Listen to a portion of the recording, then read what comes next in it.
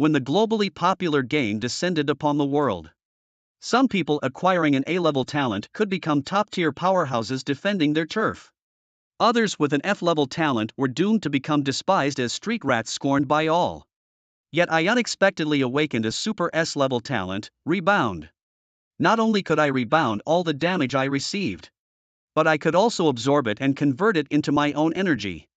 While all the other players were still enjoying their New Year's Eve dinner, I was eating instant noodles and completing simple gold-earning tasks. All because I had spent all my savings to buy 2 game accounts. Just as I was preparing to make a fortune in this game, I discovered that the talent I drew was a D-level soul talent called Tranquil Light. However, after 2 critical strikes it transformed into a super S-level soul talent, Rebound. The system even directly opened up 10 major tank-type hidden professions for me to choose from. My eyes lit up afterward and I chose the priest profession, specifically the hidden profession of the Great Witch of the Cold Nether.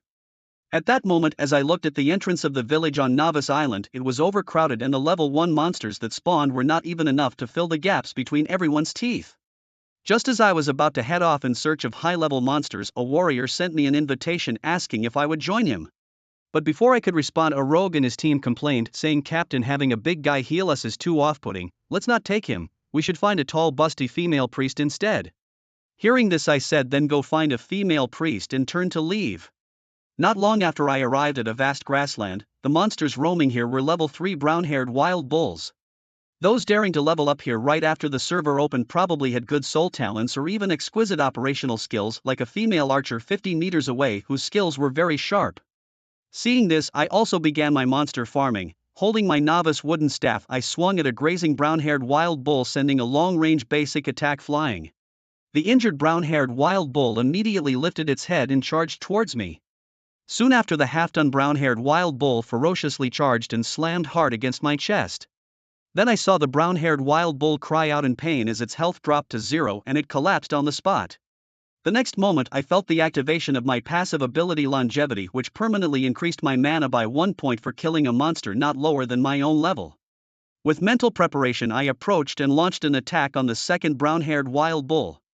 After 2 basic attacks I was again sent flying by the bull's charge. Seeing that my health bar had only 24 points left, I immediately cast a healing spell on myself. After recovering to full health, this time I pulled 2 brown-haired wild bulls at once, killing 4 in total, leveling up and earning 4 copper coins. Just as I was about to continue farming, I noticed that groups of 3s and 2s were gradually appearing nearby. Seeing this, I decided to take a risk and farm in a high-level area. Just as I entered the forest, suddenly a fierce beast roared. A ferocious beast attacked from behind, pouncing and biting at me. However, before I could even see it clearly, a kill notification popped up. You have killed a jungle blood panther, gaining plus 60 experience for killing a beast 6 levels above. Then, beneath the corpse of the jungle blood panther, I saw not only 4 copper coins but also a leather gauntlet. But I couldn't use it, so I immediately listed it on the game's trading platform, planning to sell it. Meanwhile, on the grassland map, a dashing female archer with neat and clean moves took down another brown-haired wild bull and successfully leveled up to level 2. This person, named Xiong Xinghuiyu, was about to change maps when she suddenly received a message. "Sister Yu, someone has dropped some equipment selling a piece of leather armor gauntlet which suits you perfectly." Upon receiving the message, Xiong Xinghuiyu immediately opened the trading platform for Novice Island to check. Seeing the leopard skin gauntlets, her eyes widened in surprise, and amid her shock she entered a bid of 400 yuan. At the same time, she sent a message back to the informant: "Pay a rogue to scout the jungle blood panther area, and if you find any teams leveling there, inform me immediately." In another level 3 monster training area, a young man with a majestic demeanor and elegant features is leading a leveling team. Whenever a monster is worn down to low health, he delivers the final strike, claiming 50% of the team's experience for himself. His ID is Glorious World, a level 2 warrior and a core administrator of the major guild Glory. Glorious World soon receives news that an item has been sold on the trading platform. Upon seeing that it's a leopard skin gauntlet, he is visibly surprised, as he too was a player who had experienced the beta test. Glorious World bids 800 yuan for it, then turns to an assassin in his team and says, "Go to the level 7 jungle leopard area."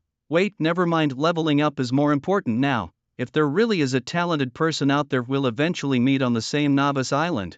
Unbeknownst to him, the simple act of selling a pair of gauntlets has alerted a keen observer to the fact that someone is far ahead, already capable of leveling in the level 7 monster area. Meanwhile, Tian, benefiting from his 10x talent rebound, successfully advances to level 2. In this forest, every 50 meters or so, a jungle blood leopard lurks. Jungle blood leopard, standard monster level, 7 health, 1400 attack, 144 physical defense, 77 magical defense, 50 skill, cruel bite. They have high attack power and are very likely to deliver critical hits. Although Tian can quickly rebound and kill a jungle blood leopard, it leaves him in a weakened state. Fortunately, he is a priest of a hidden profession, otherwise relying solely on a few low-level potions provided by the system, he wouldn't be able to level up here. 2 hours later, Tian has cleared all the jungle blood leopards in the forest, raising his level to 5. However, during this time he hasn't looted any more equipment, proving that the initial equipment drop from the first jungle blood leopard was a stroke of luck. Although he has reached level 5, his inventory is now out of potions. He did find over 5 silver coins in his bag. Tian plans to go back to restock and buy more mana potions before continuing to level up. Currently his stats are as follows. Character name, Brilliant Profession, Cold Abyss Sorcerer level, 5 health, 190 mana, 798 magical attack, 188 plus 3 physical defense, 12 plus 1 magical defense, 6. After checking his attributes, Tian prepares to use his daily free teleport back to town. Ding dong, the auction leopard skin gauntlet has been sold for 3,000 yuan. After transaction fees, your net earnings of 2,700 have been transferred to your game account. Suddenly hearing this notification, Tian is startled. A mere low-level white item sold for 3,000 yuan. Is money that easy to earn in this game? Surprised and delighted, Tian, despite it being past 2 a.m., feels even more energized. After calming himself down just as Tian is about to head back to town to replenish his potions, a terrifying roar of a fierce beast echoes from the edge of the forest. The sound is deafening, like thunder, as if the entire forest is trembling in response. Is there a boss nearby? Tian's expression changed immediately and he parted the tall grass to search outside the forest. A few minutes later, Tian discovered a shallow pond about 100 meters wide ahead. In the pond, silver-scaled crocodile-like creatures roamed, among them a particularly ferocious one with a single horn and weighing at least a ton, the one-horned silver crocodile. It was biting into a fat prey, swallowing it whole in just a few bites. This horned silver crocodile was clearly a boss. After devouring its prey, it moved its massive body to bask in the sun on a moss-covered rock. A gleam suddenly lit up in Tian's eyes, for beneath the rock where the boss lay there was a shimmering green treasure chest. The chest emitted an enticing glow, as if beckoning to him. Boss, wilderness treasure chest. These words flashed through Tian's mind, accelerating his heartbeat as if it would burst out of his throat. Talent upgrade, talent upgrade. Despite the discovery, Tian did not rush out recklessly. Instead, he hid from a distance to observe the basic information of these creatures. Fierce silver crocodile, normal monster level, 8 health, 1600 attack, 166 physical defense, 88 magical defense, 80 skills, death roll. These ordinary silver crocodiles were all level 8 monsters. Their attributes weren't particularly high, but there were no fewer than 80 or 90 of them in the pond.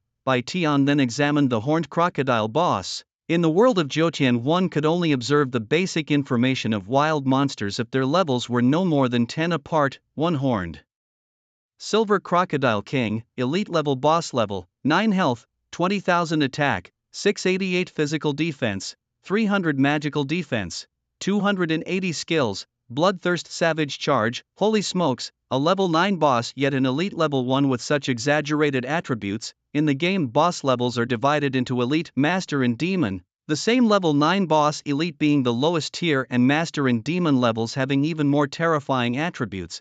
But one thing is clear, bosses are guaranteed to drop equipment.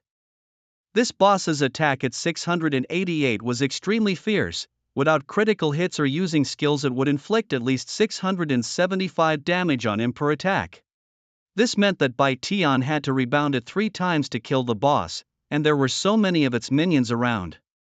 After pondering for a while, Tian's eyebrows twitched. There was definitely a chance, but the prerequisite was that he needed enough mana potions for endurance. After making up his mind, Bai Tian immediately teleported back to the city. It was deep into the night, yet the game was still bustling with players, showing just how captivating Zhou was. Bai Tian went straight to the potion shop to buy potions. The system was really greedy. Low-level health potion 1 bottle, 20 copper coins. Low-level mana potion 1 bottle, 25 copper coins. Bai Tian had 5 silver and 75 copper coins, and with gritted teeth he spent it all buying 23 bottles of low-level mana potions. After making the purchase, he hurried towards the boss. Due to the long distance, it took him 41 minutes to get there, and now it was 3:50 a.m. Suddenly, Bai Tian furrowed his brows. During the day, he noticed a pair of novice straw sandals in the shallow water. Had someone hung them there? Had someone been here before? Knowing that someone else was aware of the boss and the outdoor treasure chest here, he knew he had to speed up. Meanwhile, Qiong Xinghuiyu, who had just leveled up to level 4, her eyes lit up when she received a message. An elite level crocodile king boss and an outdoor treasure chest. Are you sure? Qiong Xinghuiyu asked the person who sent the message. Sister Yu, it's absolutely true. Our newly recruited rookie assassin even sent me a screenshot. That guy originally wanted to stealthily steal the treasure chest, but he was bitten to death by the boss and even his straw sandals burst. Surprised, Qiong Xinghuiyu was also puzzled. During the internal test there seemed to be no crocodile king boss in the novice village, nor was there any talk of an outdoor treasure chest. Why did the game's map and monsters change so much after the public test? Regardless of the changes, Qiong Xinghuiyu knew what the novice village's boss and outdoor treasure chest meant. She immediately asked, how many people do we have on this newbie island and what are their levels? Sister Yu, we've recruited over 100 newcomers, all currently online with an average level of 2, and a few elites have reached level 3. Hearing this, Qiong Xinghuiyu's eyes shone. Immediately send a team of priests, a team of tanks to me. Also have those who reach level 3 join my team.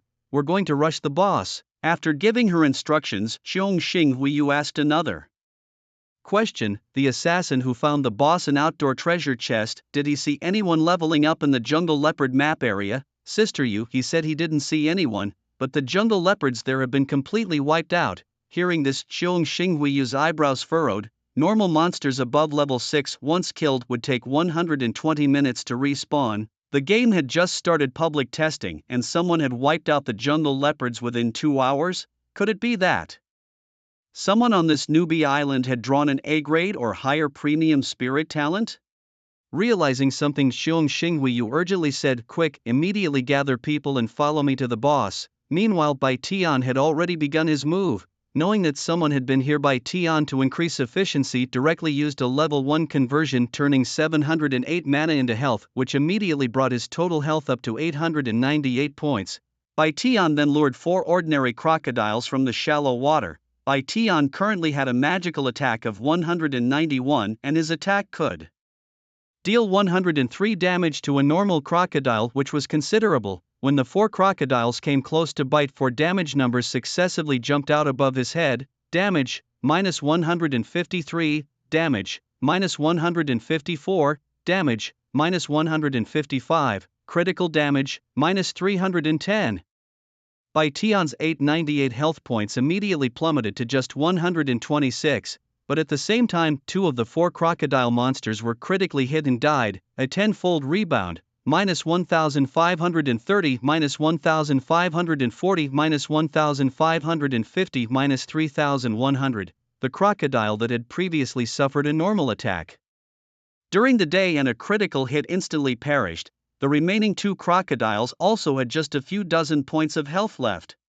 First, Daylight cast a healing spell on himself, regaining 400 health points, then with 2 normal attacks he easily finished off the other 2 crocodiles with low health. In just a short time he had killed 4 level 8 crocodiles very efficiently. Ding dong, you have slain 4 fierce silver crocodiles, overleveled by 3 levels and gained experience, plus 320 with an additional bonus experience. Plus 32, your mana permanently increases by 4. In Zhou game mechanics, killing monsters 3 levels higher grants an extra 10% experience. 5 levels give 20% and 10 levels 30%, with the maximum bonus capped at 100%. Picking up 21 copper coins, Daylight completely restored his status and continued grinding non-stop. Each time Daylight attracted 4 crocodiles, careful not to be too greedy. He managed to handle 3 groups of 12 crocodiles within 1 minute. After 5 minutes, the crocodiles in the shallow waters had been reduced by half by daylight, although he hadn't exploded any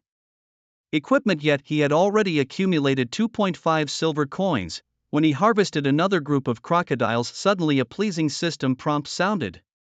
Ding dong, your soul talent has upgraded. Rebound has been promoted to D level. Rebound talent upgraded. Daylight was overjoyed. He immediately checked. Rebound, Super S level soul talent current level, D0/2000 upgradable, effect. Reflect any damage received back at the opponent 20 times. It turned into 20 times, awesome. After grinding another 2000 monsters, the talent would upgrade to C level. Would the rebound effect then be 40 times? That would be insanely powerful. With the talent upgraded, Daylight grew bolder, this time pulling in 5 crocodiles. With the now staggering 20 times rebound effect, each crocodile that hit him would be rebounded to death. Efficiency greatly increased. However, it didn't take long before there were not many regular crocodiles left in the shallow waters. Ding dong. Congratulations on leveling up to 6. All attribute values increased by 1. Free attribute points increased by 10. Daylight, as usual, added all 10 attribute points to intelligence, bringing his total mana to 1002 points. Seeing that only the last 6 ordinary crocodiles and the boss were left in the shallow waters, Daylight's confidence soared. He converted 900 mana points into health points, bringing his total health to 1100. Previously he had feared this boss, but not anymore. Daylight directly launched a long-range normal attack from 15 yards away towards the boss. Although it hit, it didn't break defense. Not even the forced 1 point of damage occurred. In Jotian's game mechanics, if the defense isn't broken, no forced 1 point of health reduction would occur. Roar! The attacked boss roared furiously, deafeningly loud. It suddenly moved, stirring up a large amount of water, charging towards Daylight like an ancient beast. Additionally, the remaining 6 regular crocodiles also followed their leader's lead, coming at him with fierce momentum. This boss really is quite intimidating. Even though I know it's just a string of virtual data, the 100% lifelike effects give me a trace of fear even during the day. The boss, with its gaping maw large enough to swallow a pig whole, frightens me as it snaps at me. Damage, minus 674, 20x. Rebound, minus 13,480. In the next moment, the boss's thick health bar jumps with a terrifying damage figure over 10,000. The boss roars in sharp anger, completely taken aback by the high damage I've inflicted. Enraged, its eyes turn blood red and it launches a skill, its body erupting in a bloodthirsty red light, drastically increasing its attack power as it charges at me savagely. But I won't just take it lying down. I quickly cast a healing spell on myself, recovering 400 points of health, and stab at it with my staff again. Yet, it still doesn't break through the boss's defense, and not a drop of blood is lost. But the boss's skill has already been activated, and it hits me so hard that I'm sent flying off the ground, shooting backwards through the air like a flying acrobat. Damage, minus 2022, 20x rebound, minus 40,440. Moreover, this terrifying skill of the boss triggers my passive long life ability, resisting fatal damage. Ding dong. Congratulations for defeating the elite level boss, the one-horned silver crocodile king, as an overleveled player, as the first player on Noob Island number 7881 to defeat a boss. You have triggered an island announcement. Would you like to broadcast your real name? Although I know it's better to keep a low profile, I'm still young and naturally have a bit of vanity. Don't hide it. Following my response, a loud system announcement immediately spreads across Noob Island number 7881. Ding dong, player Radiant has defeated the elite level boss, the one-horned silver crocodile king. As the first player on this newbie island to defeat a boss, you are rewarded with prestige, plus 100 luck, plus 1 gold, plus 5 free attribute points, plus 5. The striking system announcement echoes 3 times, shocking all the online players on the island. Can you believe it? The server has just opened and someone has already defeated an elite level boss. I, a veteran player who experienced the beta test and possesses a top-tier Class C talent, am still struggling in the level 4 monster area. How has someone already defeated a boss? I've never heard of the ID Radiant before. Who is this big shot? Could this guy have drawn a terrifying Class A or higher talent? Humph, must be some rich kid from a big guild paying others to weaken the boss and then stepping in to deal the last blow. How shameful. The Jotian system guarantees boss equipment drops. The first kill even boosts the drop rate. Doesn't anyone want to know what top-tier items the first boss on this newbie island dropped? Calling for the great Lord Radiant to share some pictures. +1, +2. Although it's already past 4 a.m., the flurry of announcements has stirred up all the online players on this newbie island, with countless people tagging me Radiant. At this moment, Xiong Xinghuiyu, who had just brought 2 teams of talent to the Jungle Blood Panther area, immediately stops in her tracks. No need to go, the boss has already been taken down by someone else. Dazzling? Xiong Xinghuiyu is reminiscing, wondering if there was a top player named Dazzling during the beta test. Sister Yu, this guy was the first to push down the boss and also got the outdoor treasure chest. He must have a bunch of good stuff on him. Let's contact him quickly and buy the items he has, a girl with big eyes said to Xiong Xinghuiyu. Xiong Xinghuiyu nodded. If he's a free player, it would be best to pull him into our guild. The big-eyed girl nodded eagerly. Meanwhile, Bai Tian, who had already leveled up to 7, came to a remote and safe place with no monsters. Knowing that the boss area had been exposed, Bai Tian killed the boss, gathered all the items and the outdoor treasure chest, and then quickly left the area. Although Bai Tian wanted to make a name for himself by officially announcing the first pushdown of the boss, he wasn't arrogant enough to think that no one on the newbie island would dare to touch him. After just killing the boss, the rich experience reward instantly leveled him up. After the boss died from a rebound, it dropped as many as 8 silver coins. There were also 2 pieces of equipment and a scroll. Bai Tian happily checked them immediately. Fufeng long coat, a cloth armor quality, black health, plus 100 dual defense, plus 5 durability, 50/50 usage conditions, mage priest classes, sharp steel sword, a plate armor quality, black attack, plus 78 strength, plus 3 durability, 50/50 usage conditions, tank warrior classes, unknown scroll. Take it to the village chief, maybe it will trigger a special quest. The boss dropped 2 pieces of black quality equipment and a quest triggering scroll, which was quite good. Fufeng long coat, which Bai Tian could use himself, was immediately equipped. A flowing black pattern long coat appeared on him, complementing his silver hair and eyes in the game, giving him a somewhat handsome look. After checking the items dropped by the boss, Bai Tian pulled out the outdoor treasure chest, which was the main event, bronze treasure chest. Opening it would randomly yield 2 items of no less than black quality. Bai Tian chose to open it. You opened the bronze treasure chest and obtained a level 1 magic gem and a black storage bag. Level 1 magic gem, once set in equipment, it can recover 1 mana point per second. This is a level 1 gem and can be removed from the equipment twice more. After 3 times, it will permanently disappear. Black storage bag, after merging with the initial bag, it can increase the storage space by 20 slots. A bit disappointing, the items from the bronze treasure chest didn't bring much of a surprise to Bai Tian, but something is better than nothing. Bai Tian first set the level 1 magic gem in the Fufeng long coat, gaining the effect of recovering 1 mana point per second. Then he merged the black storage bag with his bag, instantly gaining 30 storage slots, 20 more than before. Beep beep beep. At this moment, Bai Tian's previously empty friends feature was continuously sounding with notification tones. After the recent announcement, his friends list had already grown by several hundred requests. Clearly, many people wanted to get to know him, and of course some influential figures were also keen on purchasing the items he had acquired.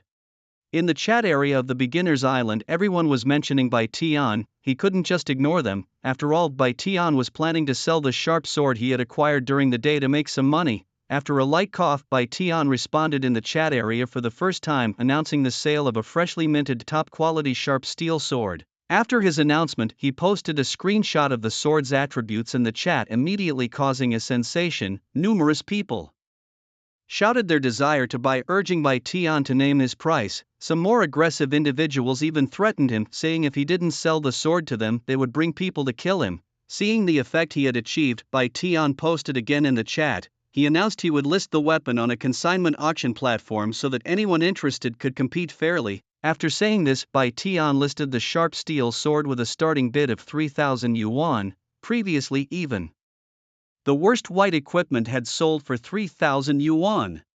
This weapon surely wouldn't disappoint him and might even bring a huge surprise. Due to the announcement of the boss's first kill coupled with the sale of the sharp steel sword, Bai Tian instantly became the most sought-after person on the beginner's island. Many people wanted to add Bai Tian as a friend, hoping to take a shortcut, but Bai Tian refused all requests and even set his account to reject friend requests, finally enjoying some peace. Although he currently had a scroll in his inventory that could trigger a quest, Bai Tian still had no plans to return. mainly because he had used up today's free teleportation back to town and walking back would take nearly an hour, too much of a waste of time. Moreover, it was almost dawn in the real world, so Tion decided to venture into higher level areas to continue leveling up. About 15 minutes later, Tion arrived just outside a chasm area. From afar he could hear the eerie howling of wolves, about 50 meters away.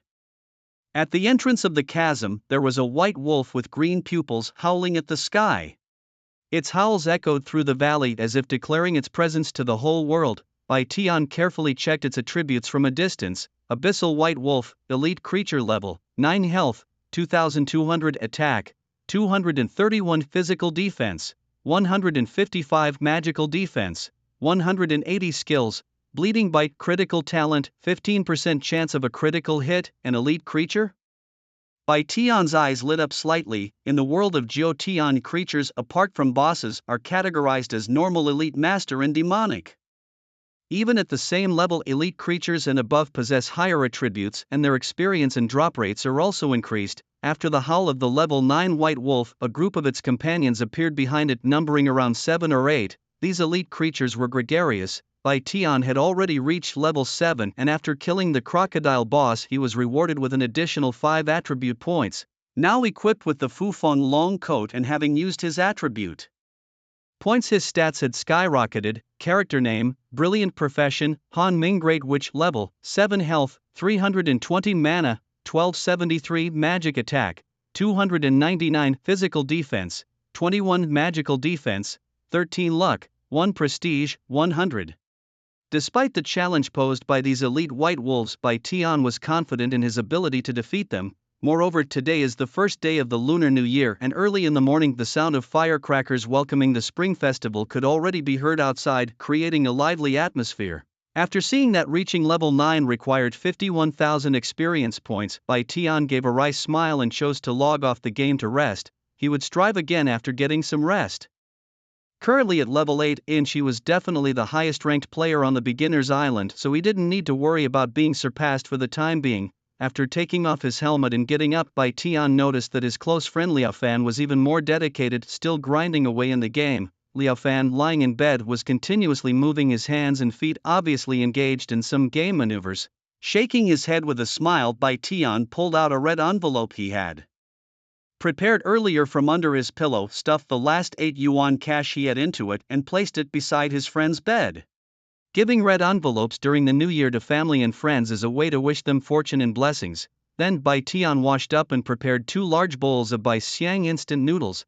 After selling a piece of equipment yesterday, Tion had already made 2,700 yuan. Today, on the first day of the Lunar New Year, it wasn't that he didn't want to treat himself better, but he guessed that even the delivery guys wouldn't be working. Every household was celebrating the new year and shops would be closed. Having money wouldn't buy any delicacies. For today he would make do with what he had, and once he sold the formidable sword in the game he would treat Liao Fan to a good meal another day. After finishing his own portion of instant noodles, Tion was about to ask Liao Fan to log off and eat when suddenly his phone rang.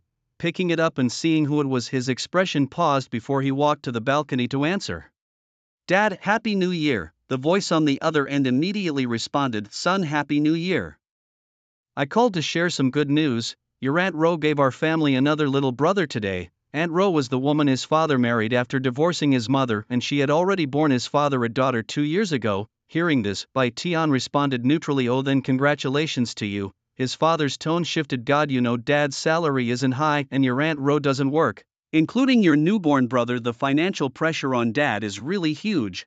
Tion understood what his father was implying and immediately said, "Dad, I understand. I'm already in my 2nd year of university and should be independent. You don't need to send me living expenses anymore. I can handle my tuition fees myself." Hearing Tion's words, his father burst into happy laughter. Good son, this makes Dad relieved. "Oh, and when you have your summer vacation this year, come home to see your brother. He looks just like you did when you were little." After hanging up, Tion felt a slight sting in his heart. His university tuition fees were prepaid by his deceased grandparents. During his freshman year, his father used to send him 500 yuan per month, sometimes even missing a month or two. Tion never complained.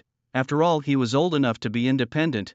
But still, in the quiet of the night, there would be a slight ache unrelated to money. Those who understand would naturally Understand. Taking a deep breath, Bai Tian's phone rang again. It was a voice message from his mother. Son, Happy New Year. I heard you didn't come home for the new year. You're alone outside, take good care of yourself. Mom sent you a New Year's red envelope urging you not to shortchange yourself while you're away. The next moment she transferred 1,000 yuan to you. After your parents divorced, the court awarded custody to your father. However, your mother still kept in touch frequently and sent you 800 yuan every month once you started university.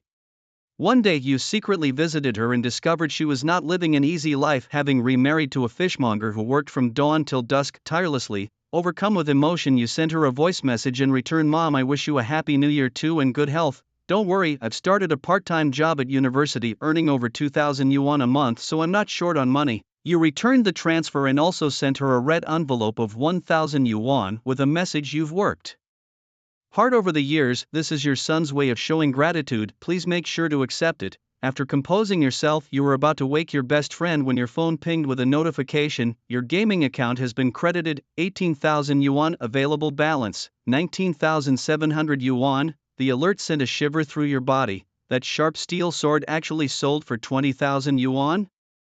A mere beginner's transitional weapon fetching such an amount left you utterly astonished. Honestly, this was the first time you had earned such a significant sum.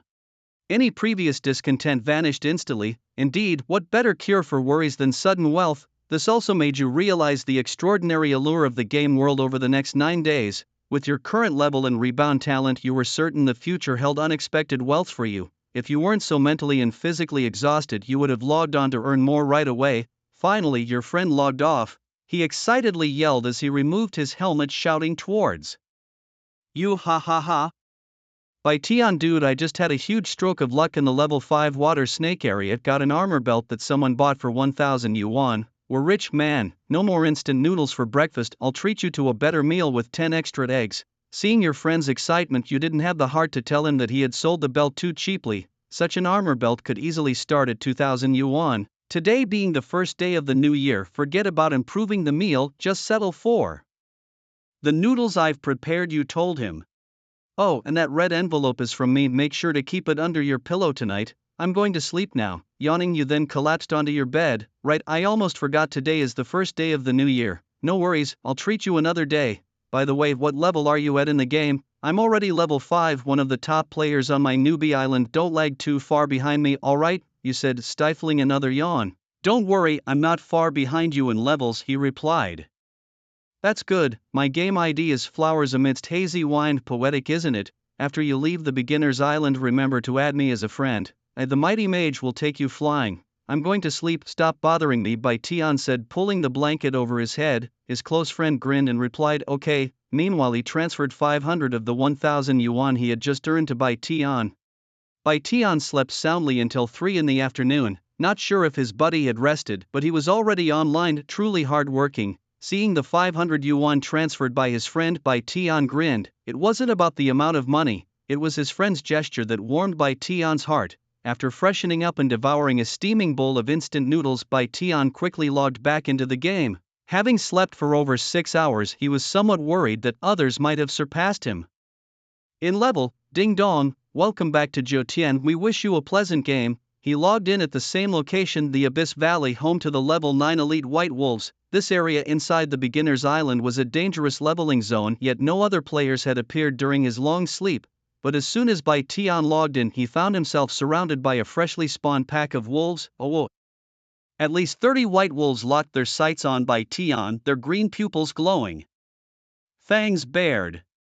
Bai Tian yelped and decisively converted 1,500 points of mana into health, boosting his total health to 1830. He then ran towards 2 large rocks. The pack of 30-odd white wolves swarmed him, and if they surrounded him completely, Bai Tian was at risk of being thoroughly chilled. Although Bai Tian was already at level 8, he had been allocating all his points to intelligence. His magical attack was high, but his agility was no match for the white wolves. Soon he felt a sharp pain in his back.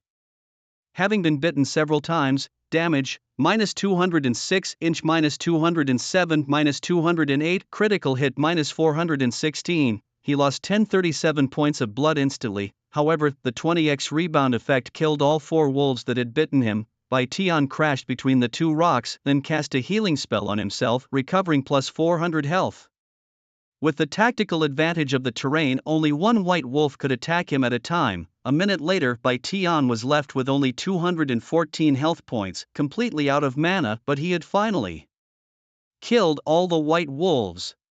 That was close. If it weren't for the two large rocks nearby, he would have died at the jaws of the pack. Of course, it was mainly because he had run out of low-level mana potions, otherwise he wouldn't have been so desperate. Although his robe was set with a level 1 mana gem, restoring 1 mana point per second was simply not enough. Now at level 8, the experience Bai Tian gained from killing a level 9 elite white wolf had dropped to 86 points, much less than before. Hey, something dropped. Bai Tian pried open a wolf corpse to pick up some copper coins and found a delicate white necklace, a wolf tooth necklace, quality, black attack, plus 10 strength, constitution, intelligence, agility, plus 2 durability, 50-50 usage conditions, universal for all classes. Cool. In Jotian, accessories including necklaces and rings are universal for all classes. Moreover, players who tested the internal beta reported that weapons and jewelry are the hardest equipment to obtain. Today has been a lucky day indeed. As soon as I logged on, I scored a rare necklace. I put on the wolf fawn necklace right away and my stats got a nice little boost.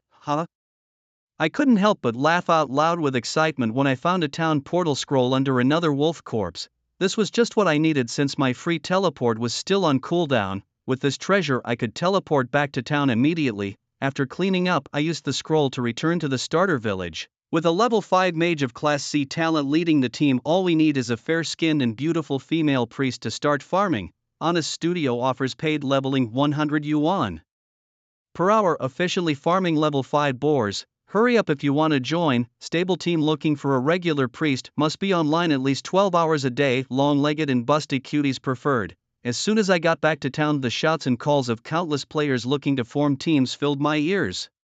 The drop rates in 9 Heavens were so low it was infuriating, which meant most people in the starter village were still wearing the free 2-piece set given by the system. When I walked into town wearing my black Fu phone code, I stood out like a crane among chickens, immediately attracting countless gazes. Look at that brilliance, awesome, someone exclaimed. Brilliant boss is already level 8. I've been grinding since the server started and I'm only level 5. How did he level up so fast? No way. Brilliant boss is a priest. Do priests level up that fiercely? And even managed to get the first kill on a boss? I didn't hide my ID, and when people realized I was brilliant, it instantly caused a sensation among the players in the starter village. Brilliant boss, add me as a friend. Brilliant CPDD. Brilliant offers paid leveling. I'll pay you 300 yuan per hour to level me up. Players crowded around me, eager for a chance to team up.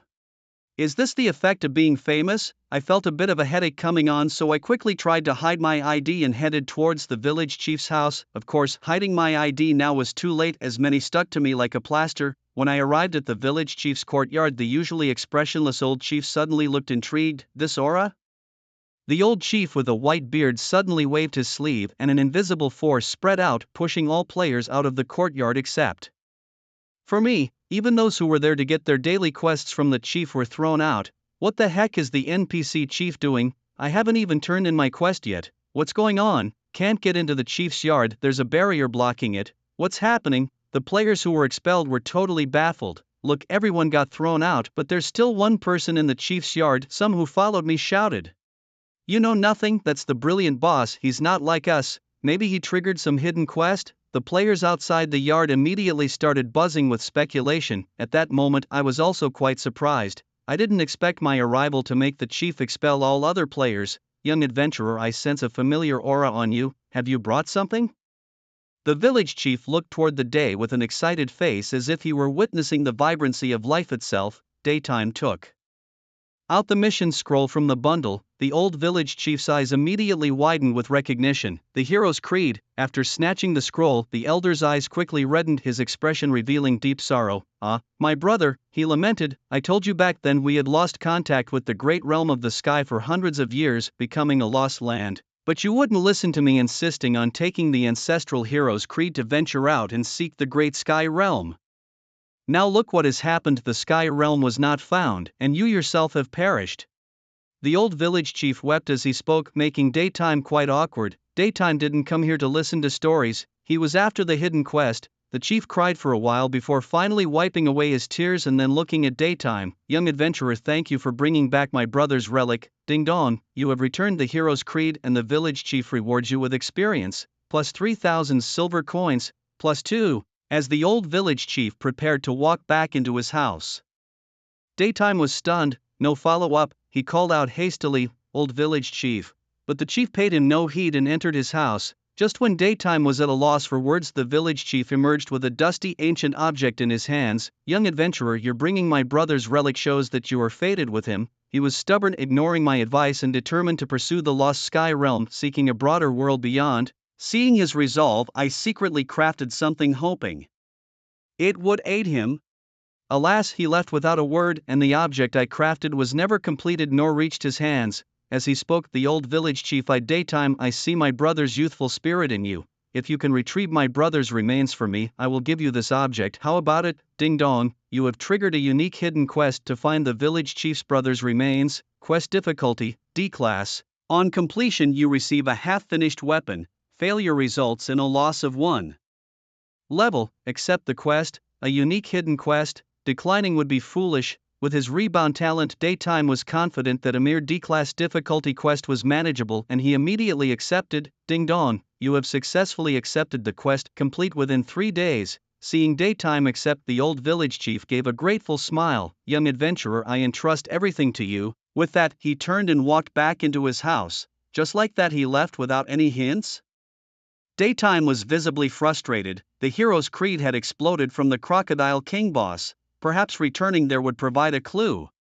Daytime thought to himself. After Daytime accepted the quest, the barrier outside the village chief's courtyard also dissipated, but instead of a throng of players rushing in to disturb Daytime, a man and a woman entered. The man, known as Glory Under Heaven, was a high-level 6. He held a black weapon emitting a chilling, soul-stirring aura. His gaze was firm and sharp, as if he could see through everything, and in his hand was the sharp steel sword that Daytime had sold. Another woman with short, neatly cut hair and a face as sharp and well-defined as a sculpture radiated a spirit of vigor. Her ID, Cheong Xinghuiyu, indicated she was a level 7 archer. I had a vague recollection of her from the day. Last night on the brown-haired bison map I saw her skillfully soloing the bison. Brilliant. My name is Hui Huang Tianxia and I am the Hall Master of the Hui Huang Guild. Right there I made my intentions clear. I heard you've taken on a hidden quest.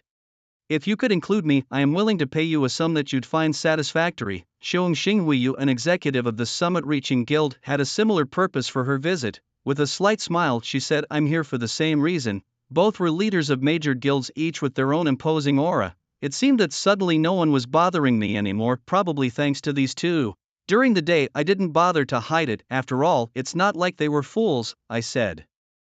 Sorry, my mission can't be shared. I can't take you with me. Hearing this, Hui Huang Tianxia and Cheong Xinghuiyu weren't upset but chuckled lightly. No worries, can we add each other as friends? Maybe we'll have a chance to level up together. The leaders of the two major guilds weren't overly aggressive. It wouldn't be polite to be too pushy. Plus, if I got more equipment in the future that I couldn't use, I might be able to sell it to them. I nodded and agreed. Yes. After adding each other as friends, I nodded at them and was about to leave. Unexpectedly, they didn't try to detain me further. As I left, Hui Huang Tianxia was the first to speak. Aren't you guys from Summit reaching here to scout talent? You're really holding back. Cheong Huiyu replied coolly, aren't you the same? Both were leaders of their respective guilds, each with their own strategy and dignity. Indeed, I was a talent. Both guilds wanted to recruit me. But they knew some things can't be rushed. By now, I had reached the pharmacy, ready to buy potions and set out on my quest to level up, aiming to leave the newbie island soon. Just then, messages popped up from my two new friends. Hui Huang Tianxia wrote, there's a rogue assassin player named Fantas on the newbie island. He participated in the beta test and reportedly got a B-level talent. He likes to prey on players with good equipment. Be careful when you go out to level up.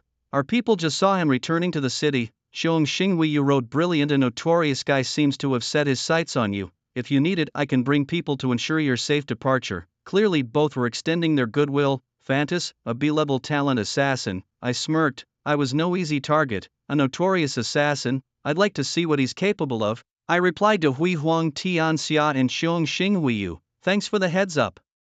After stocking up on potions, I walked boldly towards the village exit. As for the assistance offered by Cheong Xinghuiyu, she nonchalantly curled her sensual red lips. as a high executive of the summit-reaching guild, she had her own pride and dignity, naturally not too eager to please, as that would be undignified. Furthermore, when she saw that the first player to defeat the boss was merely a priest class, she already started to think less of him. With the warnings from Glorious World and Xiong Xinghuiyu, she remained vigilant after leaving the novice village in the daytime, yet nothing unexpected happened until she reached the forest teeming with jungle leopards. Could it be that Vandus, the assassin, had given up upon seeing her high level? Daytime didn't ponder too much on this and continued on her way, occasionally attacked by jungle leopards. Now at level 8, Daytime found these level 7 jungle leopards hardly a challenge.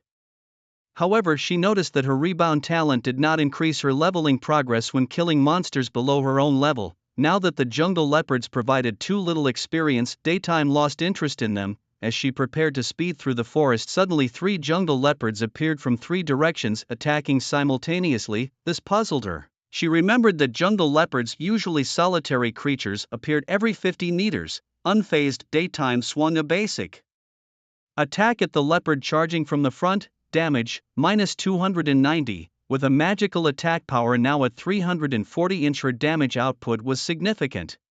Ding dong, you have maliciously attacked player Vandus's controlled creature. The player has earned the right to retaliate. If you are killed in return, the penalty will be doubled. Startled by this alert, Daytime was momentarily taken aback. In the next instant, a man with triangular eyes and blonde hair bearing a sinister smile suddenly appeared behind her and thrust a piercing blow. "Pa, what a dazzling so-called expert, just a fame-seeking trash. In front of me, just a dumb fat sheep."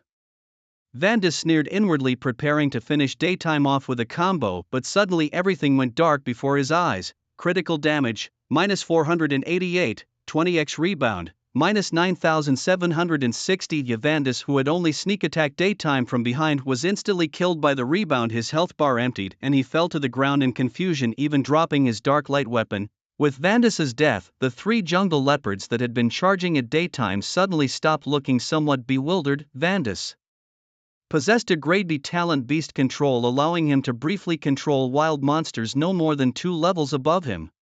Utilizing this incredible talent, he had been solo leveling and had reached level 7. No, now he should be level 6, having lost a level after being killed by Daytime's rebound. Daytime cast a healing spell on herself and then turned to look at Vandus's corpse. It must be said he was quite cunning. Probably he had been secretly following her since she left the novice village, waiting for the right moment to launch a surprise attack.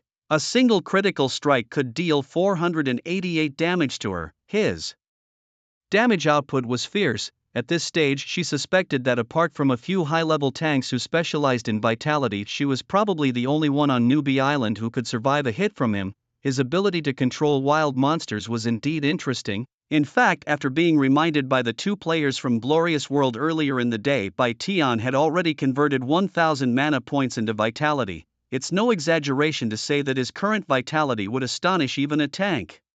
Bai Tian picked up the dark glowing dagger dropped by Fantas and inspected it. Cold iron short blade, armor class, leather, quality, black, attack, plus 66, agility, plus 2, durability, 37/50ths, requirement, assassin class, nice. For the current stage, it's definitely a top-notch weapon for novice assassins. No wonder that scoundrel's attack power was so high. Bai Tian delightedly stashed away the cold iron short blade and at the same time dealt with the 3 uncontrollable jungle blood panthers. Just as he was thinking about how much this assassin weapon could sell for, his chat channel exploded. Fantas, who had been sent back to the novice village, was frantically tagging himself. Fantas was infamous, having killed many players who dropped equipment on this newbie island on the very first day of the server, robbing them of their loot. Such a universally despised individual kept tagging the brilliant Bai Tian, sparking wild guesses amongst many interested parties. Ha! Fantas, you cur, why keep tagging the great Bai Tian? Did he beat you up?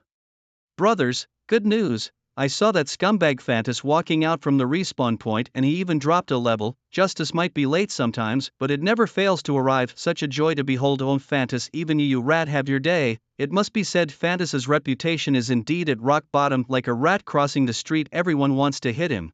Being named and shamed by so many, Fantas was instantly infuriated. MNGBD, Jinghong Qi and Dishuwei Ku, you 2 fools yelling so loud.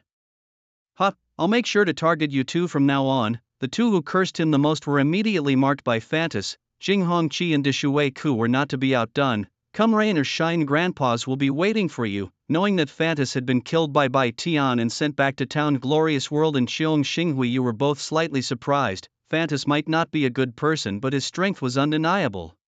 Bai Tian, a priest class naturally countered by assassins, yet he managed to slaughter Fantas. This made them very curious about what kind of exceptional talent Bai Tian had obtained. Seeing Fantas flustered and exasperated, Bai Tian felt amused and understood why he was so eager to tag him. After thinking it over, Bai Tian took the initiative to send a friend request to Fantas. This guy must have tried to add him several times before, but Bai Tian had already set his account to reject friend requests, which is why he kept tagging him in the chat area. The friend request was almost instantly accepted. After adding him as a friend, Fantas, with a gloomy face, quickly sent a voice message: "Give me back my weapon and I promise I'll never bother you again." Hearing this, Bai Tian couldn't help but laugh. "You really are quite the comedian. Do you think that's possible?" Speaking of which, Fantas was also grim-faced. After dying, he had unfortunately dropped his most important piece of equipment at the time.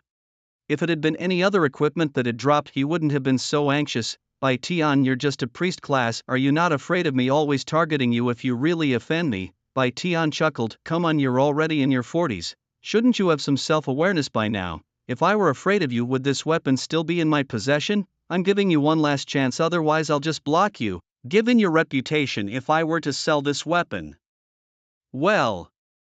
Fantas, infuriated and clenching his teeth, knew threats were pointless and said, "I'll give you 10,000 for the weapon." Bai Tian replied, "The last black quality sharp steel sword I had sold for 20,000. You think you can get your weapon back for just 10,000? Do you take me for a fool?" Fantas, twitching at the mouth, asked, "Then how much do you want?" Bai Tian smirked. 20,000, not a penny less. Sure, this assassin's weapon isn't as valuable as the sharp steel sword dropped by the Crocodile King boss, but its worth varies from person to person. Fantas furious countered, "The most I'll give you is 15,000. Bai Tian scoffed, "Then I might as well contact the Glorious Realm or the Cheong Star Guild. Those big guilds should give me a fair price." Hearing this, Fantas almost cursed out loud, but quickly changed his tone. "Fine, you're harsh. Come back to the novice village for the trade." Bai Tian replied, "No time. I'm putting it up on the trading platform right now and you can buy it immediately." Fearing that his crucial weapon would be snatched away, Fantas, despite his deep hatred for Bai Tian, dared not take any chances and immediately logged onto the trading platform. Soon he saw the newly listed cold iron short blade priced at 22,000. "Damn it, this isn't over. We agreed on 20,000 and now it's listed for 22,000, a clear ripoff," Fantas thought, steaming with rage. Still, he quickly paid the money and snapped up the weapon. This weapon was crucial for his leveling speed. He couldn't afford to lose it.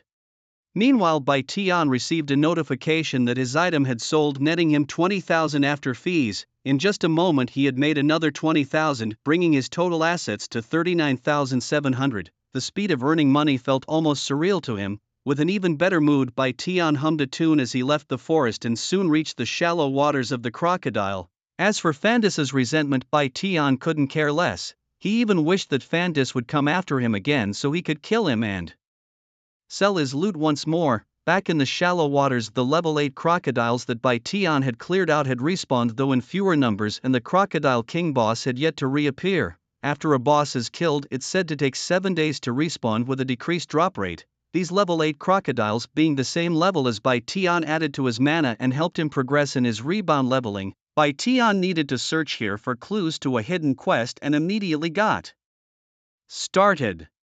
With his current stats, he could deal about 141 damage to a single crocodile. With a 20x rebound, he could kill a crocodile in one hit. Though Bai Tian had converted 1000 mana points into health, his total health was now at 1340. While his life limit had increased, his defensive abilities were somewhat lacking. He could at most handle 5 crocodiles at once. Any more than that and his healing spells would struggle to keep up, unless, during the day, he relied on level 1 conversion to exponentially burn mana, which would similarly boost the effectiveness of his healing spells. However, such high consumption of mana was unsustainable, especially since during the day he only had access to low-level mana potions which weren't enough to sustain prolonged use. It seemed it was time to stack up on some defensive attributes. In less than 6 minutes a whole swarm of crocodiles was wiped out by him during the daytime.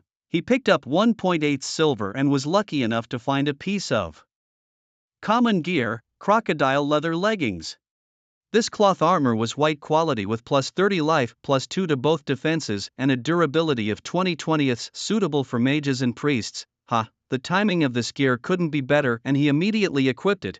Although he had cleared out a swarm of crocodiles, the hidden quest still remained elusive. Diane had no choice but to continue scouring the nearby area for more creatures. Soon, around 300 meters away, he discovered another water pit still inhabited by level 8 crocodiles. To increase his efficiency in clearing these creatures, Diane converted 1700 mana points into life, boosting his total life to 2060. He left himself with just 96 mana points, just enough for 3 casts of his healing spell, considering a low-level mana potion could only restore 80 mana points and his level 1 mana gem could only regenerate 1 mana per second. As Diane continued grinding until after 9 p.m., the nearby crocodile population had been nearly decimated. During this time, he collected 51 silver and 2 pieces of white armor. He was also nearing level 9, his mana had increased by over 1,000 points, and his rebound talent was soon to upgrade to the next phase. Hungry and thirsty, and with the hidden quest still unresolved, Diane decided to list the 2 white armor pieces on the trading platform and was preparing to log off. Suddenly a pained moan emanated from a dense forest ahead.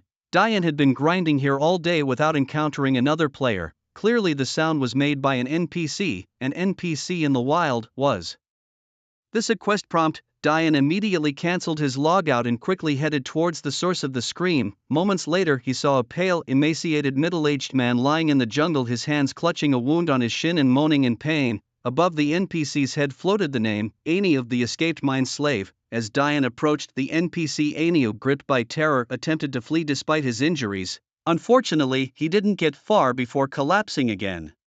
I finally managed to escape, and even if I die, I won't let you demons take me back to the mines. If you have the guts, just kill me. Ani was visibly agitated. Diane knew there was definitely a quest involved here, so he tried to appear as friendly as possible and said to Ani, "Don't be afraid, I'm not here to capture you. I'm a free adventurer. Is there anything I can help you with?" Seeing that Bai Tian was not approaching any closer and hearing his kind voice, the emotionally agitated Anyo calmed down a bit. He looked at Bai Tian suspiciously. Are you really not one of those demons people? Are you not here to capture me?" Bai Tian spread his hands to show he was harmless. Seeing this, Anyo began to believe him a little. "Brave adventurer, I am now thirsty and hungry, and my foot is injured. If possible, can you help me get some water, food and herbs?" "Ding dong, Anyo has sent you a request. Do you accept? Special tip. After gaining enough of Anyo's trust and favor, you might be able to find a clue about the village chief's brother's bones from his words." Hearing the tip, Bai Tian breathed a sigh of relief. The hidden quest was no longer in total darkness. Bai Tian happily accepted the quest. "Ding dong, you have successfully accepted the quest. Please find food and water and the herb yiddiyanking for treating external wounds within 30 minutes. What? It's a timed quest too? Well, Anyo's injury is severe, and if it gets any later, he might die from pain or hunger first." At this moment, a buddy's voice rang out in the dormitory. "Bai Tian, you're really going all out, aren't you? You haven't logged off yet. Hurry up and prepare to log off. Let's have some instant noodles together." Bai Tian responded with his headset on. "I got a timed quest, you eat first, I'll log off later."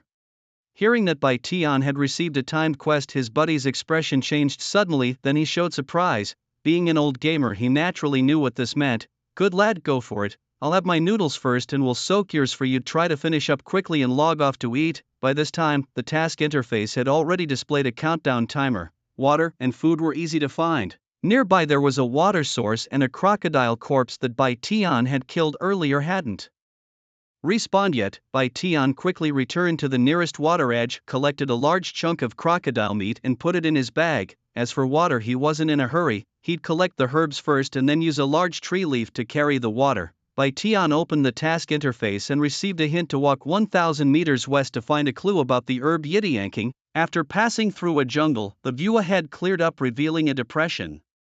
In the center of the depression stood a decayed tree several tens of meters tall. Near the decayed tree there lived a group of humanoid creatures with black fur, broad mouths and long arms and hands. The Heixiao, Master Level, Monster Level, 10 health, 3,600 attack, 452 physical defense, 220 magic defense, 210 skills. Berserk. Heixiao, a fierce beast that could prey on tigers and leopards, extremely dangerous. A level 10 Master Level common monster. Bai Tian was slightly startled. Around the decayed tree there were about 30 ferocious Heixiao, each robust and fierce, nearly over 2 meters tall. Suddenly Bai Tian noticed on a dead branch of the decayed tree there stood a white-haired Baishao holding a bone staff. Baishao, demon-level monster level, 11 health, 10,000 magical attack, 650 physical defense, 280 magic defense, 300 skills, fireball, healing chain. This was a 100-year-old mutated Baishao that had mastered magical abilities capable of burning any outsiders who dared covet the Yiti, yanking into ashes. Damn it, a mere demon-level monster almost surpassing the attributes of the Crocodile King boss. Moreover, this white specter belongs to the ranged magic class of monsters. Currently, Bai Tian only has 20 magic defense, and a single normal attack from this white specter can deal a whopping 630 damage to him. If it casts a fireball, the damage could easily exceed 1,000. The 30 or so master-level black specters surrounding him could each deal about 425 damage with one hit. If it weren't for his mana having increased to 3,185 points, even with his rebound talent, this place would be tough to handle. For safety, Bai Tian immediately converts 2,000 mana points into health, bringing his total health to 2,360. This makes things much more secure. Taking a deep breath, Bai Tian prepares to take action. Stationed at the maximum distance he can attack, 20 yards away, Bai Tian attacks a black specter. When Bai Tian was at level 0, his initial attack range was only 15 yards, but now that he has reached level 8, his attack range has improved. However, hitting a black specter from 20 yards away does not guarantee accuracy. Bai Tian aims 4 times continuously and finally hits a black specter positioned at the very edge. Damage, minus 122, roar.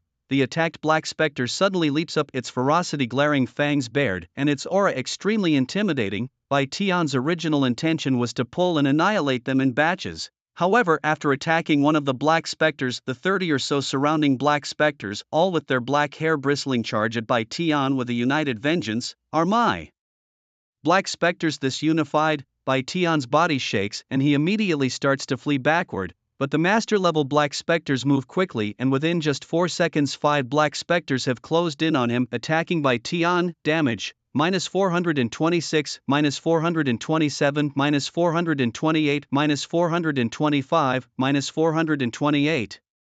In an instant, they strip away 2134 of Bai Tian's health, leaving him with only 226 health points. However, under a high 20-fold rebound, these 5 black specters also instantly perish, but then another 4 black specters rush towards him. Bai Tian does not dare to delay and decisively burns 480 mana points to heal himself. Health recovery, plus 3,200. Immediately his health is fully restored. The level 1 conversion ability of the Han Ming Great Shaman not only allows mana to be converted into health on a 1-to-1 ratio, but when mana is burned in multiples, the effects of all of Bai Tian's skills are also amplified. Having restored his health fully, Bai Tian quickly downs a low-level mana potion, restoring plus 80 mana points, but at this moment the 4 black specters that have caught up launch a fierce attack. In an instant they harvest over 1,700 of Bai Tian's health, plunging his health line back into danger. Damn it, master-level monsters are too brutal. Bai Tian curses under his breath, not daring to look back, and breaks into a run, not forgetting to down a low-level health potion, recovering plus 100 health. Although it's a small amount, every little bit helps. Finally, when the third wave of black specters catches up to him, Bai Tian downs another low-level mana potion and a health potion. At the same time he burns 240 mana points to cast a healing spell on himself. Life force restored, plus 1,600, just in time before the next wave of attacks from the shadowy creatures hit. The health bar was filled again, yet in a flash the ferocity of the 5 dark beings brought the health bar back to the brink of danger. However, with a 20x rebound effect, the 5 creatures all fell screaming. Bai Tian then retreated to a huge boulder, using the terrain advantage to maneuver and lead the remaining dozen or so creatures around the rock in circles. It was with this geographical advantage that he managed to eliminate all the shadowy creatures without much danger. These master-level monsters were truly fierce. If not for Bai Tian being a hidden class, the Grand Witch of the Cold Abyss, capable of unleashing astonishing healing powers in a short time, he would have surely perished earlier. This encounter made Bai Tian realize his current defensive shortcomings. Although the process was perilous, the gains were substantial. 32 master-level creatures brought Bai Tian a hefty 6,400 experience points. Now just over 1,000 points shy of the next level by Tian was close to reaching level 9, moreover each creature dropped at least 20 copper coins, instantly netting him 6.4 silver. Although the creatures dropped no equipment, there were 2 teleportation scrolls on the ground, a valuable find as even the shops in the beginner's village didn't sell these. After fully restoring his condition by Tian headed towards the rotting wood, the minions of the white creature had been completely harvested by Tian, leaving only the lone commander standing on a segment of a dead tree. When Tian was less than 30 yards away, he triggered the creature's aggro. The white creature, notorious and terse, raised its staff and chanted, and the air around it heated up immediately, followed by a basin-sized fireball hurtling towards Tian and exploding upon impact. In truth, Tian could have dodged it. The trajectory of the fireball was quite obvious, but relying on the 20x rebound, he couldn't afford to dodge and had to endure the hit. The explosion of the fireball felt like a splash of hot oil, and the pain made Tian grimace. Damage, minus 1890, 20x rebound, minus 37,800. With the absurd rebound talent, the formidable boss-like white creature only managed to launch one fireball before screaming and falling from the branch. Ding dong. You have slain the demon-level white creature, killing an enemy 3 levels above you, gaining experience, plus 3,000 additional reward experience, plus 300, congratulations on reaching level 9. All attribute values increase by 1 inch. Free attribute points, 10. The pleasant notification sound signaled the level up, but what made Tian even happier was the loot dropped from the dead tree, truly worthy of a demon-level monster. The drop rate was comparable to a boss. Tian excitedly rushed over. The white creature dropped a total of 89 copper coins, 2 medium mana potions, a pair of gauntlets, and a belt. Medium mana potion restores 200 mana points upon consumption, cooldown 5 seconds. White gauntlets, basic gear. White belt, basic gear. The 2 pieces of equipment, both of basic quality but cloth armor, were suitable for Tian. He quickly put them on, immediately gaining double defense, plus 9 and plus 50 life force. During the day he had felt distinctly frail and slow, and this time when allocating his 10 attribute points at 10 o'clock he opted to add 5 points to agility and 5 to constitution, a modest compensation. Immediately his character attributes updated as follows. Character name, Brilliant. Occupation, Grand Sorcerer of the Cold Abyss. Level, 91952/102400. Health, 470 mana, 3228. Magic attack, 345. Physical defense, 41-inch. Magic defense, 31. Luck, 1. Reputation, 100. After closing the panel he checked the mission completion alert. Only 11 minutes left to complete the quest. Without wasting time he swiftly climbed up a rotten tree and finally found the required herb, Azure Sprout. After harvesting it from the tree he rushed back as fast as he could. With only 3 minutes remaining he managed to reach the dying Aniu. Aniu's complexion greatly improved after eating the crocodile meat in water. Day brought him, and applying the herbs, brave adventurer, thank you for your help. Ding dong, you have completed the quest. Reward, plus 3,500 XP plus 3 silver coins. Aniu's trust in you, plus 20. Although the quest rewards were modest, Day had gained quite a bit from defeating the black and white specters, so it didn't matter much to him. Brave adventurer, I seek your help once more. I hope you can lend a hand. The follow-up mission finally appeared. Day was ready. Please speak. I cannot refuse. Several friends who grew up with me are still trapped in the demon pit mine, suffering greatly. If you can rescue my companions from their misery, I will be greatly indebted to you. Ding dong, Ania requests you to go to the demon pit mine and rescue his 3 friends. Special note, if you reject this quest, the D-level hidden quest you've accepted will automatically fail. Damn, is the system also into bundle selling? Day thought to himself. It seemed likely that the village chief's brother's remains were in that mine. Day immediately accepted the quest. Brave warrior, I entrust it all to you. Seeing Day accept the quest, Aniu even changed his form of address and bowed deeply to him. Day patted his chest. Don't worry, I'll do my utmost. Real-world time was already nearing 10 p.m., and Day's stomach was growling with hunger. After accepting the quest he immediately logged off. But as Day logged off, a pair of eyes hidden in the shadows glinted ominously. Damn brilliant, our paths cross again. Now that I've found your logout location, it'll be time for my revenge once you're online. Since the game's mission to help Aniu rescue his friends had no time limit, Day wasn't in a hurry. After logging off he devoured 2 large bowls of instant noodles, leaving not even a trace of soup. Waste is shameful after all. After eating and resting a bit, Day left his apartment to exercise downstairs for half an hour, coming back drenched in sweat. After a shower and changing into clean clothes, feeling refreshed, he picked up his phone and saw it was already midnight. Seeing his roommate still struggling in the game, Day felt a deep connection. Young people who need sleep, log on and strive. The moment Tian logged online during the day, a fierce onslaught of attacks suddenly came his way. Ding dong, you have been maliciously attacked by player Kissy Little White and you now have the right to retaliate. You have been attacked by player Kissy Little Yellow. Damage -99, -108, -188, -88, -111, -101. Lying in ambush, Tian struck back at 6 players who attempted a sneak attack on him. After a round of counterattacks, each one of them was dumbfounded as their health bars dropped to 0, causing them to lose 2 levels and drop a pile of items. All 6 were killed due to an unreasonable 20x damage rebound. Although the game Jotian encouraged player versus player combat and didn't penalize for red names, players who initiate attacks on others would face doubled punishments if they are counter-killed. These 6 players suffered heavy losses. Despite being ambushed by 6 and losing 695 points of health, Tian's vitality was still 2/3 intact. Before logging off previously, he had maintained a state of converting 2,300 mana points into health, giving him a robust amount of health.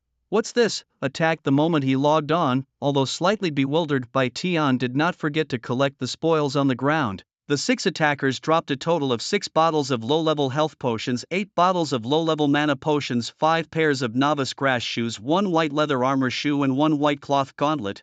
Tian packed all into his bag. He planned to sell the 5 pairs of novice shoes at the shop for some copper coins. The white leather shoes were listed on the trading platform waiting for a destined buyer. The white cloth gauntlet with +2 defense was personally worn by Tian himself. These guys were really generous, gifting him treats the moment he logged on. With a slight smirk and a hint of mockery, Tian said, as he marked all 6 IDs with a deep grudge. From now on, whenever he saw them in the game, he would kill them to avenge today's ambush. Tian stayed in the same spot for a while, deliberately not fully restoring his vitality. It seemed he was waiting for something, but 2 minutes passed and nothing happened. At this, Tian snorted softly and mocked into the air. Vantis, you send people to guard me as cannon fodder, yet you dare not make a move yourself. Are you a coward or what? I'm giving you a chance now and you're not taking it? Pointing at his 2/3 remaining health, he continued to provoke Vantis. In fact, the moment he was attacked, Tian had guessed that it was Vantis, that sinister character who had arranged for someone to strike at him. Leveling up in such a dangerous map, it was rare for ordinary players to appear. Anyone who could encounter him here without Tian noticing must be a high-level assassin, and the high-level assassin with a grudge against him was naturally Vantis. After the initial attack, Tian had pretended to be clueless and deliberately didn't heal just to lure Vantis into making a move. But he had underestimated this cunning foe. After suffering a loss once, Vantis had clearly become more cautious. Although there was no response from Vantis, Tian was certain that he was still lurking nearby, invisibly biding his time. You can't touch me, so I guess I'm free to go. Oh, and thanks for the 6 clueless fools you sent my way as a bonus. Day taunted Fantis, who was hidden nearby. The villainous Fantis, now invisible and lurking just 10 meters away in the bushes, turned pale with rage. However, he managed to suppress his anger and didn't dare to attack Day. The 6 people he had hired had ambushed Day, dealing over 600 plus total damage, yet Day still had 2/3 of his health remaining. This showed that Day, a priest, possessed an unreasonably formidable amount of health, enough to embarrass even a tank. Fantis was no fool. He knew he couldn't kill Day in a second. Moreover, he was now certain that Day had drawn a more powerful talent than his high reflective damage. Anyone who attacked Day would face their own demise. Fantis had no choice but to swallow his pride and wait for another opportunity for revenge. At that moment, Fantis received complaints and grievances from the 6 men he had hired to ambush Day. These 6 unfortunate souls had each dropped 2 levels and lost some of their scarce equipment. They were now grudgingly demanding compensation from Fantis. These useless fools, 6 of them, couldn't even take down 1 priest, and now they have the nerve to ask me for double the reward. Fantis's face turned dark, but after some hesitation he eventually doubled the originally promised compensation and transferred it to them. Meanwhile, having failed to provoke Fantis, Day had already started heading towards his mission's location, the Demon Pit Mine. This assassin class is really annoying, Day thought. It would be great to get some skills or equipment that can reveal hidden enemies. otherwise it's really hard to deal with someone as. Enduring his fantasy, half an hour later Day finally neared the mission site. Ahead of him loomed a sinister mountain enveloped in dark mists, with a cave entrance about 10 meters high at its base. At the entrance, 6 dark-skinned triangular-eyed dwarf-like creatures less than a meter tall were patrolling. Day carefully observed their attributes from a distance. Demon Pit Dwarf Swordsman, Demon Pit Dwarf Warlock, Demon Pit Dwarf Archer. All of them level 10 elite monsters, including 2 archers, 1 warlock, 1 priest and 2 swordsmen. Their attributes were about 10% lower than those of a master-level Black Ghost, but their job distribution was well balanced. Day received a mission prompt that the people he needed to rescue were inside this demon pit cave. Checking his inventory, he found 143 low-level mana potions, 2 mid-level mana potions and 41 low-level health potions. Well stocked, he was ready for action. Relying on his thick health bar, Day boldly charged into the demon pit. He launched a powerful basic attack at the dwarf priest. The strike, as thunderous as a mighty bolt from the blue, accurately hit the dwarf priest's weak spot, dealing massive critical damage, -600. In reality, this hit was a fluke, but it reduced the dwarf priest's health by a quarter in an instant. The dwarf priest let out a shrill scream like a startled rabbit.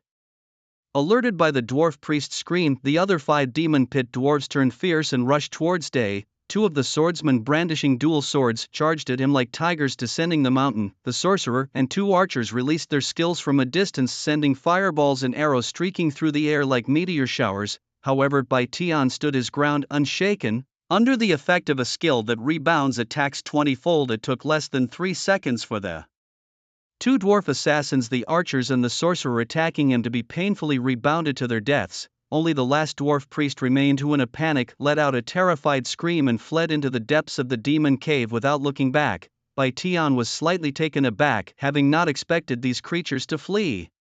But he was in no rush, determined to clear out the demon cave since he had come this far. He leisurely collected the spoils of battle, aware that the drop rate from elite monsters was 10% higher than that of ordinary monsters. Even if no equipment dropped, the copper coins alone were plentiful. Though trivial in the game, these coins were a precious treasure to Baitian. After all, every little bit adds up. After fully restoring his health, Baitian, emboldened by his skills, walked with firm steps into the shadowy depths of the demon mine. The cave was dark and damp, the air mixed with a pungent stench that was suffocating. After a few minutes, light began to appear ahead, with oil lamps illuminating the gloomy cave walls. The terrain of the demon cave spiraled downward, resembling a bottomless abyss. Suddenly a noisy commotion echoed from ahead. Baitian stopped and looked cautiously forward to see the dwarf priest he had seen earlier leading a group of 30-some dwarves towards him. These dwarves, armed with various weapons, had a fierce look in their eyes. Among them was a mutant dwarf wielding an axe, who could be considered a giant among dwarves, standing about 1.9 meters tall, with bulging muscles and a rugged beard reminiscent of Zhang Fei from the dwarves, imposing and formidable. Baitian quickly checked the attributes of this mutated dwarf. Dwarf strongman, Babata, master level, monster level, 12 health, 10,000 attack, 598. Intent on tearing this reckless human adventurer to pieces, with a roar from the dwarf strongman, all the dwarf monsters charged at Baitian like a pack of wolves. But Baitian was fearless. After taking a round of attacks, his health dropped by half, but it also rebounded and killed 7 dwarf monsters. Baitian immediately burned his mana to instantly restore his health. After a bout of fighting, soon, except for the master-level dwarf strongman, all other dwarf monsters had become experience points for Baitian. The despicable human adventurer, the great dwarves will never compromise with you. The dwarf strongman, like a sumo wrestler, carried his giant axe and unleashed a skill, leaping several meters high and slashing a wind blade towards Baitian. Well met. Baitian drank a low-level magic potion, not even bothering to dodge, taking the hit head-on. Damage, -1110, 20-fold rebound, -22,200. Master-level dwarf strongman, health depleted, blood spewing from 7 orifices, died with his eyes wide open at Baitian's feet, hissing in pain from the heavy axe blow. Baitian also felt a sharp pain in his shoulder, causing him to gasp.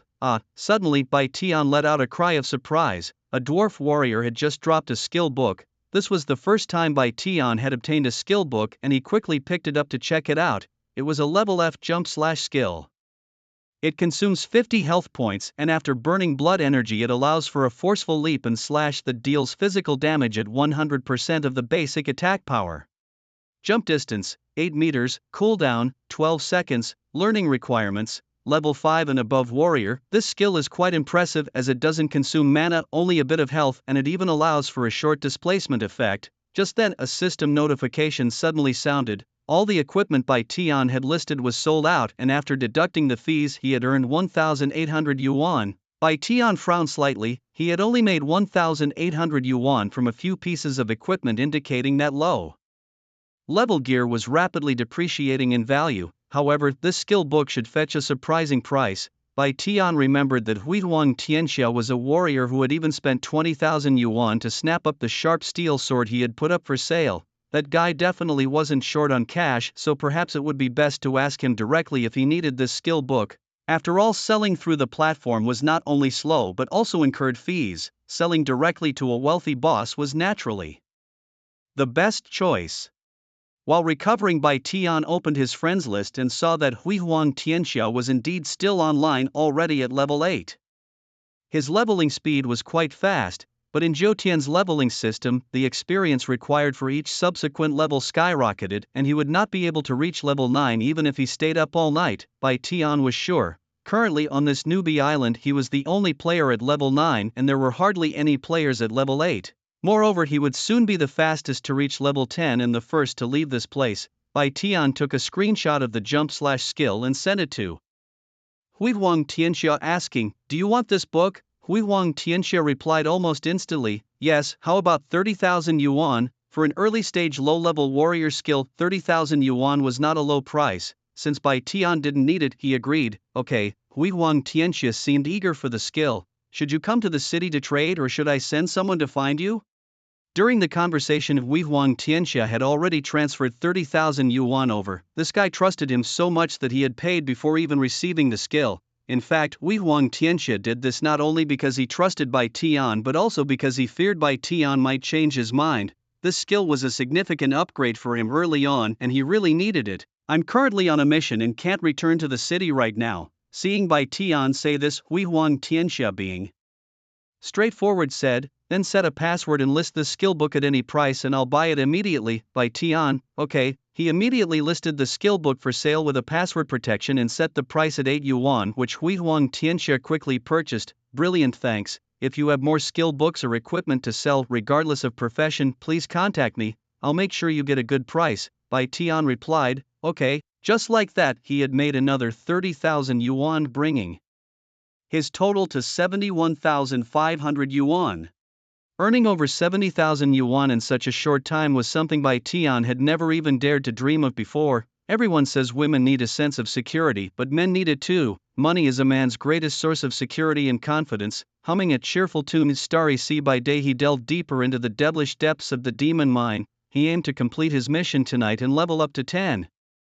It must be said the demon mine was so deep and long, seemingly bottomless. After grinding for over 4 hours, nearly reaching 5 a.m., he finally made it to the lowest level. After grinding level 10 elite monsters for more than 4 hours, he had accumulated over 60,000 experience points by day and needed just over 40,000 more to reach level 10. Although no valuable skill books had dropped during this time, he did find 5 or 6 common white equipment pieces which he wore immediately as they were suitable for daytime use. Excess low-level white gear wasn't worth much to Glorious World either, as he surely had no shortage of common white equipment. Any unusable gear by day was quickly listed on the trading platform as its value would depreciate rapidly if not sold quickly. The most delightful part was that his growth-type Super S-Class talent Rebound had successfully upgraded again an hour ago. Rebound, Super S-Class Soul Talent current level, C341/20,000 upgradable, effect. Can rebound any damage received by 40 times to the attacker. Having upgraded to C-Class, his rebound could now reflect damage 40 times, which made slaying monsters along the way a breeze. However, to upgrade to the next stage, B-Class, the needed experience had doubled to 20,000. This would likely take several days to accumulate, but no matter, a 40x rebound was more than sufficient for now. Ding ding dang dang. From deep within the demon mine, the sounds of intense mining echoed. From afar he could already see countless miners emaciated from their torment laboriously mining metal ores. The demon mine dwarves, overseers of this hellish operation, wielded long whips soaked in blood, relentlessly whipping the miners to push them to work harder. Around them lay numerous skeletons, making the place resemble a purgatory on earth. "Damn slackers," a rugged, violent voice roared. A dwarf covered in hair with coarse nostrils and carrying a huge iron shield taller than a man appeared among them. Dwarf Tyrant Tarban, Master Level Boss, Level 13 Health, 100,000 Attack, 1012 Physical Defense, 455 Magical Defense, 422 Skills, Berserk Charge, Thunder Slash, Primary Damage Reduction, 30%, a boss, a Level 13 Master Level Boss. The sight of the Dwarf Tyrant instantly dispelled any trace of sleepiness. Higher level bosses meant higher drop rates. Accompanied by 5 master-level dwarf strongmen upon the boss's command, one of the dwarf strongmen stepped forward to drag a blonde-haired miner out for a gruesome execution. "Ding dong, please protect the miner ago. If he dies, your mission reward will be reduced by 1/3. Upon hearing the clue, Bai Tian immediately knew that this miner slave was one of Anyo's companions. Bai Tian couldn't let him die. He hastened his steps and rushed over. "Hey, put down that lad if you dare come at me." As he shouted, Bai Tian launched an attack from 20 yards away at the dwarf strongman holding a go. "Humph, another damned human adventurer. Minions, capture him alive. I want to roast him coated in honey and eat him." Apparently, this dwarf boss was a foodie. His order was given and a swarm of dwarf overseers and 5 dwarf strongmen swarmed towards him. By now, Bai Tian had accumulated 4,333 points of mana, having converted 3,000 of those into health, giving him a high total of 3,470 health points. He faced the onslaught of dwarf monsters with composure. The dwarves with ranged attacks struck first, reducing his health by over 1,200 points. However, with a rebound rate of 40 times, the ranged attacking dwarves all screamed and died a violent death. Then 5 dwarf strongmen and a dozen regular dwarf overseers rushed up to attack Bai Tian at close range. Bai Tian, accustomed to taking hits in the game, didn't even bother to move. After a round of beating, his health was reduced by over 2,000 points, but all the monsters that hit Bai Tian, including the dwarf strongmen with 10,000 health, were all instantly killed by the massive rebound damage. After taking the damage, Bai Tian immediately burned 480 mana points to cast a healing spell on himself. His health was instantly restored, plus 3,600. His health bar was full again, vibrant and vigorous. "Detestable human adventurer, you have killed my beloved subordinates, I want you dead," roared the dwarf boss, and raged like a tiger, pulling out a metal shield weighing hundreds of pounds and charging like a train with a violent wind. Boom! The dwarf boss launched his skill Furious Charge. Bai Tian couldn't dodge, nor could he if he wanted to, due to the incredible speed. The impact dealt a damage of -962, the 40 times rebound dealt -26,936. Despite the boss having a 30% damage reduction, the high damage of 26,936 still hurt the dwarf boss, making his eyes turn red with irritation.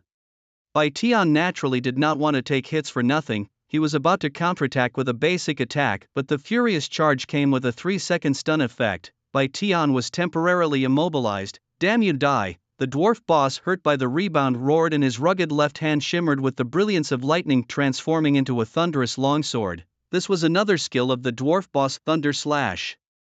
With a crackling sound, the thunderous energy blade, fierce and unmatched, chopped down. Bai Tian, still stunned, could not dodge and had to take the full brunt of the skill. The damage was severe, -2,886, 40 times rebound, -80,808. The dwarf boss unleashed a brutally powerful skill that inflicted a massive 2886 damage with a single strike during the day. However, due to his passive longevity ability, he could automatically resist a fatal injury once every 5 minutes, otherwise this strike would have finished him off. Despite the fierceness of the dwarf boss's attack, had led to his own demise.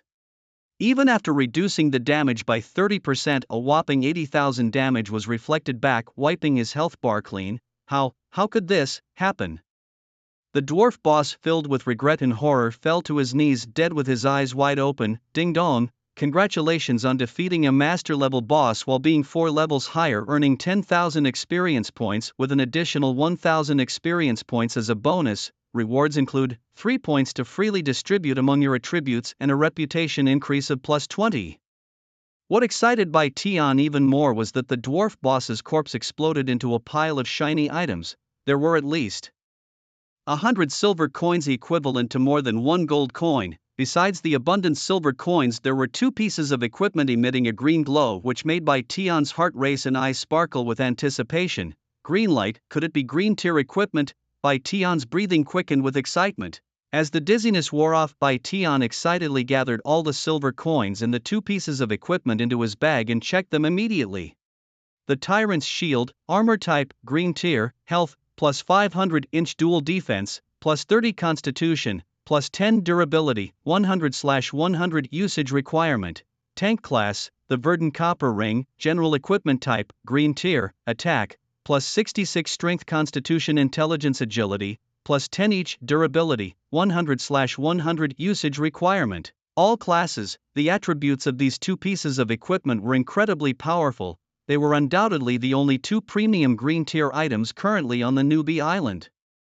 Bai Tian quickly put on the Verdant Copper Ring and added the 3 attribute points he earned from defeating the boss to his constitution, significantly boosting his stats. Character name, Brilliant Profession, Cold Abyss Sorcerer level, 972452/102400 health, 600 mana, 4360 magic attack, 441 physical defense, 63 magic defense, 49 luck, 1 reputation, 120, in the realm of the 9 heavens except for the tank class which could equip 12 items. Other classes generally could only equip 11 items. These included weapons, 2 rings, a necklace, clothes, a belt, 2 wrist guards, 2 leg guards and boots, making up 11 standard pieces of equipment.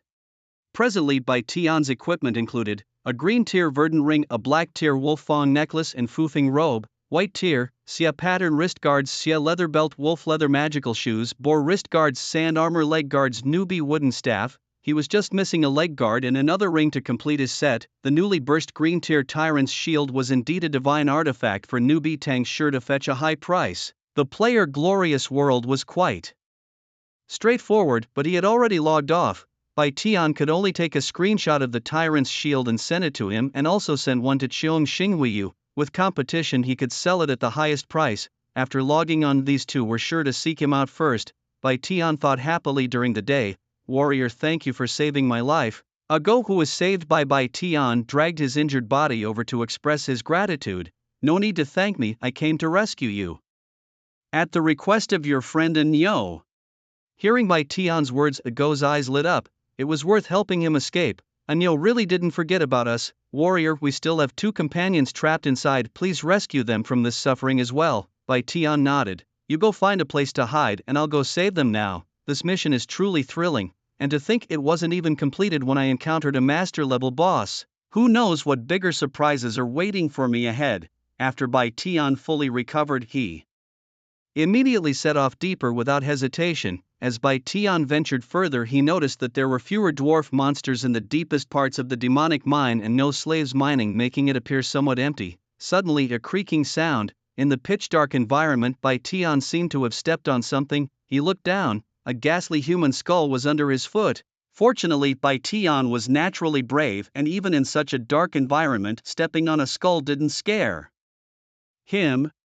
But Bai Tian quickly froze, and after his eyes adjusted to the dark, he saw that the area was surrounded by piles of bones. In a scene where reality blurred with illusion, seeing the ground covered with bones might terrify the faint-hearted. However, Bai Tian became unusually spirited. Could the bones of the village chief's brother be hidden among these bones? With this thought, Bai Tian slowed down, searching slowly, hoping for some hint from the system. As Bai Tian searched, hoping for clues, suddenly a pain struck his back. The health bar above his head showed damage, -348. A dark-skinned dwarf assassin had suddenly appeared and stabbed Bai Tian in the back, but the attacker was also taken down by an unreasonable 40x rebound, dropping about 20 copper coins. After picking up the coins, Bai Tian, ready to continue forward, suddenly noticed something odd. In the dwarf assassin's corpse, the white dagger he was clutching had a green pickup prompt. Bai Tian's first reaction was that it was a weapon. But after picking it up, he realized it was not a usable piece of equipment but rather an item for a quest. Human bone dagger. This weapon, forged from the bones of human warriors, was as sharp as metal. It was a quest item, not tradable or sellable. Collecting more human bone daggers might bring unexpected surprises. Seeing the prompt, Bai Tian's lips twitched slightly. Could this dagger have been made from the bones of the village chief's brother? It seems the quest is promising. Bai Tian took the human bone dagger and continued forward. From then on, every 50 meters or so, a dwarf assassin wielding a human bone dagger would ambush him. Each assassin killed by the rebound left behind the same human bone dagger. Gradually, Bai Tian began to notice the patterns of these invisible dwarf assassins. Although Bai Tian could not see the invisible dwarf assassins, if he calmed his mind when an invisible assassin approached, there would actually be an extremely subtle noise to the left. Suddenly sensing something during the day, Badian was the first to swing his wooden staff, launching an attack towards the back left position. Damage, -401. A cry of pain echoed through the air, and indeed Badian had struck an invisible dwarf assassin with his staff. The attacked dwarf assassin, enraged, launched an attack on Badian. However, in reality, attacking Badian only made it harder for it to kill him. The result of the dwarf assassin's action was that it was instantly killed by a 40-fold rebound. Badian felt extremely excited about having located an invisible assassin, proving that even without invisibility breaking skills, players could still detect hidden assassins early on if they observed carefully enough. Next, Badian, wanting to train himself, became even more vigilant. His initial attempts at detecting invisible dwarf assassins were not precise and had deviations. Gradually, however, Badian managed to achieve an 85% accuracy rate, able to detect approaching dwarf assassins preemptively. This was a significant improvement. Of course, there is still a difference between monsters and players. Dwarf assassins lack intelligence and act on instinct, but assassins among players are different, being much harder to detect, especially the expert level ones. To detect high-level player assassins, Badian still needed to improve. When Badian had collected 48 human bone daggers, ding dong, you have collected 1/3 of the village chief's brother's bones, receiving a hint.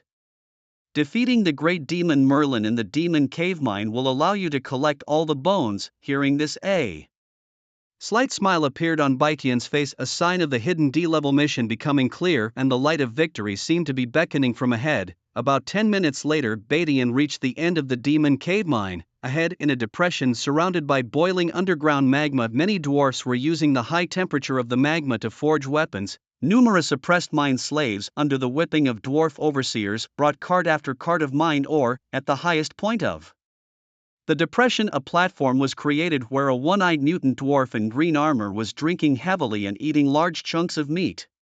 Beside the fire next to him, several dwarf strongmen were smearing 2 clean despairing mine slaves with honey, preparing to roast them. Slather more honey, roast them to 70% done. That's how I like it. The one-eyed mutant dwarf, after draining his human skull goblet, loudly instructed his subordinates, ding dong, please hurry to save Anyo's friends a Mao and a Dai, or your mission reward will be reduced by 2/3. Hearing this, Badian immediately realized that the 2 mine slaves about to be placed on the fire were the ones he needed to save. He took a deep breath, steadied his emotions, and began to scrutinize the one-eyed mutant dwarf.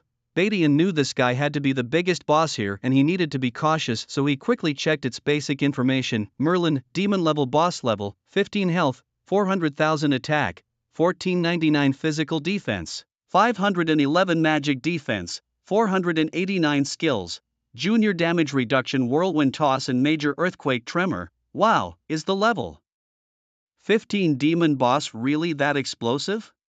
Bai Tian was shocked. These attributes were beyond imagination, far stronger than the level 13 master boss he had encountered before. Minions, we have guests arriving, go and entertain them well, he muttered under his breath. The one-eyed mutant dwarf, having sensed Bai Tian's presence from afar, grinned eerily and alerted all the dwarf monsters. Bai Tian had no time to think further, as all the dwarf monsters around him, like beasts bursting from their dens, converged on him from all directions. Seeing his companions a Dai and a Mayo about to be roasted, Bai Tian had no choice but to fight his way through. Currently, Bai Tian had a mana pool of 4,418, which he immediately converted 3,500 points of into health, bringing his total health to 4,100.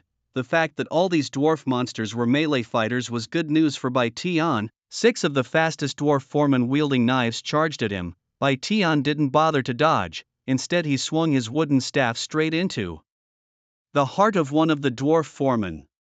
Damage, -388. Tian's magic attack was not weak. If not for his weapon being a mere beginner's wooden staff, a single hit of his normal attack could deal over 450 damage to a level 10 elite monster. As Tian struck, 6 slashing strikes rained down on him. Damage, minus 189, minus 188, minus 187. However, a 40-fold rebound effect immediately retaliated against the first wave of 6 dwarf foremen who had struck him. Tian burnt through 120 mana points to cast an amplifying healing spell to restore his health to full. Honestly, despite his considerable damage output, it felt somewhat redundant in the face of his 40-fold rebound talent. Thus, Tian no longer bothered to counterattack. He stoically endured the barrage of attacks from the dwarf monsters charging forward. With a robust 4,100 points of health and his explosive amplifying healing technique, he forcefully cleared a bloody path forward. Note, it was more accurate to say he rebounded a bloody path. In just a short time, all the attacking melee dwarf monsters had turned into experience points for Tian, increasing his mana limit by 41 points. A bunch of waste, truly a disgrace to the dwarf race, he thought. Seeing his underlings so easily defeated, Boss Merlin was furious. He grabbed a 2-meter-long mace that weighed hundreds of kilograms from behind him and leaped forward like a tiger descending the mountain. Seeing their leader engage the dwarf strongmen who were about to roast a Diana Mayo also bared their teeth and claws following into battle. Given the boss's high attack and health stats, Tian dared not take it lightly, and quickly downed a medium-level magic potion and a low-level magic potion to rapidly replenish his depleted mana. Human adventurers like you, I devour 180 of them each year. You will be no exception, the boss bellowed as he approached, holding the mace, which whistled through the air creating a sonic boom. He smashed it down towards Tian. The ferocity of the attack made Tian worry that his head could be smashed open. Even knowing it was just a game, Tian couldn't help but cross his arms in defense.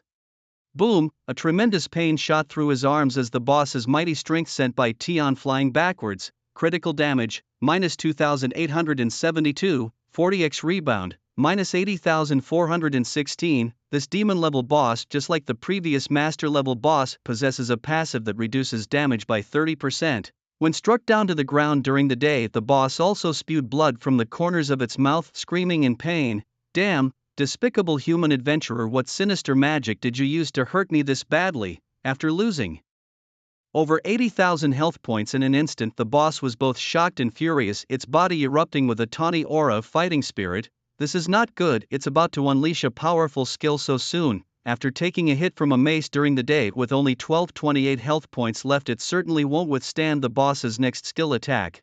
Daytime quickly burned through multiple times his mana to cast an explosive spell to boost his health recovery, plus 3,600, instantly back to full health. As a Grand Witch of the Cold Abyss, the initial mana cost for the healing spell is 30 points, restoring 200 health points each time.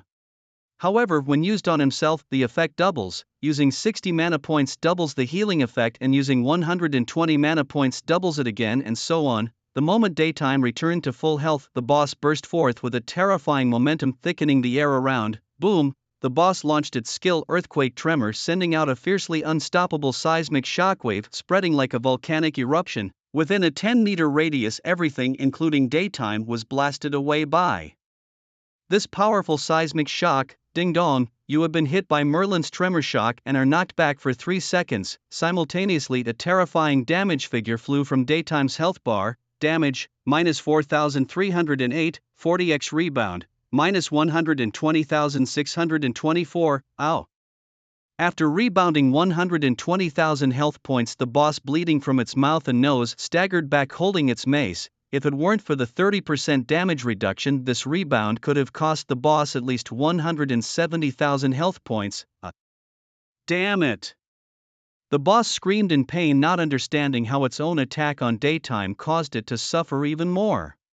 Daytime, having a passive resistance to fatal damage and scathe, withstood this wave of powerful attacks. However, the cost is that he cannot trigger this effect again for 5 minutes. Go tear him apart. The boss, with blood dripping from its mouth, furiously commanded the several dwarven strongmen who followed to attack Daytime. The moment Daytime fell, he quickly consumed the last intermediate mana potion he had. The few intermediate mana potions in his hand were also looted from previous monster kills. To quickly replenish his endurance, Daytime had no choice but to use them all at this critical moment. the 5 dwarven strongmen charged fiercely in daytime, although unafraid of them was worried about the boss's next move. After all, he temporarily lacked the passive resistance to fatal damage. Meanwhile, the boss still had over 190,000 health points, and one must not falter at the last moment. The 5 dwarven strongmen, like a storm of attacks, inflicted an average damage of 530 points each, totaling an astonishing over 2,600 points of damage. In the daylight, while at full health, he could withstand the devastating attack, but at the same time all 5 dwarf warriors screamed as they were killed by a 40-fold rebound. One of the dwarf warriors even dropped a skill book upon dying. This was the second skill book dropped by the dwarf warriors that day. The first one was sold for 30,000 to Glorious World. Seeing his 5 capable subordinates suddenly perish, the boss was initially stunned and uncontrollably furious. Its long fur bristled, making it resemble a ferocious beast. It opened its foul-smelling maw full of sharp teeth, letting out an angry roar. "Damned adventurer, I will chop you alive." Startled, Daylight quickly burned a large amount of mana to restore his health to full, yet he still felt unsafe, knowing well that the boss could deal lethal damage to him. From a distance, the boss swung its gigantic mace, creating a tempest force, hurling it like thunder. This must be another skill of the boss. Tornado Throw. Daylight couldn't be sure how much health he would lose if hit by this move. At the critical moment, Daylight drained all his mana, converting it entirely into vitality. His total health instantly reached 5,056 points, yet his heart was still racing, as if it would jump out of his throat. With a swift leap, he dove behind a large rock, hoping to mitigate the damage from the attack. Boom! The mace, carrying the force of a storm and as terrifying as a cannonball, shattered the rock, and even Daylight hiding behind it was thrown out. Damage, minus 4,982, 40-fold rebound, minus 139,440. The boss let out a heart-wrenching scream, its body recoiling from the massive rebound damage, blood spurting everywhere, its face blurred. It seemed as if its body was torn into countless pieces, with blood and viscera scattering all around, a gruesome sight to behold. After attacking Daylight 3 times, the boss had lost 340,480 health due to the rebounds, theoretically leaving it with 59,520 health. But in reality, it had 60,012 due to its significant auto-healing effect, allowing it to continually regain health during the fight, thus enhancing its combat strength. This demonic-level boss was indeed too powerful. If it were other players, even hundreds of them couldn't defeat it. In the early stages for newbies, probably no one but Daylight could defeat it alone. This must be the strongest ultimate boss on Newbie Island. After being thrown by the boss's powerful skill for a few seconds, Daylight finally landed heavily, losing another 52 health points. Suddenly he was left with only 22 critical health points. Quickly, Daylight converted back 80 mana points, then consumed a low-level health potion and a low-level mana potion, restoring 100 health points and 80 mana points. Then with the fastest speed he used 60 mana points to heal himself for 800 health points. It wasn't that he didn't want to heal more, but the mana potion's capacity was far from sufficient. Now, there are only 20 mana points left and I need to wait 5 seconds before I can use another potion. The level 1 magic gem, which only restores 1 mana point per second, is practically useless at such a critical moment. Fortunately, the boss has been severely injured by a rebound attack and seems a bit dazed, not pursuing its advantage for the moment. With the boss's formidable magic defense of 489 points, it's impervious during the day, so the best strategy now is to keep my distance. Although I'd prefer to keep dragging out the time during the day, the boss isn't going to let that happen. A few moments after regaining some composure, the boss, seeing that I, Daylight, am still alive and have stood up again, glares with eyes red with fury like a ravenous predator. "Damn adventurer, you're still alive." Picking up its weapon, the boss, like a demon emerging from the abyss, relentlessly pursues me. Although temporarily devoid of skills, its speed far exceeds mine and it quickly catches up. Luckily 5 seconds have passed and I swiftly consume a low-level health potion and a low-level mana potion. My health is restored to 1024 points and my mana to 105 points, just as the boss's club is about to strike. I preemptively burn 60 mana points to restore 800 health, bringing my total health up to 1824. But the terrifying strike of the boss still hits. Damage, minus 1,436, 40x rebound, minus 40,208. I survived this attack with 388 health remaining. However, the boss, now completely enraged and red-eyed with just over 20,000 health left, swings its club again. My heart skips a beat. With only 388 health left and all potions and skills on cooldown, I can't avoid this next attack. It seems like it's over. My first death in the game is imminent. The only consolation is that although I will be defeated by the boss, it will also die from the rebound. As the boss's fierce strike descends and I brace for the end, suddenly a warm surge flows towards me. Health restored, plus 1,200, damage, minus 1,438, 40x rebound, minus 40,264. A desperate, unwilling scream bellows from the boss as its health completely depletes, its body bloodied, and it falls backwards onto the ground. Ding dong. Congratulations, you have defeated the demon-level boss Merlin at level 6, gaining 20,000 experience with an additional reward of 4,000 experience, 5 attribute points, and 40 prestige. What's happening? Where did this healing come from? After surviving with just 150 health, I'm momentarily confused. Only when a slave covered in honey holding a wooden staff smiles at me do I realize it turns out that one of Anyo's friends, Adai, is actually a priest. While I was entangled with the boss, Adai and Amao had already freed themselves, and at the crucial moment a healing spell from Adai saved me. Wow, how lucky that was. Otherwise, while I could have managed to defeat the boss, I would have been sent back to the newbie village upon dying. By the time I ran back here, the top tier items dropped by the boss would have been refreshed and gone. Gratefully nodding at Adai, I hurried to take care of the important tasks. Under the corpse of the defeated boss, a shiny pile of nearly 200 silver coins burst forth, along with 4 pieces of equipment, a box and a gemstone. After collecting everything, I also picked up a skill book dropped by the dwarf warrior. I've struck it rich, truly hit the jackpot this time. Just as I was eager to check out the exceptional items that had dropped back in the real world in the dormitory, my buddy's voice rang out. By Tion, it's already 7:31 a.m. You little rascal, aren't you going offline to eat and rest? So engrossed was I that I had completely lost track of time. But I was in the middle of an exciting moment. How could I possibly go offline now? I'm on a mission, I'll log off later. My buddy looked at me with surprise, muttering, still on a mission? What kind of mission takes all night to complete? This guy really isn't up to snuff in the game. No worries, once I leave the newbie island at level 10, let the mage me take care of this guy. After replying to my buddy, just as I was about to examine the equipment, suddenly, the cavern of the demon mine began to shake violently. Ding dong. The demon mine is about to collapse, please evacuate immediately. Hearing this alert, I panicked. The task given by the village chief wasn't done yet. Fortunately, the system wasn't completely heartless and gave me a critical prompt at just the right time. At the spot where the boss had been feasting heavily, a human skull goblet and a white leather cushion emitted a green light. I quickly ran over and collected the human skull goblet and white leather cushion. The system prompted that I had gathered all the bones of the village chief's brother and could now return to complete the task. Brave warrior, this place is collapsing, escape with us quickly. Adai and Amao, these 2 NPCs were reliable and didn't abandon me to escape on their own, but anxiously waited for me. Let's go together. I ran swiftly, escaping rapidly with Adai and Amao towards the exit. I must say the system was really torturous. Accompanied by a dog, Adai and Amao, we ran like mad, much like playing Temple Run, enduring over an hour of hard running before we finally escaped the completely buried demon mine. Throughout, there was not a moment's rest. Even in the game, I was exhausted, gasping for breath heavily. A dog, Adai, Amao.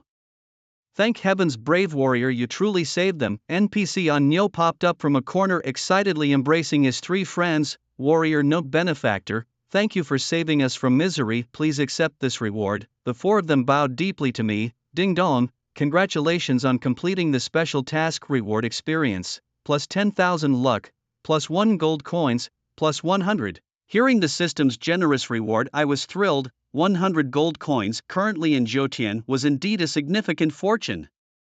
While items traded between players can be purchased with money, items bought from NPCs in the game are only traded for gold coins. My lord, if you ever find yourself in the glazed city of the vast heavenly realm, please be sure to visit us. My brothers and our families will treat you as an honored guest. After expressing their gratitude during the day, Aniu and his 3 brothers made their promises and then vanished. Could it be possible to encounter these 4 fellows again after leaving the beginner's village? Bai Tian couldn't help but wonder. Nonetheless, he decided to check his equipment first. Just as Bai Tian was about to see what top-tier items he had obtained, suddenly a striking golden system announcement echoed throughout the server, "Ding dong! Congratulations to Emil from the free zone for reaching level 10 and being the first to leave the beginner's island to become a first-tier magician, as the first player to successfully change class to a magician in the 9 heavens. Emil is awarded +1 level, +2 luck, +200 prestige and 1 hidden class card." This announcement sent shockwaves across the server. Someone had already reached level 10, changed class and left the beginner's island? Bai Tian was initially curious about the top-tier items he had found, but upon seeing the generous rewards for the first to reach level 10 and change class, he couldn't stay put. He was still a few thousand experience points away from level 10. Without a second thought, Bai Tian used a town return talisman to instantly return to the beginner's village to complete his quest. No matter what, he was determined to snatch the reward for the server's first level 10 first-class change priest. The announcement about the first magician to reach level 10 and complete a class change shocked and envied all players online. Emil, this ID suddenly became famous across the land, renowned in the 9 heavens. However, if it weren't for a tricky hidden quest that forced Bai Tian to spend an hour running around the map, he would have definitely been the first player to reach level 10, not Emil. But what's done was done, and Bai Tian focused on the present, rushing back to the beginner's village to find the old village chief. "Chief, I have not failed you," Bai Tian said as he arrived breathlessly in the chief's courtyard. Seeing that Bai Tian had recovered his brother's remains, the old village chief was once again overcome with emotion, his eyes reddening with tears and his hands trembling slightly.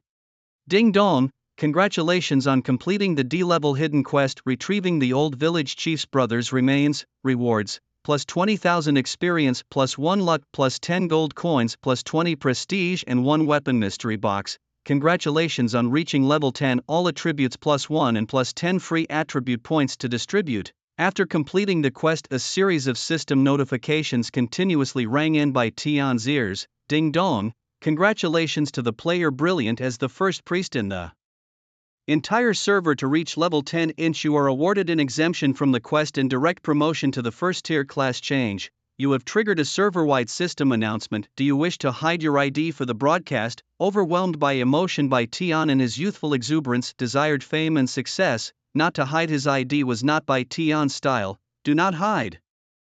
Following Bai Tian's response, the next moment a stunning golden system announcement resounded across the server 3 times. "Ding dong! Congratulations to Brilliant from the Great Xia Zone for reaching level 10 and successfully changing class.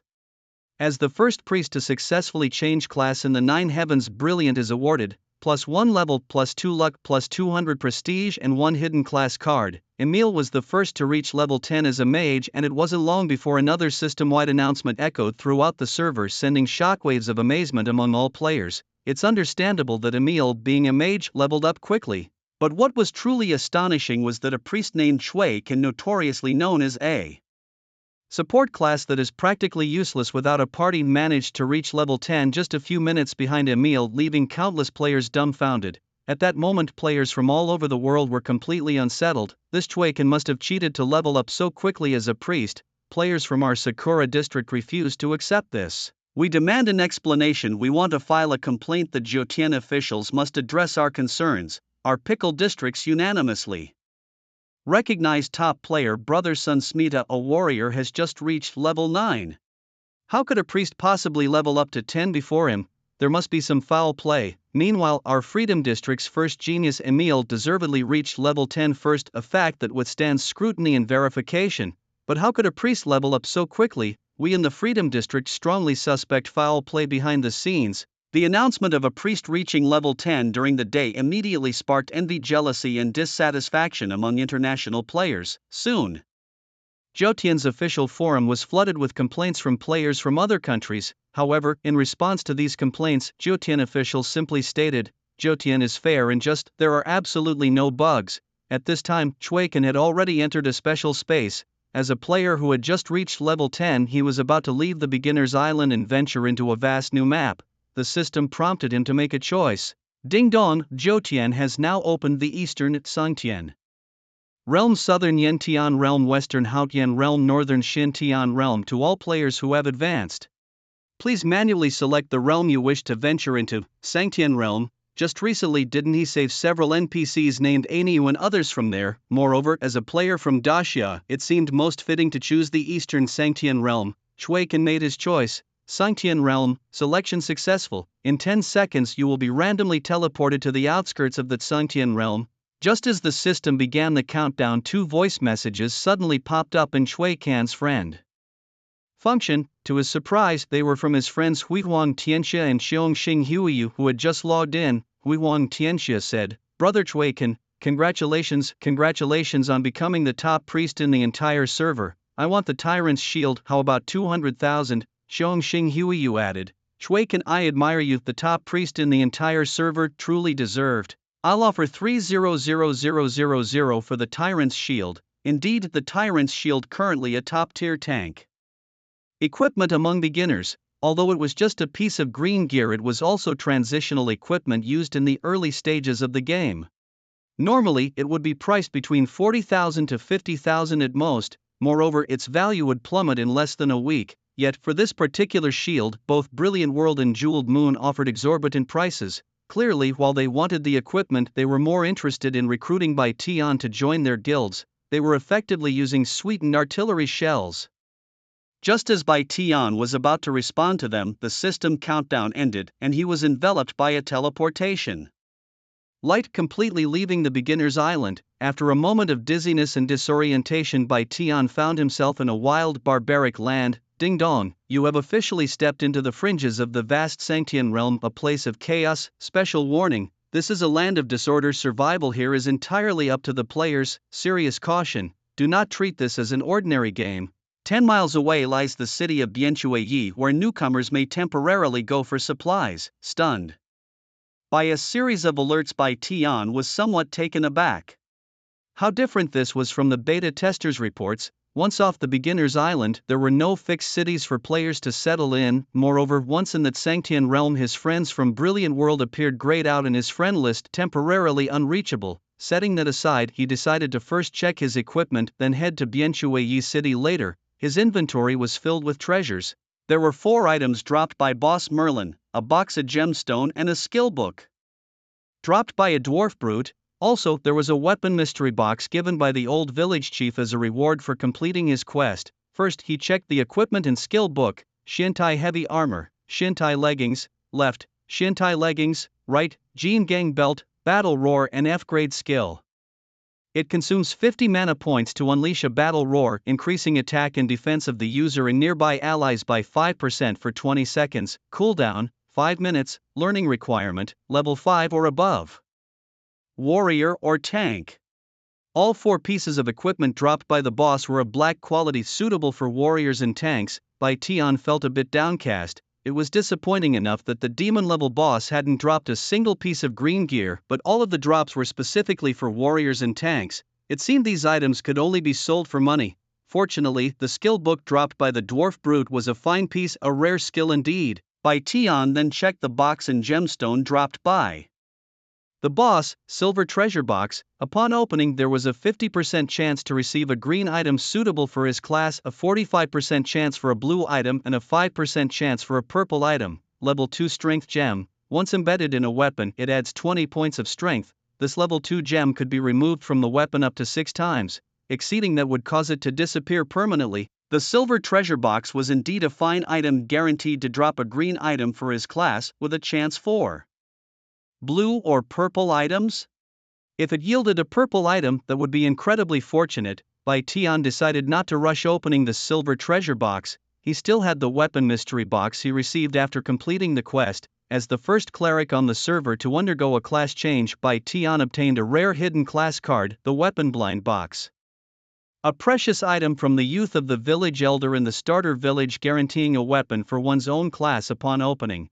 The hidden class card, this is a rare item passed down from ancient times. Using it will initiate a secret quest, and upon completion one can change into a powerful hidden class. Already a hidden class Grand Witch Han Ming by day, Bai Tian decided to gift this hidden class card to his close friend Liao Fan. Rubbing his hands together, Bai Tian felt it was time to open the surprise blind box. With a luck value of 4, he figured his chances shouldn't be too bad. Without hesitation, Bai Tian opened both the weapon blind box and the silver treasure box at once. Ding dong, you have obtained the class-specific weapon by Bo Jing Lianhua. You have obtained the Phantomless Ring by Bo Jing Lianhua. Bound to player Tsuetsun, it cannot be traded, dropped, or destroyed. Quality: green, upgradable. Attack: 318 intelligence, agility, plus 30 divine gift. Chance to refresh skill cooldown when using skills. Durability: 100/100. Phantomless Ring. Suitable for all classes. Quality: blue. Attack: plus 99 strength, constitution, intelligence, agility, plus 20 durability. 200 out of 200 inch, usable from level 12 and above. An upgradable green weapon and a blue ring, both with explosive properties. By Tian's eyes shone brightly as he envisioned dominating the game. Unfortunately, the Phantomless Ring required him to be level 12 to equip, and Bai Tian was currently only level 11. In the realm of Zhou, only equipment below green quality had no level restrictions. Green quality and above required certain levels. The Phantomless Ring would have to wait until Bai Tian reached level 12 to be equipped. Immediately, Bai Tian discarded his beginner's broken wooden staff and equipped the jade-like crystal-clear staff shaped by Bo Jing Lianhua. A top-tier weapon. For the current game, this was akin to a divine artifact among players. After equipping by Bo Jing Lianhua, Bai Tian eagerly checked his current stats, only to find that he had 26 unallocated attribute points. 5 of these were rewards for defeating the boss Merlin, 10 were from reaching level 10, and the remaining 11 points were possibly system rewards for leveling up to 11. Checking his personal log, Bai Tian confirmed this was the case. It seemed that after reaching level 10 and undergoing a class change, each level up increased from 1 point of full attributes to 2, and the amount of freely distributable attributes also increased compared to before level 10. Bai Tian allocated the 26 attribute points as follows: 10 to intelligence, 10 to constitution, and 6 to agility. Character name: Tsuetsun. Class: Grand Witch Hanming. A 30% increase in all attributes after class change. Level 11, HP 17451/307200, Mana 6362, Magic Attack 1151, Physical Defense 76, Magic Defense 55, Luck 4, Fame 360. At this moment, Bai Tian's attributes were enough to terrify anyone. His attack power could make any mage blush, and converting mana to health, his vitality could make tank sweep. If it weren't for its low defense and agility, it would be a truly all-round hexagonal monster. Although he was extraordinarily excited during the day, sleepiness and hunger pressed down on him like two massive mountains, nearly crushing him.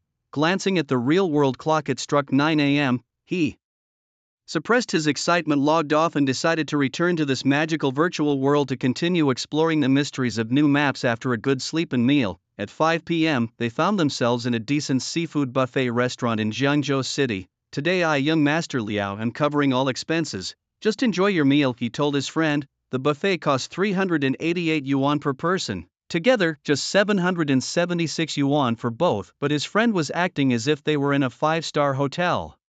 It was the second day of the Lunar New Year and most restaurants had resumed business. After waking up, his friend insisted on going out for a good meal. Honestly, after having instant noodles for the past 2 days, he too wanted a change and agreed to splurge a bit. After all, it was the new year and he had made a little fortune in the game as well. "Welcome.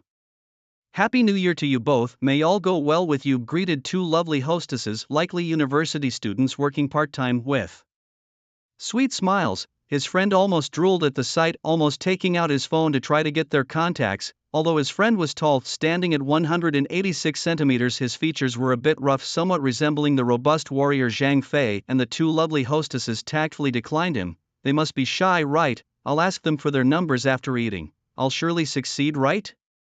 He saw the misguided confidence in his friend's eyes and shook his head with a chuckle. Maybe. Then, while his friend went to get some food, he discreetly threw away the small piece of paper one of the hostesses had secretly given him. It wasn't that he had issues with his sexual orientation or aesthetic preferences. He had turned down some upperclassmen who wanted to date him in college, but his parents' divorce had a significant impact on him both mentally and physically. For now, he felt good being single and wasn't eager to start a relationship. "Try this large king prawn, it's freshly cooked here, have it while it's hot," his friend said, enjoying himself and offering a prawn to him. "I'm worried these prawns are from Sakura, I'll stick to my roasted lamb leg," he declined, having not eaten seafood for a long time. Don't be scared," his friend retorted roughly, tossing the prawn into his mouth. Wow, impressive, our Dacia region players are really something. The first level 10 tier 1 assassin is also from our Dacia region. Suddenly, the young people at the next table shouted excitedly. Indeed, our Dacia region is full of talents. This morning, the top priest Brilliant made a name for himself. Now, Blooming has become the top assassin. How could it not be? This achievement surely made those foreign players jealous, blatantly accusing our Dacia region's Brilliant and Blooming of cheating with their eyes wide open. It's just sour grapes, they say. That's right, come let's toast to the two godlike figures Brilliant and Blossoming Flowers. Although the first batch of official test accounts for Jotian is limited, Dacia has managed to secure no less than 40 million accounts. Given Jotian's explosive popularity, it's not an exaggeration to say that this game has become a national sensation. Countless people are eagerly awaiting the release of the second batch of login accounts. Ladies and gentlemen, I am the manager of this shop and I thank you all for visiting us on the second day of the Lunar New Year. At this moment, a refined gentleman in a suit and gold-rimmed glasses stepped forward. Here, I wish everyone a happy spring festival and a prosperous year of the dragon. To celebrate the achievements in Jotian, where our Dacia region's Brilliant and Blossoming Flowers respectively clinched the titles of number 1 priest and number 1 assassin, all expenses in our shop today will be discounted by 50%. As soon as the manager finished speaking, applause broke out across the room. Ha ha ha, the manager is so generous, a close friend excitedly responded and hurried to the front desk to get a refund of 388. Seemingly worried the manager might change his mind, that guy. Tian smiled silently and took out his smartphone to log into the Jotian official web forum. There he found 4 top trending posts officially highlighted and pinned by the moderators. 1. The number 1 mage from the Freedom region, Emile. Her magic is like a majestic volcano, its powerful force daunting her enemies. Her spells, like twinkling stars in the night sky, are dazzling and impossible to ignore. Her glory, like the first ray of sunshine in the morning, is warm and bright, illuminating the entire server's sky.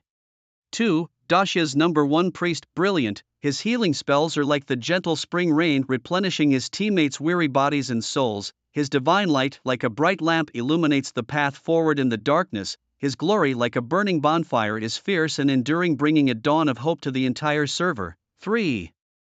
The number 1 warrior from the Battle Bear region, Cold Winter. His combat power is like a wild polar bear, fierce and formidable. His swordsmanship, as fast as the wind and as sharp as lightning, leaves his enemies no chance to retaliate. His glory, like the snow on a mountain peak, is cold and pure, setting an immortal monument for the entire server. 4.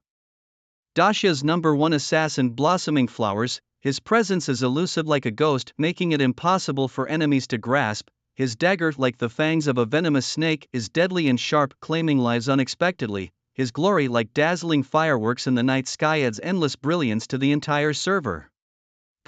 Tian couldn't help but spit out his coconut juice in laughter when he saw someone lavishly praising these 4 players. That's a bit of an exaggeration, he wasn't that outstanding yet, but deep down Tian felt quite thrilled. Currently, apart from the archer and tank classes, the top honors for the other 4 classes had already emerged. It seems that within Jotian, players of the archer and tank classes are fiercely competing to earn the top honor for their respective classes. After a satisfying meal, Tian was eager to return to his dormitory to log in and explore the new maps. But my buddy, unfazed like a pig not scared of boiling water, went to flirt with 2 beautiful receptionists, asking for their contact information. One of the receptionists, feeling helpless but quick-witted, pouted her red lips and said, "If you can get me a Jotian account, don't just talk about contact information, I'll be your girlfriend straight away." My buddy Liaofan was instantly electrified. Covering his face, he ran off shouting, "Wait for me, I'll definitely get it for you." Day, watching all this, shook his head speechlessly. By the time we got back to the dorm, it was already 9 p.m. Suddenly Liaofan turned to Day with a serious look. "Day, that beautiful receptionist was so pretty, I must win her over to be my girlfriend. There are a few Jotian accounts on sale online, each going for 550,000. Day, stunned, asked him, "So, what about it?" Liaofan slapped his chest. "I need to earn 550,000 in Jotian as soon as possible." Day blinked. "How much have you done so far?" Liaofan, now less confident, muttered, "Less than 100,000. Day pressed, "Be more specific." Liaofan's voice dropped even lower, like a deflated rooster. 2,900. "Not bad." Liaofan actually earned 2,900 in just 2 days, proving he's doing quite well in the game. Day patted his shoulder. "Excellent, keep it up." you'll get the 550,000 and the beautiful girlfriend too. Hearing Day's encouragement, Liu Fan's eyes filled with determination and resolve as if he could already see his happy future life. He believed that as long as he kept working tirelessly, he could earn enough money in Jiutian to fulfill his dream of having a beautiful girlfriend. Level up to 10 soon, and when you choose to come to Sangtian World, there might be surprises waiting for you. After saying this, Day lay down on the bed and put on his gaming helmet. Caught off guard by Day's words, Liu Fan exclaimed, "Wait, you sneaky kid, you haven't even told me what your name is in the game, what profession you are, and what level you are now." Day, laughing under his helmet, replied, "You'll find out when you reach level 10 and come to Sangtian World." This kid acting as if he's already level 10. Right now, there are only 4 players above level 10 in the entire server. Liu Fan stopped bantering and quickly logged on to continue his efforts. Ding dong, welcome back to Jiutian, have a pleasant game. Once Day logged on, he quickly located the position of Bianchuai City. This was not just a wild city, it was more like a decrepit village from ancient times, lacking proper walls and buildings. Since there are only 4 players above level 10 in the server, there were only NPCs around, no other players in sight. Day had already advanced to the next tier but hadn't learned the skills for it yet, planning to first find a profession mentor within the city to learn the skills. Stop. To enter the city for supplies, you need to pay a 10 silver coin entry fee. Just then, a guard NPC with big yellow teeth blocked Day's way. Really, players need to pay a fee to enter a city? Day was speechless, about to pay, when suddenly a voice filled with spiritual energy came through. A cold and stunning female assassin, dressed in black leather armor, slowly walked out from the city. She wore a set of black quality leather armor that clung tightly to her splendid form, showcasing her slender and graceful figure. In her hands, pale as white jade, she held a sharp dagger that flickered with a green light, its chilling aura enough to make one shudder. It was undoubtedly a weapon of no less than green quality. At this stage, the only assassin player who could appear here was Fanghua Sijin, the top-ranked assassin. She knew Bai Tian's ID by heart, indicating her awareness that no other priest player could be here except for the top-ranked priest. "Suit-san, you again. Always trying to collect entrance fees, you big yellow-toothed NPC," Bai Tian muttered, his expression briefly flaring with anger yet tinged with fear, only managing to glare fiercely at Fanghua Sijin. After reminding Bai Tian, Fanghua Sijin didn't linger. She gave him a fleeting look and walked past him, ready to head out and level up. "Thanks for the warning," Bai Tian called out to her retreating figure, but Fanghua Sijin had already vanished into thin air, disappearing completely. "Boy, you dare! You think you can enter the city without paying me 10 silver coins? I'll break your..." The big yellow-toothed NPC began, his face fierce as Bai Tian made to enter the city. But before he could finish, a sharp smack cut him off. A verdant green staff struck him hard across the mouth. With a grievous howl, he lost 685 health points, a tooth flying out as he collapsed to the ground, his mouth bloody. "Still want money?" Bai Tian's gaze was icy as he looked down at the NPC. True to Fanghua Sijin's description, the NPC was a bully who feared the strong. After receiving a blow from the staff, he shook his head frantically, his eyes darting around in fear. Even his title above his head changed from guard captain of Bianchuai to bluffer Zhang San. Bai Tian dared to attack the NPC firstly because of Fanghua Sijin's warning, and secondly, he remembered the system's notification upon his arrival that this was a lawless place, there were no rules. Did that mean he could rob NPCs if he became strong enough? This thought brought a mischievous smile to Bai Tian's lips. It seemed that after entering the map of the vast realm, the NPCs here were more sentient, not at all stiff, but rather lifelike, like Zhang San, whom Bai Tian had just beaten. Moreover, the expressions of some NPCs around him changed subtly after witnessing the incident. "What a curious thing," muttering to himself, Bai Tian wasted no more time and entered the city, eager to learn new skills and buy supplies to continue leveling up. As a notable figure, he had to stay ahead in levels and not let anyone catch up. The city of Bianchuai was truly dilapidated, lacking even a decent shop.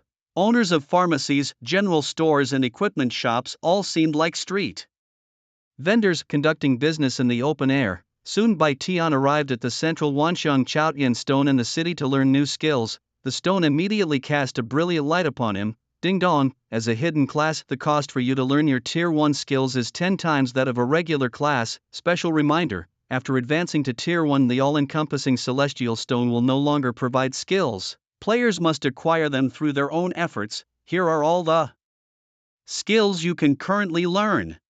The cost for hidden classes to learn skills is 10 times higher than for regular players, quite the rip-off. Bai Tian muttered under his breath. However, as soon as he saw the 4 powerful skills available to him, his minor grievance vanished instantly. Cold Abyss Shield, Grade D, consumes 100 mana points to summon the essence of the Cold Abyss into a divine shield lasting 10 seconds.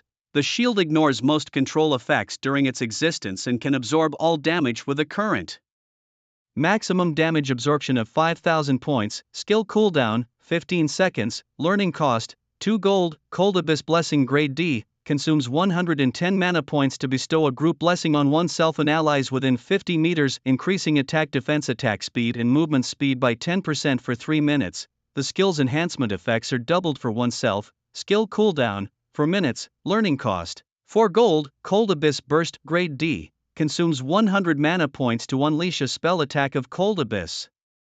Power at the target freezing and causing an explosion effect on targets with lower intelligence than the caster. The damage depends on the caster's attack power and intelligence bonus. Casting distance, 60 meters, skill cooldown, 6 seconds, learning cost, 4 gold, group healing Grade D, consumes 150 mana points to perform a mass healing spell on oneself and allies within 50 meters with recovery effects depending on the caster's attack and intelligence. The skill effects are doubled for oneself, skill cooldown, 6 seconds, learning cost, 8 gold, Cold Abyss Shield, Cold Abyss Blessing, Cold Abyss Burst. And group healing. These 4 tier 1 skills are all very powerful. Bai Tian is very satisfied and happily pays 18 gold to learn all 4 skills. Currently, Bai Tian has 119 gold, making him somewhat of a tycoon in the game, and 18 gold is no issue. However, recalling the system's earlier reminder, Bai Tian can't help but feel that this game is a bit too realistic. After advancing to Tier 1, all skills must be acquired by the players themselves with no places to learn them. This gives Bai Tian the sense that players in the game need to continuously train and strengthen themselves.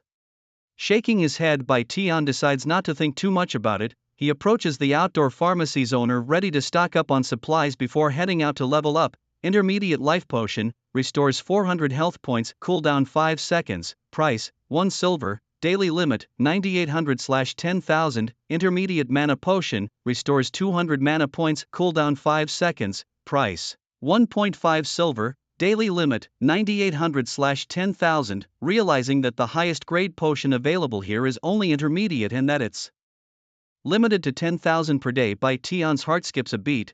Once most players reach level 10 and leave the newbie island, won't there be a shortage of potions for everyone? What happens when players have the game currency but can't buy the potions they need? Hey kid, are you buying or not? If not, scram. The potion seller, a hefty auntie weighing at least 100 kilos, had a terrible temper and was already scolding in broad daylight. Bai Tian, speechless, then asked, "Do you have any higher level magic potions for sale?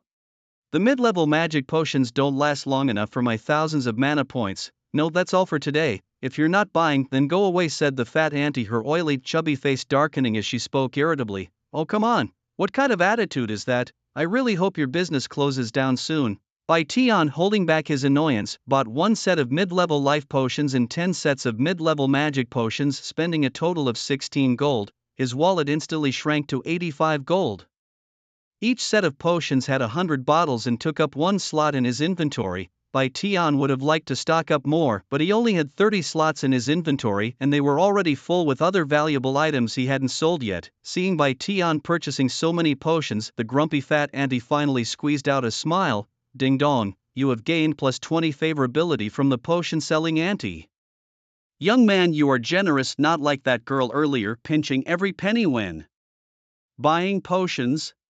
Suddenly, the fat auntie said, "Seeing how straightforward you are, I'll let you in on a secret. You think the potions I sell are of low level, right? 100 miles east there's a ruined temple where a monk who doesn't follow the strict monastic rules lives. It's said he knows how to concoct potions. If you can learn his alchemy, you won't need to come to me anymore." Bai Tian looked at her skeptically. Was she really being kind-hearted? But he still smiled at her and said, "Thanks for the tip, auntie. I'll definitely check it out when I have time." Seeing her suddenly frowning face, Bai Tian quickly corrected himself. "Thanks for the tip, sister. I'll make sure to visit." Pleased, the fat auntie smiled. "Such sweet talk, young man. Next time you come to buy potions, I'll give you a 10% discount." "Wow, that's really generous," Bai Tian commented dryly, then promptly left to level up. As Bai Tian walked away, a sly smile crept onto the fat auntie's face. Though Bai Tian was skeptical, he decided to just follow the direction she had pointed out while leveling up. If he really did find that unconventional monk and learned alchemy, making his own potions would certainly be more cost-effective than buying them. Maybe he could even make a fortune from it. After leaving the city of Baianchuai, Bai Tian soon entered a desolate plain. Suddenly several whooshing sounds came from behind. 3 streaks of earthen yellow energy burst from the ground. Behind him, an ambush by monsters. Bai Tian was keen to try out his new skill. He immediately burned 100 mana points to activate the Hanming shield. Instantly, a shield of black and white intertwined energy formed around him, absorbing all 3 incoming attacks. Damage absorbed: -543, -544, -545, 40x rebound, -21,720, -21,760, -21,800. After receiving 3 attacks, the shield of Cold Abyss only showed a slight ripple on its surface before absorbing all the damage, ensuring no health was lost. During the day, however, the 40x rebound effect was still in effect.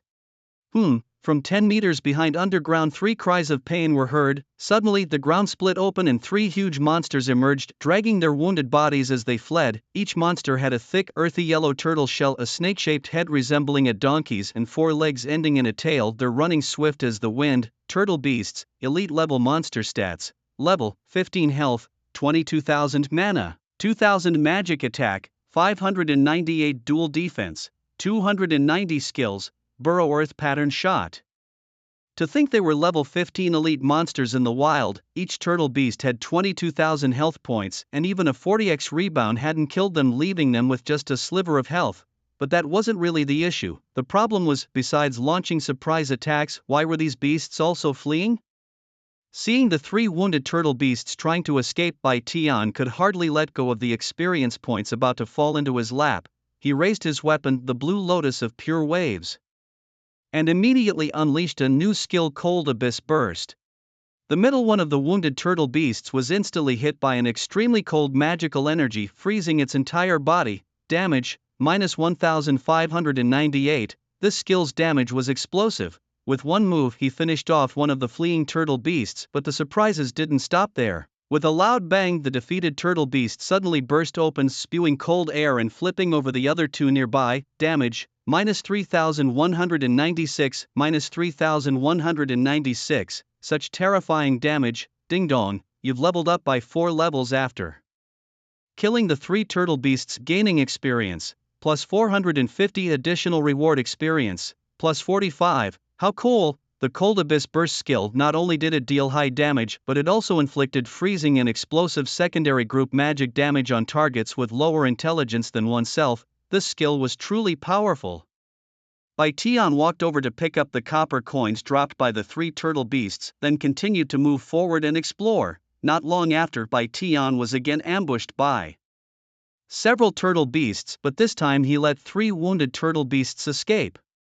That was really embarrassing. The Cold Abyss Burst skill was predictive, and this time when he used it he missed and didn't manage to catch any of the 3 wounded turtle beasts. The accuracy needs improvement. It seems he still needed more practice. But speaking of which, ever since leaving the newbie island, not only had the NPCs become more sinister, but even the monsters had become sneakier. These turtle beasts were not only capable of ambushes and fleeing, but they were also extremely slippery. In the following hour, Bai Tian encountered countless waves of turtle beast ambushes. Their burrowing skills made them virtually invisible when still. They would launch an assault on Bai Tian and then, after being hit and wounded, twist and flee. On this journey, at least 20 or so turtle beasts had escaped from Bai Tian's hands. However, thankfully Bai Tian was continually improving, and now he had achieved a 95% harvest rate against the turtle beasts. This marked a significant advancement in his skills and strategy, enabling him to capture and defeat nearly all the turtle beasts he encountered.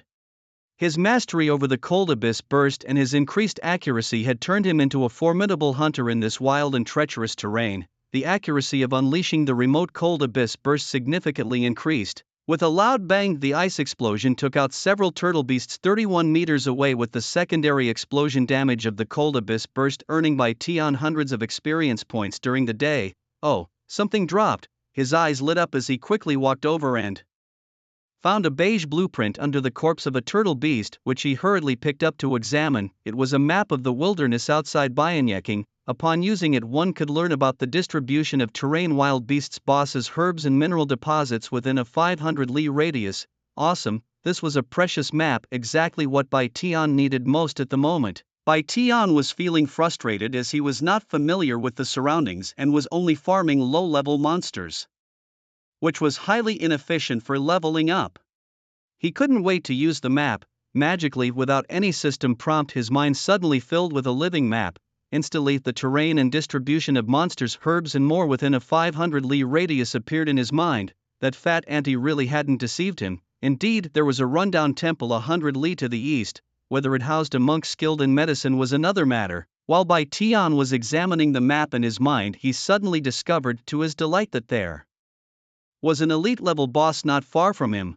Bosses provided high experience and drop rates, and once defeated would only respawn after a week. Such resources were definitely worth rushing for. Without a second thought, he quickly headed towards the location of the elite boss. It wouldn't be too late to look for the monk after dealing with the boss. Roar! As Bai Tian approached the vicinity of the elite boss, he suddenly heard a ferocious beast's roar in the distance. Had someone discovered the elite boss before him? He didn't even need to think about it. It must be the first female assassin, Fan Hua Sijin. This woman had actually appeared here faster than him. Was it just good luck, or had she also obtained a special map like him? Regardless, it wasn't good news for Bai Tian. However, one thing was certain: Fan Hua Sijin, an assassin taking on an elite-level boss alone, must possess incredible talent and exquisite skills. Just as Bai Tian hesitated whether to proceed, suddenly a figure swift as a cheetah dashed out from the dense forest ahead. It was Fan Hua Sijin, but her condition was not good. She was severely wounded and fleeing. Bai Tian's eyes sparkled. It seemed she couldn't handle the boss. Roar! At the same time, a snow-white creature resembling a giant white ape with dragon horns on its head and a 3-meter-long snowy tail, an ape-like boss, swiftly chased after her. Clearly, this was the elite-level boss, Fei Shui. Elite-level boss stats: level 18 health, 300,000 mana, 6,500 inch attack, 1229 physical defense, 499 magic defense, 501 skills, basic vampirism, terrifying roar, thunderstrike. This was indeed an 18-level elite boss, but at this moment this boss's 300,000 health points were already less than half, and its eyes glowed crimson as it furiously pursued the severely wounded Fan Hua Sijin. Darn it! With a curse, Prosperous Blossoms realized she couldn't outrun the boss. She was caught up in an instant. The boss, like a cannonball, smashed towards her, its arms hammering down like mallets, creating a storm of blows. She was doomed. Just when it seemed certain that Prosperous Blossoms would meet her end, she executed a stunning S-shaped maneuver. Barely alive, she successfully dodged the boss's terrifying strike. At the same time, she cleverly slashed with her dagger from beneath the boss. Critical hit on a weak spot. Minus 988, lifesteal, plus 593. Prosperous Blossoms, previously on the brink of death, had her health restored by half. Could it be that this woman had such a high lifesteal ability? It must be at least 60%. At this stage in the game, such a high lifesteal effect couldn't possibly come from equipment alone. It suggested that Prosperous Blossoms might possess a high-level lifesteal talent. Enraged by the missed attack, the boss leapt over 5 meters high, then crashed down like a boulder, its throat swelling intensely. Roar! The boss unleashed a terrifying roar, its fierce sound waves turning physical, spreading like a hurricane within a 20-meter radius. Such a powerful area attack left no room for evasion, even with Prosperous Blossom's exquisite footwork.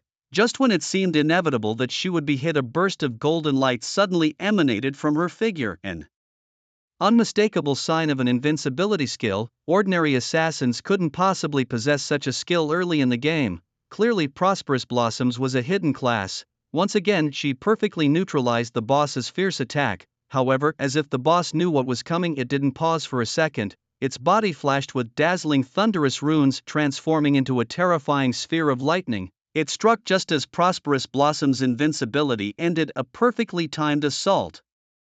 Such a relentless attack sequence would usually leave no chance of survival, but just as her invincibility wore off, Prosperous Blossoms pulled out a dark jade umbrella from behind with her left hand. With a loud bang, she, along with the umbrella, was brutally knocked back by the boss. Thrown 7 or 8 meters away, she hit the ground, yet miraculously survived with a sliver of health remaining. It seems her black jade umbrella had a high damage reduction rate.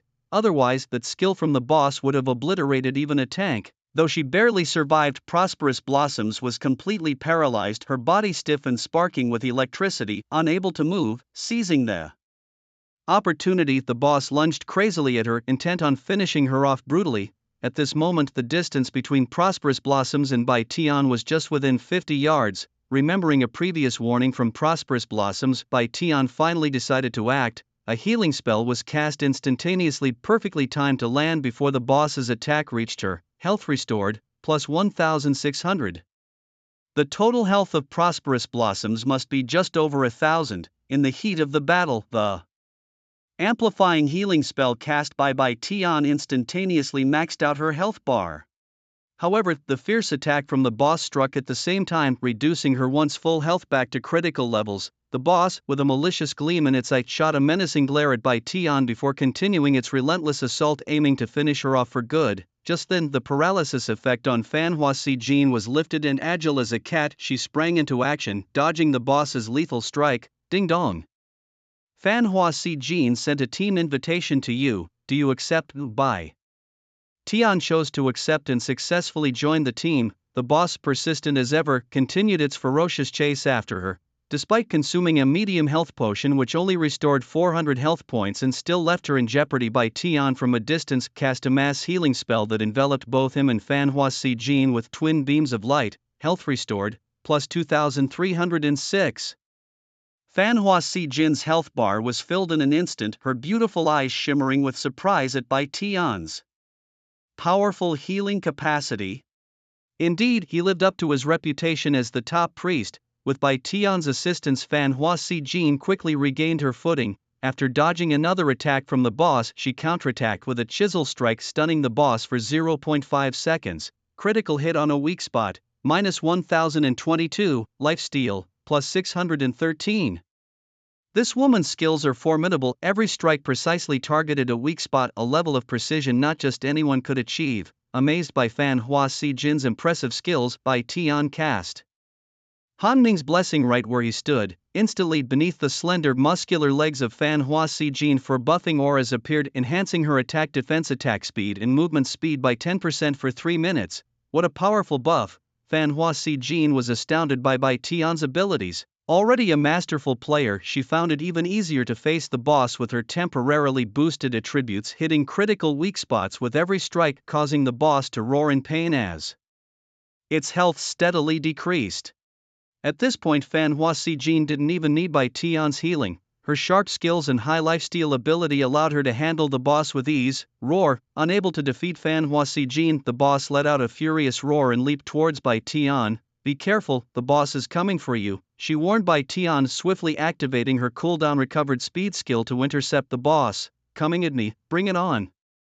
Bai Tian smirked, instantly unleashing the Han Ming explosion skill. This time he didn't embarrass himself, hitting the boss from 25 yards away. Damage, minus 1,121. A priest dealing such high damage? Fanhua Si Jin caught up with the boss, her eyes wide with disbelief. After all, this boss had a magical defense of 501 points. In the brief span of the day, she had encountered more surprises than she could count. Yet, Daylight himself was shaking his head in dissatisfaction. The absence of freezing and secondary explosive damage indicated that the intelligence of this boss was not inferior to his own.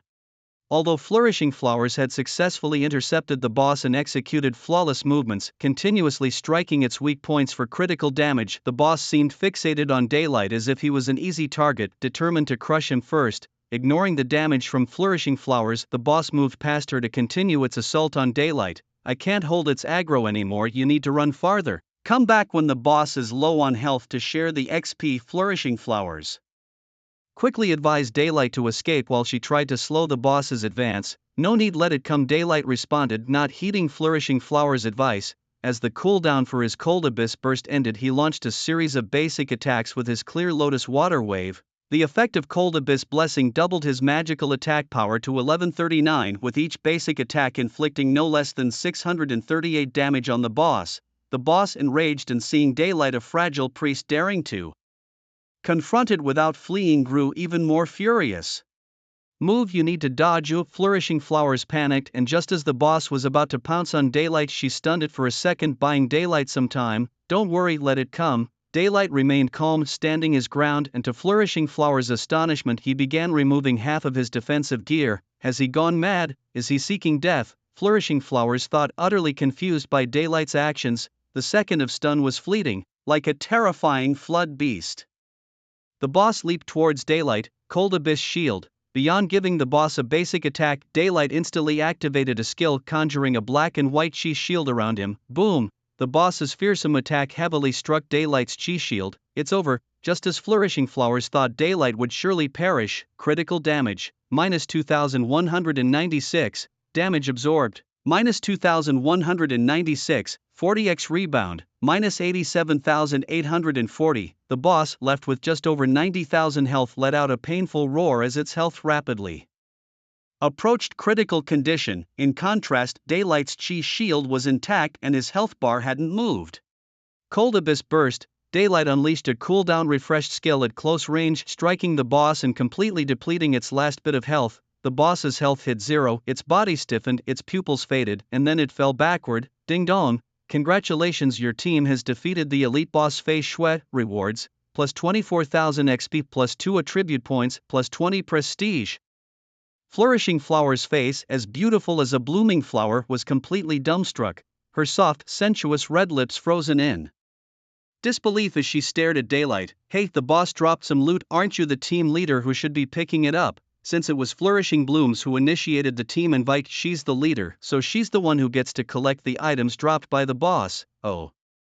Flourishing Blooms is no ordinary woman. She quickly realized her lapse, her cheeks blushing slightly, making her look stunningly beautiful. She clearly understood that being able to deal such explosive and abnormal damage during the day, her talent must be of a sky-high retaliatory level.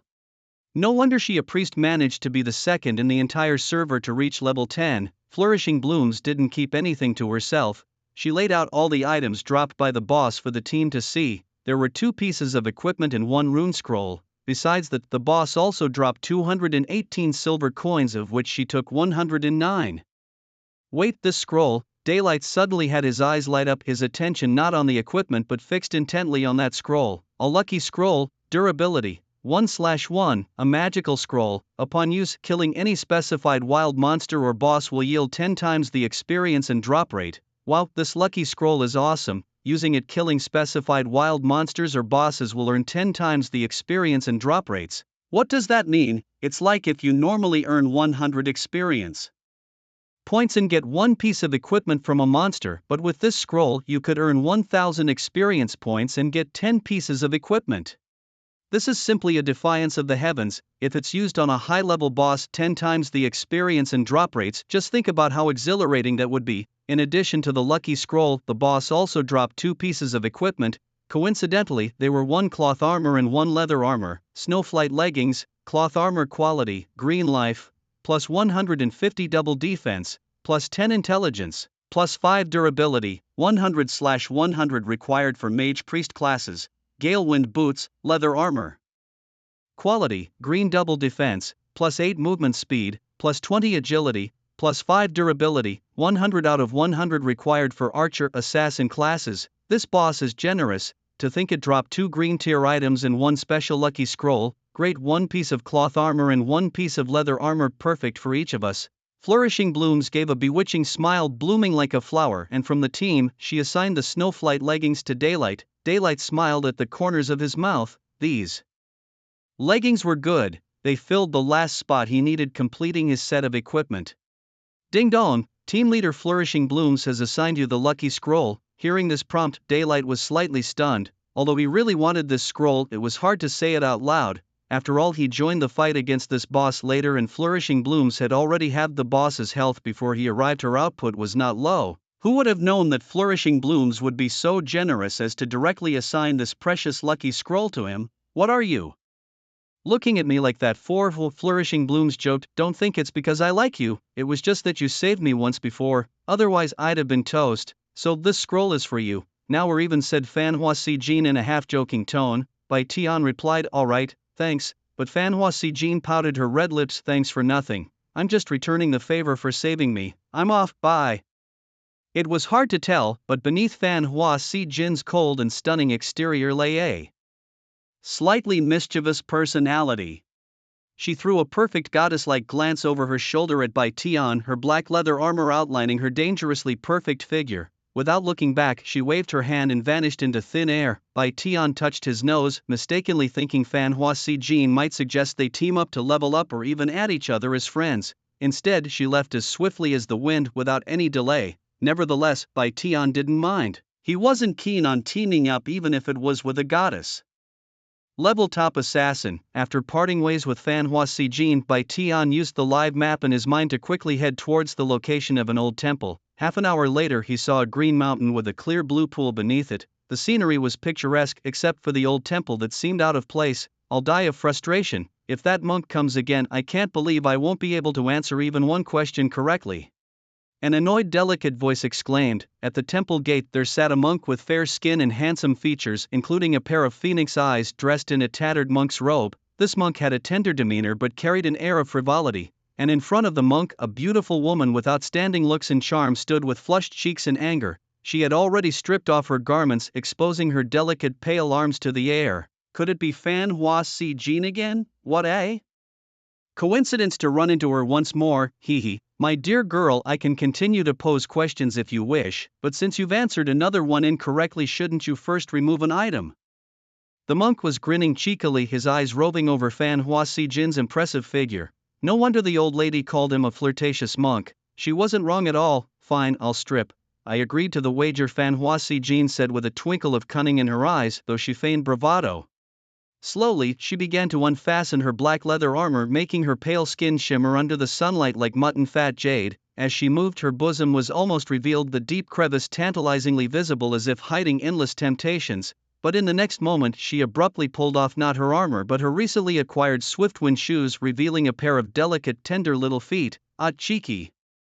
The monk pursed his lips, clearly disappointed that Fan Hua Si Jin had decided to remove her shoes instead. Obviously, Fan Hua Si Jin had intended to irk the monk. What's going on here? Bai Tian asked curiously. Seeing Bai Tian suddenly appear, Fan Hua Si Jin was first startled, then her face flushed with embarrassment, and soon after her expression shifted to one of surprise and joy. Splendid, you've come at just the right time. You must be here to learn the alchemy from this stinky monk too. Bai Tian nodded in understanding. It seemed that the hefty old lady had told more than just him about the flower monk's affairs. No wonder he had encountered the bustling scene twice. It turned out everyone was after the same thing. To learn the deceitful monk's alchemy, one had to answer his questions correctly. Cursed be his luck, he had already answered wrongly 3 times. One more mistake and... With a flush of embarrassment and anger coloring her beautiful frost-like face, Fan Hua Si Jin hesitated to continue. Oh, another one here to learn alchemy, huh? Pity it's not a pretty flower girl. The flower monk shook his head in disdain. Such discrimination between men and women. I sincerely came here to learn, master. Please give me a chance. Although Bai Tian really wanted to punch him, it seemed the NPCs in this game were getting more wicked by the minute, each with their own foul temper. Now that he was the one asking for help, it was better to keep a good attitude. The attitude is not bad. In that case, I will treat everyone equally and give you a chance too. If you can answer 2 of my questions correctly, I will give you an opportunity to learn the profound art of alchemy. Upon hearing the flower monk's offer, Fan Hua Si Jin barefooted quickly stood next to Bai Tian, her fragrance wafting over as she warned, be careful, his questions are twisted, and this guy is utterly detestable. If you answer a question wrong, you'll have to strip. But the flower monk interrupted her. Little girl, it's different for him. If he answers incorrectly, he doesn't need to strip, but he must pay me 50 gold coins per wrong answer. Bai Tian's brow twitched at this. A robbery indeed, a mistake costing 50 gold. Bai Tian would rather strip. The flower monk then glanced over slyly. What's the matter, unwilling? Innerly, Bai Tian was dying to chop him into pieces, but he had to maintain composure and managed a strained smile. Why would I be? But we should respect the order of arrival. She came before me, so let her continue first. Bai Tian wasn't foolish. Paying 50 gold a time was too costly. Better to let Fan Hua Si Jin go first and watch what kind of tricky questions the foul monk would ask. However, upon hearing this, the flower monk gave Bai Tian a lewd, knowing look. Disgusting. I'd rather not. I'll give the chance to you, said Fan Hua Si Jin with a disdainful glance at Bai Tian, thinking he had the same despicable intentions as the monk, wanting to see her stripped of her gear for his advantage. But heaven knows, Bai Tian had no such thoughts. He was just being cautious and sparing his gold. Alright, since the young lady is scared, you go first. After giving Bai Tian a suggestive wink, the flower monk announced, listen carefully, here's the first question. Bai Tian tensed, his ears perked up, alert with full concentration. What grows larger the angrier it gets. Hearing this, Bai Tian, who had been nervous, suddenly flashed a look of disbelief. Such a childish riddle? Without thinking, he blurted out, temper. The tea the flower monk was sipping sprayed out as he stared at Bai Tian in surprise and disbelief. Well done, lad, you've got some skills. It seems I need to bring out my real skills now. Question 2. What does my left ear look like? Asked the flower monk, pointing to his own ear and standing up to address the day. Beside him, the woman, as beautiful as a blooming garden, furrowed her brows and fidgeted with her hands, also pondering how to respond. The daylight, however, slightly curled up at the corners of his mouth, revealing a faint smile, and softly said, naturally, it looks like your right ear, master. His voice was not loud, but it resounded by the flower monk's ear like thunder. The flower monk, standing erect, was visibly shaken, his expression a mix of astonishment and defiance. You, he stammered, his eyes wide as he stared intensely at the daylight, as if wanting to split open his head to check inside. The woman, as splendid as a flowering landscape, suddenly looked at the daylight differently. Then a delicate and fragrant figure leaned closer, her dark hair brushing against the daylight's shoulder, tickling him. She whispered in a voice as low as a mosquito's, dazzling, let's add each other as friends, come on, add me. Being ambiguously approached by such an exquisite woman, the daylight felt uncomfortable and quickly stepped back. You rascal, with your intelligence, you indeed do not disgrace the Taoist art of alchemy. The flower monk acknowledged the daylight. Stinky monk, what does your teaching of alchemy have to do with Taoism? The splendid woman retorted, displeased. But the flower monk, unusually serious, smiled and said, young lady, Buddhism is Tao, and Tao is Buddhism. Just then the daylight suddenly received a mission notification. Ding dong, the flower monk has issued you a task. Catch a 100-year-old turtle from the Xiliang River 20 miles away. If the task is completed, the reward will be the innate art of alchemy. If failed, 50 gold will be deducted. Will you accept? The daylight, who came for the art of alchemy, naturally had no reason to refuse and immediately chose to accept. Seeing the daylight accepting the task, the flower monk grinned cheekily. Kid, pick a fatter turtle, the more meat the better, and the denser the patterns on the shell, the better. The daylight smiled slightly, nodding to show he noted the details. Seeing the daylight about to leave, the splendid woman immediately became anxious. Dazzling, let's add each other as friends. Seeing the daylight stunned, not having added her yet, she became even more anxious. It's an emergency, you can't just stand by and watch. Since the daylight had set his account to reject friend requests, she couldn't add him. If you help me, whatever conditions you have. Her tone was almost frantic. Finally the daylight, somewhat annoyed, interrupted her. Please, if you really want me to add you as a friend, could you turn off the reject friend requests setting? Realizing her oversight, the splendid woman quickly apologized. Right, I'm so sorry, I was too anxious. The daylight shook his head, added her as a friend, and then quickly left to complete his task. Not long after he had walked away, his friend list buzzed with the first call for help from the splendid woman. Dazzling, who was the king of beasts, Daylight replied, the zoo director. Soon after, she sent another request for help. Thanks a lot, help me again. What book can't you find in a bookstore? Daylight replied, oh well, it was a joke. Aside from his love for gaming, his greatest hobby was solving brain teasers. These tasks were a piece of cake for Bai Tian. Soon Fan Hua Si Jin sent an excited voice message. Thanks, all done, I owe you one. If you need any help, just let me know. Bai Tian smiled slightly, knowing he didn't have anything for her to help with at the moment. However, owing a favor to a top-level assassin like her wasn't a bad situation at all. Perhaps he might actually need her help in the future. With a mental map in his mind, the layout of the Xiliang River, located 20 li to the west, unfolded before him like a detailed painting. Bai Tian was not only familiar with the terrain of Xiliang River but also knew the distribution of monsters there like the back of his hand. He was aware that at the bottom of the Xiliang River there lurked a level 19 elite boss. This boss guarded a treasure chest in the wild along with several rare aquatic herbs. Thinking of these treasures made Bai Tian's heart race. He wanted them all to himself. He was worried that if Fan Hua Si Jin had the same task after finishing her quiz, it would be troublesome. Bai Tian did not want to share, thus he quickened his pace, his steps as fast as the wind, swiftly passing over the plains and through the forests, skillfully avoiding all the monsters he encountered along the way until he finally reached Xiliang River. Seeing the rolling river waters, his tension eased. Since Fan Huasi Jin hadn't come here, it meant her task was different from his. Bai Tian felt a secret thrill. Now he could enjoy the treasures beneath the river all by himself. Looking at Xiliang River, Bai Tian's lips curled into a slight triumphant smile. Boss treasure chest, magical herbs, here I come. Without hesitation he jumped into the river. Ding dong, you have submerged underwater. Speed reduced by 30%. Sustainable breath holding time is 1 minute 56 seconds. Exceeding this limit will result in drowning. Does it have to be this realistic? Bai Tian muttered under his breath, also quite astounded by the high fidelity of the simulation in Zhou Tian. Jumping into the water felt no different from jumping into a real river. The temperature and pressure of the water felt exactly the same. Fortunately, the Xiliang River was not too deep. Only about several meters, and a breath holding time of 1 minute 56 seconds was indeed sufficient.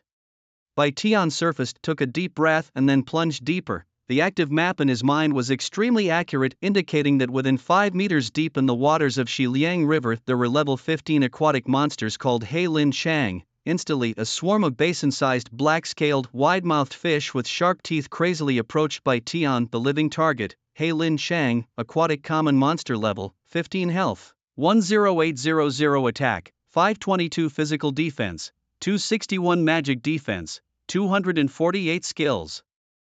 Bleeding Bite, He Lin Chang were gregarious monsters, at least 100 grouped together, attacking like countless water arrows toward Bai Tian. But Bai Tian was prepared, activating his greatly enhanced skill Han Ming's shield in the water, absorbing damage, minus 436, minus 437, minus 435. Hundreds of He Lin Chang crazily bit close, and at the same time at least a dozen He Lin Chang bit onto the Han Ming's shield. In a flash he dealt nearly 8,000 plus damage. However, during the day he remained unscathed, and not even the Han Ming's shield's aura showed the slightest falter. Normally, the Han Ming's shield could only absorb up to 5,000 points of damage before shattering, but this time he had burned 1,600 mana points to cast this skill. The Han Ming sorcerer's skill of conversion. When a skill is cast by burning multiple times the mana, its effects are exponentially amplified, thus this time the Han Ming shield could absorb up to 80,000 points of damage. This is what makes the Han Ming sorcerer class so formidable. As long as there is sufficient mana, there is virtually no limit to the power of his skills. At this moment he stood like a lone warrior deep in the Xiliang River. Under the strong protection of the shield, his presence emitted a cold aura, as if merging with the surrounding water elements. Around him hundreds of black-scale frenzies, devil-like, gathered with their teeth gleaming coldly as if they were about to tear him apart. But with an 80,000-point shield they could do nothing to him. The first dozen black-scale frenzies that bit him were instantly killed by a 40-fold rebound, turning into experience points. But these monsters were numerous and fearlessly kept rushing and biting, desperately giving him experience and stacking his mana. After over 100 black-scale frenzies were repelled, his Han Ming shield still had over 10,000 shield points left. He harvested a massive amount of experience and even increased his mana limit by over 100 points.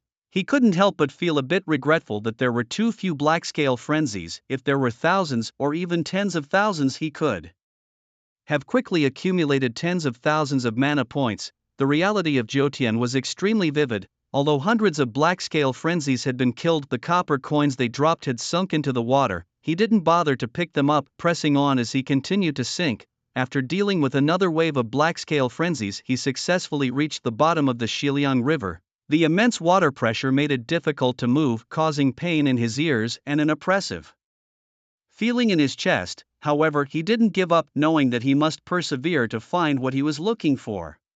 Suddenly he saw a figure under the sand and stones of the riverbed, a river rock the size of a tricycle moving quickly towards him. It was an old river turtle, underwater common monster, level 16 health, 13,000 attack, 511 physical defense, 299 magical defense, 288 skill, tough shell. It turned out to be an old river turtle, but unfortunately not old enough for 100 years, so he couldn't take it for a quest. The old turtle's attack was even lower than that of the black-scale frenzies. And with only one of them he had no fear at all. He raised his hand and swept out a basic attack, hitting the old turtle's stone shell. Damage, -425. The river bottom old turtle's defensive power combined with its tough shell passive was like a copper wall and iron barrier, greatly reducing his damage. Not only that, but it also struck with the force of thunder, heavily colliding with his chest, sending him flying back more than 4 meters like a cannonball. Damage, -425, 40x rebound, -17,000. The riverbed old turtle's health instantly dropped to 0 inch, its belly up, pupils whitened, lying cold on the riverbed. After consuming a mid-level magic potion earlier that day, to his surprise he found that this old turtle dropped a piece of equipment. Upon closer inspection, it was a thick shield densely patterned with turtle designs. Turtle shell heavy shield, armor class equipment quality, black, life, plus 200 double defense, plus 15 durability, 100/100. Requirement: Tank class. The health and defense bonuses for tank class equipment are truly substantial. Even a single piece of black gear was superior in attributes compared to his own green gear. Tian clicked his tongue in appreciation, stowed the shield away, intending to sell it for money. Moments later, Tian took down a few more riverbed old turtles, but as his breath holding time was reaching its limit, he had to surface to breathe, due to the environmental constraints of the river. Needing to surface frequently for air meant that although Tian was familiar with the layout of the Xiliang River, it still took him a considerable amount of time to reach the central part of the riverbed. In front of him, at the center of the riverbed, there was a huge natural river stone, as large as a square. In the center of the stone lay a massive creature as big as a truck, in slumber. That was the elite level boss Tian was searching for. Near the sleeping boss, in a hollowed stone, there was a chest covered in algae glowing like a pearl. Around the boss and the chest, several particularly robust riverbed old turtles patrolled back and forth. Tian immediately checked the basic information of these creatures and the boss. 50-year-old turtle, underwater elite monster level, 17 health, 25,000 attack, 613 double defense, 380 skills. Hard shell water pattern rush, ancient giant turtle, underwater elite boss level, 19 health, 380,000 mana, 6,000 attack, 1494 double defense, 580 skills. Hard shell devour crushing charge. Wow, the attributes of this boss are incredibly strong. Currently he only had a health of 1107, a mana pool of 7047 and a base attack of 906. Taking them down would definitely take some time. Moreover, Tian was a bit worried that the boss might flee any time. After entering the vast realm, even ordinary monsters would run away when the situation turned dire, let alone a boss. If the boss decided to flee later, he might not be able to catch up with it underwater. Better to play it by ear. Tian decided not to overthink, surfaced to breathe, and then dove back down. He immediately burned 240 mana points to apply a double effect blessing of Hanming, boosting his attack defense, attack speed and movement speed by 40%. His attack power instantly reached 1268, and he targeted the foremost clustered 50-year-old turtles, burning another 200 mana points to launch a double-powered Hanming burst, -2547.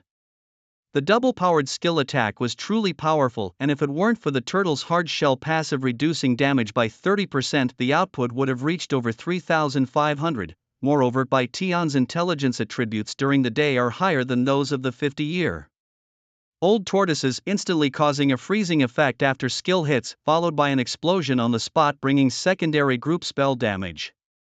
Damage, -5096 inch, -5096, -5096, -5096. The secondary group spell explosion damage through several other nearby 50-year-old tortoises a few meters away. So cool. Tian's eyes shone with excitement. Transformation is truly a divine skill. When his mana reaches an unbelievably high level, he can easily kill monsters above his level or even bosses without relying on rebounds. The power of skills enhanced by the mana burn during transformation knows no bounds. The higher the mana, the stronger the skill. However, currently Tian still needs to manage his mana consumption wisely for his skills, otherwise his endurance will seriously lag behind. As soon as Tian made his move, the commotion immediately alerted all the 50-year-old tortoises in the vicinity. Even the boss, as big as a truck in the middle, opened its eyes from its slumber. In an instant, at least 17 elite 50-year-old tortoises charged at Tian like rapids in the water. Tian, while drinking a medium magic potion, activated an enhanced version of the Hanming shield.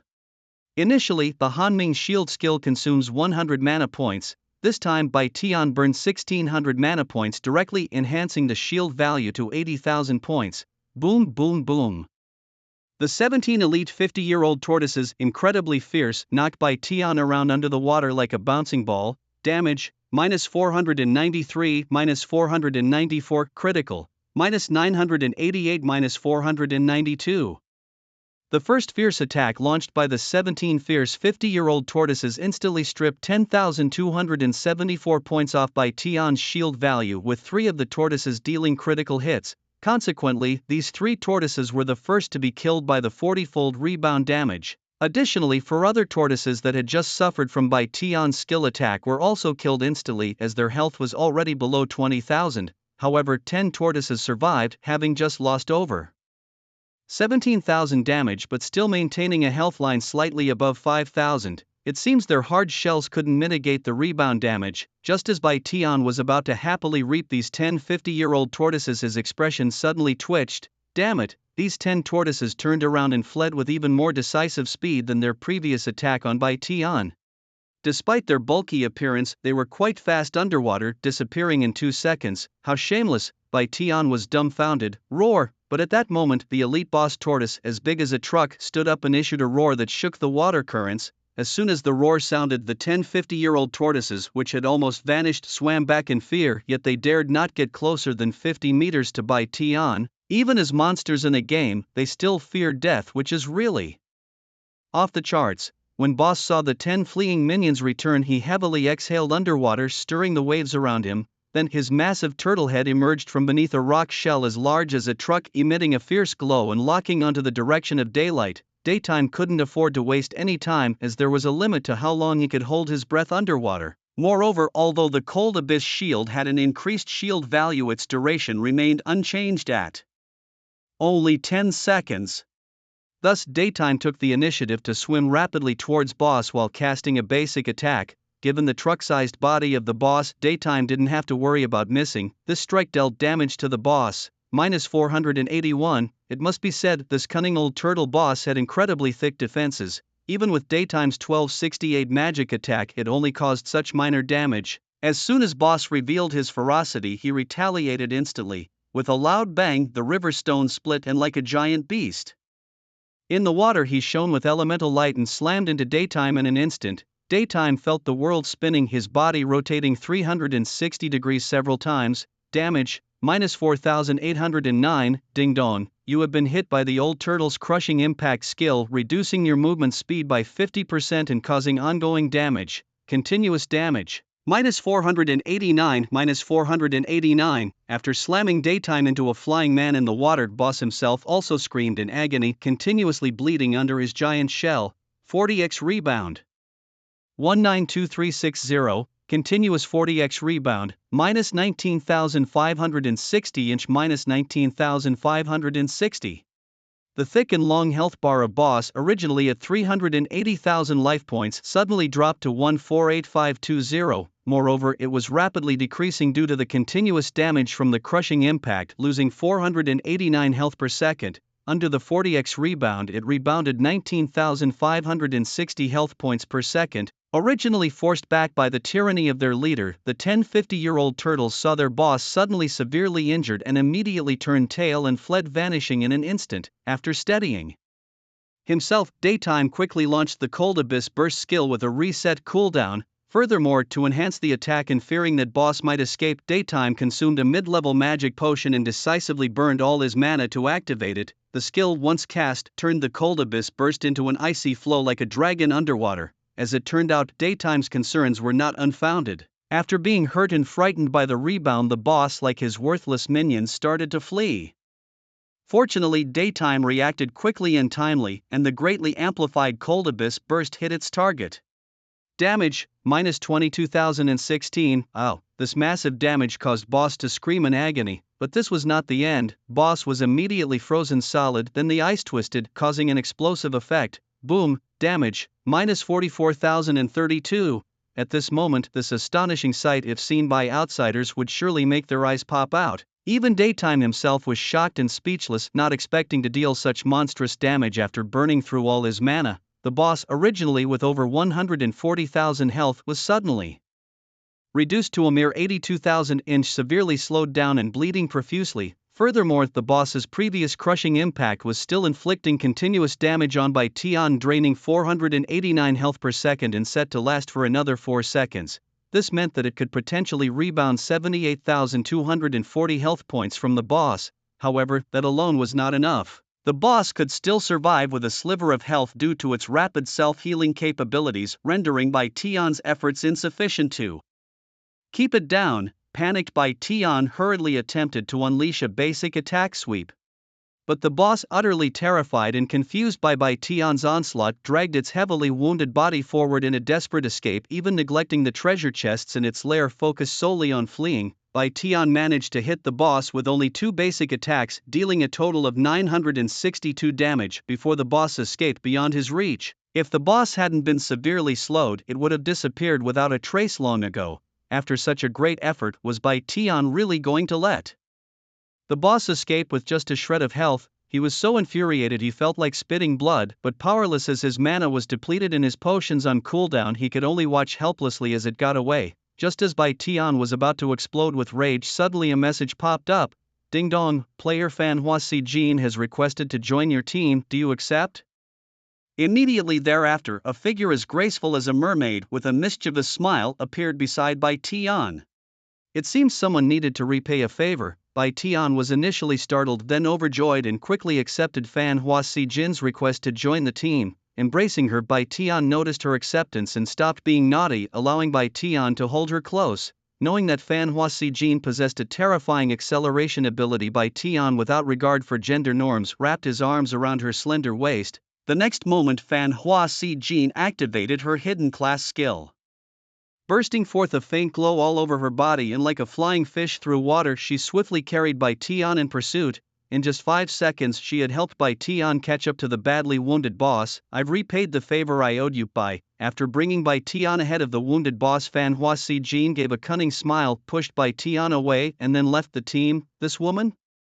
She had helped him immensely, yet chose not to stay for the experience share, leaving Bai Tian utterly astonished and giving him a new insight into Fan Hua Si Jin's character. Fearing the boss might escape again, Bai Tian did not dare delay. He quickly drank a medium magic potion, decisively threw a lucky scroll, and released a double-powered Han Ming burst, finally succeeding in completely depleting the fleeing boss's health. Ding dong, congratulations on defeating the elite boss, the cunning old turtle. With a lucky scroll bonus, you've earned 10 times the experience and drop rate. You gain experience, plus 600,000 additional reward experience, plus 120,000 attribute points, plus 6-inch reputation, plus 40. As the boss fell, a plethora of dazzling items fluttered from its corpse, including thousands of silver coins and several shiny gold coins, signaling a windfall indeed. Bai Tian laughed with excitement, sounding almost like a squealing pig eager to start his treasure hunting, or more accurately treasure snatching. The treasures were endless, he couldn't possibly gather them all. Ding dong. Your bag space is insufficient to hold more items. Just as Bai Tian was joyfully collecting items, this alert suddenly rang out, instantly souring his mood. What a mistake! The boss dropped so many items that his bag couldn't handle it all. Originally, Bai Tian planned to keep the equipment in his bag until he left the beginner's island after reaching level 10 with his characters in Splendid World and Jeweled Moon, but now that was impossible. Regardless of whether there were buyers, Bai Tian placed all the items in his bag, including the Tyrant's Shield skill books and strength gems, on the trading platform, selling them at the starting bid. This cleared out a dozen slots in his bag, allowing him to continue collecting items.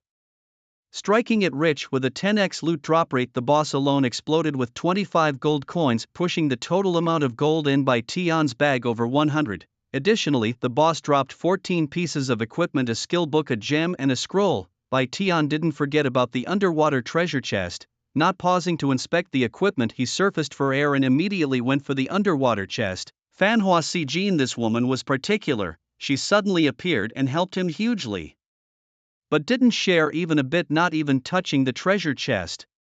This woman was a top-tier hidden class assassin. Bai Tian didn't know when she had appeared or how long she had been there, but if she had been slightly inclined, she could have stolen all of Bai Tian's hard-earned results, including the treasure chest.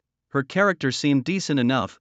they could probably become friends in the game. While retrieving the underwater chest, Bai Tian assessed her in his mind. Next, Bai Tian surfaced twice more to gather rare herbs from the riverbed. With only 30 slots, his bag was filled again, and Bai Tian had to hold 2 of the herbs in his hands. Staying in the water was very uncomfortable, but once he had gathered everything he wanted, Bai Tian immediately left the riverbed and went ashore. As for the century-old turtle needed for a quest, Bai Tian had already collected the entire boss's corpse ready to complete the task.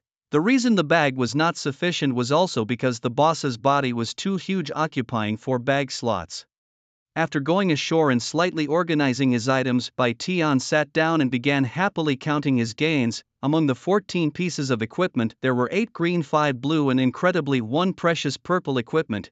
Bai Tian was so excited that he couldn't stop smiling. He immediately equipped the 3 green and 1 blue equipment suitable for his use, upgrading his arsenal on the spot. In the end, he only kept 1 blue and 1 purple equipment, listing the rest on the trading platform to save bag space. Xian bone necklace, leather equipment quality, blue attack, plus 78 strength, agility, constitution, intelligence, plus 20 durability, 200/200 usage conditions, level 12 and above. Shooter, assassin, turtle shell. Shen bao, leather equipment quality, purple attack, 712 strength, agility, plus 41 additional. Increases critical hit rate by 15%, durability, 400/400 required, level 16 or higher for archers. This purple quality tortoiseshell mystical bow has attributes that are frighteningly strong, capable of instantly elevating an ordinary archer into the ranks of high damage output. Unfortunately, it can only be equipped by archers of level 16 or above, so it might take a while to sell.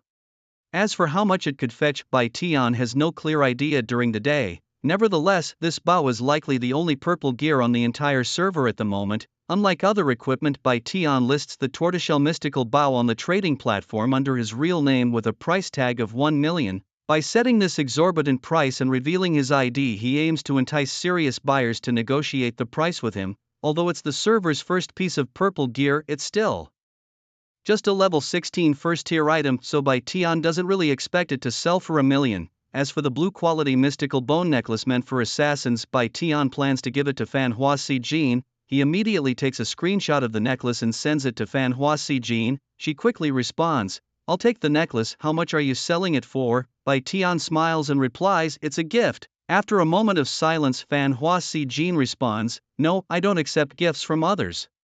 Either sell it to me for 50,000 inch or give it to someone else." This woman is both stubborn and proud. Bai Tian replies, "Why all the fuss? Without your help, the boss would have escaped. I'm giving you this equipment to thank you, nothing more." Fan Hua Si Jin insists, "Still no." Bai Tian is frustrated. This woman is so stubborn. She helped him greatly and yet insists on paying for a gift necklace. What does that make him? So he says irritably, "If you consider me a friend, just accept the necklace, otherwise I'll throw it into the Xiliang River." Fan Hua Si Jin doesn't reply again. Bai Tian, feeling speechless, messages, "I'm by the river now, coordinates 283:483. If I don't see you in 5 minutes, I'm throwing the necklace into the river." Perhaps Fan Hua Si Jin took Bai Tian's seriousness to heart, or maybe his words about friendship worked. She quickly replies, "Stop, you wastrel, don't throw away this lady's top quality necklace. I'll be there in 5 minutes. Seeing that she's willing to accept it, Bai Tian finally shows a slight smile and continues to check his other loot. Dominance boost, C-grade skill, uses 10% of health to activate dominance boost, increasing health by 50% and both defenses by 20%, lasting 30 seconds. Skill cooldown, 2 minutes. Learning requirement, level 1 or higher tank or warrior classes, level 2 magic gem. When set in equipment, it restores 2 mana points per second, can be removed and reset up to 6 times. After that it permanently disappears. Lucky scroll, durability, 1/1, a magical scroll. Upon use, killing any specified wild monster or boss will yield 10 times the experience and drop rate. Exciting. Bai Tian nearly jumped 3 feet high in excitement upon finding another incredibly valuable lucky scroll. The dominance boost skill book is also a good skill, likely to fetch a good price. Bai Tian immediately lists it for auction starting at 40,000. I graciously accepted the lucky scroll and freshly forged a level 2 magic gem into my weapon. From then on, during the day, I could automatically recover 3 mana points per second. Although the recovery rate was a bit slow, it significantly aided in my endurance. there was one final treasure chest under the water. It was time to open it. The underwater chest, upon opening it, would randomly grant an item of no less than blue quality with a very low chance of obtaining a purple item. Excellent, another mystery box to open right away. Ding dong, I received a purple special item, an Advanced Bag Expansion Stone. The Advanced Bag Expansion Stone, once used, it would add an additional 100 slots to my bag, just in time. I was just lamenting how small my bag was, nowhere near sufficient for my needs, so I hurriedly used the Expansion Stone. Instantly, my bag's capacity increased from 30 to 130 slots. Right after defeating the boss earlier, I had leveled up twice, reaching level 13, and I hadn't assigned my points yet. With the 2 levels gained, I received a total of 4 fixed attribute points and 25 free attribute points to distribute. After my class advancement, the free attribute points I gained with each level seemed to be based on my level. I'm not sure about other classes, but I had received 11 free attribute points when I leveled up to 11, and so on, including the 6 attribute points rewarded for defeating the boss. I now had 31 free attribute points to allocate. I decided to distribute them as 21 points to intelligence and 5 points each to stamina and agility, after allocating the points and swapping some of my gear for green items and a top quality blue item, the illusory ring, which I could wear from level 12. My current stats were as follows: character name, Brilliant class, Cold Abyss Sorcerer class advancement, all attributes increased by 30%, level 13 health, 1497 mana, 7757 magic attack, 1150 physical defense, 129 magic defense, 95 luck. For prestige, 400. As I admired the changes in my attributes, suddenly 2 server-wide announcements rang out. Ding dong, congratulations to the player Danfall from the Flying Eagle region for reaching level 10, leaving the Novice Island and becoming a first-class archer. As the first archer to advance in the Jotian game, Danfall was rewarded with level +1 luck +2 prestige +201 hidden class card. Ding dong. Congratulations to the player Sun God from the Kimchi region for reaching level 10, leaving the Novice Island and becoming a first-class tank. As the first tank to advance in the Jotian game, Sun God was rewarded with level +1 luck +2 prestige +201 hidden class card. Thus the first of each of the 6 Jotian server classes had appeared. Unfortunately, the first archer and tank had been claimed by players from other server regions, just as I was secretly regretting this. My necklace, walking towards me, was blossoming beauty, as ethereal as a snow lotus atop a glacier, cold yet radiant, sensual yet mysterious. With every step, she exuded an unstoppable allure, impossible to ignore. I had just given her the mystical bone necklace, and we were preparing to return together to Monk Hua to complete the quest. Suddenly everything went dark in front of him. The daylight was cut off abruptly, as if someone had pulled the plug on the game. Daylight, get up! There's a fire downstairs. His close friend's voice boomed with urgency like thunder next to his ear. Daylight quickly took off his gaming headset and immediately noticed a burnt smell permeating the dormitory. Looking through the window glass, he saw thick smoke billowing outside. What's happening? In a panic, Daylight quickly rolled out of bed. His friend replied, I don't know, but there's a fire downstairs. Hurry up, grab our gaming gear and let's get out. Daylight rushed to the window and his heart skipped a beat. Their apartment dormitory was 21 stories high and they were on the 19th floor. Below, people were anxiously staring up at the burning building. Although someone had already called the fire department, they were not going to arrive quickly enough. Forget the gaming gear, we need to find a way out, Daylight said urgently. He went to the balcony and saw that the fire had started from the 17th floor, with black smoke filling the sky, a bad sign.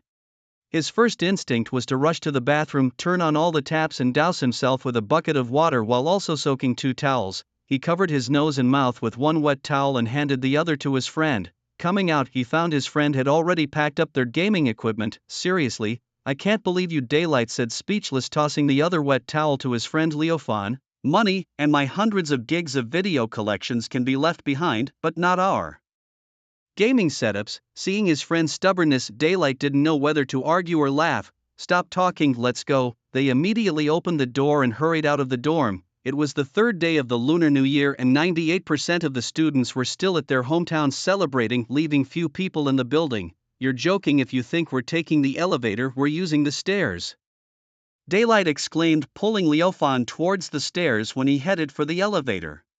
But when they opened the door to the fire escape, a blast of choking black smoke surged out. Without the towels over their faces, they would have been overwhelmed instantly. damn, as they saw the fire had reached the 18th floor with intense heat making it impossible to descend. Daylight quickly dragged his friend upstairs, running all the way up to the rooftop on the 21st floor. Reaching the edge of the rooftop, Daylight looked down and saw the fierce flames already reaching the 18th floor.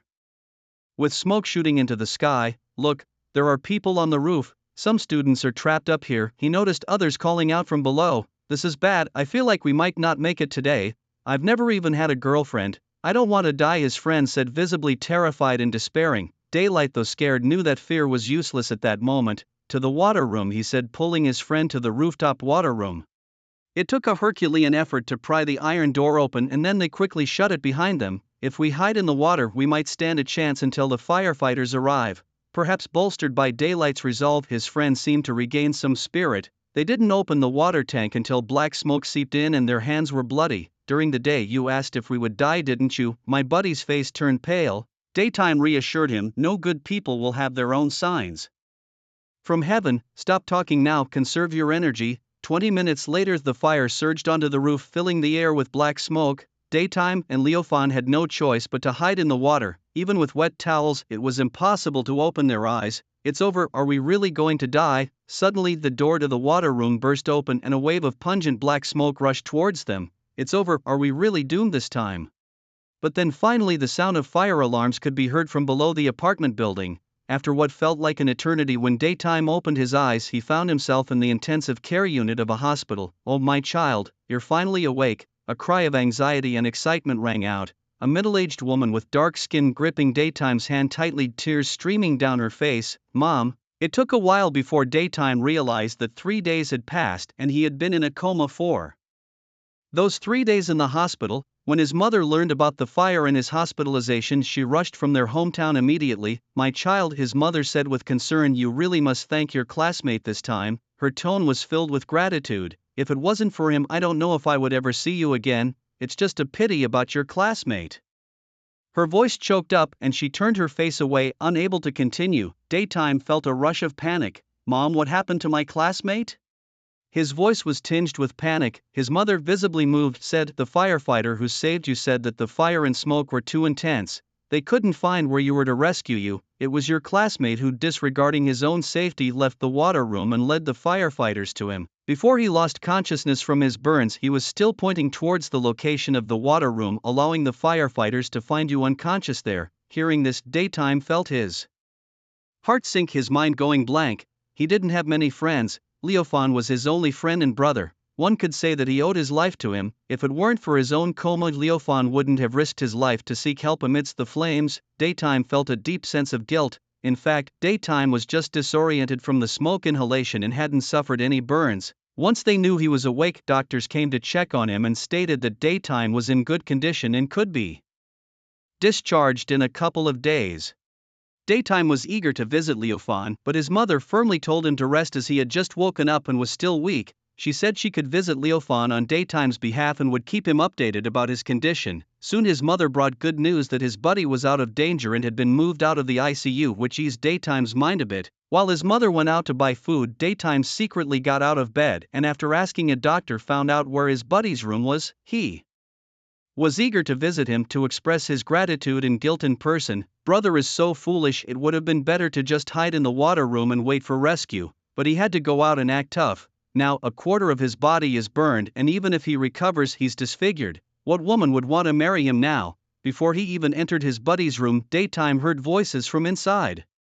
Bai Tian knew that Liao Fan had a younger sister who was 3 years his junior, currently a high school senior, named Liao Xian. "Well, I've inquired about it. If we want to give Fan the most advanced skin grafting surgery, it has to be abroad and that would cost millions. How could we possibly afford that?" A middle-aged man's sigh echoed. At this moment the cries of a middle-aged woman were heard. "Fan is too foolish, he risked himself to save his classmate, but what are we going to do?" Bai Tian's mood suddenly became as heavy as a mountain, feeling guilty facing Liao Fan's family. He knew that if it weren't for his own unconsciousness, his best friend wouldn't have taken such a big risk. "Brother, it's for saving me that you ended up like this. Don't talk about millions, even if it costs tens of millions, I'll find a way to get it for you to have you fully recover." Bai Tian did not go to see Liao Fan. Instead, he silently turned around and left the hospital.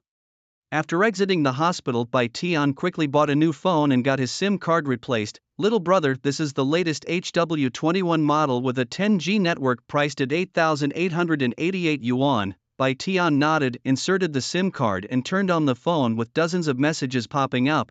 His eyes lit up immediately, and after paying the vendor with the new phone, he checked his account balance. Available balance, 1,865,148.2 yuan, 1.86 million yuan, although he hadn't been online for 3 days. From this balance, it was evident that the items he had put up for sale in the Nine Heavens game were probably all sold out. Bai Tian hadn't expected to make so much money. Suppressing his excitement, he immediately made a call and ordered a top-tier gaming pod worth 300,000 yuan from the Nine Heavens official website. At the same time, Bai Tian signed a lease online for a 3-bedroom, 2-living-room suite in the Shanshui high-end apartments near the school, with a yearly rent of 50,000 yuan. He paid in full at once. At this point, he still had 1.55 million yuan left in his bank card. Next, Bai Tian went to the bank and then returned to the hospital, knocking on Liao Fan's ward. The door was opened by a middle-aged man with a face full of wrinkles who asked, "Young man, who are you?" Bai Tian replied, "Uncle, hello, my name is Bai Tian and I am Liao Fan's roommate." Hearing Bai Tian's words, Liao Fan's father's expression briefly showed surprise.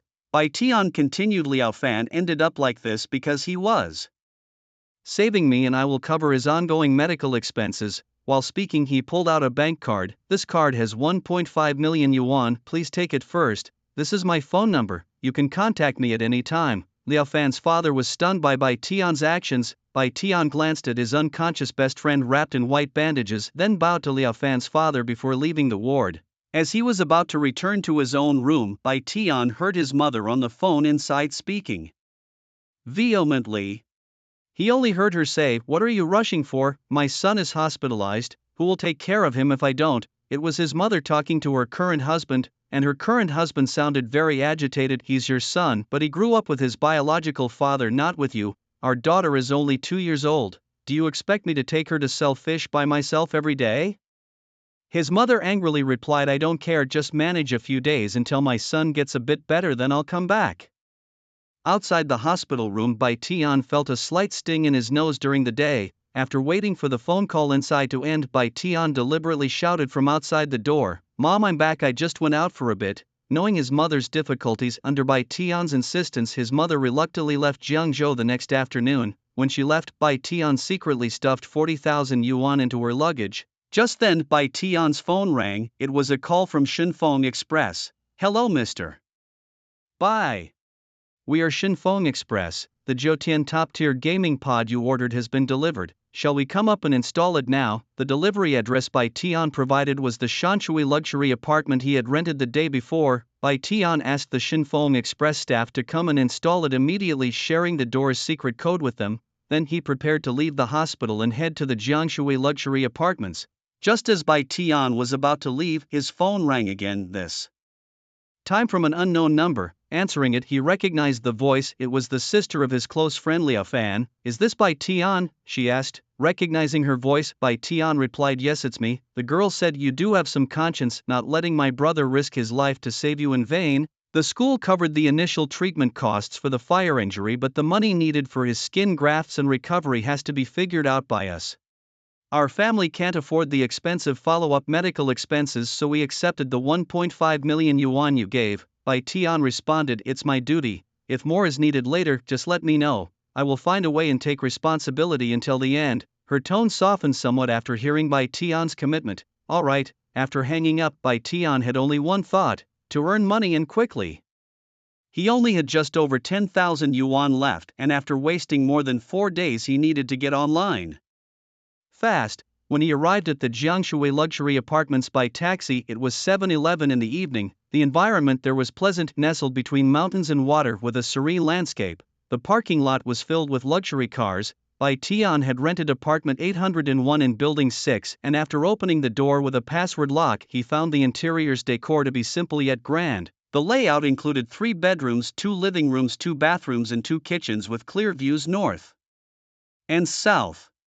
Each room featured large floor-to-ceiling windows that offered a panoramic view of the scenic outdoors. Bai Tian was very satisfied. he had rented such a large apartment naturally also to wait for his close friend to get better and move in together. The Shinfeng Express staff were very professional and had already installed the Jotian top-tier gaming pod in the master bedroom. Previously, Bai Tian had only received the most basic gaming login device from a scratch card draw. If he needed a replacement, it would cost 20,000 yuan. Spending 300,000 yuan on a top-tier gaming pod was extravagant, but the pod not only provided a superior gaming experience but also allowed players to game while sleeping. If one wanted to go even further, the pod could even supply a nutrient solution, enabling a person to stay online for 3 days and nights without logging off. Bai Tian now urgently needed to make a lot of money, as he would definitely have to spend a considerable amount of time in the game in the coming days.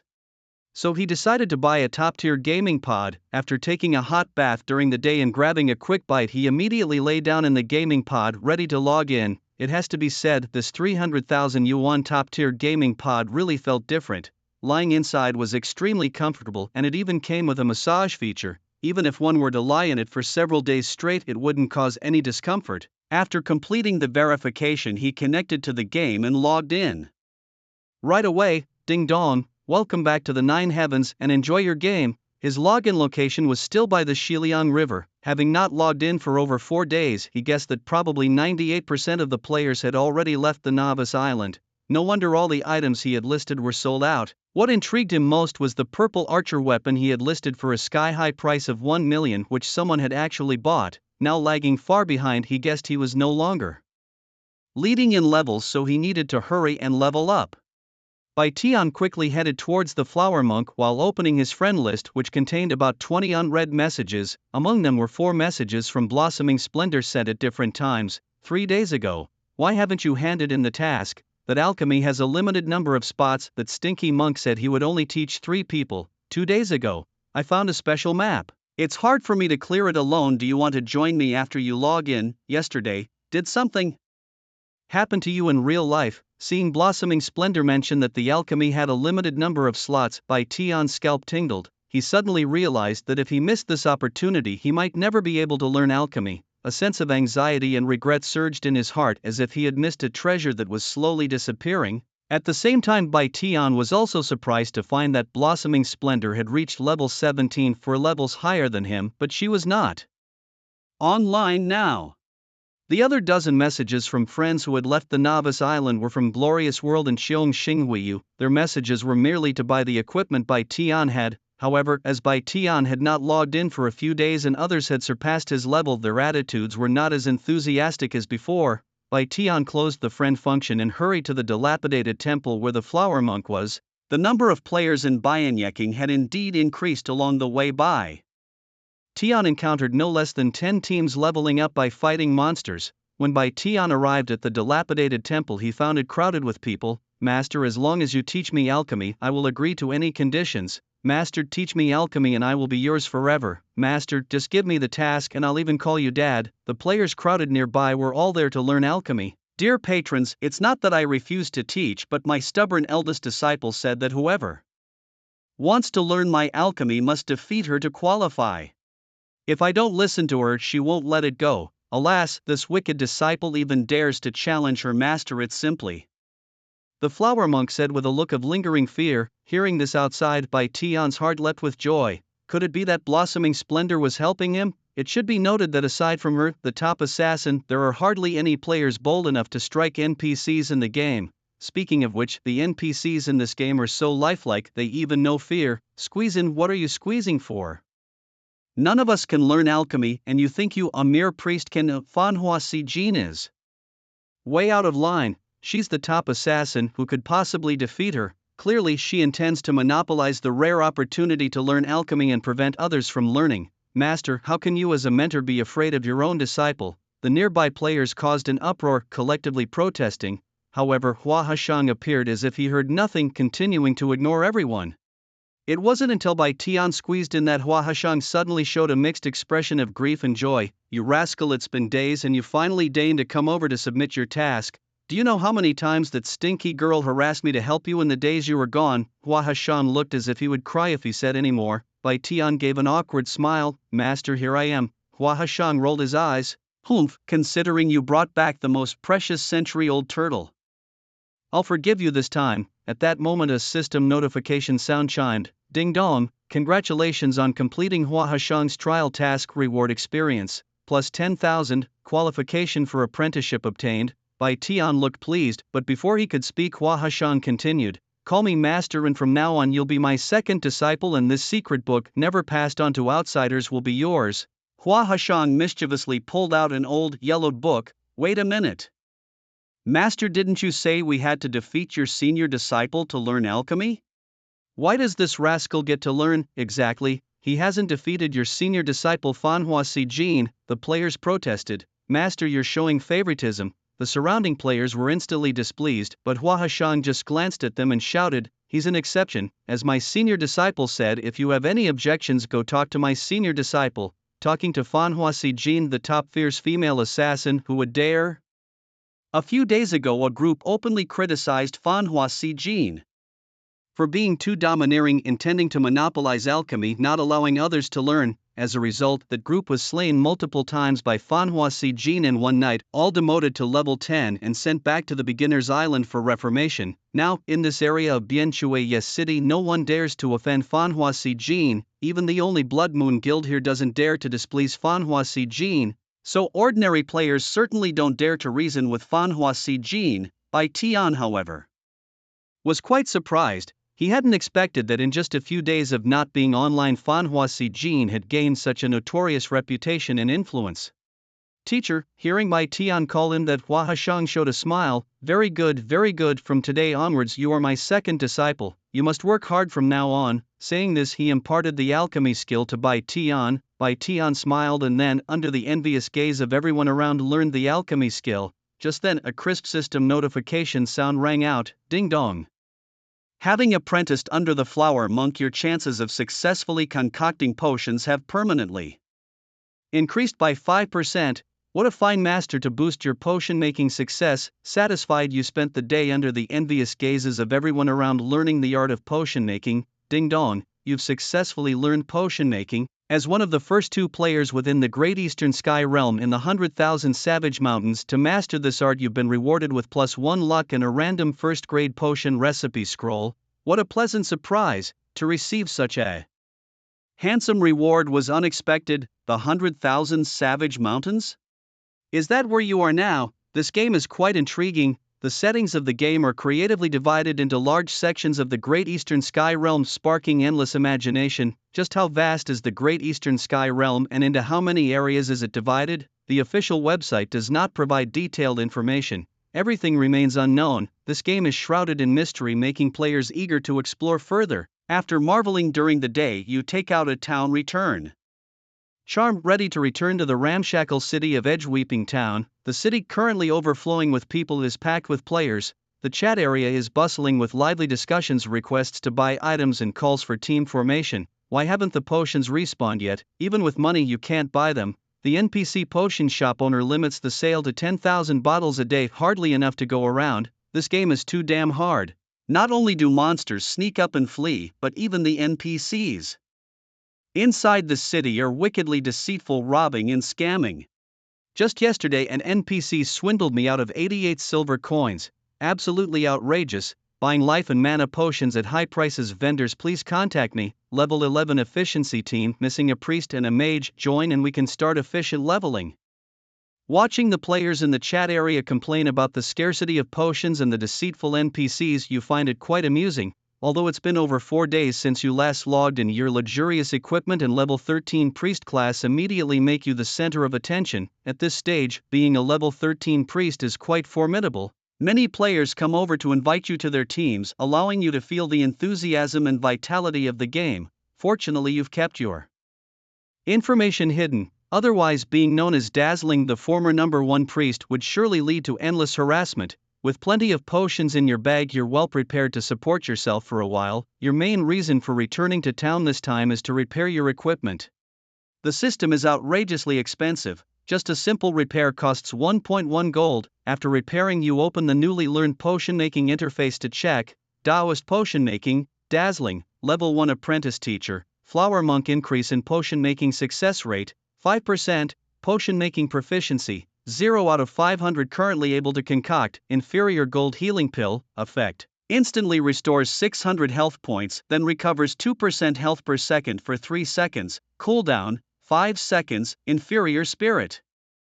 Revival pill, effects, instantly restores 400 mana and recovers 2% of mana per second for 3 seconds, cooldown, 5 seconds. This alchemy skill is simply too amazing, just starting out and I'm already able to concoct pills that far exceed the effects of intermediate potions. Oh, and the system just rewarded me with a first-grade pill recipe. I'll take it out and check it during the day. Blood fortifying bone strengthening pill. After taking this first-grade recipe it permanently increases Constitution by 10 points and automatically restores 1 health point per second. You can take up to 3 at the same time, any more would be ineffective.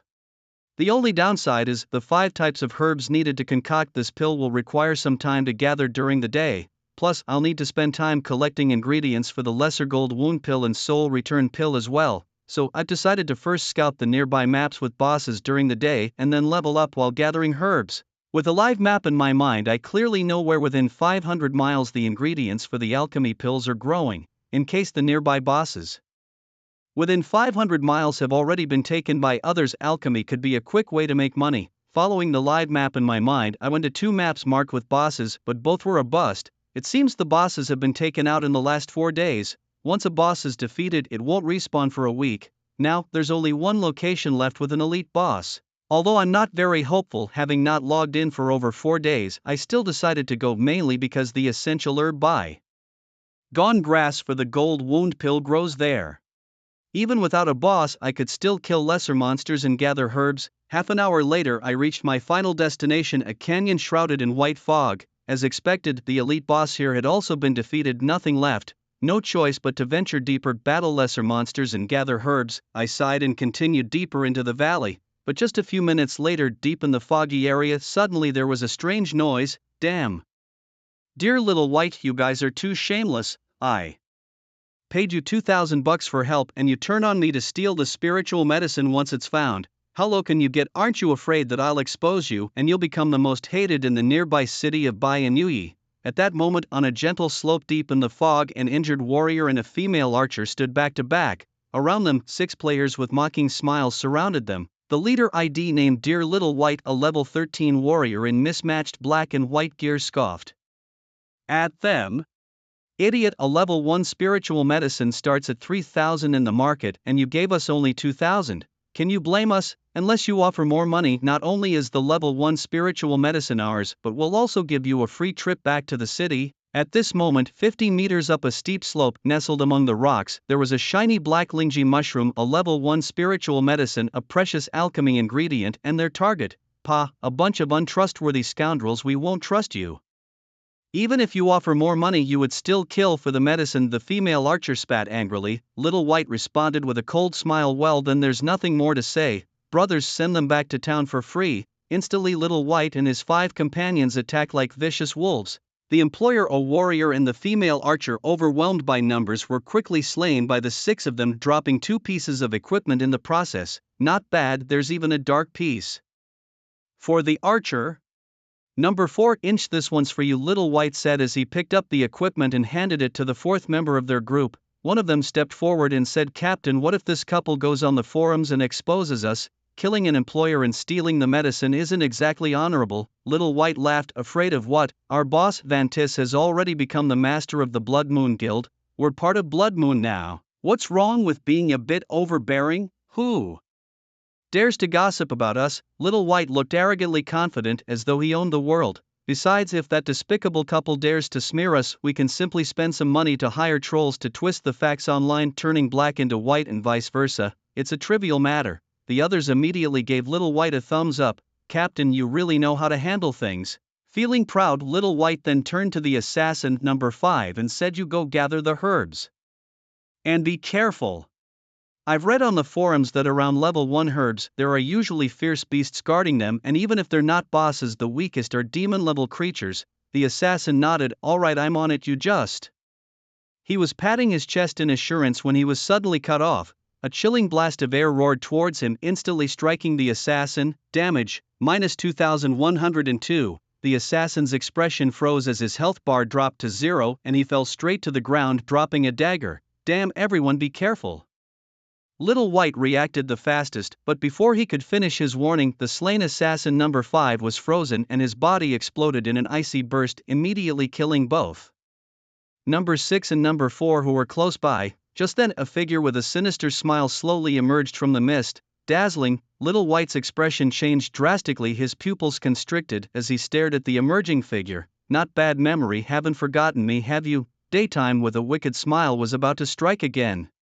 Little White screamed, dazzling, back on Newbie Island, although we ambushed you, you killed us all in return and we gained no advantage. Why hold a grudge? To tell you the truth, we are now the only guild members of Blood Moon in this region. If you kill us all, it's a provocation to Blood Moon you. Daytime couldn't care less to hear him out, executing a long-range basic attack dealing 971 damage, instantly killing Little White. Seeing this, the remaining two, a tank and a mage number 2 and number 3, showed ferocious expressions and attacked Daytime together. The tank launched a charge skill while the mage cast a large fireball spell, both targeting Daytime. With a slight curl of his lips in the daylight, a black and white aura shield emanated from around him as he activated the Cold Abyss shield. The tank's charge came crashing in. Damage, minus 67, stun control ineffective, 40x rebound, minus 2680, the fireball spell inflicted damage, minus 211, 40x rebound, minus 8440. Daylight was about to strike the close-range tank with his Azure Wave Pure Lotus, but instead the tank and its companion mage were instantly killed by the rebound. Was this game not challenging enough? Daylight touched his nose, feeling somewhat bored. He had thought the tank with its sturdy build and low damage could entertain him a bit longer, but it too was instantly killed by the rebound. But it was to be expected since the tank was only level 12. Even with all attributes added to vitality plus the equipment it wore, its total health was at most 2000. It couldn't withstand the 2680 damage rebounded by Daylight. Daylight slightly twisted his lips and began collecting the items they dropped. There were 7 pieces of equipment, 2 white and 5 black, all of them mediocre. Daylight couldn't be bothered to store them in his bag, so he directly listed them on the trading platform to sell for cash. Nowadays low-level equipment depreciated severely. The common white items could fetch at most a few $dozen each, while the black ones could still sell for 100 or so. Daylight then turned his attention to a level 1 Ganoderma on the slope.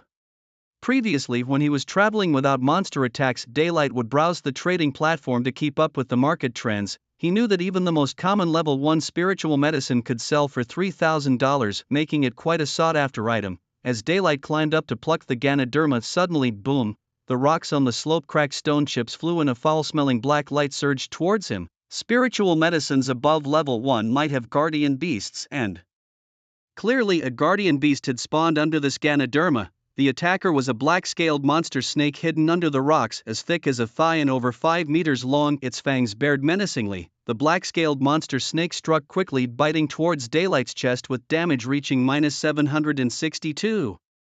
You are poisoned. Both defenses reduced by 10%, losing 1% of blood per second, lasting for 10 seconds. Black-scaled monster snake, demon level, monster level, 18 health, 60,000 attack, 891. Both defenses, 450-inch skills, deadly poison, entangle. It was an 18th level demon class monster, no wonder the damage was so high. Daylight took a bite but remained unflustered, raising his hand to cast an enhanced healing spell, instantly restoring his health to full. Meanwhile, the black-scaled monster snake, having bitten him, instantly lost over 30,000 health due to the rebound. Additionally, the poison effect caused Daylight to continuously lose health, and the black-scaled monster snake also suffered from the continuous 40x rebound. The snake, having lost half its health in an instant, opened its fangs wide and its long body swiftly slithered over, trying to entangle Daylight. But Daylight was not interested in wasting time with it. A power-enhanced frost burst severely injured it, freezing and then exploding a second time, followed by several more basic attacks. This demon-level monster snake, a dangerous creature for most players, instantly lost its vitality, its health depleted to 0, and it stiffly fell down the slope. After dealing with the black-scaled serpent, Tion managed to smoothly acquire a level 1 Ganoderma herb. To his delight, this particular Ganoderma was one of the required ingredients for the bone-melding blood fusion pill recipe. Suddenly, the 5 missing ingredients he needed were all in his grasp, an unexpected gain indeed. Bai Tian knew well that where there were spiritual herbs, there were likely more nearby. He decided to stay in the area to farm creatures for Bai Gon Chao while searching for other level 1 spiritual herbs. As for the group led by the player known as Dear Little Bai, Bai Tian was not the least bit afraid of their retaliation. In fact, he almost hoped they would bring more people. It would give him the chance to kill them and loot their equipment, which was much faster than hunting creatures. At this moment, the 6 players previously defeated by Bai Tian were cursing him thoroughly back in the city, having forgotten that it was they who had ambushed Bai Tian near the newbie village earlier, creating this grudge. They also overlooked their own previous dishonorable actions of outnumbering others, killing employers, and stealing spiritual herbs. After cursing Bai Tian, Dear Little Bai immediately contacted their leader Vantis, saying, "Boss, I've spotted Chuek and that fool is also at Bianchwai City." At that moment, Vantis, who was teaming up with the vice president of the Blood Moon Guild leveling up in a high-level map, paused. "Chueken," a cold light flashed in Vantis's eyes. "I used to fear you, but things have changed. You've dropped off the level rankings while I have gathered a strong group of brothers under me." Vantis thought smugly to himself, "It's time for revenge, and I'll use your former reputation as the top priest to establish the might of Blood Moon." Perhaps intimidated by Bai Tian's strength, no one dared to trouble him as he farmed in the canyon for 2 hours. Bai Tian enjoyed the peace. He continued farming monsters and collecting herbs. By this time he had gathered 6 sets of Bai Gon Chao, more than enough. Just as he was about to change locations to collect another type of herb, he suddenly smelled a unique fragrance in the air. Following the scent through the foggy canyon, a sudden gust of wind revealed the source. A huge dark-patterned magical butterfly descended from the sky. The fragrance was emanating from this creature, a demon spot butterfly. It was a master-level monster with high stats and a weakening attack that rapidly decreased Bai Tian's health. Despite the attack, Bai Tian did not retaliate immediately. Instead, he cast a double amplification blessing on himself, preparing for the confrontation. Immediately my attack, defense, attack speed and movement speed all increased by 40%. I had not used this skill before because during the day I was afraid that my high defense would affect the 40-fold rebound effect. Taking advantage of the daytime to boost my status, the demon-spotted butterfly attacked again. Damage, minus 590 with 40-fold rebound, minus 23,600. The demon-spotted butterfly shrieked in agony, its health dropped to 0, its body exploded, and it fell to the ground dead. Ding dong. You have leveled up to 5 by killing the master-level monster, the demon-spotted butterfly, gaining experience. Plus 540 additional reward experience, plus 108. The experience gained from this master-level monster was decent, and it also dropped several copper coins. Based on the daytime experience, once a master-level monster appears on a certain map, their numbers are definitely not few. Moreover, there is a high probability that a boss-level monster will appear nearby. Could it be that this canyon still harbors an unmarked hidden boss on the live map? With this thought, my eyes lit up. During the day my spirits lifted and I continued to explore forward. Next, every so often I encountered one or even several demon-spotted butterflies ambushing me. These master-level demon-spotted butterflies are generally beyond the capabilities of ordinary teams. It's just a pity that they encountered me, a hidden priest class. 10 minutes later I was surprised to find that there was no more fog ahead and my vision cleared up. The surroundings began to fill with the chirping of birds and the fragrance of flowers, and the number of growing Bai Gon grass increased. Ding dong, congratulations player, splendid, you have discovered a hidden map. Indeed, this is truly a hidden map not marked on the live map. The chances of encountering a boss here have greatly increased. I became excited. Continuing to explore, I took each step carefully, afraid of missing any important clues. My eyes were as sharp as an eagle's, not missing any detail. Suddenly my eyes brightened and I spotted a vine-like medicinal herb resembling a climbing tiger but fiery red in color, growing on an ancient tree that seemed as mighty as a coiling dragon. Ah, a medicinal herb, Jishuetang, a level 1 medicinal herb. This is exactly the second ingredient needed for refining the blood-strengthening bone-fortifying pill. Awesome. I was in a great mood, but an even bigger surprise awaited. My gaze trembled and I suddenly saw a palm-sized demon-spotted butterfly slowly flying onto the Jishuetang. This little demon-spotted butterfly was extremely unusual. Young demon-spotted butterfly, a wild creature that can be captured. Level 1. Killing adult demon-spotted butterflies might drop demon-spotted butterfly seal cards, which can be used to capture a level 1 young demon-spotted butterfly as a pet. Wow. A pet? It's been a week since the public test of 9 heavens, but I haven't heard of anyone having a pet yet. My luck has exploded. If I capture this little demon-spotted butterfly as a pet, it will be the first pet in the entire server. I don't know how useful it will be, but as the first pet, its value will definitely not be lower than the purple bow I sold. Thinking of this, my palms started trembling with excitement. I haven't yet obtained a demon-spotted butterfly seal card, so I won't touch this little one for now.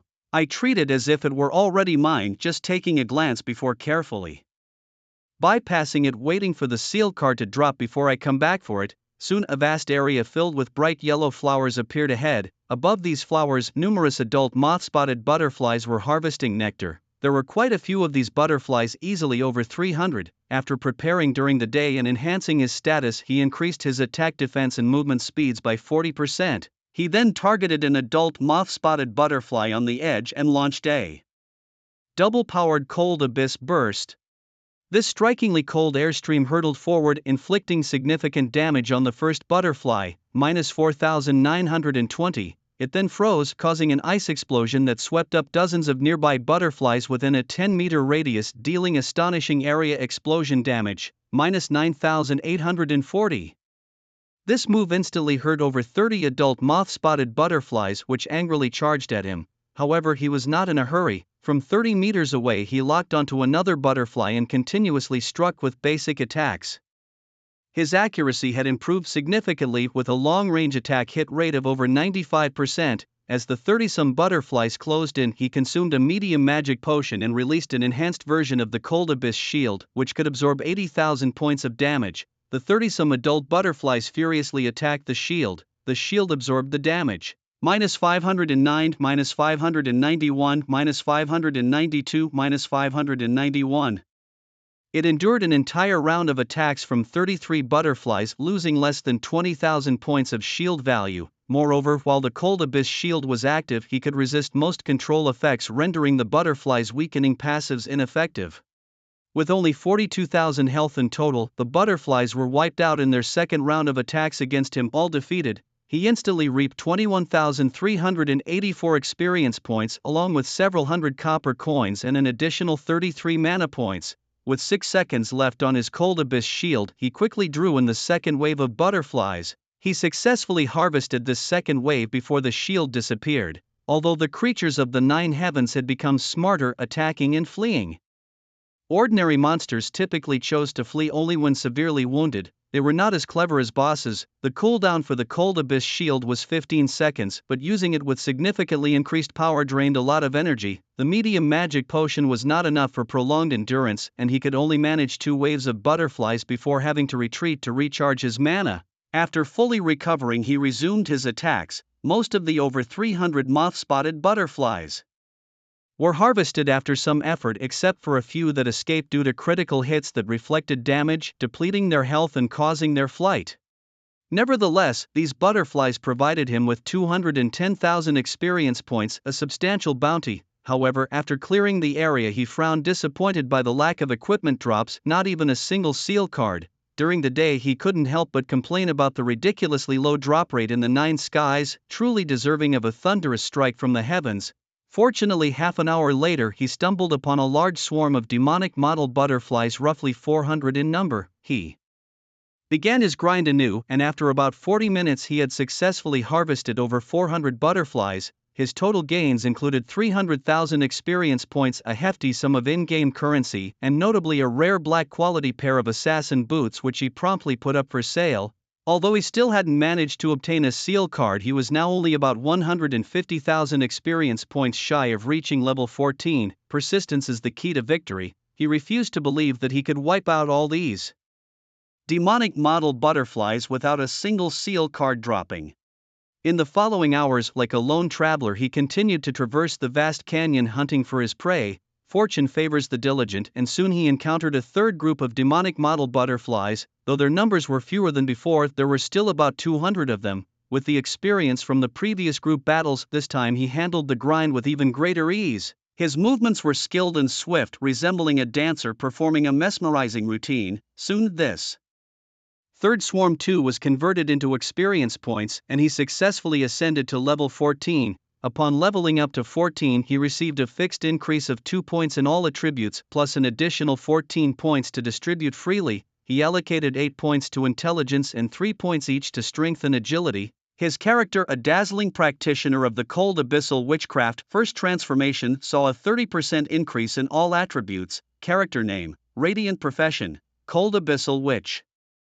First transformation level, 14 experience, 2451/10368000 health, 1547 mana, 10657 magic attack, 1180 physical defense, 134 magic defense, 96 luck, 5 reputation. 400. Having leveled up, he gained substantial attribute boosts, but the experience needed for the next level made him click his tongue in astonishment. Although leveling up past level 10 didn't double the experience requirement as it did before, it still increased by 50%. Leveling up would only get tougher. He shook his head and began to clear the corpses of the demonic model butterflies. Just when he thought he would be disappointed again, he flipped over a butterfly corpse and found, mixed among the copper coins, a chilling green ice-cold card. His eyelashes fluttered as he quickly picked it up to inspect it. It was a demonic model.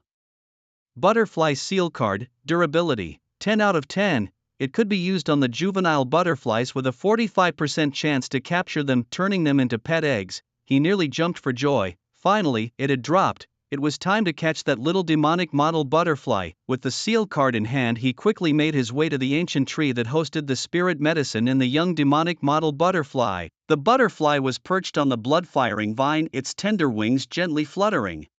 With a smile playing on his lips, he was just about to approach and use the seal card on the little butterfly when a faint, almost inaudible cracking noise came from behind. The sound was extremely soft, but he still noticed it. Someone was coming. He didn't turn around immediately, nor did his expression reveal anything unusual. The sudden appearance of someone here was highly likely connected to his adversaries Kiss Little White and their group. The newcomer must be an assassin sent to scout the area. To avoid alarming the enemy prematurely, I pretended to be oblivious during the day, my gaze fixed on the blood vine and the tiny demon spot butterflies on the tree. My daytime suspicions were spot on. Suddenly appearing, the person who approached was none other than Assassin Lao Wu, a member of the Dear Little Bai team. Originally a level 12 assassin, he was demoted to level 11 after being killed by Bai Tian. Upon discovering the radiant treasures, a cold smirk briefly crossed Assassin Lao Wu's excited face, but it quickly turned into a shudder. Assassin Lao Wu also spotted the level 1 spiritual medicine, the blood vine, and the catchable level 1 demon spot butterfly on the ancient tree. He gasped in shock. The level 1 demon spot butterfly, capturable as a pet, held immeasurable value, as not a single pet had yet appeared in the entire server. Securing this could lead to overnight riches. With trembling excitement in his palms, Assassin Lao Wu immediately messaged Dear Little Bai, Captain, I've found the radiant treasures, and I've discovered this as well. Assassin Lao Wu, still cloaked in invisibility, sent a screenshot of the blood vine and the level 1 demon spot butterfly on the tree to Dear Little Bai. Meanwhile, Dear Little Bai, leading hundreds from the Blood Moon Guild, saw the screenshot and his expression dramatically changed. Lao Wu stopped at nothing to prevent him from getting the spiritual medicine and the level 1 demon spot butterfly. We're on our way, hereby Tian's lips curled into a cold smirk. The assassin in hiding remained highly alert, no longer making any noise, lying in wait like a venomous snake. But Bai Tian was confident that once the assassin saw everything here, he wouldn't be able to stay calm for long. Feeling the thrill of potential wealth, Bai Tian with a crazed excitement rushed forward, preparing to climb the tree and take the blood vine and the demon spot butterfly. Seeing Bai Tian's actions, Assassin Lao Wu, who was hiding nearby, panicked immediately. He was meant to be the vanguard scouting ahead. Although team leader Dear Little Bai had the backing of the guild leader Fandis and brought more than 200 members of the Blood Moon Guild, they were still behind and would need some time to arrive. Once the spiritual medicine and the demon spot butterfly were in Bai Tian's hands, even if the main troop arrived later and killed Bai Tian, it was uncertain whether the treasures would still be retrievable. With such immense wealth at stake, Assassin Lao Wu could not allow Bai Tian to snatch it away. Of course, Assassin Lao Wu wasn't foolish. He knew of Bai Tian's formidable attack power and rebound talent. Alone he was no match, but all he needed was to delay Bai Tian from taking the spiritual medicine and the demon spot butterfly. Thus, seeing Bai Tian about to climb the tree, Assassin Lao Wu quickly removed all his attack gear and, from a maximum distance of 20 yards, unleashed the assassin's unique long-range skill, the flying dagger. however, the moment the assassin made his move. The invisibility effect also wore off, yet, in that instant Bai Tian was able to discern the assassin's position. Just as the flying dagger was released and he was about to re-enter stealth, assassin Lao Wu was startled to see Bai Tian, who was about to climb the tree, suddenly turn around, his eyes blazing like torches, locking onto his position. What kind of reaction speed was that? Had they realized he was coming? When assassin Lao Fi's flying dagger hit Bai Tian in the chest, a blast of extreme cold struck assassin Lao Fi in response. With Bai Tian's attack power, he didn't even need the ice explosion to instantly take out assassin Lao 5. Poor and unlucky as he was, he dropped straight from level 11 to 10, losing 2 levels tonight. One more death and he'd be sent back to the newbie island for reformation. Meanwhile, Lao 5's flying dagger only inflicted a meager 21 points of damage on Bai Tian because cleverly he had removed all his attack equipment before striking, though he had learned to be cautious, fearing a deadly rebound. He still underestimated Bai Tian's deliberately honed sharp insight.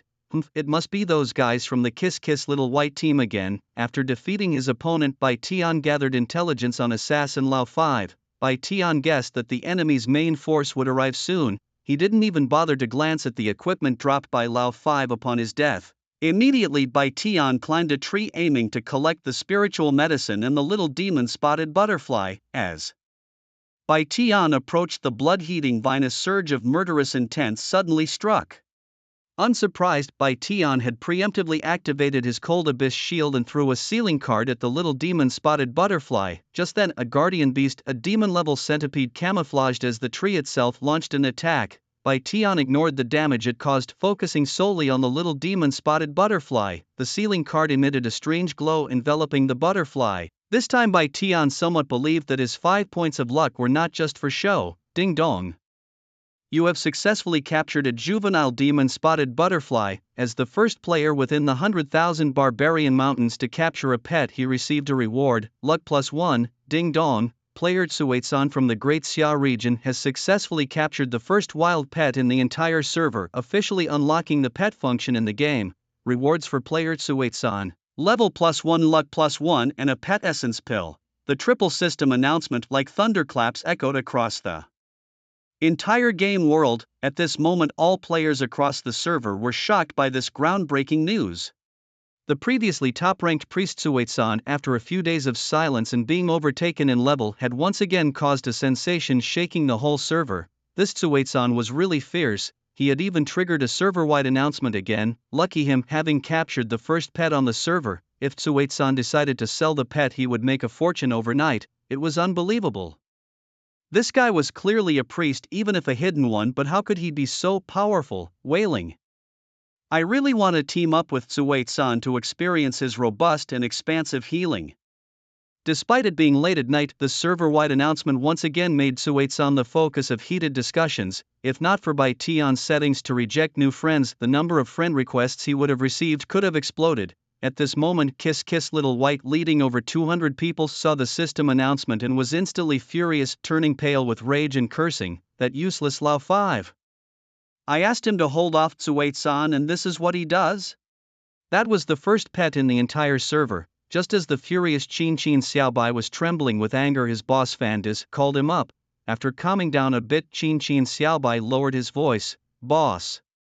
The other replied, quick, take your men and surround Shuiken. Don't let him escape back to the city. If you can kill him and get that pet to drop, I'll give everyone a bonus. I'm on my way now. Initially, Fandis didn't want to make a move so soon and had planned to let Qin Xiaobai test Shuiken's abilities first.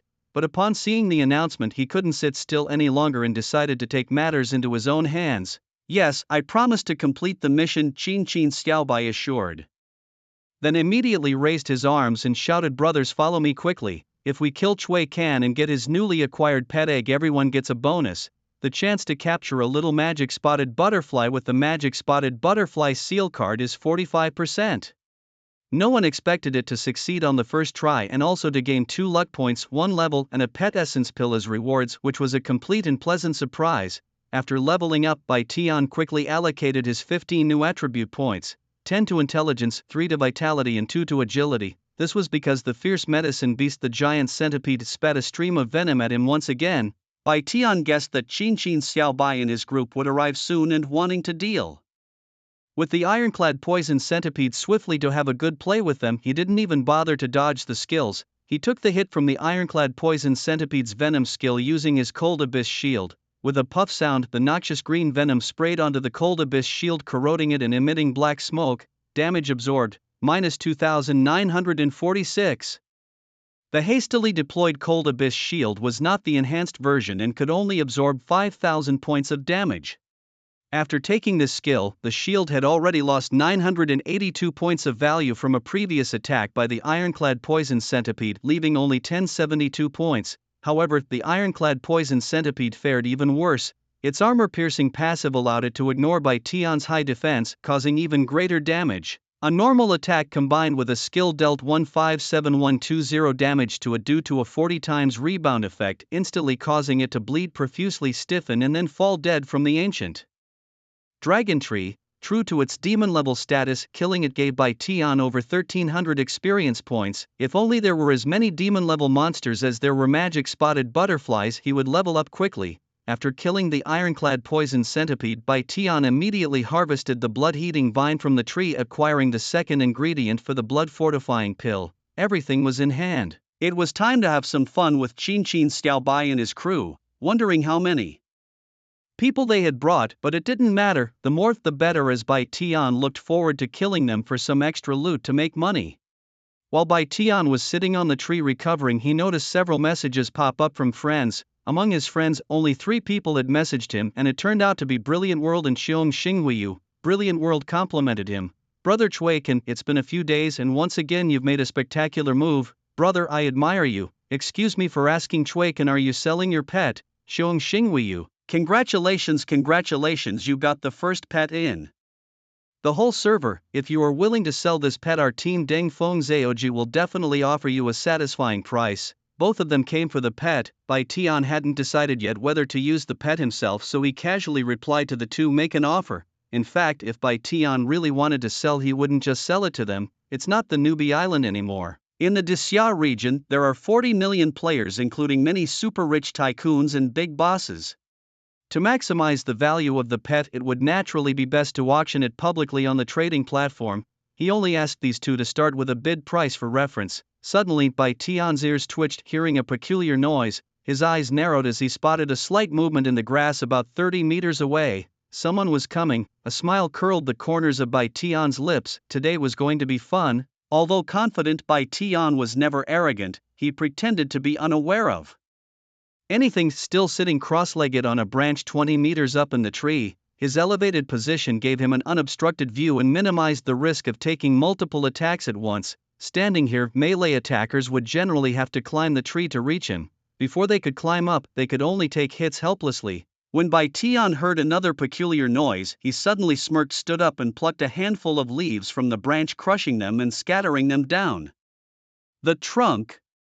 The fluttering leaves, like dancing butterflies, soon some detached from the branches and floated mid-air. Seeing this, Bai Tian's lips slightly lifted in a faint smile. He aimed a basic attack at the spot where the crushed leaves floated near the trunk.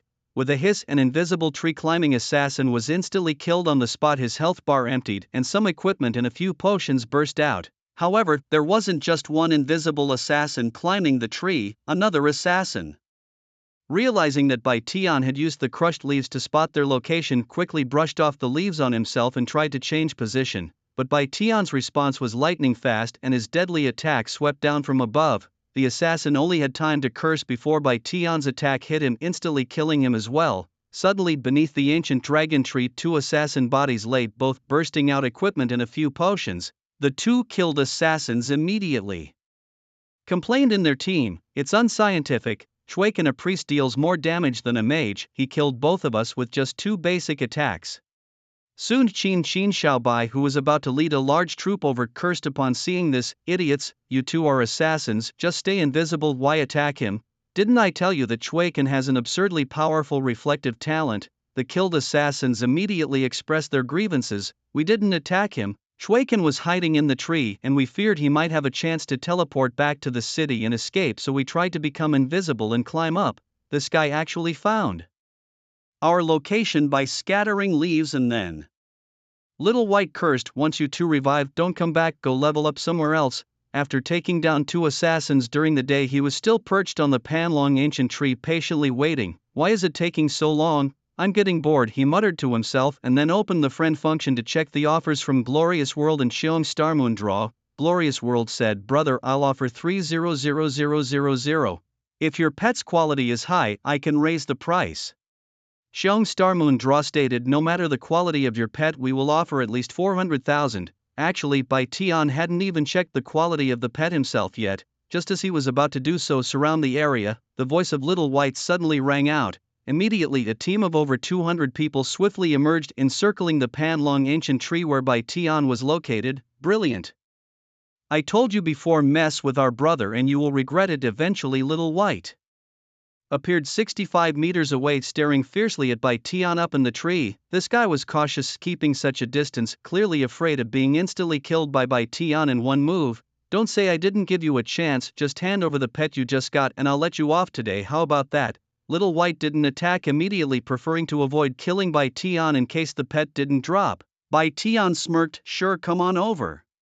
I'll trade it to you." Hearing Bai Tian agree so readily, Little White was initially stunned, but he wasn't foolish and looked over suspiciously. "You agree?" Bai Tian spread his hands. "Of course, surrounded by so many of you, I have nowhere to escape. What else can I do?" Although not quite believing Bai Tian's words, given the situation, Little White was confident Bai Tian couldn't escape. He was about to step forward but then hesitated. "Second brother, you climb up the tree and get his pet." Second brother, being a straightforward person, agreed without a second thought and walked towards the Panlong ancient tree. "Bai Tian, since you're being sensible and handing over the pet, I'll let you off for today. Give the pet to me." However, before Little White could finish his sentence, Bai Tian from atop the Panlong ancient tree launched a ranged basic attack, hitting second brother the archer from a distance of 41 meters. Damage -1101. An archer of level 11, how could he withstand damage over 1,000? He kneeled down on the spot, dropping an item of equipment. Little White cursed in anger, but Bai Tian coldly laughed. "So insincere. I already agreed to give you the pet, yet you send a lackey to receive it. What kind of person do you think I am?" After killing the enemy's second brother without any hesitation, Bai Tian then targeted an enemy archer 30 meters away with the Cold Abyss Burst. With his current attack power, there was no need to excessively consume energy to enhance the skill's power. The moment the skill hit, it dealt over 2200 plus damage, instantly killing the target. This also created a freeze effect, causing a secondary magical group damage explosion from the ice, killing 6 more companions near that archer. "Damn, are you playing games with me, Chui Can?" Little White, fuming, stamped her foot and rallied her troops. "Everyone attack. Take him down." She reminded, "First remove all attack gear, hit him once, then quickly recover." The 200 plus people Little White brought weren't pushovers, among them just the long-range classes like mages and archers numbered over 100.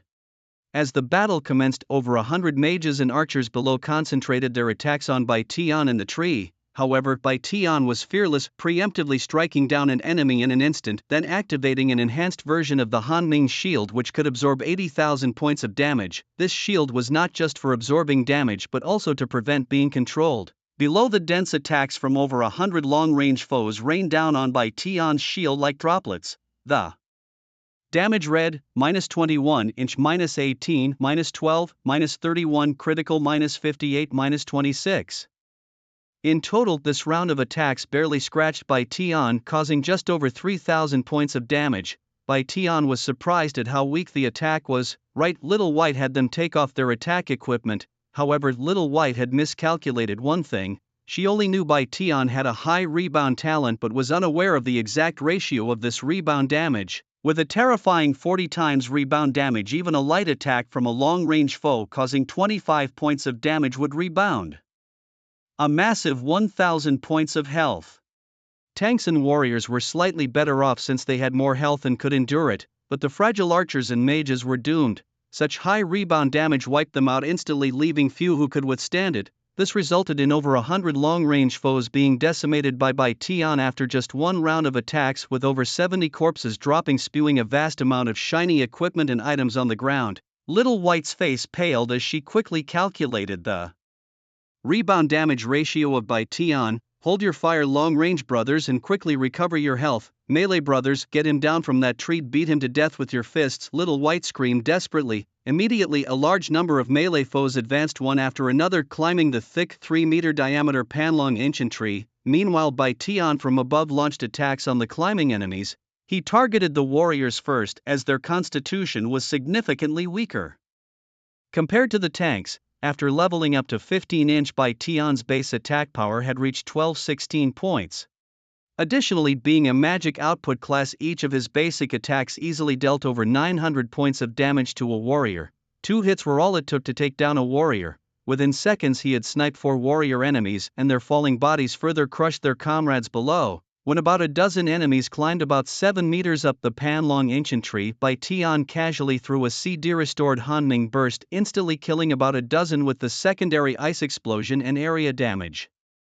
Little White and her followers hadn't even touched a single thread of Bai Tian's clothes, yet nearly 100 were already dead or wounded. This made Darling Xiaobai's face turn extremely ugly. The mage and archer who had their health restored, use your least damaging control skills on Suetsue. Remember to take turns in groups and control him to death. Darling Xiaobai roared angrily. Hearing this, Bai Tian remained unconcerned. If that's the case, let's end it early. After consuming another intermediate magic potion, Bai Tian instantly burned 7,040 mana points, bestowing himself with the blessing of Hanming. The duration of Hanming's blessing is 3 minutes with a cooldown of 4 minutes. When the skill was cast, burning 7,040 mana points, its power was exponentially increased. System prompt: your attack, defense, attack speed and movement speed have increased by 640%, lasting for 3 minutes. Such exaggerated consumption and enhancement were used by Bai Tian for the first time, making him feel fiery all over, surging like Superman transformed. His attack power instantly reached a terrifying 7,782. Physical defense 890, magic defense 647, even more monstrous than demons below level 20. But that wasn't the most exaggerated part. Even his attack speed and movement speed increased by 640%, which was the most frightening. Bai Tian's original attack rate was once every 1.2 seconds. Suddenly his attack speed was boosted to 6 attacks per second. Almost at the moment the enemy's ranged classes had recovered and were about to act, Bai Tian, like a machine gun, instantly killed 13 of them, and when the enemy's ranged classes tried to release control skills at Bai Tian with a smirk whooshed, disappearing on the branches like a ghostly shadow. Miss. All were countless misses, not a single skill could hit Bai Tian. Damn, where is he? From a distance, Darling Xiaobai was dumbfounded, instantly unable to locate Bai Tian's figure. Bai Tian's current movement speed was even more monstrous than a sprinting assassin. In a second he had already reached a height of 35 meters on the tree trunk.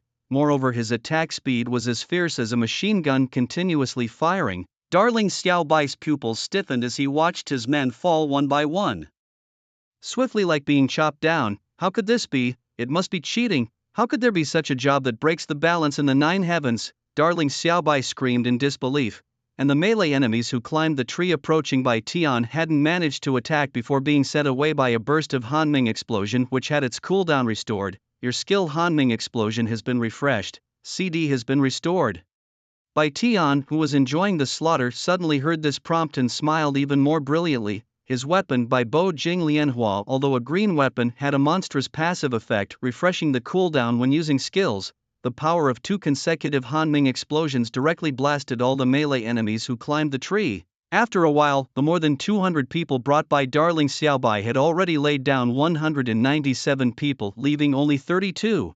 After receiving a 640% increase in attack, defense, attack speed and movement speed, Bai Tian was simply bullying infants, pinching them however he wanted. Old third, old fourth, old sixth, let's get out of here fast. Dear Little White has recorded the whole scene that just happened. He's going to expose it, complain about the job balance being destroyed by dazzling. In the realm of 9 heavens, such formidable individuals shouldn't be allowed to exist. It's not just Dear Little White who thought about escaping. Those who survived the blood moon were also stunned. Now, during the day his movements are as fast as a ghost shadow, his attack speed like a machine gun, and his damage is explosive. They could only take hits. They couldn't even touch a single hair on Daylight's head. Seeing Dear Little White and his group choosing to flee, who else would foolishly stay and wait to be slaughtered? But would Daylight let them go? In a breath's time he descended from the trees, chasing after them like a specter. During the escape, they heard their companions falling one by one behind them. The hearts of Dear Little White and his 3 companions were in utter panic. They hadn't run 100 meters when daylight like a demon appeared right in front of them. Knowing they couldn't escape, Dear Little White with a twisted face activated his skill ready to fight daylight, but when the skill unexpectedly hit daylight it showed damage that left Dear Little White in disbelief. Damage, 0. It didn't even break the defense. He's a priest himself, a fully strength-focused warrior using his skill, and it didn't even scratch the opponent. Is there no justice? Is there no law? It must be a cheat. In his moment of breakdown, Daylight's staff, creating a storm-like sound, heavily fell on Dear Little White's head, dealing instant kill damage and taking him out. As for the other 3 brothers of Dear Little White, except for the mage who dealt 3 points of damage to Daylight, the others hit him but did no damage. Daylight, having had his fun, swiftly dispatched the 3 of them as well. Then, looking at the ground filled with equipment and items, Daylight felt a joy so overwhelming as if he could never pick everything up. In fact, even if Dear Little White had brought twice as many people or even more, Daylight might not have been able to handle them. His skill enhancement was monstrous, but it also consumed a terrifying amount of mana. Without strong stamina potions, Daylight was like Popeye, only formidable for a short time after eating spinach. Once that time passed, without enough mana, under the tactic of overwhelming numbers, a sequence of controls could suppress Daylight to death. While Daylight was joyously enjoying picking up equipment, Dear Little White, having respawned at the edge of Bayaneo City, received a message from Vantis. "How are you guys doing? I brought over 400 people and will be there in 10 minutes. Dear Little White, with a mournful face, replied, "Boss, don't come. Who says there are no cheats in 9 heavens? Nonsense, that damn Dazzling must be cheating. He suddenly became like Superman and wiped out all of our more than 200 people in a very short time." Hearing this, Vantis burst into curses. "What did you say? All of you got wiped out by him? Are you all useless? How long did over 200 of you fight against one person and you all got killed back here?" Hearing the boss's angry scolding, Dear Little White didn't want to explain anymore and directly sent over the video he had recorded earlier. After watching the video, Vantis was momentarily stunned, unable to believe the brilliance displayed within. It was so disruptively powerful. But wait, upon closer inspection, Vantis quickly discovered something crucial. He realized that the brilliance, like that of a superhero, only emerged after a special status was applied to it. This indicated that such a terrifying state couldn't last, could it? In the realm of Jiutian, despite numerous incredible skills and powerful talents, there was no such thing as an invincible ability. There would always be a weakness. Realizing this, Vantis's eyes sharpened, and he commanded those behind him. Everyone else returned to the city for upgrades except for the assassins. His gaze turned icy as he looked at all the assassins behind him. "Activate sprint and follow me quickly. Today, whether that brilliance is human or ghost, I intend to capture him." Vantis was indeed perceptive, having spotted the daytime weakness. However, when he arrived at the ancient dragon tree with dozens of assassins, the person named Daytime had already returned to the city loaded with gains. Moreover, he had listed over 200 items for sale on the trading platform. The time was now 6:13 a.m. After returning to the city, Daytime logged off, planning to have breakfast and a good sleep before logging back on to continue his efforts. He wondered how much money this batch of equipment could fetch. Although they were all low-grade white and black gear, the sheer quantity meant he could perhaps make around 100,000. He chuckled to himself, a chicken leg for breakfast. Today, in the game, Vantis, who was a step too late, was filled with frustration. "Brilliance, this isn't over between us." Meanwhile, as Daytime rested, a video uploaded by Kiss Little White began to spread rapidly on the Jiutian official forum. It accused the well-known player Brilliance of cheating, with video evidence demanding an official explanation. Kiss Little White, having been harshly defeated by Daytime, posted the entire battle video on the official forum. Initially as a nobody, Kiss Little White wouldn't have attracted much attention, but by headlining the video with accusations of hacking against Brilliance, the situation took a different turn. Numerous players who watched the video were astounded. Could this be true? Brilliance, a priest, even if he holds a hidden job, single-handedly defeating over 200 players without them being able to fight back? That's too preposterous. No wonder Brilliance as a priest leveled up so quickly. It turns out his talent was rebounding, and the rebound multiplier must have been high. Damn, after Brilliance applied that status, how could he become as fierce as Superman? Even a tank could be. killed with a basic attack in seconds. But that wasn't even the most outrageous part. Look at Brilliance's attack speed and movement speed, they've reached the level of a BUG. His attack is ridiculously high, his defense impenetrable, and his speed is like he's vanishing into thin air. He's completely an unsolvable entity. Initially, I thought this guy named Kiss Kiss Little White was just seeking attention, but after watching the video I'm convinced that Brilliance must be cheating. As the post's popularity soared, the comments kept accumulating, rapidly becoming the hottest topic on the Jotian forum.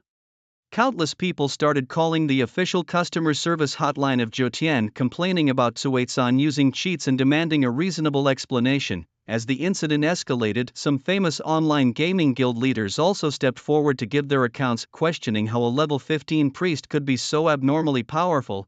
In the video, Tsuetsan's performance indeed reached a level that disrupted the game balance. However, at this moment a voice spoke up in defense of Tsuetsan. The speaker, whose ID was displayed as Golden Splendor, scoffed, "A bunch of jealous noobs blaming others because they're weak. Even if there were twice as many, I alone could send them all back to the newbie island." If anyone else had made such a bold statement, ridicule would surely follow. But since the statement came from the top-ranked female assassin on the server, nobody dared to question it. Then, the esteemed game administrator Cheongshing Huimun also commented, "Although Tsuetsan indeed appears very strong, has anyone noticed that this video clip is only a little over 2 minutes long?"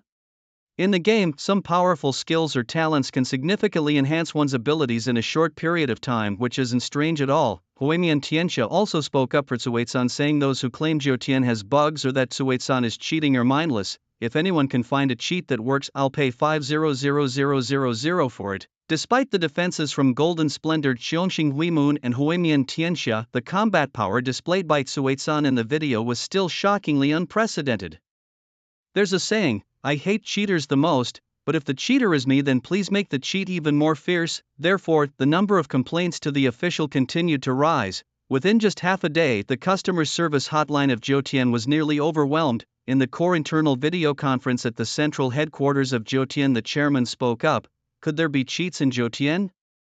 All core participants in the meeting firmly shook their heads. Absolutely impossible. The chairman said, "There you have it.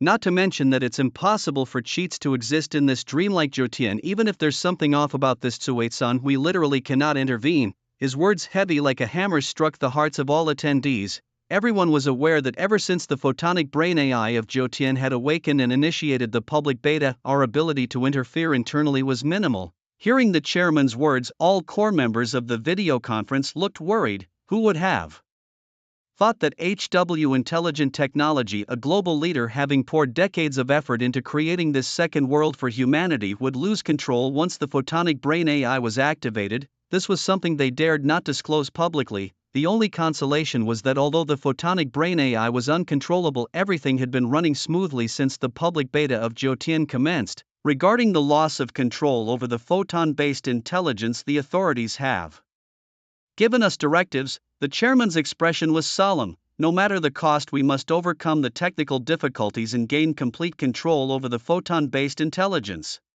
Upon hearing the chairman's words, all the core members participating in the video conference responded in unison, yes. Perhaps it was because the players' complaints were too numerous and the post initiated by Qin Xiaobai had a significant impact. Eventually, the Jotian officials responded, albeit with a simple statement: Jotian has absolutely no bugs.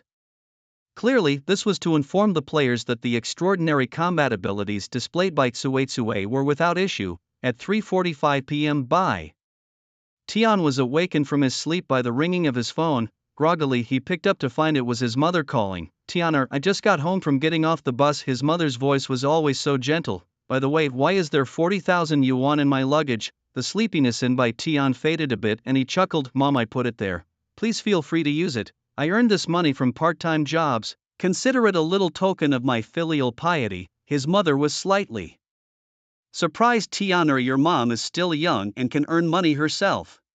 How can I take so much money from you? I'll transfer the 40,000 yuan back to you soon." Bai Tian replied, "Mom, I know you're not living a wealthy life. Now that I'm grown up and can earn money, naturally I should support you. Besides, this money is not just for you but also for my little sister." After remarrying, his mother had a cute 2-year-old daughter with her current husband. Sometimes his mother would video call and let Bai Tian see her. the little one would affectionately call him brother through the video. Seeing that his mother was still reluctant to accept the money, Bai Tian quickly said, "Mom, let's leave it at that. I have another call coming in, I have to hang up now." Indeed, another call was coming in and Bai Tian quickly answered it. Soon a familiar voice rang out. "Hey Bai Tian," it was his close friend Liu Fan, who had just woken up not long ago and still sounded a bit weak. Bai Tian was somewhat excited. "You're awake?"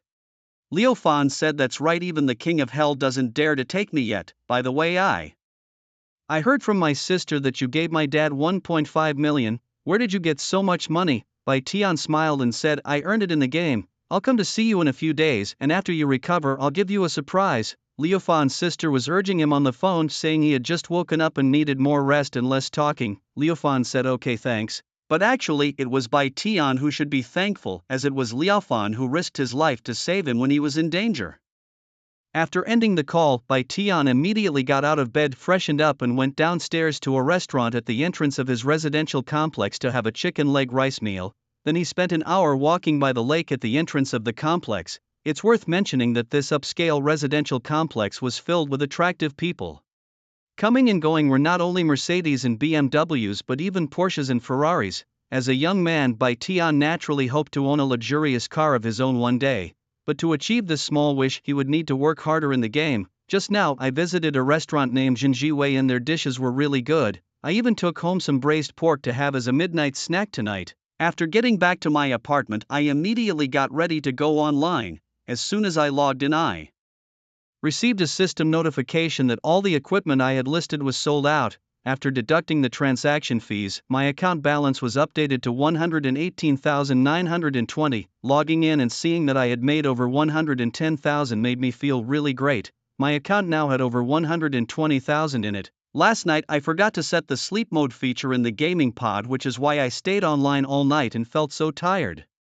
Today, before logging in, I made sure to set it up properly. Now even if I stay online for 3 days, there won't be a problem. However, I still prefer a more normal life, one with the warmth of daily living. I'll probably maintain a balance between the real world and the game. Because I logged off in a hurry this morning, I hadn't had time to check on the pet I was carrying. I immediately took it out to inspect it. My little demon-spotted butterfly had turned into an egg about the size of a round bowl. It was a demon-spotted butterfly pet egg. Quality: for star mid-tier type, combat status, unhatched, owner unassigned. From what I know, pet levels in Jotian range from 1 to 18 stars. Pets below 3 stars are low tier, 4 to 6 stars are mid tier, 7 to 9 stars are high tier, 10 to 13 stars are spirit pets, 14 to 16 stars are fairy pets, 17 stars are god pets, and 18 stars are the unparalleled holy pets. A 4-star mid-tier pet seemed a bit low. I frowned, then suddenly remembered that I had a pet essence pill from a system reward. I immediately found it and looked at it. Pet essence pill. When used on an unhatched pet egg, it can randomly raise a pet's level by 1 to 5 stars for pets below 10 stars, but it will not exceed the spirit pet level. Not bad, it's used to enhance a pet's level. Hoping for a 5-star increase, I used the pet essence pill on the pet egg. Ding dong, you have successfully used the pet essence pill, and the demon-spotted butterfly pet egg has increased by 4 stars. Cool, although it wasn't a full 5-star increase, gaining 4 stars was still great. The demon-spotted butterfly pet egg was now a high-tier 8-star combat type, still unhatched and without an owner. An 8-star high-tier pet is considered quite exceptional, especially since it's the first of its kind in the entire server, and it will definitely fetch a good price. With my current attributes and level, having a pet doesn't make much of a difference in terms of strength. Therefore, I decided to auction off the pet egg and immediately listed it on the trading platform. Ding dong. Due to the rarity of your demon-spotted butterfly pet egg, the system will initiate the first auction open to all players in the Dasha region in 3 hours. A system announcement is about to be triggered. Would you like to hide your name? There's no point in hiding it. Everyone will know it's mine. I chose not to hide my name. Ding dong. Player Brilliant has listed the first pet egg in the server, triggering the system auction event. In 3 hours, the system will conduct a real-time auction open to all players in the Dasha region. During these 3 hours, all players in the Dasha region selling rare items of at least blue quality will have the opportunity to participate in the real-time auction event. We call upon all players to actively participate. A special reminder that only in-game currency is accepted for the public auction. This announcement immediately sparked a huge sensation. Open auctions like this, available to all players in the Great Xiao region, are a rare opportunity. wealthy guilds, consortia, investment firms, and tycoons are all eagerly rubbing their hands together, planning to bid on several top quality items in the auction taking place in 3 hours. Of course, the most attention is on the pet eggs sold during the day.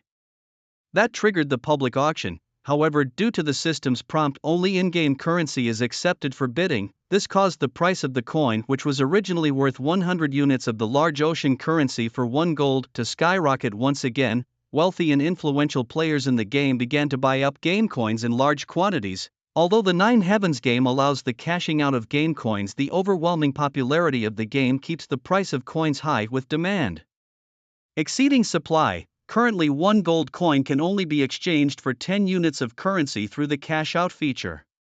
But in the game, the wealthy players who are not short of money have been aggressively buying gold, having driven the price from 1 gold per 10 units to 1 gold per 100 units. Now, with this development, the price of gold is set to soar even higher. The Blood Moon Guild is aggressively buying gold, 1 gold for 110 units, negotiable for large transactions through the trading platform.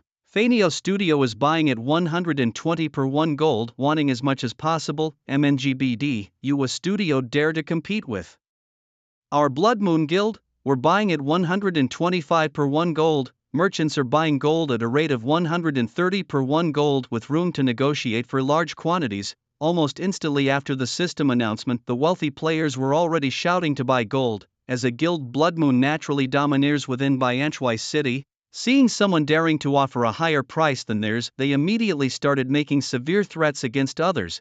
Bianchwai City, located under the jurisdiction of the 100,000 Barbarian Mountains, currently has an estimated population of about 50,000 players. Although Blood Moon is currently the only guild here, some powerful and wealthy studios and bosses aren't intimidated by Blood Moon. They blatantly ignore Blood Moon's threats and go head-to-head with them. Blood Moon, by Tian, just scoffs coldly. He himself had killed over 200 members of Blood Moon yesterday alone. Now, seeing any member of that guild, he would just kill them. Although Bai Tian has 128 gold, he wouldn't use it to exchange for money. In the game, buying medicine, repairing equipment, and various activities all require gold coins. It's easy to earn money, but not so easy to earn gold coins in the game. Bai Tian went to repair his equipment, wincing as he spent more than 1 gold. He couldn't help it. He currently wears luxurious equipment, the lowest quality being green grade, which is considered top quality. Those who possess a blue grade item are definitely among the elite. Bai Tian's outfit, a blend of green and blue, shines like jade and sapphire, dazzlingly brilliant. Of course, he has already hidden the luster of his equipment, visible only to himself, with special effects appearing ordinary to others. Therefore, his equipment repair costs are extremely high. However, for now, Bai Tian doesn't need to buy any potions. Yesterday he slaughtered over 200 members of the Blood Moon Guild, and the loot explosion resulted in hundreds of potions, enough to last him for a while. He's only missing one last herb to concoct the lower grade gold healing pill, and today Bai Tian plans to head to the habitat of that herb, leveling up while gathering. As he left Bianchwai City, a group of Blood Moon members were swaggering out to level up as well. Bai Tian gave a cold smile. Without a word, he unleashed the cold abyss burst on them, sending them all back to the city. This group of 8 seemed rather poor, dropping only 4 pieces of common gear and a few potions. In the game, players are guaranteed to drop items upon death, but not necessarily their equipped gear. Who was so fierce that they wiped out 8 people in one move.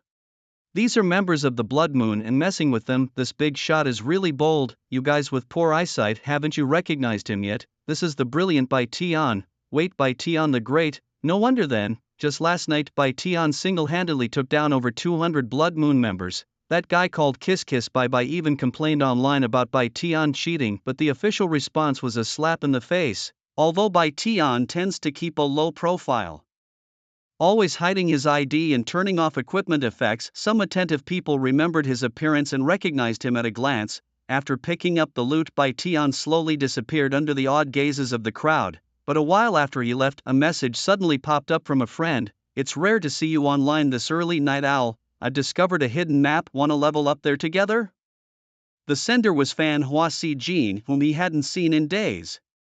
This woman is truly fierce. When Bai Tian logged off this morning, she hadn't been online and was still at level 17, yet after he woke up from a nap, Fan Hua Si Jin had already reached level 18. Knowing Fan Hua Si Jin's ambitious nature, always leveling up solo, her invitation to join her must mean this hidden map was extraordinary. If she could level up so quickly solo as an assassin, that map must be really lucrative. Bai Tian immediately responded, sure, where are the coordinates, seeing Bai Tian agree. Fan Hua Si Jin swiftly sent him a set of coordinates. Bai Tian quickly headed towards the location. Meanwhile, the Blood Moon members whom Bai Tian had sent back to the city, all demoted by one level, were complaining to their leader. The guild leader of Blood Moon Wu Han, a level 14 archer, and the vice leader Blood Moon Yan Ning, a level 14 priest, and his sister were leveling up with Van Tis and several elite guild members. Hearing their subordinates were killed by Bai Tian, everyone's faces darkened. Bai Tian is too arrogant. He killed over 200 of us last night and we haven't even settled the score with him yet, and he dares to provoke us again. Several executives cursed. Blood Moon Wu Han's gaze then turned to Van Tis. Guild Master Van Tis, how should we handle this?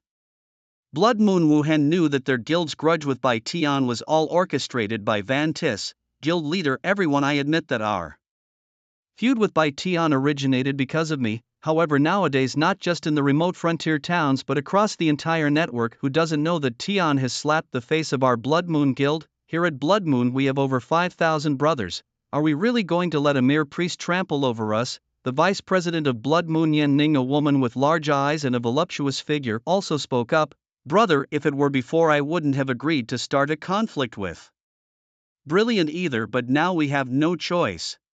If we don't take action, Blood Moon will become a laughingstock. The guild leader Wu Han of Blood Moon glanced indifferently at Van Tis and his sister Yan Ning. Van Tis, who was recruited by his sister, indeed has notable strength, but Wu Han had found out that this guy had a notorious reputation back on the Novice Island. Yesterday it was Van Tis who, without his knowledge, led a part of our brothers to attack Brilliant. Van Tis, this mess is you're doing, you must resolve it. Wu Han's voice was chilling to the bone, as if intending to freeze Van Tis right where he stood. His piercing gaze, sharp as twin swords, bore straight into Van Tis, ensuring he dared not slack off. I'm granting you authority over 2,000 of our guild members and I want this sorted out within 3 days. Wu Han's tone was unequivocal, like a final ultimatum. Van Tis knew this was his last chance. If he couldn't handle Brilliant within the specified time, he would face severe punishment from Wu Han. If you can't handle it, even my sister's protection won't save you. I'll deal with you myself. Wu Han's gaze was filled with threats and oppression. Van Tis felt a tightening in his chest. He knew Wu Han was a man of his word, and the consequences of failure were unimaginable. Suddenly Wu Han's sister cooed, brother, don't be so harsh on the master of Van Tis. Her voice was gentle, like a spring breeze brushing softly against Van Tis's heart, her eyes filled with trust and encouragement, giving Van Tis a glimmer of warmth. Van Tis quickly declared his determination. President, Vice President, rest assured, I will not let you down. His voice was firm, as if making a solemn military vow. He was acutely aware that this was a turning point in his life. Failing to seize this opportunity could mean forever losing his place in the Blood Moon Guild. Somewhere on the wilderness map, by a misty riverbank, stood a woman with snow-white legs, her perfect figure outlined in a tight black leather armor, blade in hand. Beside her was a pure priestess with big innocent eyes and a guileless face. The priestess's eyes were bright and clear, shining like stars. Her face bore a warm smile, giving her a friendly and adorable appearance. These two women presented a stark contrast, one a sexy and aloof beauty, the other a pure and lovely priestess. The sexy-legged woman was the top-level 18 assassin named Flourishing Beauty, while the innocent priestess next to her was her real-life friend, level 15 ID Frosty Snow. Flourishing Beauty, didn't you say you wouldn't take anyone else to the hidden map in the Eternal Palace? Why the sudden urge to find a teammate today? Han Shuangruoshua looked curiously at Fan Hua Si Jin. With your proud nature, Fan Hua, ordinary people surely can't meet your standards. I'm guessing this teammate of yours is no ordinary person, right? Fan Hua Si Jin's delicate eyebrows trembled slightly. Don't call me Fan Hua, and when he arrives you can only call me by my game ID. Han Shuangruoshua blinked her big eyes. Okay, Fan Hua. Fan Hua Si Jin gritted her teeth. Are you still calling me that? Seeing her best friend truly getting angry, Han Shuangruoshua finally chuckled. Alright, I'll stop teasing you. You haven't told me who our new teammate is yet. Fan Hua Si Jin teased deliberately, her red lips curving up.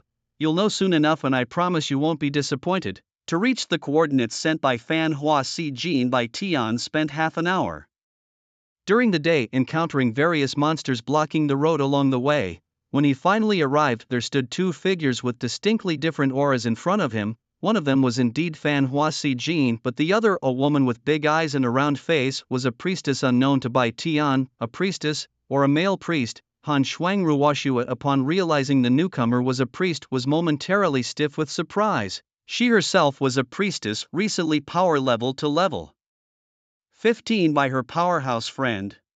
This level was considered high across the entire server. Expecting a legendary figure to join, she was somewhat disappointed to see a priest and moreover a male one. Fan Hua Si Jin glanced at her friend without explaining and sent by Tian a team invitation. Ding dong, the new teammate Chui can successfully join the team.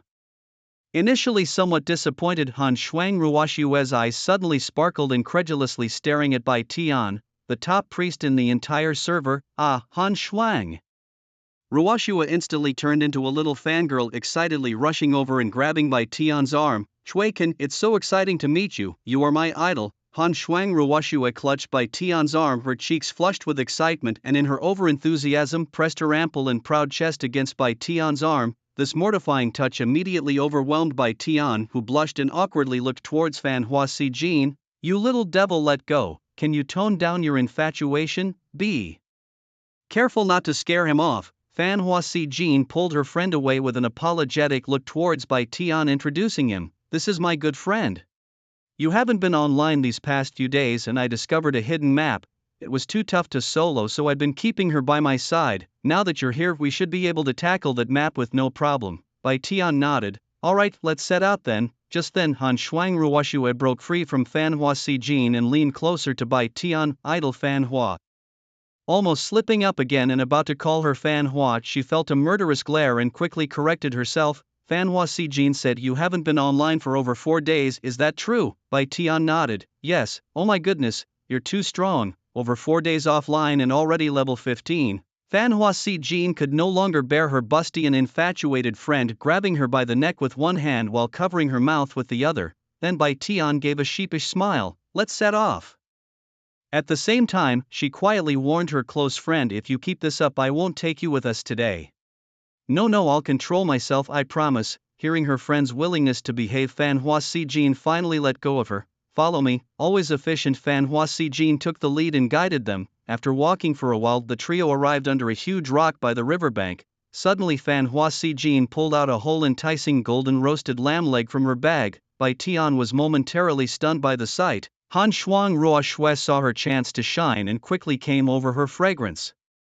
Wafting through the air, idle, the hidden map is in the deepest part of this river. Under this huge rock lives a cunning little black turtle. If we feed it the roasted lamb leg, it will let us enter the hidden map. Bai Tian found this intriguing. Sure enough, a moment later, a small black turtle the size of a bathtub and enticed by the aroma crawled out from under the rock. It bit into the golden roasted lamb leg and then, almost human-like, chewed with half-closed eyes, utterly indulged. Girl, the cooking of this lamb leg wasn't perfect today. It's a bit overdone. It won't do if it happens again next time. After finishing the lamb leg, the turtle surprisingly spoke. Is that so? I will have the chef improve it tomorrow. We have an extra person today, you'll have to work harder, said Fan Hua Si Jin with a beaming smile. A newcomer? The turtle looked towards Bai Tian and then said, with an extra person, I'll need to exert more effort. New guy, if you want to come in tomorrow, remember to bring me a crispy skin roasted chicken, make sure the skin is crispy and fragrant. Han Shuang Ruoshua quickly leaned close to Bai Tian and whispered, quickly agree, it's quite petty and easily offended. Bai Tian smiled at the turtle. Okay, I'll bring you 2 crispy skinned roasted chickens tomorrow. Hearing this, the turtle's eyes lit up, then it lifted its head and wagged its tail, delightedly saying, good lad, I like you, come aboard. The turtle swam into the water, revealing its black shell. As it was only the size of a bathtub, it was somewhat cramped for the 2 women to step on. Today, with Bai Tian, a big man, added to the mix, the 3 of them standing on the turtle was incredibly close and intimate. Hold steady, let's go. The turtle reminded them and then with a whoosh sped off like a speedboat, cutting through the river, heading straight for the center. The river was very wide, and upon reaching the center, the turtle suddenly began to sink. Luckily, Han Shuang Ruoshua had warned Bai Tian to hold his breath beforehand, otherwise he would definitely have choked on water. After about a minute, the turtle finally brought Bai Tian and his 2 companions to a deep part of the riverbed. Ahead, in the vortex at the bottom, was a pool of black eyes. With a vigorous shake, the turtle flung Bai Tian and the others out and they plunged into the black-eyed pool. Ding dong, you have entered the dangerous hidden map, the Eternal Palace's first level. This place offers double experience and drop rate, but please be very careful. Death here results in double penalties. following the system prompt by Tian soaking wet found himself in a dimly lit damp underground palace. He turned around intending to let the two dazzling beauties lead the way, but as he did he was met with a vision so stunning that he almost had a nosebleed. The two women, soaked through, inadvertently revealed their fair jade-like skin and their beautiful legs, a sight dangerously close to taking his breath away. "Ah, idol, you mustn't peek," Han Shuang-Rushue cried out shyly. Even the usually composed Fan Hua Si-jin quickly turned away, her cheeks burning as she tried to cover herself.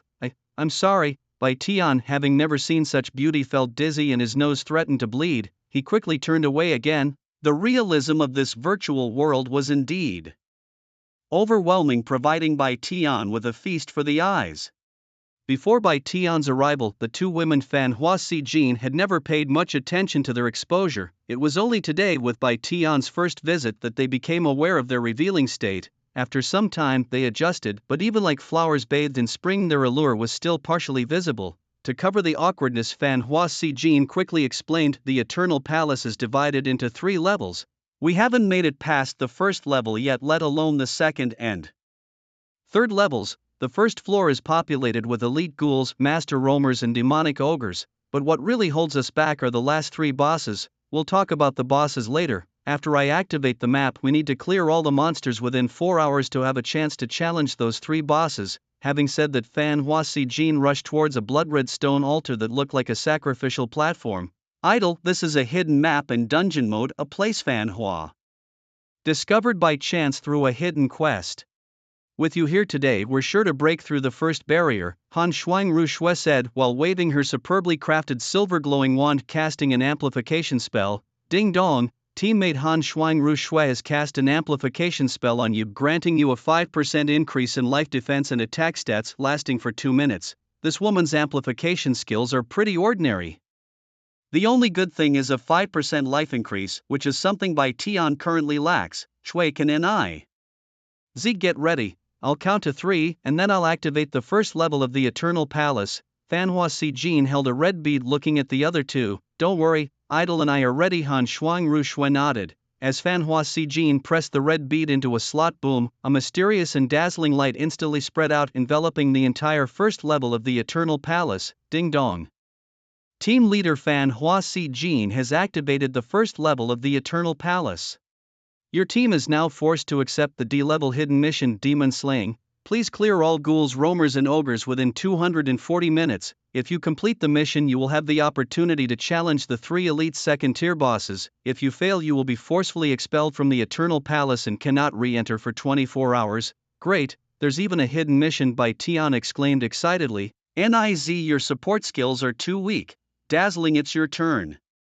Flourishing Flowers spoke to Dazzling. Daylight nodded, immediately releasing a group buff called Cold Abyss Blessing, which was 4 times more effective. For others it was a 4-fold effect, but for Daylight it was 8 times due to his unique ability where all buff skills he used on himself doubled in effect. Wow, 40% increase in attack, defense, attack speed and movement speed for 3 minutes. Idol, you truly deserve to be my idol. With this powerful buff, I feel like I'm transforming from a priestess into a warrior goddess.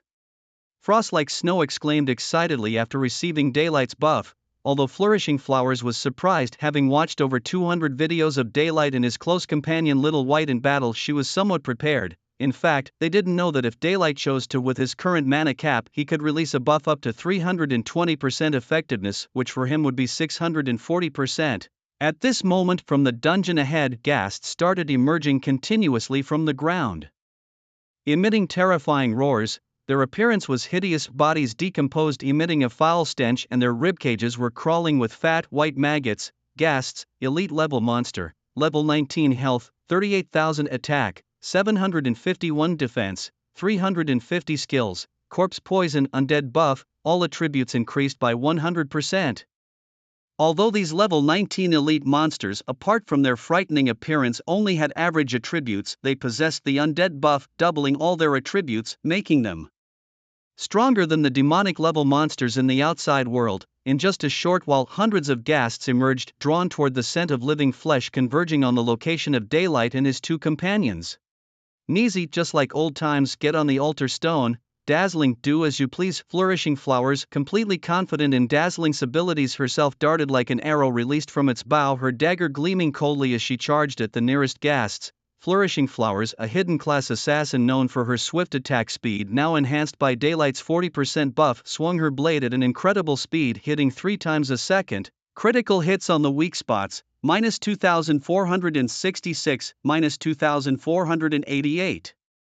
2,500. In just a second she inflicted over 2,400 damage on each ghast, which was impressive. However, for the ghasts with doubled attributes and 76,000 health, this was not fatal. But soon Flourishing Flowers surprised Daylight. She struck each ghast only once before moving on, quickly attracting over 40 ghasts chasing her. Just as Daylight was about to assist her with a cold abyss explosion, Flourishing Flowers suddenly executed a dazzling counterstrike, gathering a brilliant purple light on her dagger, then striking a ghast in the throat. Instant kill, minus 76,000.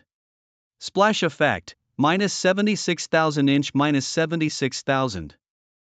Daylight's pupils dilated as he watched in astonishment. Over 40 ghasts gathered together were collectively annihilated by Flourishing Flowers' single strike. Holy moly, this is just insane. It was the first time during the day that someone was shocked by another's skills. Then a dazzling amount of experience was distributed between the team members. Day and Han Shuang Ruoshuet, idle.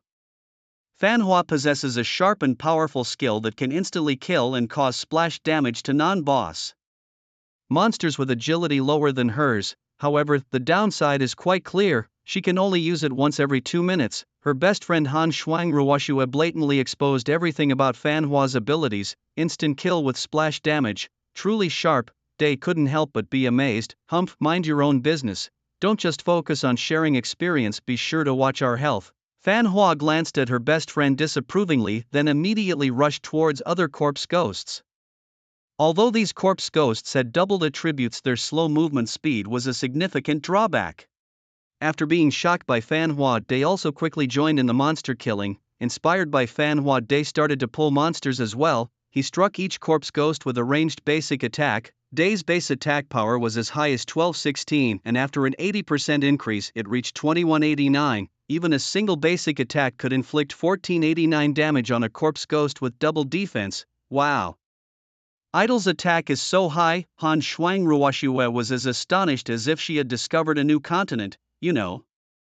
Even Fanhua couldn't deal more than 600 or 700 damage per hit to a corpse ghost without relying on her top-notch skills to hit weak points and ignore defenses. Yet Day, a priest, could nearly cause 1500 damage to a corpse ghost, which was terrifying. As Fanhua swiftly reaped the corpse ghosts, she also noticed Day's actions out of the corner of her eye. She wasn't surprised by Day's high magic attack but was quite taken aback that he was also learning to pull monsters. Soon, Day alone attracted the aggro of over 60 corpse ghosts. These monsters, despite their high attributes, had no intelligence at all. In other words, they were dumb. After attracting over 60 corpse ghosts, Day burned 6,400 mana points in one go, activating Han Ming Burst. The initial mana cost of Han Ming Burst was 100 mana points. If transformed to amplify its power, each increase would geometrically multiply the consumption, with less than 11,000 mana points at present, the limit of amplifying the power was up to 6,400 mana points, as the next level would require burning 12,800 mana points. Boom! The Han Ming Burst, now amplified several times, gathered the extreme cold into a powerful energy resembling an ice dragon, hitting the first corpse ghost. Damage, minus 17,868, my heavens! 17,000 damage. Idle, are you really a priest? Han Shuang Ruoshua's pretty face was completely stunned. However, that was not the end. Following that, the skill caused freezing, and with a loud bang, it produced an ice explosion that damaged the group. Over 60 corpse ghosts were blown away by the massive explosion. Collective blood loss, minus 35,736. The visual impact of the ice explosion left Han Shuang Ruoshua with her mouth agape shaped like an egg, unable to close it for a long time. Even Fanhua, despite not seeing this scene for the first time, was once again shocked. Over 60 ghoul corpses blasted away by the double frozen explosion were coated in a layer of frost, their health reduced by more than half, already slow in movement. They now crawled at a snail's pace. Seeing this, Fanhua Sijin swiftly rushed over to assist by Tian in harvesting the weakened enemies. Even Hanfeng Ruoshua leaped down from the sacrificial altar stone to join in the attack. she realized that with the addition of a dazzling new member she became merely decorative, utterly useless. She decided it was better to contribute some damage rather than just stand there as an experience booster. The 60 or so nearly incapacitated ghouls were quickly dispatched. By Tian's Hanming burst had a cooldown of 6 seconds, his usage rate far exceeding Fanhua Sijin's grotesquely effective splash damage skill. Moreover, due to the slow movement and repulsive appearance of the ghouls, Bai Tian preferred not to get too close, opting instead for long-range attacks to deal with them. This wave of elite ghouls in less than half an hour was completely handled by the trio, this being a double experience and drop rate map even with the experience divided among 3-inch. Bai Tian gained a whopping 210,000 experience points, which was quite substantial. Since the ghouls were not bosses, everyone could pick up the dropped items. The trio cleaned up the battlefield together, reaping significant rewards including 12 gold coins, with each person receiving 3 gold. Additionally, they found 7 pieces of equipment, 4 black, 2 white and 1 green. Normally, the chances of non-boss monsters dropping green equipment were very low. I'll hold on to the equipment for now and we can divide it up later, okay? As Fanhua Sijin said this, she mainly looked at Bai Tian, who nodded in agreement. Suddenly Hanfeng Ruoxue excitedly ran over with a black glowing card she picked up from the ground, a necromantic pet seal card, durability 10 out of 10. It can be used on level 1 necromantic creatures with a 35% chance of capturing them and turning them into pet eggs. Seeing this card, Bai Tian's eyes trembled slightly. Fanhua Sijin on the other hand gave her friend an annoyed glance, muttering about how she used to be the first to see any good loot before Chuiken arrived. Indeed, when the opposite sex is around there's no humanity. Excited, Bai Tian turned to the 2 women and honestly said, my first pet egg was obtained through a card like this. Fanhua Sijin's eyes sparkled. Are you saying there are wild level 1 necromantic creatures in Changsheng Underground Palace that can be captured? Bai Tian nodded. Since such a precious card dropped here, there must be a chance to encounter level 1 necromantics. Hanfeng Ruoxue's legs tensed with excitement. Then aren't we going to make a fortune? After taking the seal card, Fanhua Sijin flicked her friend's forehead. If we want to get rich, we can't just daydream about it. We need to act. Fanhua Sijin charged ahead, then turned back to ask Bai Tian, by the way, why was the damage from your first skill use so high, but when you used the same skill later its power was several times weaker? Bai Tian chuckled bitterly. I'm running low on energy, I don't have enough mana to power up my skills. Instantly Han Shuang Ruoxue moved closer and teased, idle, seems like you're out of good potions. Here, let me share some of my medium-grade rejuvenation pills with you. As she spoke she initiated a trade, sending over 100 medium-grade rejuvenation pills. Bai Tian was astounded. He hadn't even managed to concoct low-grade rejuvenation pills or healing pills yet, and here she was consuming medium-grade pills already. What a show-off. Fanhua Sijin, who was a bit too slow and had wanted to offer Bai Tian some pills herself, bit her lip in frustration.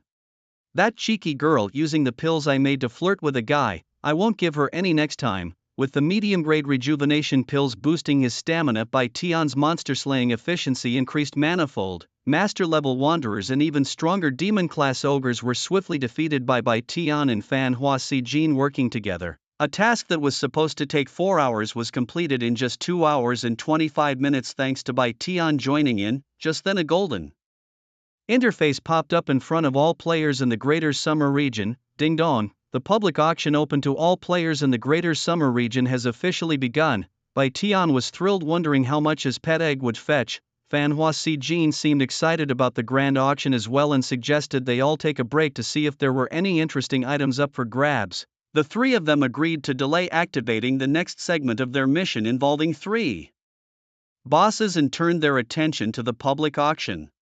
The auction, which attracted the attention of over 80% of the players in the Greater Summer region, began with a bang. Bai Tian opened the golden interface and saw the real-time attendee count in the top right corner quickly surpassing 30 million, with numbers still climbing. The system's public auction event, devoid of any fancy introduction, started the countdown from 10 and then displayed the first item up for auction: a demon-spotted butterfly pet egg, quality 8-star high tier, type combat, status unhatched, starting bid 1,000 gold coins. Each bid must be at least 10 gold coins higher. Contrary to typical auctions where the most anticipated items are auctioned last, the system unexpectedly put up Bai Tian's pet egg first. Overwhelmed with excitement, Bai Tian almost wanted to hug the system and give it a thankful kiss. Wow, idly your pet egg is the first item up for auction? You're going to be rich, Han Shuang Ruoshua shouted excitedly on Bai Tian's behalf, making Fan Hua Jin, who stood beside them, roll her eyes and mutter under her breath, that little rascal, one would think the pet egg being auctioned is hers. Bai Tian himself was naturally thrilled. If 1 gold was now equivalent to $500, just the starting price alone was worth $500,000. When the system announced the start of the auction, the wealthy tycoons began to show off their prowess, making extravagant bids without any restraint. Bidders had the option to either hide their ID or proudly display their region and personal ID with a message attached if they so chose. 1,100 gold coins, 1,150 gold coins, 1,200 gold coins, 1,500 gold coins, 1,550 gold coins. As the bids continued to surface, Bai Tian couldn't help but marvel at the frenzy, internally exclaiming how unfathomable the world of these financial magnates was. A mere 8-star high-grade pet was being bid up to nearly $1 million in value. Tisk, these guys are bidding too conservatively, Bai Tian thought. Chuikan, let me help drive up the price for you. When the price reached 1,700 gold coins and the trend of increasing bids slowed, Fan Hua Jin winked at Bai Tian and astonishingly entered a bid of 2,000 gold coins, a sky-high price indeed. At the current rate, 2,000 gold coins were equivalent to 1 million. Could Fan Hua Jin be a super-rich beauty? Bai Tian was secretly shocked and gave her a grateful look. Wow, Stinky Hua, you're actually a hidden tycoon, and you still have the nerve to shamelessly mooch off my breakfast every day. Han Shuang Ruoshua blinked her large eyes as if she had discovered a new continent. You've deceived me for so long, I need compensation. The public auction held by the system didn't allow for random bidding. If Fan Hua Jin bid 2,000 gold coins, she needed to have 2,000 gold coins in her inventory. Fan Hua Jin glanced at her best friend. Rich my foot, these gold coins are what I've quietly amassed from selling equipment since I started playing the game. I never expected the price of gold coins to soar this high. Wow, you've got vision. Bai Tian admired Fan Hua Jin, who had always had the habit of hoarding game gold coins, which had now turned her into a millionaire. The price of 2,000 gold coins, now equivalent to 1 million, was astronomical for a pet, even if it were the first pet in the entire server. After all, the quality of the pet wasn't even at the level of a spiritual pet. When Fan Hua Jin shouted 2,000 gold coins, no one else made another bid for a while. At this point, the system began the countdown. 2,000 gold coins for the first time. 2,000 gold coins for the second time. Bai Tian's heart skipped a beat. Fan Hua Jin just wanted to help drive up the price. She wouldn't end up accidentally winning it for herself, would she? That would mean she'd have to return the money. Oh dear, Stinky Hua, you've driven the price up too high, and if no one takes over, it'll fall into your hands. Han Shuang Ruoshua also became nervous for her friend. However, Fan Hua Jin smiled confidently. Don't worry, among the 40 million players in the Xia region, there are countless wealthy tycoons. Sure enough, just as the system was about to finalize the sale, a new bid came in, and this person was very high profile, unlike the others who were anonymous. Unending Yunhai within the Eastern Sea, Invincible King. 2,100 gold coins. Seeing that someone had made a new high-profile bid, Bai Tian finally breathed a sigh of relief. He could tell that Fan Hua Jin didn't really need the pet, she was purely trying to help him. It's the Invincible Monarch. He is the guild leader of the Eternal Family, one of the top 10 super guilds in the Great Summer region of the game. Rumor has it that he is the son of the CZ conglomerate, famously known as the Emperor of Gold Spending. Hanfrost Ruoshua, an avid fan who thrives on the gossip of the gaming world, naturally knew about the ID of the Invincible Monarch. Brilliant, you're going to strike it rich today, she thought to herself. Fan Hua Jin had also heard of the name of this Emperor of Gold Spending. During the day, Fan Hua Jin felt there was more to what was being said and was just about to ask when another bid was called out, also boldly revealing the bidder's information. From the northern boundless Dragon Ridge down to the flying ridge under the starry sky, 2,110 gold, and Hanfrost Ruoshua recognized yet another celebrity from the online gaming world and exclaimed, "Oh my! It's the starry sky from the flying ridge, the guild leader of the starry constellations, one of the top 10 super guilds." It is said that in real life he is the famed future heir of a multinational corporation. He and the Invincible Monarch leading the Eternal Family have clashed in several popular online games, always closely matched. These two are old rivals. Starry Sky only added the minimum 10 gold coins to the bid, clearly provoking the Invincible Monarch. At this moment, upon seeing his rivals challenge, the Invincible Monarch smirked coldly. Invincible Monarch then placed another bid, 2,200 gold, and added a taunt, scrounging around like a woman. If you want to challenge me, bring some real game. His old rival, Starry Sky, continued with a bid of 2,210 gold, not showing any weakness, and retorted, "Why use a butcher's knife to kill a chicken? You're only worth an extra 10 gold coins from me." It took less than 3 seconds for the Invincible Monarch to raise the bid again, 2,400 gold. "Want to annoy me? I'll play along today." "Whoever flinches is a coward," Starry Sky Fearless replied, 2,410 gold. "I'm set on playing with you today, once. The second transformation opens the regional teleport. I'll bring my people directly to the endless sea of clouds to crush your little eternal family." Being provocatively called out in front of over 30 million players in the Great Summer region, the well-known Emperor of Gold spending the Invincible Monarch could not hold back, 3,000 gold. "To hell with it, you think your mere starry constellations can play with our eternal family? Grandfather is waiting. If you don't come, you're all cowards." "Keep it up," shouted Starry Sky, 30-10 gold. The two old foes, once their tempers flared, began to really go at each other. Invincible Monarch, 3,500 gold. "Let's see if you dare to play with me to the end today." Starry Sky, 35-10 gold. Seeing the two gold spending behemoths steadily raising their bids, Bai Tian's heart couldn't help but pound violently, his fingers tightly clenched. These two tycoons were like the god of wealth descending from the heavens. Normally speaking, Bai Tian's pet at best was worth 1.5 million, but now caught in the crossfire of these two tycoons' battle, the price had soared to 3,500 gold, equivalent to 1.75 million. Such an amount of money was unimaginably impactful for Bai Tian, who not long ago felt even 10,000 was a lot. "Brilliant, you wretched girl." The current market price of gold on the trading platform has reached 1 gold to 1,000 yuan, and it's expected to peak soon. If you have any spare gold coins, now is the time to sell them quickly. Amidst the bustling crowd, a pair of bright eyes belonging to a woman named Fanhua Sijin sparkled with shrewdness as she advised the two. The unbeaten king and the Starry Sky Yao are currently locked in a fierce competition, both in spirit and wealth, causing their subordinates to frantically buy gold on the trading platform. This has led to another sharp rise in the already sky-high prices of gold coins. Han Shuang Ruoxue exclaimed excitedly, "I have 51 gold coins, that's 51,000 yuan, wow, I'm rich." Bai Tian, who had 123 gold coins equivalent to 123,000 yuan, nodded in agreement. "Don't hesitate, sell as much as you can. If you miss this moment, the price of gold coins will quickly deflate." Fanhua Sijin, a very astute and excellent woman, stated confidently. Bai Tian immediately sold all 123 gold coins on the trading platform. After deducting transaction fees, he instantly received 110,700 yuan, making his bank account swell to 239,620 yuan. However, the real instant wealth was made by Fanhua Sijin.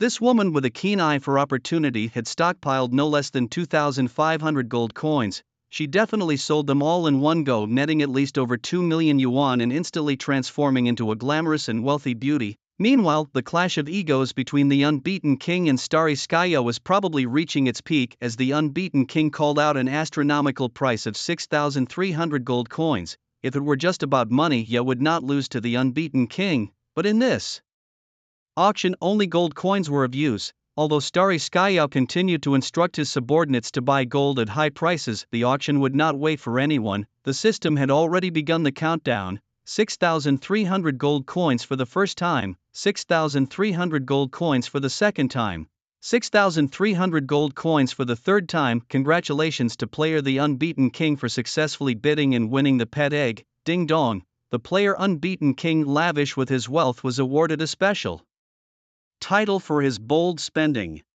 His luck increased by +1 inch along with a manual announcement opportunity for the Great Xiao region. When this system announcement rang out, Starry Sky Yao, who was far away in the gaming world, had his originally smug smile freeze on his face. An auction with such special rewards. Just moments ago Yao wasn't out of gold for bidding. He was no fool. It was just to pet a high tier 8 star, and spending far above the normal price to get it would have been foolish.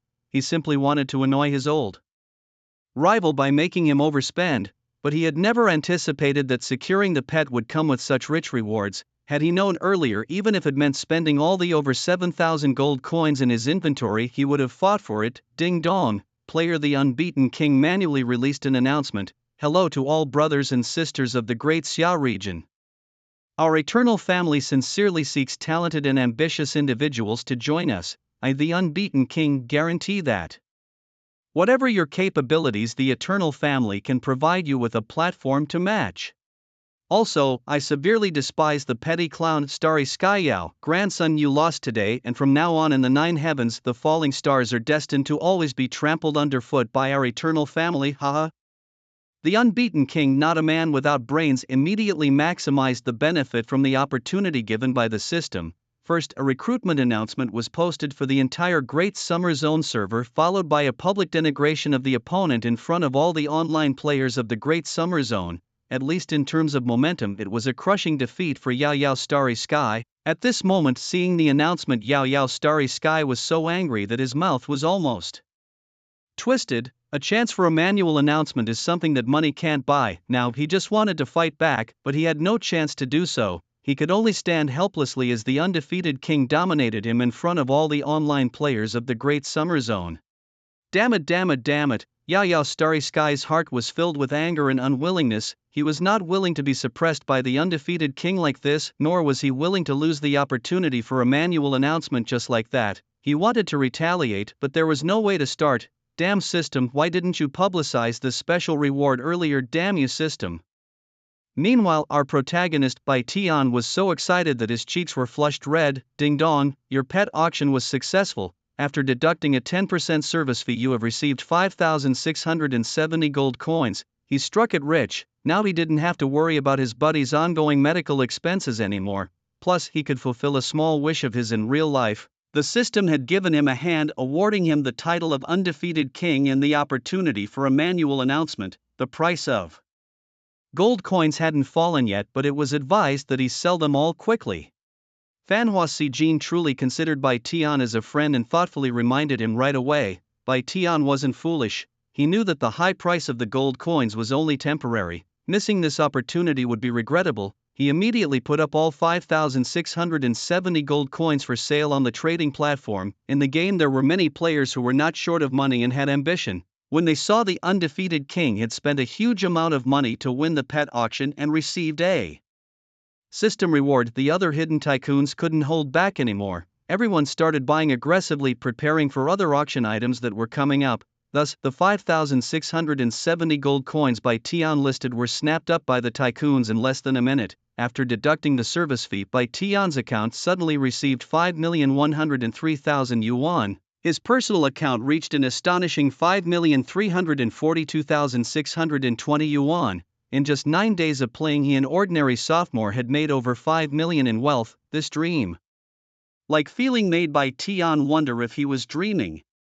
At that moment, a smooth and gentle hand pinched Bai Tian's wrist. It hurts, doesn't it? Hee, congratulations, you're not dreaming, you really have become a millionaire. Han Shuangruoshua smiled beautifully, as brilliant as the stars, radiating a mischievous and adorable aura. After the climax of the pet egg auction, the system immediately introduced today's second auction item, a medium pet seal card, durability 20/20. It can be used on any level 1 wild monster with a 50% chance of capturing it and turning it into a pet egg. I must say, the system really knows the way of business.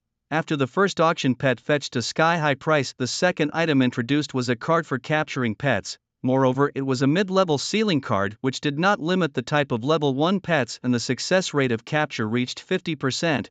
This move immediately sparked another frenzy. Eventually, this mid-level pet ceiling card was snatched up by a big shot for 500 gold coins. Soon after, the system put up other items for auction, all of which were rare items and equipment of at least blue quality as well as skills.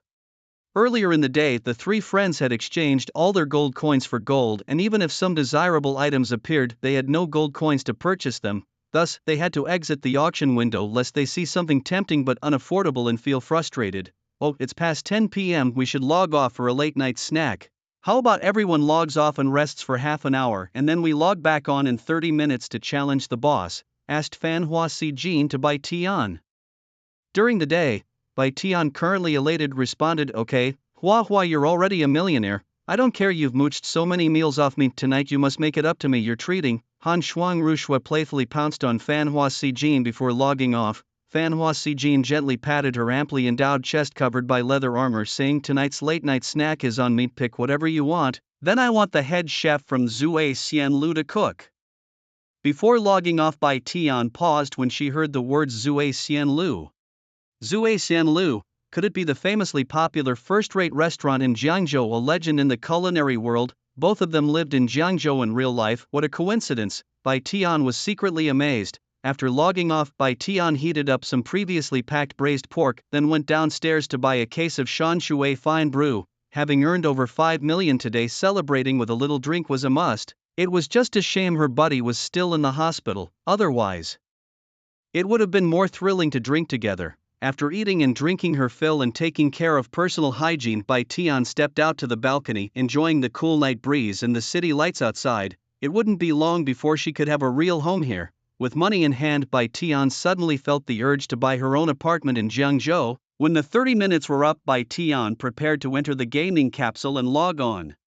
But after logging on, she found that Fanhua Sijin and Han Shuangru Shui had not yet arrived. It must be said, our male comrades generally have a better sense of time. After being 15 minutes late, 2 bell-like laughter sounds logged on simultaneously. So delicious, the golden phoenix claws made by Zue Xianlu. I couldn't bear to spit out the bones. Han Shuangru Shui, clearly a food lover, was still savoring the taste after entering the game. Fanhua Sijin looked apologetically at Bai Tian.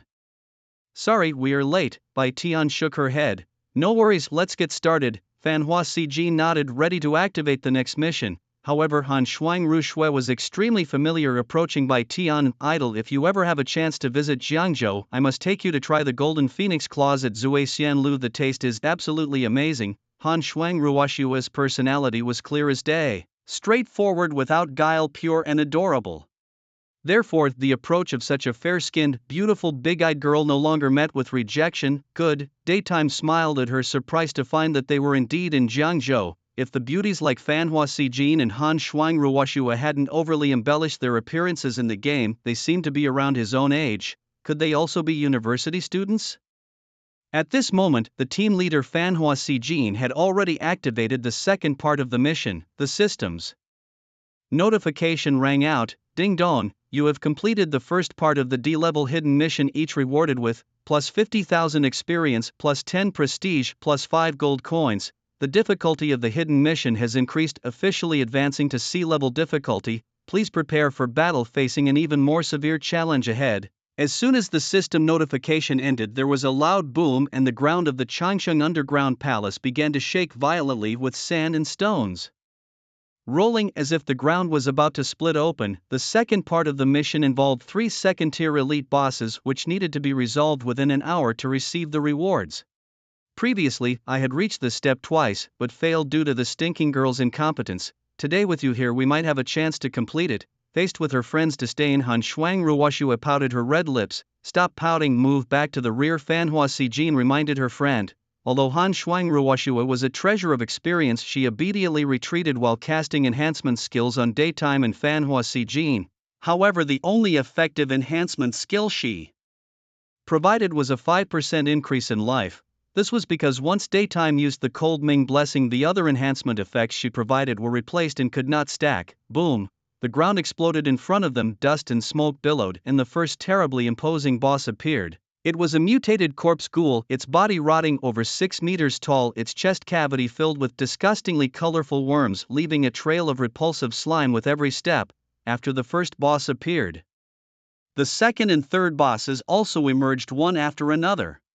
The second boss was a mutated wanderer draped in ghostly white robes with white hair 3 meters long reaching the ground, holding a 5-meter-long red bone staff. The third boss was a mutated ogre over 5 meters tall with blue skin, 3 heads, 6 arms, a wide mouth with fangs, carrying a giant bone club weighing several tons. These 3 bosses, Daytime couldn't even check their attributes, indicating that their levels were at least 25, exceeding his by 10 levels. However, while Daytime couldn't check, the 18-level Fanhua Sijin could, and she immediately took screenshots of the 3 bosses' attributes and shared them with the team. Mutated corpse ghoul, elite boss level, 26 tier 2 health, 104,0000 attack, 2999 dual defense, 1300 skills, basic vampirism, undead roar, undead venom, mutated wanderer, elite boss level, 26 Tier 2 Health, 108,0000 Magic Attack, 3122 Dual Defense, 1100 Skills, Undead Shock Death Scythe Undead Magic Shield, Mutant Ogres, Elite Boss Level. 27-inch Second Transformation Health, 1.3 million Attack, 3288 Dual Defense, 1500 Skills, Frenzied Death Charge Chaotic Death Blows. Oh my goodness, upon seeing the attributes of 3 second transformation elite bosses in the team even during the daytime it feels challenging. If it were just one boss alone it wouldn't be a big deal, but with 3 at once that complicates things. Moreover, all 3 bosses are of a high level all second transformation. During the day our trio is only at the first transformation, and even for the highest level among us, Profuse Beauty, her attack would be suppressed when facing the boss due to attribute disadvantage. This is the natural suppression of higher levels over lower ones. However, the greater the difficulty filled with challenges also means the more astonishing the rewards upon success. With this in mind, it's time for Daylight to stop hiding his skills. After checking his current mana of 12,080, Daylight's eyes sharpened and his Bai Bo Jing Lian Hua radiated a dazzling and mesmerizing glow. Daylight immediately cast his current group ultimate enhancement spell Han Ming's Blessing, instantly burning through 70-40 of his massive mana points. Ding dong, teammate Daylight has cast the group enhancement skill Han Ming's Blessing. All team members' attack, defense, attack speed and movement speed increased by 320%, lasting 3 minutes. When the warmth spread throughout their bodies and they felt a surge of boundless vitality along with the system prompt Profuse Beauty and Cold Frost it snowed, the 2 women were so startled that they trembled. An increase of 320% in attack, defense, attack speed and movement speed for as long as 3 minutes. Good heavens, what kind of divine enhancement skill is this? Both women stared at Daylight in disbelief, but what they didn't know was that Daylight had received a boost of 640%, even more monstrous. Daylight then consumed a medium-grade return spirit pill, instantly replenishing 800 mana points and also restoring 3% of his mana per second for 3 seconds. With Daylight's current mana of 12,080, 3% per second equates to 362 mana points. A medium-grade return spirit pill would bring back 1886 mana points for Daylight, which is quite powerful.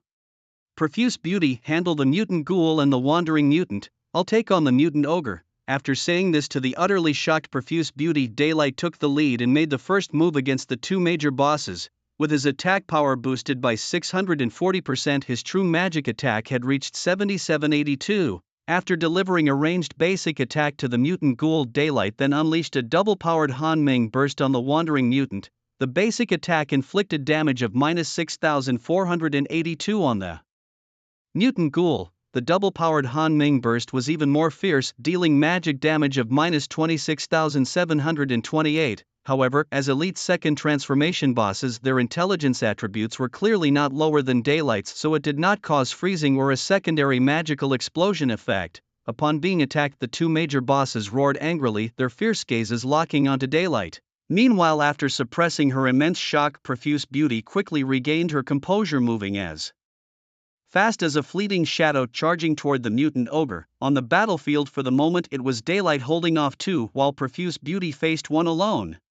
The mutated ghoul's speed was extraordinary, closing the gap in an instant. It was a physically attacking boss, delivering a ferocious blow with its storm fist. Even more brutal was the mutated wanderer, a ranged spellcasting boss who launched a long-range attack that struck like a cannonball. Despite a defensive boost of 640% by Tian's vitality, enhanced by a 5% buff from Hanfeng Ruoshu, it was only 1677 points. Naturally, he chose not to face the attacks head-on. Bai Tian quickly consumed a mid-level mana restoration potion and a low-level one since his medium-grade spirit revival pill was still on cooldown. Then he depleted all his mana to cast the Han Ming shield, capable of absorbing 80,000 damage. The moment the Han Ming shield was formed, the fierce attacks from the 2 bosses fell one after the other. Damage, -2,109, damage, -2,476, 2 high damage strikes that could instant kill 99% of players appeared simultaneously. However, what followed were massive amounts of rebound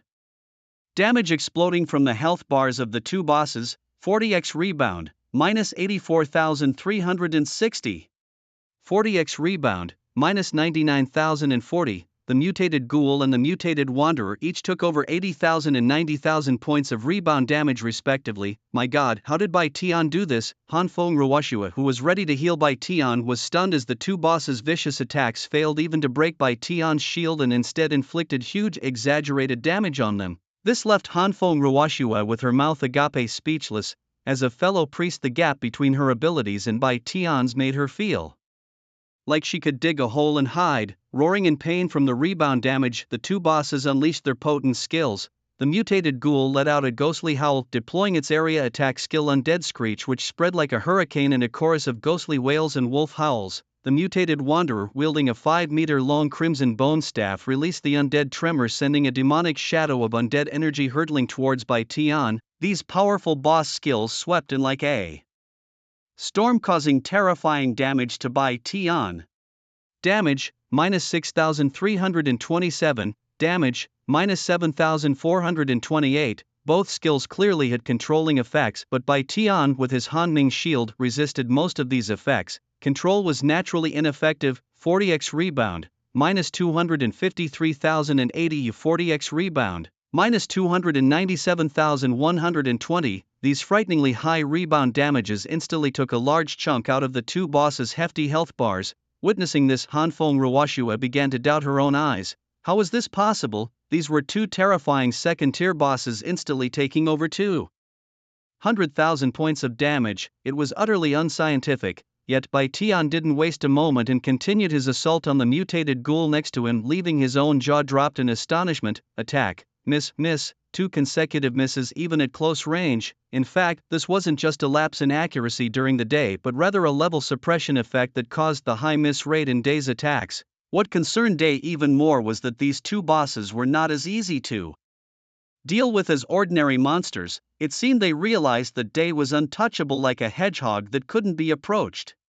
Initially fearsome, the two bosses suddenly, in a tacit understanding, ceased their attacks on Day, turning their focus instead to Han Feng Ruoxue in the rear. Unwilling to be merely an experience booster, Han Feng Ruoxue also exerted her energy from behind, continuously throwing minor skills at the bosses. Although the damage she inflicted was trivial, the bosses seemed to understand the strategy of picking on the weaker one.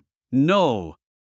Could they be that smart? Seeing this, Day's expression changed, and he intensified his attacks on the mutant corpse ghoul. Fortunately, his current attack speed was fast enough, with a frequency of 6 normal attacks per second. Even with a 60% miss rate, he could still inflict tens of thousands of damage on the mutant corpse ghoul within a second. But the mutant corpse ghoul was no fool. Unwilling to be hit for nothing, it ceased its attacks on Day. In a flash, it leaped over 8 meters high, dodging damage and charging towards Han Feng Ruoxue at the back. The mutant wanderer also targeted Han Feng Ruoxue.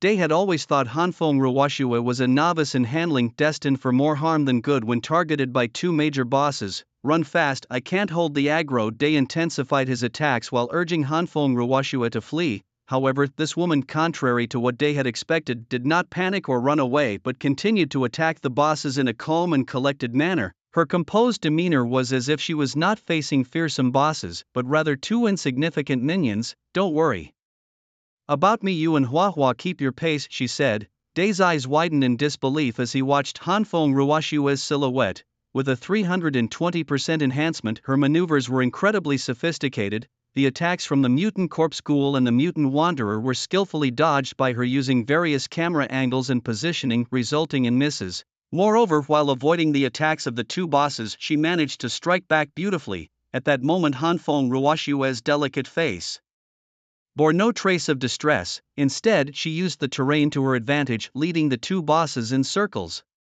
Although Han Feng Ruoxue's skills might not match the splendor of a blooming garden, achieving this was something Day admitted he could not surpass. Since entering the game, Day had been relying on his rebound talent and the strength of his class, the Cold Abyssal, which to overpower his enemies. At this moment, Day also realized his own lack of skill. If he could be more humble, both the blooming garden and Han Feng Ruoxue could be his great teachers. Stop dazing attack now, the focused Han Feng Ruoxue, devoid of any clumsiness, exuded an unconventional feminine charm. She navigated through tight spaces with the two bosses moving in circles like a skilled dancer. Infected by Tian, immediately focused. Despite Han Shuang Ruoxue's exquisite movements, her attributes were evident. she was relentlessly pursued by two second-tier elite bosses. A slight mistake in her positioning would mean certain defeat. On the other hand, Fan Hua Si Jin, boosted by Tian's 320% attribute increase, was handling the strongest mutated ogre with ease, already having depleted 1/6 of its health.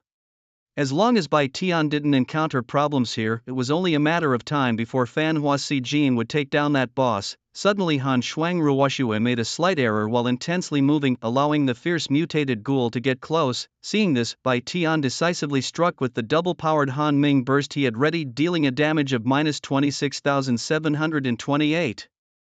The mutated ghoul, being a physical boss and despite its high level, did not have intelligence as high as Bai Tian's, thus it was instantly frozen in place. That was close. Thank goodness for you, Han Shuang Ruoxue said, her pretty face pale with fright as she patted her towering white robes and elegantly leapt, dodging a normal attack from a mutated wanderer with a miss. Boom.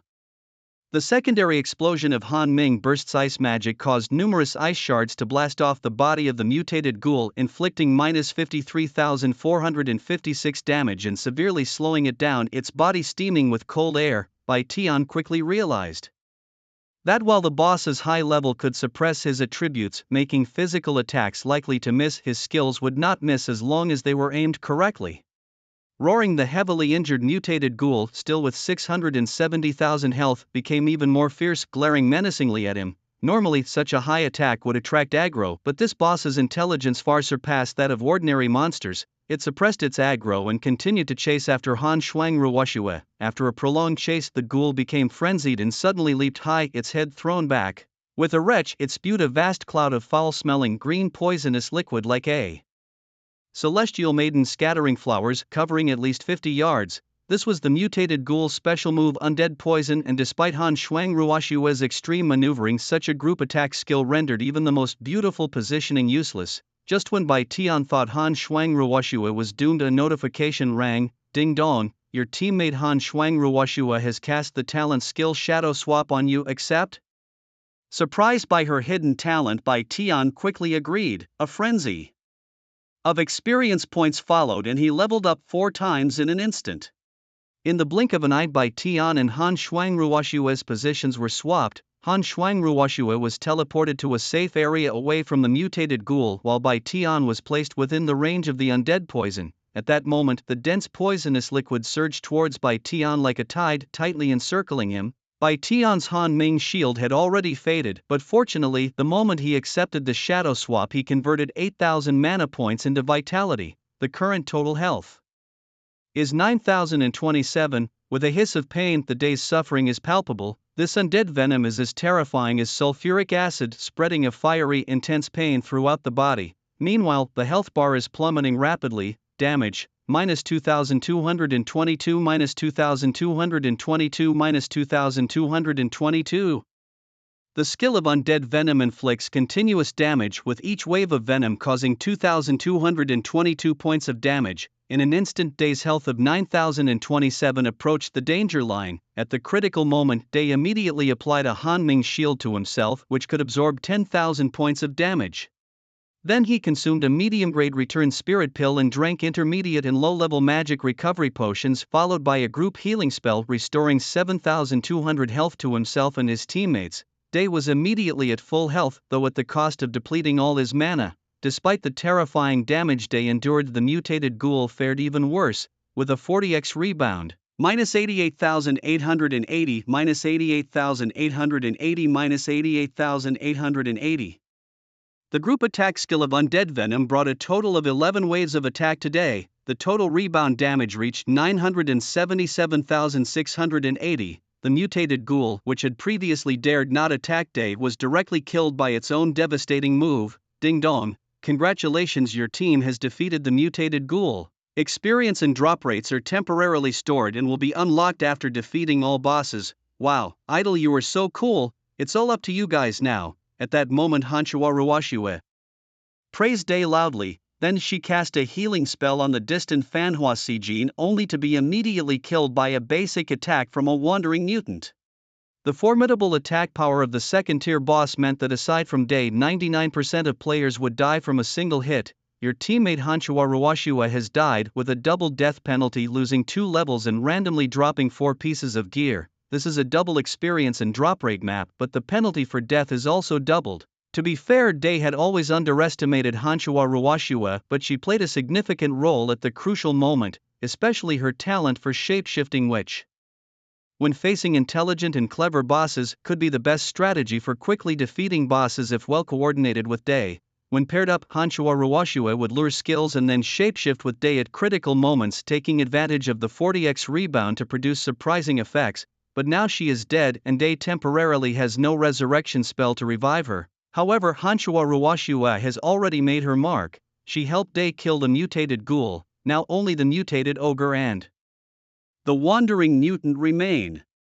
Day and Fanhua Sijin are each handling 1 inch, and it should be stable, especially at Fanhua Sijin's side, where she has already reduced the mutated ogre's health by half. After killing Hanchua Ruwashua, the wandering mutant glanced at Day from afar and then turned around to help the mutated ogre attack Fanhua Sijin. Seeing this, Day consumed a pill, and with his speed at full throttle he quickly chased after them. Honestly, these bosses with strong attributes are too clever, which is not player friendly. Facing the relentless assaults of the Day, the mutated wanderer did not fight back. Its thick health pool coupled with rapid automatic healing and a high miss rate left its daytime adversaries without any effective means to harm it. However, Fanhua Sijin detected something amiss when both the mutated wanderer and the mutated ogre unleashed their powers and targeted her with their abilities. Perfectly timing her response, Fanhua Sijin activated her invincible skill in a split second, nullifying 2 waves of intense damage. As her invincibility ended, she vanished from sight with her powerful stealth ability. Normally, stealth is ineffective against high-level bosses and monsters, but Fanhua Sijin, as an assassin of a hidden class, possessed a unique stealth skill. Once she activated it, even the 2 formidable bosses were baffled, unable to locate her. At that moment, Bai Tian closed in, focusing his relentless attacks on the mutated wanderer. The mutated ogre, having never suffered at Bai Tian's hands before, roared with its 3 mouths and flailed its 6 arms, brandishing a giant mace as it charged forward. Bring it on, Bai Tian thought, his mana now nearly fully restored. Fearless of the boss's assault, the mutated ogre, glowing with a crimson light, entered a frenzied state, raising its massive mace and launching a deadly flurry of blows towards Bai Tian with earth-shattering force. But Bai Tian, with a smile, had preemptively activated his Han Ming shield, capable of absorbing 80,000 points of damage. The ogre's devastating skill instantly inflicted 6 shocking hits on him, minus 11,372 inch, minus 11,374, minus 11,376. The shield nearly shattered, absorbing almost 70,000 points of damage, showcasing the brutal nature of the ogre's frenzied attack. Without the enhanced Han Ming shield, Bai Tian, even with his longevity passive, would have been thoroughly defeated. As the ogre's health was whittled down by Fanhua Sijin to just over 500,000, it should have been defeated by the rebound damage from its own attack, yet it continued its onslaught even after using up its berserk skill. With a loud crash, the Han Ming shield shattered prematurely. Dodge quickly. As the ogre's berserk state kicked in, it boosted its attributes by 100%.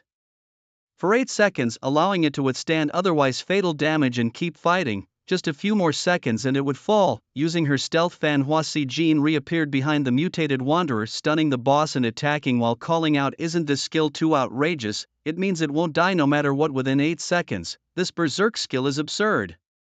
Bai Tian ran for his life but still took 2 hits, nearly triggering his longevity passive due to the ogre's vicious attacks. During its frenzy, as the 8-second timer ended, the berserk effect on the mutated ogre faded, and with an aggressive demeanor it halted its pursuit. With a heavy thud, it fell down, now a lifeless corpse. Ding dong, congratulations to your team for defeating the mutated ogre. Experience and drop rates are temporarily locked and will be unlocked after defeating all bosses. Finally, the second boss had fallen. Now only the last mutated wanderer remained. With the cooperation of Bai Tian and the spectacularly vibrant Fanhua Sijin, the final boss could not last 6 minutes and fell resentfully. This was mainly because the extreme enhancement from Han Ming's blessing had ended too soon. Subsequently, Bai Tian's mana couldn't keep up, unable to apply such a strong amplification effect as before. Moreover, this boss was clever. No matter what, it refused to attack Bai Tian and only pursued Fanhua Sijin. Otherwise, the two could have defeated the mutated wanderer in half the time. when the Wanderer was down to its last sliver of health. Bai Tian had already preemptively used a lucky scroll on it, triggering a 10-fold increase in experience and drop rates. Ding dong, congratulations to your team for completing the first phase of the SSS-Level hidden quest, Demon Slaying. Each reward experience, plus 100,000 inch prestige, plus 20 in gold coins, plus 10, the experience and drop rates locked behind the 3 bosses were released. In the next moment, a tidal wave of experience flowed to Bai Tian and Fan Hua Si Jin, and their bodies shone with the white light of leveling up. It seemed that Bai Tian's use of the lucky scroll not only boosted experience for him but also for his teammate, as Fan Hua Si Jin astonishingly jumped 2 levels, skyrocketing to level 20. As for Bai Tian, even more dramatically, he leveled up 4 times, shooting from level 15 to 19. Since the quest had ended, Han Shuangru Shui, who had been lying dead, also revived in the Eternal Tomb. Although she had died once and lost levels, she too enjoyed the rich experience rewards from the team advancing from level 13 to 17. Had she not died earlier and lost 2 levels, Han Shuangru Shui might also have reached level 19. Underneath the corpses of the 3 bosses, especially the mutated Wanderer targeted by Bai Tian's lucky scroll, a pile of dazzling, mesmerizing items burst forth, each gleaming and extremely enchanting. We're rich, we've struck it rich. Stinky Hua Hua, quickly open up the permissions, let us also pick up the items dropped by the boss. Revived Han Shuangru Shui, upon seeing the items scattered all around, screamed excitedly. Normally in a team, the items dropped by a defeated boss level monster could only be picked up by the team leader, but with the permissions opened, teammates could also join in the looting. Fan Hua Si Jin, in a particularly beautiful mood, smiled radiantly and unlocked the permissions. Everyone joined in. Soon Bai Tian and the trio were in the thick of cleaning up. Even with 3 people, it took over 2 minutes to finish picking everything up. They hadn't even had time to share their finds when ding dong. To enter the second level of the Eternal Tomb, players must be 2nd class or above. Your team does not meet the conditions. Please challenge again after reaching the 2nd class. After the system prompt, Bai Tian and the 3 were forcibly transported out of the first level of the Eternal Tomb. Suddenly, the 3 friends appeared on the riverbank. Darn, we need to be 2nd class to go to the 2nd level. Hua Hua is already level 20 and can advance to the 2nd class.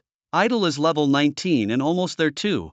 I'm still 3 levels behind, said Han Shuangru Shui, her face showing a hint of frustration as she pouted her pink lips cutely. Don't be upset, let's divide the loot first. Fan Hua Si Jin pulled her friend down to sit. Bai Tian also sat down smiling, and the 3 began to tally their gains. After a thorough count, they had amassed 81 gold coins in the game, with each person getting 27 gold coins. Since the gold prices hadn't dropped, each of them had earned an equivalent of 27,000 yuan, a real windfall. My goodness, even with a double rate of drops, we wouldn't expect this many items, exclaimed Han Shuangru Shui, sticking out her red tongue in surprise. From their efforts, they looted 31 pieces of equipment from 3 bosses, 2 purple, 8 blue, 20 green and 1 black. Additionally, there were 6 scrolls, 13 special materials and 3 skill books. Fan Hua Si Jin knew well that such an abundance of rare items was all thanks to Bai Tian's precious lucky scroll, which brought 10-fold experience and drop rates, benefiting her and her friend immensely. Thus she looked gratefully at Bai Tian with her enchanting watery eyes. Thanks. Bai Tian shook his head modestly. We're all teammates, no need for thanks. Fan Hua Si Jin smiled sweetly and then said, take 2/3 of all the items first, the rest will be ours. How about that? Han Shuangru Shui also nodded. Idol made the greatest effort, it's only fair he takes 2/3 of the spoils. The most precious items from the 3 bosses were naturally the 2 purple pieces of equipment and the 3 2nd-class skill books. Purple gear was priceless at their current stage. The purple Bao Bai Tian sold earlier fetched 1,000,000 yuan. Skills for classes above 2nd class were only obtainable through players' luck, making them extremely valuable. The 2 pieces of purple equipment were a sword and a bracelet, Demon Sword.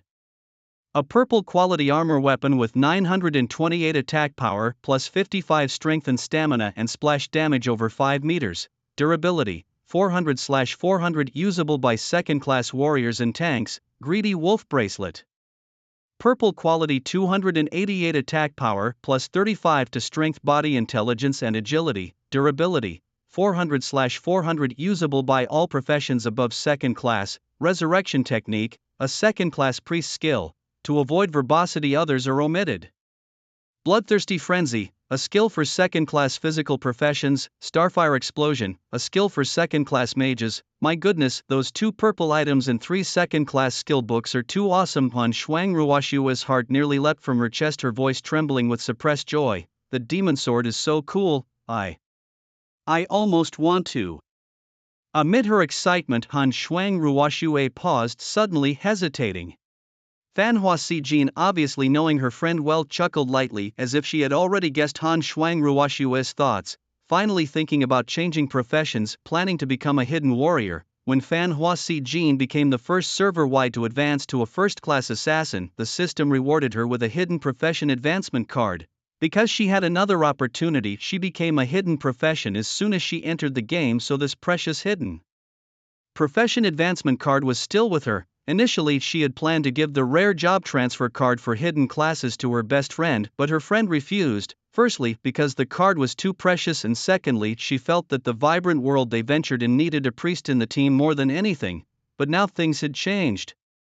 With the addition of a super powerful all-around hidden priest by day, and after laying eyes on a top-tier warrior weapon, the heart of Frost like Snow was stirred. Blushing with a rare embarrassment after her friend pointed out what was truly in her heart, Frost like Snow awkwardly turned her head away.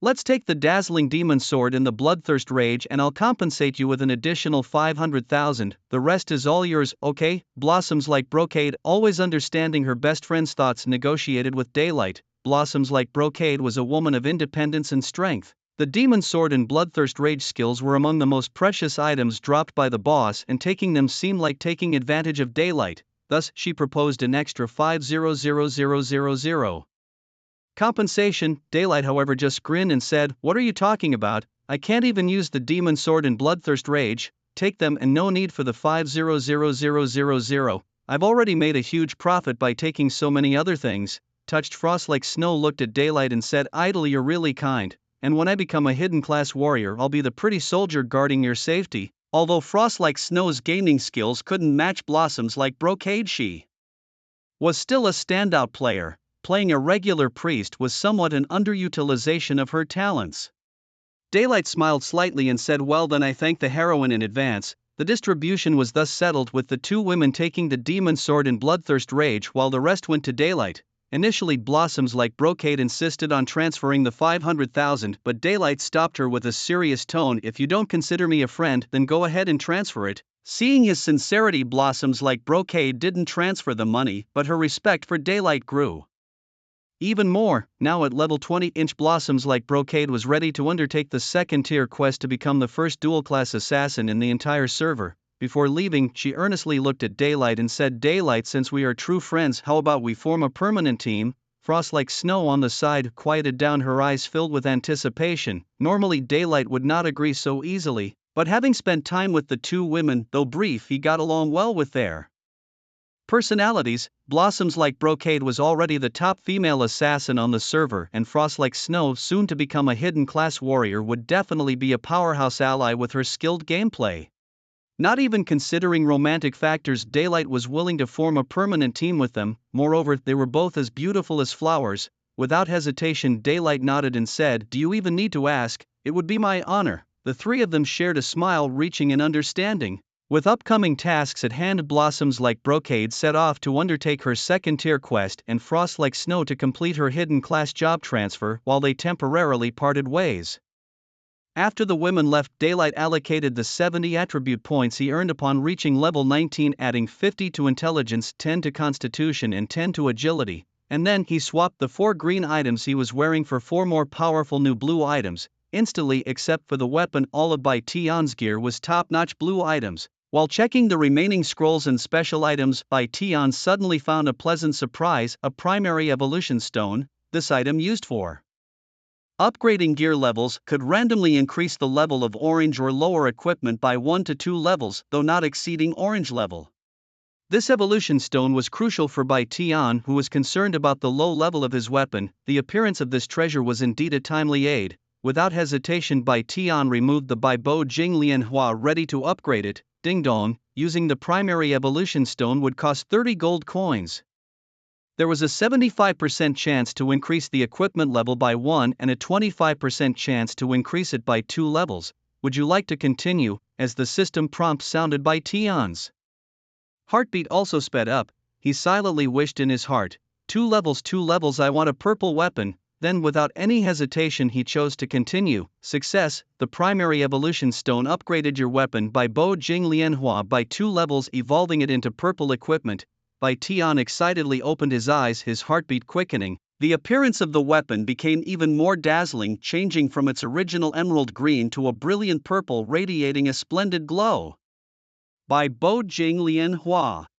Bound to player brilliant, not tradable, droppable or destructible, quality, purple upgradable, attack, 888 intelligence agility, plus 50 heavenly gift, chance to refresh the skills CD when using skills, durability, 400. Bai Tian couldn't wait to equip the newly evolved purple weapon, his attributes soaring once again. Adorned in top-tier equipment and now at level 19, his base attributes were frighteningly high. Character name, brilliant occupation, Han Ming Great Sorcerer First.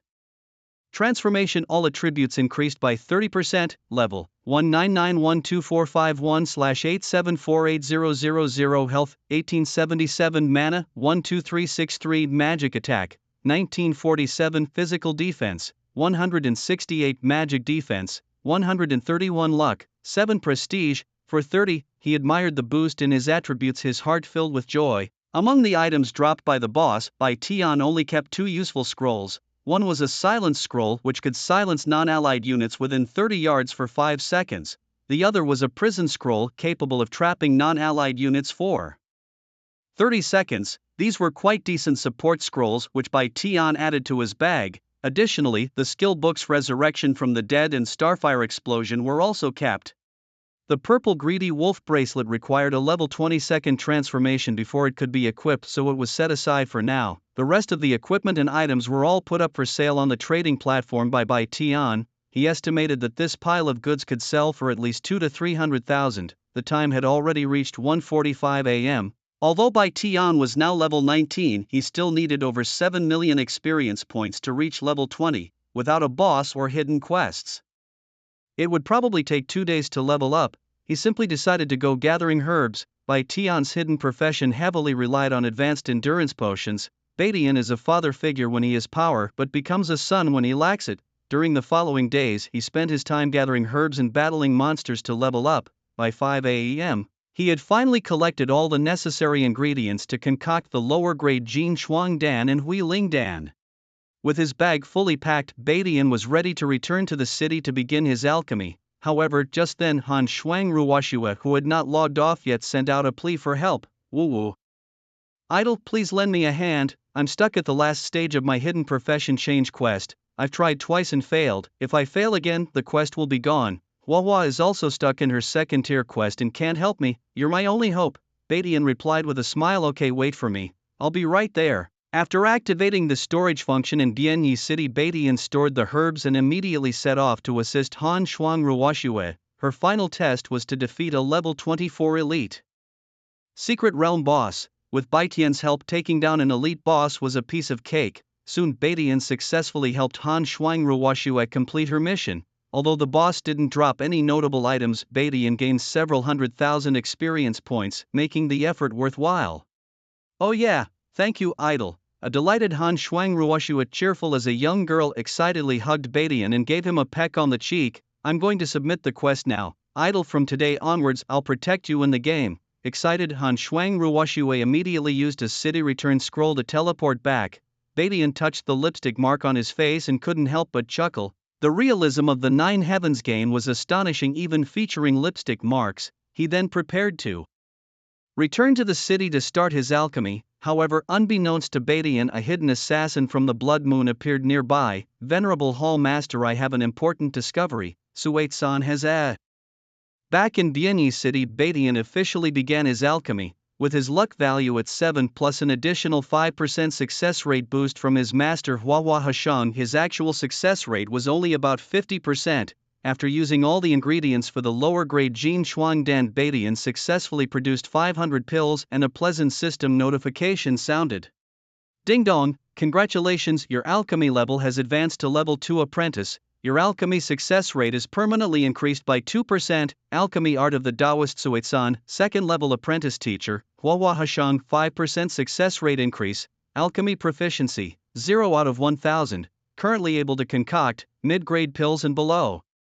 Seeing the information on the alchemy interface and the successful concoction of 5 bottles of lower-grade Jin Shuangdan, Baitian smiled happily. Although he was now capable of concocting mid-grade pills, he lacked the necessary ingredients and could only continue making lower-grade Huilingdan. The mana-restoring pills were what Baitian needed the most. He continued his alchemy until 11 a.m. By then he had finished producing 5 bottles of lower-grade Jin Shuangdan and 11 bottles of lower grade Huilingdan, each containing 100 pills. His alchemy level had also increased to level 3 apprentice. Even though he was inside a game pod and could play non-stop for 3 days without feeling tired or hungry, during the day he preferred a more ordinary, lively lifestyle, so he decided to log off. However, just before logging off he noticed that although Hanfeng Ruoshua had logged off early, Fanhua Sijin was still online. Had she not completed her second-tier mission yet? Was the mission that difficult? Puzzled, he sent a message to Fanhua Sijin to ask if she needed his help, but he received a system notification: the other party is currently in a special map and cannot be contacted. With no way to help, he shook his head, placed 3 purchase requests for medicine on the trading platform, and then logged off. He was still short of the last 3 ingredients for his blood fortification elixir and wanted to see if he could acquire them. After logging off, he freshened up and went out to have a delightful meal in the neighborhood. Thinking about his close friend Liufan, who was still in the hospital, he decided to buy some fruits and visit him. Liufan was in good spirits and was very happy to see him. Liufan's family was also very friendly towards him. It was after 7 p.m. when he left the hospital. Before leaving, Liufan confided that what he wanted most was to return to the game and play Zhetian, claiming he was going crazy staying in the hospital. Back at his apartment, he made a phone call and spent 300,000 to order a second top-tier gaming capsule intended for Liufan. Under normal circumstances, Liufan would be out of the hospital in about a week and would then be able to stay with him. The hidden job transfer card and the mage skill book from Xingho Yenyuan in the game were prepared for him. After eating his fill, he logged back into the game. Just as he logged on, he suddenly received a friend message from Hanfeng Ruoshua. Through her sobs, Hanfeng Ruoshua said, "Idle Wowo, my demon sword has been destroyed." It was Blood Moon's people led by a fool named Vantis. Upon reading the message he was furious. He knew that Hanfeng Ruoshua was targeted, probably because of him. Vantis, Blood Moon Guild, I swear I won't rest until you're banished from Bianchwai City. In the outskirts of Bianchwai City, near a man-made rune revival point, lay the bodies of about 24 players, among them a tall, youthful-looking female warrior clad in white armor. This warrior, who had recently switched to the hidden class of Azura warrior, was Hanfeng Ruoshua. Just earlier she had encountered an ambush by the people of Blood Moon here. Despite being outnumbered, Hanfeng Ruoshua fought back fiercely and killed over 20 enemies before she was finally overwhelmed. This woman is fierce. Even with so many of us ambushing her, she still managed to kill 26 of our brothers, said Qin Xiaobai, still in a wounded state, marveling at her prowess. In the recent ambush he was a leading combatant, and if not for the extensive healing from numerous priests, he too would have fallen at Hanfeng Ruoshua's hands. This wench has killed so many of our brothers, even our 4th, 5th and 6th brothers fell by her hand. Today I swear I won't rest until I've sent her back to the Novice Island. I'll crush that newbie, growled Qin. Shall we? Ranking second, the leader here, Fandis, already at level 15, was looting a brilliant sword and a pair of deep blue boots from the corpse of Hanfeng Ruoshua. As he examined the attributes of both the sword and boots, his heart skipped a beat. A purple weapon, blue boots. Even someone as stoic as Fandis felt his heart pound with shock at that moment. He had spent a considerable amount of money in this game, and with his frequent PvP victories his gear was already quite impressive, boasting 4 blue and 8 green items, and yet this woman had a purple weapon, casually dropping a pair of top-tier blue boots. No wonder she was so formidable, managing to counter-kill about 20 of their men even after being ambushed. Fortunately, this woman hadn't reached the second transformation. She couldn't equip the purple weapon yet, or the losses from their ambush would have been even greater. It also highlighted just how unlucky Hanfeng Ruoshua was to have her most crucial equipment explode out of her inventory upon death. The value of purple equipment was beyond measure. You couldn't find more than 10 pieces throughout the entire Dasha region. Fan Dis unnoticeably pocketed the purple demon's word in the blue boots, then stared greedily at Hanfeng Ruoshua's corpse, a cold covetous smirk spreading across his face. I've already used the rune resurrection scroll in advance. Within 5 hours, any player who dies within a 1000 meters can't return to the city to revive, they can only resurrect on the spot. Little girl, don't blame me, blame your shining jerk of a CP. If you're not convinced, have him come and seek revenge, or you can just revive and continue the fight. Weren't you fierce just now, taking down over 20 of us all by yourself? At this moment in her spirit state, Hanfeng Ruoshua's eyes reddened with rage, the precious demon's word that had exploded out of her inventory was supposed to be her reason for deciding to covertly switch to a hidden warrior class.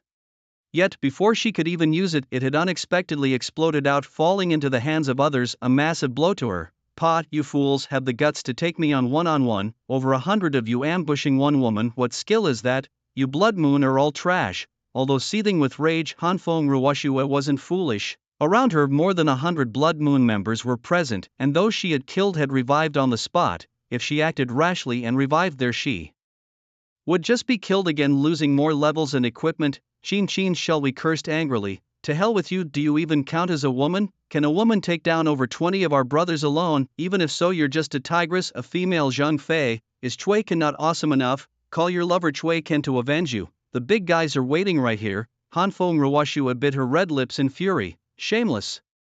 You don't have the skill to face Chui Ken, so you bully a single woman. Such disgrace, aren't you afraid of becoming a laughingstock? Even if the lady is a fierce tigress, even if she's a female Zhang Fei, so what? If it comes to a one-on-one fight, she alone could make all the scum of the Blood Moon gang cry for their mothers." Seeing Han Shuang Rushue remain tough even now, those who had been killed by her before a level down were fuming even more. "Damn it, what are you bragging about, you woman who relies on men?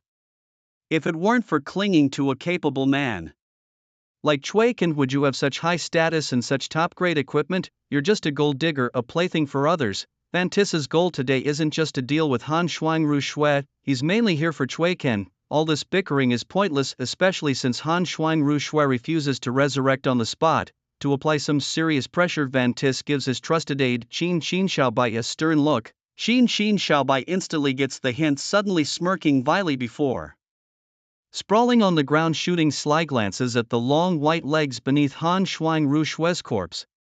"Hey brothers, this tigress has nice legs, this proportion, this gloss, no wonder Chui Ken fancied her." A few others crouched down next to Han Shuang Rushue's body, their gazes exceedingly lewd. "Wow, gotta say this despicable woman is quite a looker, with a body that could drive men wild. With that figure, those jade-like legs, I could play for 10 years. Look everyone, purple, the ladies wearing purple underwear." To break Han Shuang Rushue's mental defenses, the Blood Moon gang completely loses all decency. Abuses fly freely. If not for the system's protective mechanisms, these people might have even committed more egregious acts of indecency. After all, Han Shuang Rushue is just a young girl, having been killed, her most precious weapon looted, and now surrounded by a group verbally abusing her. She bursts into tears, her lips bleeding from biting them. You bullying me like this, my family, my idols, they won't let you off." Though crying, Han Shuang Rushue still keeps a bit of her wits about her and doesn't foolishly resurrect on the spot. Just then, a striking system announcement suddenly blares. Ding dong, congratulations to player Fan Hua Si Jin for achieving the second-tier assassin transition. As the first player in the Eastern Sangtian realm to make this transition, Fan Hua Si Jin receives +2 levels, +3 luck, +400 reputation, 50 attribute points, and a full set of second-tier skills for her profession. The sudden system announcement shakes Vantiss and his crew to the core. Holy crap, Fan Hua Si Jin is seriously fierce. Hearing that Fan Hua Si Jin is also a top-tier beauty, hooking up with her would be hitting the jackpot. As if a goddess like Fan Hua Si Jin would fall for a bear-like guy like you, unless heaven's blind. What if the goddess appreciates a unique character like mine? Wouldn't that piss you off? Hearing this, a fervent longing flashes in Vantiss's eyes, but it's fleeting. He coughs lightly and signals Qin Xiaobai and the others to focus and keep up the pressure on Han Shuang Rushue's mental defenses. "Enough, you scum. If you were real men, you'd face me in a fair fight. If you're too scared, then let's have 10 of you come at me all at once. I'll take on all 10 of you by myself," Han Shuang Ruoshua said through clenched teeth, her challenge tinged with defiance. Being looked down upon by a beautiful woman like this, Qin Xiaobai immediately burst out in anger. "You think you're some kind of hero like Hua Mulanyu? At that moment a cold glint flashed in Fantas's eyes as he interrupted Qin Xiaobai's tirade. Alright, if you're so confident, I'll give you a chance. I'll pick 10 men to fight you. If you win, you're free to go. Are you serious? Han Shuangruoshua's voice trembled slightly. Fantas sneered, a man's word is his bond, as steadfast as a galloping horse that cannot be pursued. If you don't believe it, you can record this as evidence. Biting her red lips, Han Shuangruoshua responded, fine, I've recorded this for evidence. If you dare go back on your word, I'll make sure you and your blood moon fools are utterly disgraced. Hearing this, Fantas's lips curled into a sinister smile, and with a wave of his hand the Blood Moon members slowly retreated, clearing a space. Under Fantas's direction, led by Qin Xiaobai and several elite captains from Blood Moon, 10 men stepped forward. Fantas stood back and said indifferently, you may resurrect now. Humph, watch how I crush you scumbags, Han Shuangruoshua scoffed. She immediately resurrected, but her health and mana were only about a quarter of normal. Her blue boots had been destroyed, and now she stood barefoot, her crystalline jade feet on display, her large eyes ablaze with anger as she prepared to take a potion to restore her status. However, Han Shuangruoshua had underestimated the shamelessness of Fantas and his men. The moment she resurrected, the 10 men led by Qin Xiaobai didn't give her any time to recover and immediately attacked. Despicable, Han Shuangruoshua cried out in anger, quickly activating an energy shield. Despicable? We're the despicable ones, you foolish woman. Qin Xiaobai laughed coldly as they shattered her shield, nearly defeating her. Suddenly a ray of pure light fell upon her delicate body. Health recovery, plus 6,400. Han Shuangruoshua was instantly back to full health, her anger turning to joy. Die, you trash. Now bolstered by the timely healing spell, she took a breath and with a swift motion of her left hand she sucked Qin Xiaobai towards her, a technique she mastered after becoming an Azura warrior. With a venomous strike like a serpent, her sword slashed across Qin Xiaobai's throat, spraying blood in a vivid arc. Critical hit, minus 2,654. Qin Xiaobai's health dropped to 0 instantly, his eyes bulging as a pair of boots and several potions burst out from him, his body now a lifeless corpse. The entire sequence was executed in one fluid motion, as quick as lightning and with deadly precision on the critical strike. The Blood Moon members behind were too late to heal Qin Xiaobai, just recently leveled up to 13-inch. Qin Xiaobai was now reduced back to level 12. My brothers, avenge me, kill her. The soul of Qin Xiaobai screamed in rage. The people under the Blood Moon have completely lost their shame. In addition to the initial 9, everyone who had previously retreated now surged forward, ready to gang up and kill Hanfrost-Ruoshua. They completely disregarded the words they had previously spoken. Meanwhile, Vantis had already stealthily turned invisible the moment Hanfrost-Ruoshua was fully healed by a healing spell. You fools, I am not someone to be trifled with. When she was surrounded again, there was no trace of fear on Hanfrost-Ruoshua's pure and beautiful face, only calmness. Just as the attack from over 100 Blood Moon warriors was about to hit her, there was a flash of light, and suddenly Hanfrost-Ruoshua disappeared from the spot. In her place stood a slightly emaciated figure, tall and cold as a mountain. At the critical moment, Hanfrost-Ruoshua had used her talent to switch places with White Day, who had just rushed to her aid. Instantly all the attacks fell on White Day. A series of damages popped up. Minus 33, minus 21, minus 44, minus 18, minus 21. But after more than 100 attacks, only about 3,000 points of damage were inflicted on White Day. His vitality was only reduced by about 1/3. He had already converted thousands of mana points into vitality earlier. Under the terrifying talent of 40x rebound, the attack from the Blood Moon warriors immediately killed over 80 of them. More than 80 bodies fell in confusion, the ground littered with equipment and various potions. Even the few warriors and tanks who weren't killed were shocked. Silly, brilliant, someone shouted out first. But just after that shout, they were met with White Day's ferocious and ruthless Han Ming burst coming their way. With a boom under the secondary ice explosion, the remaining enemies were all instantly killed, leaving no one standing. But at this moment, a figure who had just resurrected from death, with only a quarter of his health and a face turning from furious to pale, tried to pretend to be dead again. You scum! Hanfrost-Ruoshua flew in, her kick landing fiercely on this person's chin. This person was none other than Dear Xiaobai, whom Hanfrost-Ruoshua had just killed once. Dear Xiaobai had thought his side was overwhelmingly powerful and had underestimated Hanfrost-Ruoshua, so after being killed, he quickly resurrected to seek revenge. However, brilliance suddenly descended, instantly killing most of the Blood Moon warriors in a rebound. then another ruthless skill wiped out all the remaining Blood Moon comrades. This left dear Xiaobai stunned. White Day with quick reflexes threw out a healing spell before Hanfrost Ruoshua fully restoring dear Xiaobai's state. With a howl, dear Xiaobai screamed as blood spurted from his mouth, kicked so hard by Hanfrost Ruoshua that he was sent flying backward, finally rolling to a stop in front of White Day. Even without using a weapon, Hanfrost Ruoshua's kick reduced dear Xiaobai's condition by a fifth. It was utterly humiliating. Being kicked by a woman, dear Xiaobai's mouth was in severe pain, and just as he was about to struggle to his feet, a large foot came crashing down, first stepping right on his mouth. Damn it.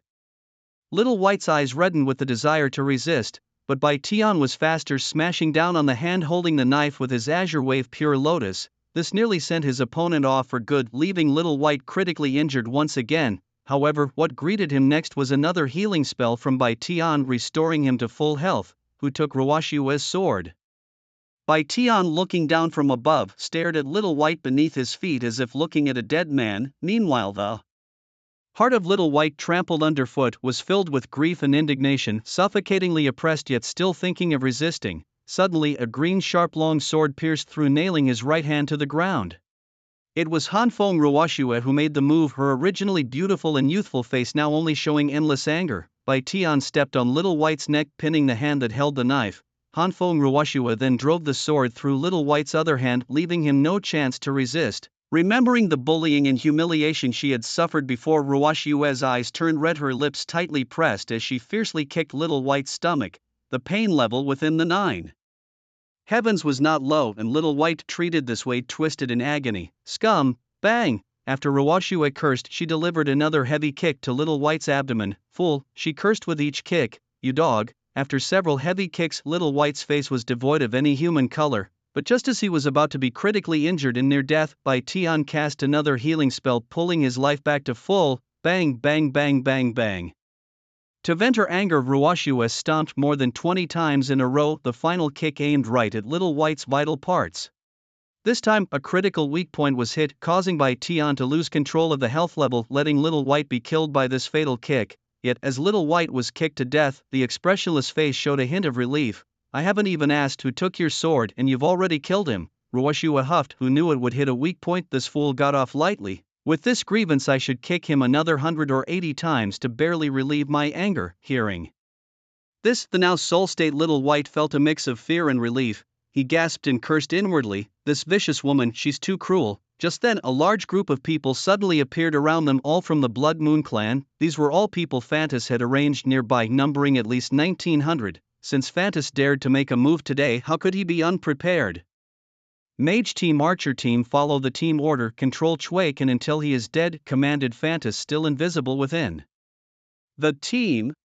Oh no, we're surrounded, Ruoshua said anxiously. At this moment the more than 100 Blood Moon people previously killed by Bai Tian due to the arrival of the main force all chose to resurrect via corpse walking. Normally, in outdoor PK battles, non-instance modes, death meant respawning at the nearest town point. But here, the cunning Vantis had preemptively placed a resurrection scroll with a rune, causing anyone who died within a 1,000-yard radius to only be able to resurrect on the spot.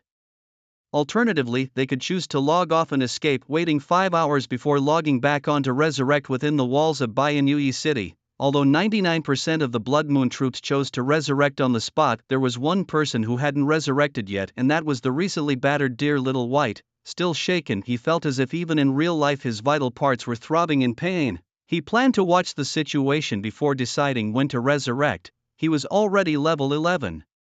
And dying 2 more times would send him back to Newbie Island for a reset. Vantis was very cunning. He had already arranged his troops in advance, just waiting for the day to fall into the trap, then using overwhelming numbers to take him down. Swish, swish, swish.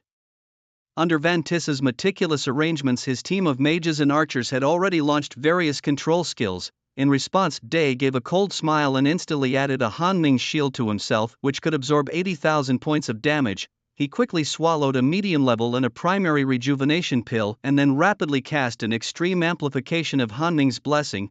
The previously nervous Frosty Snow gained a 320% increase in attack defense, attack speed, and movement speed, which greatly boosted her confidence. She was no longer the fragile ordinary priest she had been before. She was now a powerful hidden-class Shura warrior. With a 320% enhancement, the transformation was profound, her attributes so high that calling her a humanoid boss was no exaggeration. Because he activated the Han Ming shield, ignored all control skills from the Blood Moon enemies. Moreover, he received a 640% enhancement, making his attributes even more monstrous. The damage inflicted on him by the enemies was negligible. Day quickly began to retaliate, throwing out a basic Han Ming burst which instantly killed an enemy priest in the back row, immediately creating an ice explosion effect that took out dozens of nearby enemies. Day was initially worried about Frosty Snow, but while he was killing, he also spared a part of his attention to watch over her. However, Frosty Snow did not disappoint Day at all. Now a Shura warrior with a 320% increase in attack and defense, she had transformed into a fearsome tiger. With the skills of her hidden class, which obviously included countering and resisting control, she charged at the enemies like a tiger descending the mountain, the scene completely like a tiger entering a flock of sheep, with every slash causing blood to spray, killing one with every strike. With a 320% enhancement, Frosty Snow's defenses were even higher than Day's, and hardly any of the Blood Moon troops could break through her defenses. Each attack she launched caused explosive damage. With every sword strike, the Blood Moon troops were left tumbling and rolling, utterly defeated. Seeing Frosty Snow's formidable performance, Day was completely reassured. Taking advantage of the 10 seconds of the Han Ming shield, Day began frantically reaping the Blood Moon's back ranks. Frosty Snow very cleverly took advantage of the immense pressure created by Day and smoothly broke into the enemy's back ranks, her whole body emitting a layer of blood-red mist. It must be her vocational skill not only to ignore control but also to murder and drain blood. The over 500 mages and archers prepared by Van Tis were wiped out by Bai Tian and Han Shuang Ruoxue in less than 10 seconds. The enemy's tanks and warriors desperately tried to protect the backline, but they couldn't hold it. The moment Han Ming's shield disappeared, Bai Tian timely threw out a silence scroll. Ding dong, player Chui can use the silence scroll, silencing all enemies within 30 yards for 5 seconds. Using these 5 seconds, Bai Tian and Han Shuang Ruoxue annihilated Blood Moon's backline completely. What on earth were they feeding on? They were unstoppable and impervious to control skills. Chuikin was already monstrous, but this woman was even fiercer. We couldn't reduce her health at all. What kind of devilish defense was this? Master Van Tis, you need to think of something. At this rate, our more than 1,000 men won't be enough for them to slaughter. The troops of Blood Moon were both frightened and furious, helpless against the duo. In contrast, Bai Tian and Han Shuang Ruoxue fought fiercely like superheroes, wreaking havoc everywhere. More than 1,000 from Blood Moon couldn't subdue them. Instead, they were routed by the duo. Some Blood Moon players who were killed and respawned were instantly taken down again. At this moment, Van Tis was invisibly hiding behind the battle ring. Although he was mentally prepared, seeing Bai Tian and Han Shuang Ruoxue fight like superheroes was still somewhat unbelievable. But to stabilize the morale, he shouted in the team, "Brothers, don't be afraid, the abnormal enhancement state of Chuikin will disappear soon. We have so many people, even if they kill us all once, it's not a big deal. Just wait for my command, don't rush to respawn if you die. Once the state of the two Chuikin disappears, listen to my signal and we'll all respawn together for a counterattack." After the 3-minute blessing state of Han Ming expired, corpses were strewn all around. Bai Tian and Han Shuang Ruoxue together had slaughtered no less than 1,200 people. Of course, Bai Tian mainly relied on the Han Ming burst skill for reaping. The people of Blood Moon weren't fools. Knowing his high recoil talent, they almost stopped attacking him. Otherwise, even if their numbers were doubled, they wouldn't be enough for Bai Tian to rebound. Han Shuang Ruoxue was killing it. As a Shura warrior, she was extremely domineering with anti-control, burst and AoE skills. After being boosted by 320% in defense, attack speed and movement speed, she practically became a human cannon. Awesome, my idol, I've never had such a thrilling time playing a game. It's just a pity I didn't get to kill that weasel Van Tis. Han Shuang Ruoxue's hair flew about as she fought valiantly in her silver-white armor, bathed in blood and looking stunning. She couldn't even remember how many she had killed. Bai Tian smiled at her. "Don't rush, this is just the beginning. Today we'll fight until Blood Moon is completely eradicated from Shuangyi City." Hearing this, Han Shuang Ruoxue was greatly inspired. Good. At this time, Van Tis, who was hiding and observing the battle, suddenly brightened his eyes. The fallen brothers, their enhancement state has ended. Choose to respawn now, start the counterattack. The once hesitant Xiao Bai, upon hearing the boss's words, excitedly believed that his time for revenge had come. He immediately joined the massive resurrection effort. Just when the members of the Blood Moon thought their great counterattack was about to start, Bai Tian, with a sinister twist of his lips, cast another extreme group enhancement spell, Han Ming's Blessing. Once again, Han Shuangru Shui's attack speed and movement speed increased by 320%, while Bai Tian's own stats skyrocketed by 640%. Witnessing this, Vantis, who was hiding in the shadows, nearly popped his eyes out. He roared with a twisted expression, "How can his enhancement skill have no cooldown? It must be a cheat, this shameless cheater." The now brave enough to resurrect Xiaobai turned pale, with a retort ready for his boss. "Vantis, you, an assassin, can hide and command in secret, but what can I, a warrior, do?" Since Vantis, who couldn't pinpoint the main culprit, never got over his frustration, Han Shuangru Shui immediately targeted the unlucky Xiaobai. Upon his revival, Xiaobai was caught by Han Shuangru Shui within 4 seconds of his revival, and a few devastating kicks sent him off instantly. Xiaobai was demoted to level 10, losing 3 pieces of equipment in the process, nearly breaking his spirit. Meanwhile, Bai Tian activated the Han Ming shield to block controlling skills and began harvesting heads again, all the while searching for the hidden Vantis. Little did Vantis know, Bai Tian's weapon, the Bai Bo Jing Lianhua, had a chance to refresh the cooldown of Han Ming's Blessing. The first time he used it, it had already refreshed once, and today Lady Luck seemed to favor Bai Tian again as he used this crucial skill for the second time, successfully refreshing the cooldown once more, and even the Han Ming shield was refreshed. This meant that all of Vantis's carefully laid plans were doomed to fail. The 2,000 troops he brought were quickly reduced to corpses scattered all over. They couldn't fight back or escape and were utterly desperate. At this moment, the ground was littered with so many items and equipment that it dazzled the eyes and was impossible to count. For now, no one dared to resurrect again. Bai Tian and Han Shuangru Shui began stepping over countless bodies to clear the battlefield, picking up equipment to sell on the trading platform as their inventory was not nearly large enough to hold everything. In hiding, Vantis, seeing the still full-strength Bai Tian and Han Shuangru Shui, glared at them venomously like a viper. "Fools, I haven't lost yet, Bai Tian. I refuse to believe you and a woman can outfight the entire Blood Moon Guild." Vantis was about to call Yan Ning from the Blood Moon to urge her to hurry up with reinforcements, but she called first. "Vantis, have you offended Fan Hua Si Jin? I was bringing a few hundred elite brothers to help you, but she killed them all on the way back. Even I was killed by her twice and dropped to level 13. Upon hearing this, Vantis was initially shocked, his face full of confusion. No, I haven't even seen her in person." Shui Yaning spoke with a grave tone. "It's bad. My brother has been targeted by Fan Hoasijin and she killed him once. He's very angry now and will probably come after you soon. How's the situation on your end? With over 2,000 people, you must have taken down Chui Can and his CP by now, right?"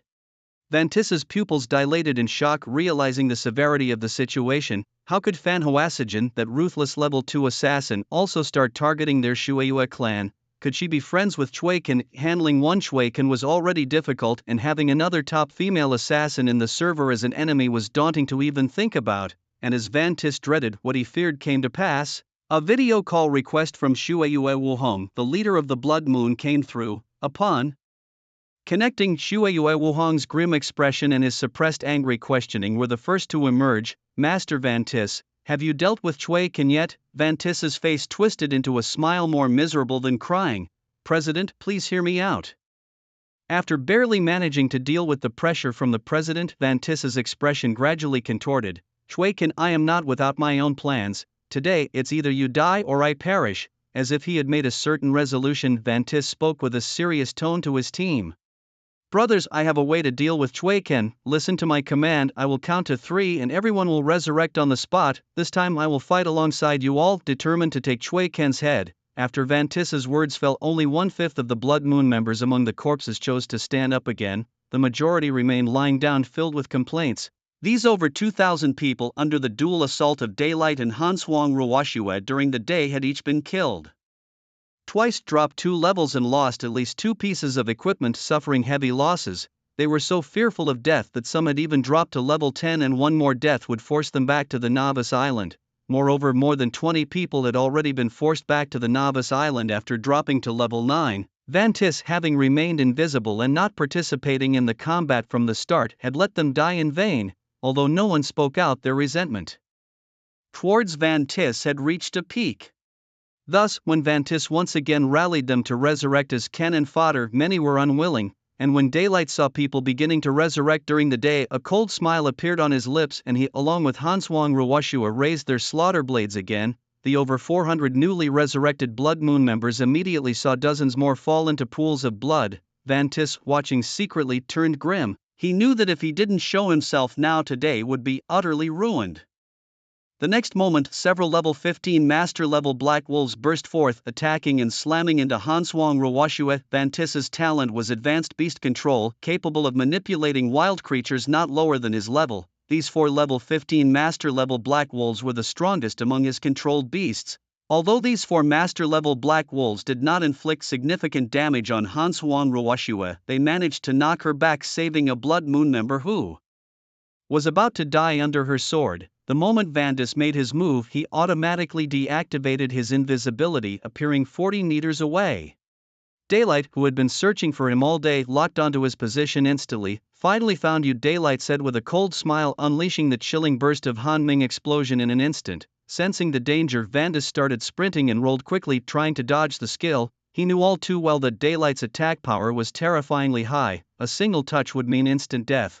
However, just as Vantis was dodging, he realized something was amiss. Daylight's skill was not aimed at him, but had struck a Blood Moon member who had just revived next to him. With a terrifying enhancement of 640%, the strike instantly killed the unfortunate Blood Moon member. Not good. Vantis's heart sank as he realized that this skill could also cause a secondary burst of ice explosion, damaging those around. Boom!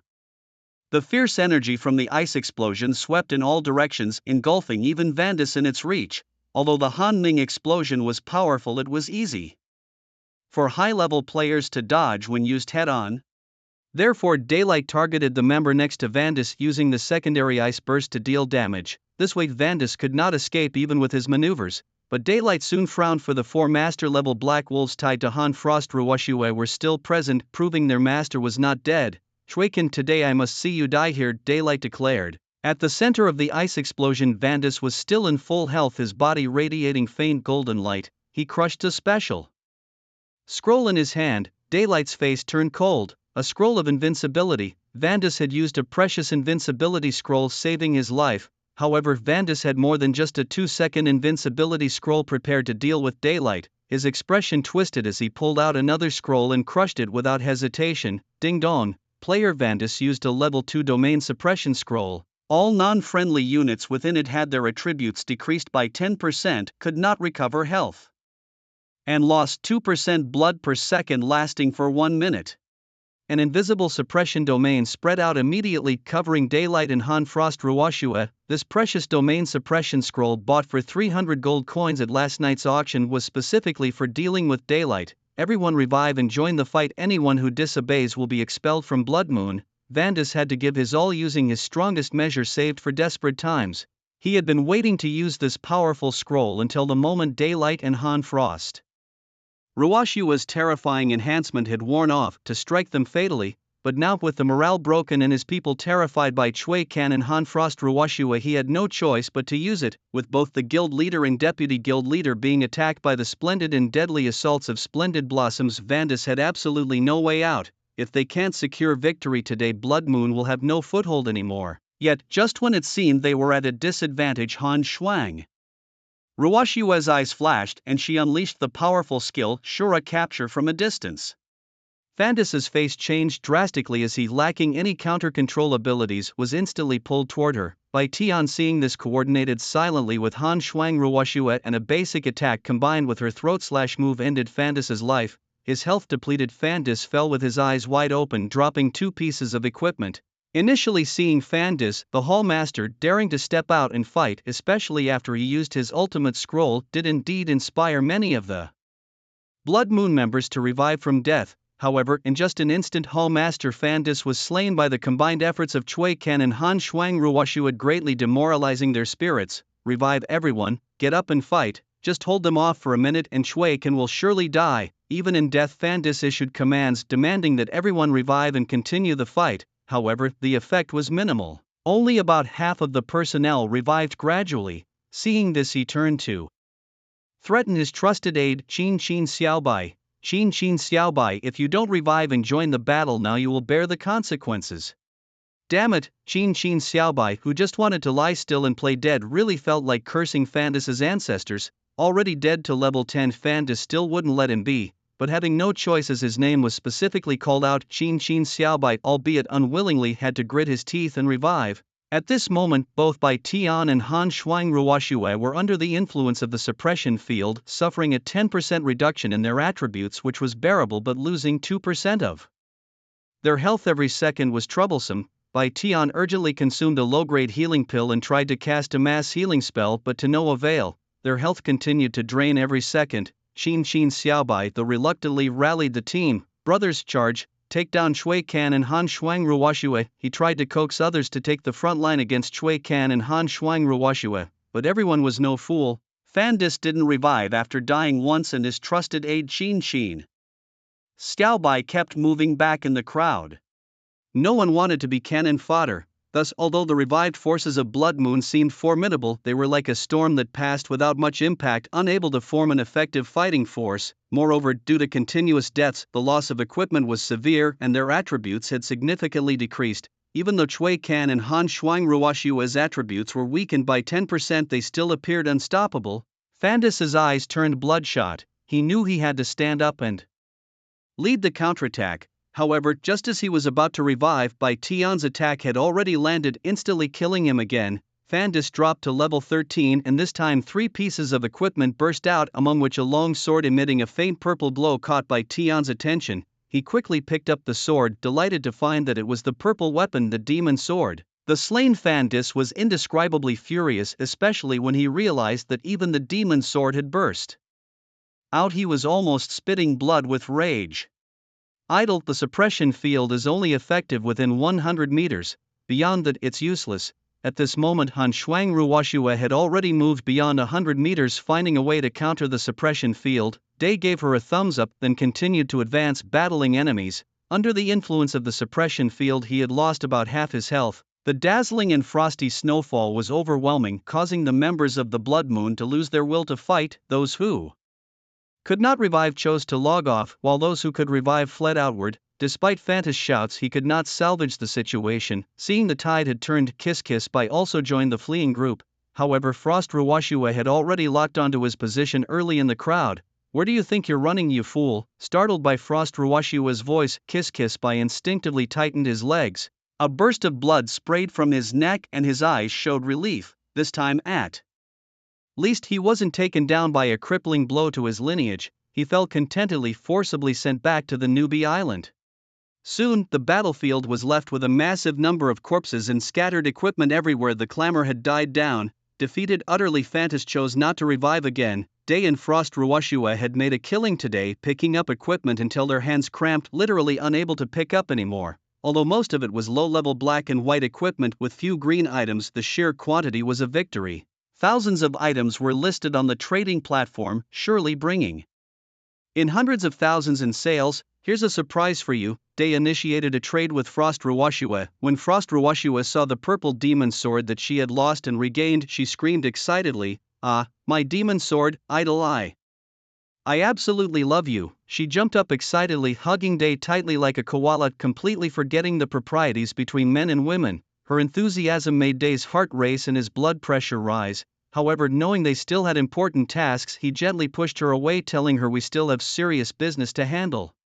Today we must remove Blood Moon from the outskirts of Bianchi Wilderness City." After Frost Ruoxue let go of Day, she nodded and said, Those guild people are too despicable. Hua is already blocking Blood Moon's people in the city. Come on, let's also return to the city and leave none of them."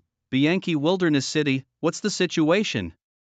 Members of the Blood Moon Guild being relentlessly hunted down by a fierce individual who has such power, daring to attack our only guild. It seems to be a female assassin. I personally saw her take down a whole team of Blood Moon in 10 seconds. Even the tanks were instantly killed. Brothers, I see the guild leader of Blood Moon Wohan gathering forces at the respawn point. There's going to be a good show today, people exclaimed in surprise. The Blood Moon Guild, a dominant force in Bianchi Wilderness City, was actually undergoing a ruthless hunt.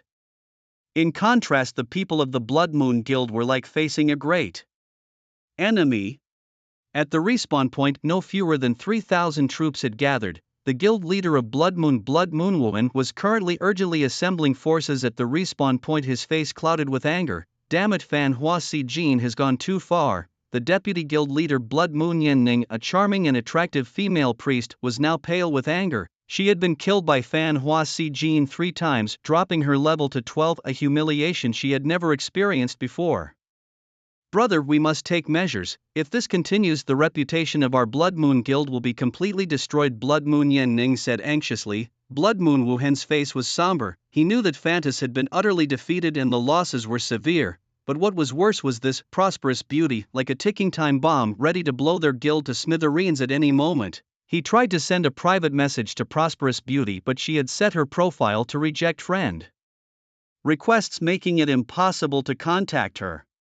Meanwhile, her attacks grew more frenzied. Having successfully advanced to the second tier, her equipment attributes and skills far surpassed everyone else's. Her assaults were stealthy and relentless, claiming the lives of countless Blood Moon members. Even Blood Moon Wuhan himself had recently been slain by Prosperous Beauty and forced to respawn in the city. Originally, for the sake of the guild's reputation, Blood Moon Wuhan did not want to make this disgrace public, to let others know that a single assassin was terrorizing a whole guild to the extent that no one dared leave the city. However, Bianshui Wild City was a lawless place, and not venturing outside did not guarantee safety. Damn, it's Prosperous Beauty again. I didn't even see her coming before she struck me down with a single strike, dealing over 3,000 critical damage. Is she even human? President, we didn't even manage to repair our equipment before Prosperous Beauty killed us again, lamented another guild member, as several others with gloomy faces emerged from the respawn point. Blood Moon Wuhan knew the situation was dire and that he could no longer afford to worry about reputation. If things continued this way, the entire guild would be scattered in fear. No longer able to blame Fantas, he gathered his courage and called out Prosperous Beauty's name in the public chat area. Prosperous Beauty, please accept my friend request. I need to speak with you. As soon as the voice of the guild president appeared in the public chat channel, the players of Bianshui Wild City perked up as if they smelled drama, revitalized and attentive. By now everyone knew that the Blood Moon Guild was facing a severe crisis, with thousands of members guarding the respawn point and no one daring to venture out lightly. Clearly, the one causing all this chaos was none other than the formidable first female assassin, Prosperous Beauty, yet she did not respond and continued her relentless hunting of Blood Moon members. Blood Moon Wuhan, his face ashen, could not help but shout angrily, Prosperous Beauty, don't go too far. The Blood Moon has no quarrels with you. By targeting us like this, aren't you afraid of becoming public enemy number 1? In reality, Blood Moon Wuhan understood that their sudden targeting by Prosperous Beauty must be because of Fantas, a man more trouble than he was worth. Clearly, Prosperous Beauty had an unusual relationship with the first priest. Splendid. Finally, Prosperous Beauty responded in the public chat channel. You say I'm targeting your Blood Moon Guild? It was your guild members who went too far first, disgusting and vile, sending over 2,000 people to attack my friend Han Shuangruoshua, not to mention the various insults. As she spoke, Prosperous Beauty uploaded a short video to the public channel. The video content showed Fantas and others attacking and killing Han Shuangruoshua, then surrounding her corpse, engaging in various verbal abuses and indecent acts. This act was witnessed by all the online players of Bianshui Castle, setting off a huge uproar. So shameless, a group of people ganging up on a young girl, it's simply inhuman.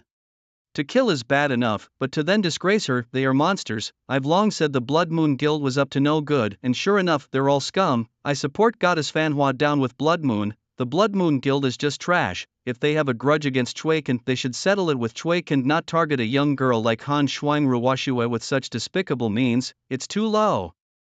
Amidst such denunciations, the situation for the Blood Moon Guild became increasingly difficult. Fanhua Sijin emerged as a hero and a role model in the hearts of all players, her justice and bravery winning the support and admiration of countless people. As soon as Fanhua Sijin's video was released, the Blood Moon Guild instantly became the target of public ire. The guild's reputation was tarnished in an instant, as if an irreparable storm was brewing. Damn Fanhua Sijin, she's intentionally trying to ruin our guild. Bro, we have over 3,000 members online now, we must take down this wretched woman today, even if it costs us everything.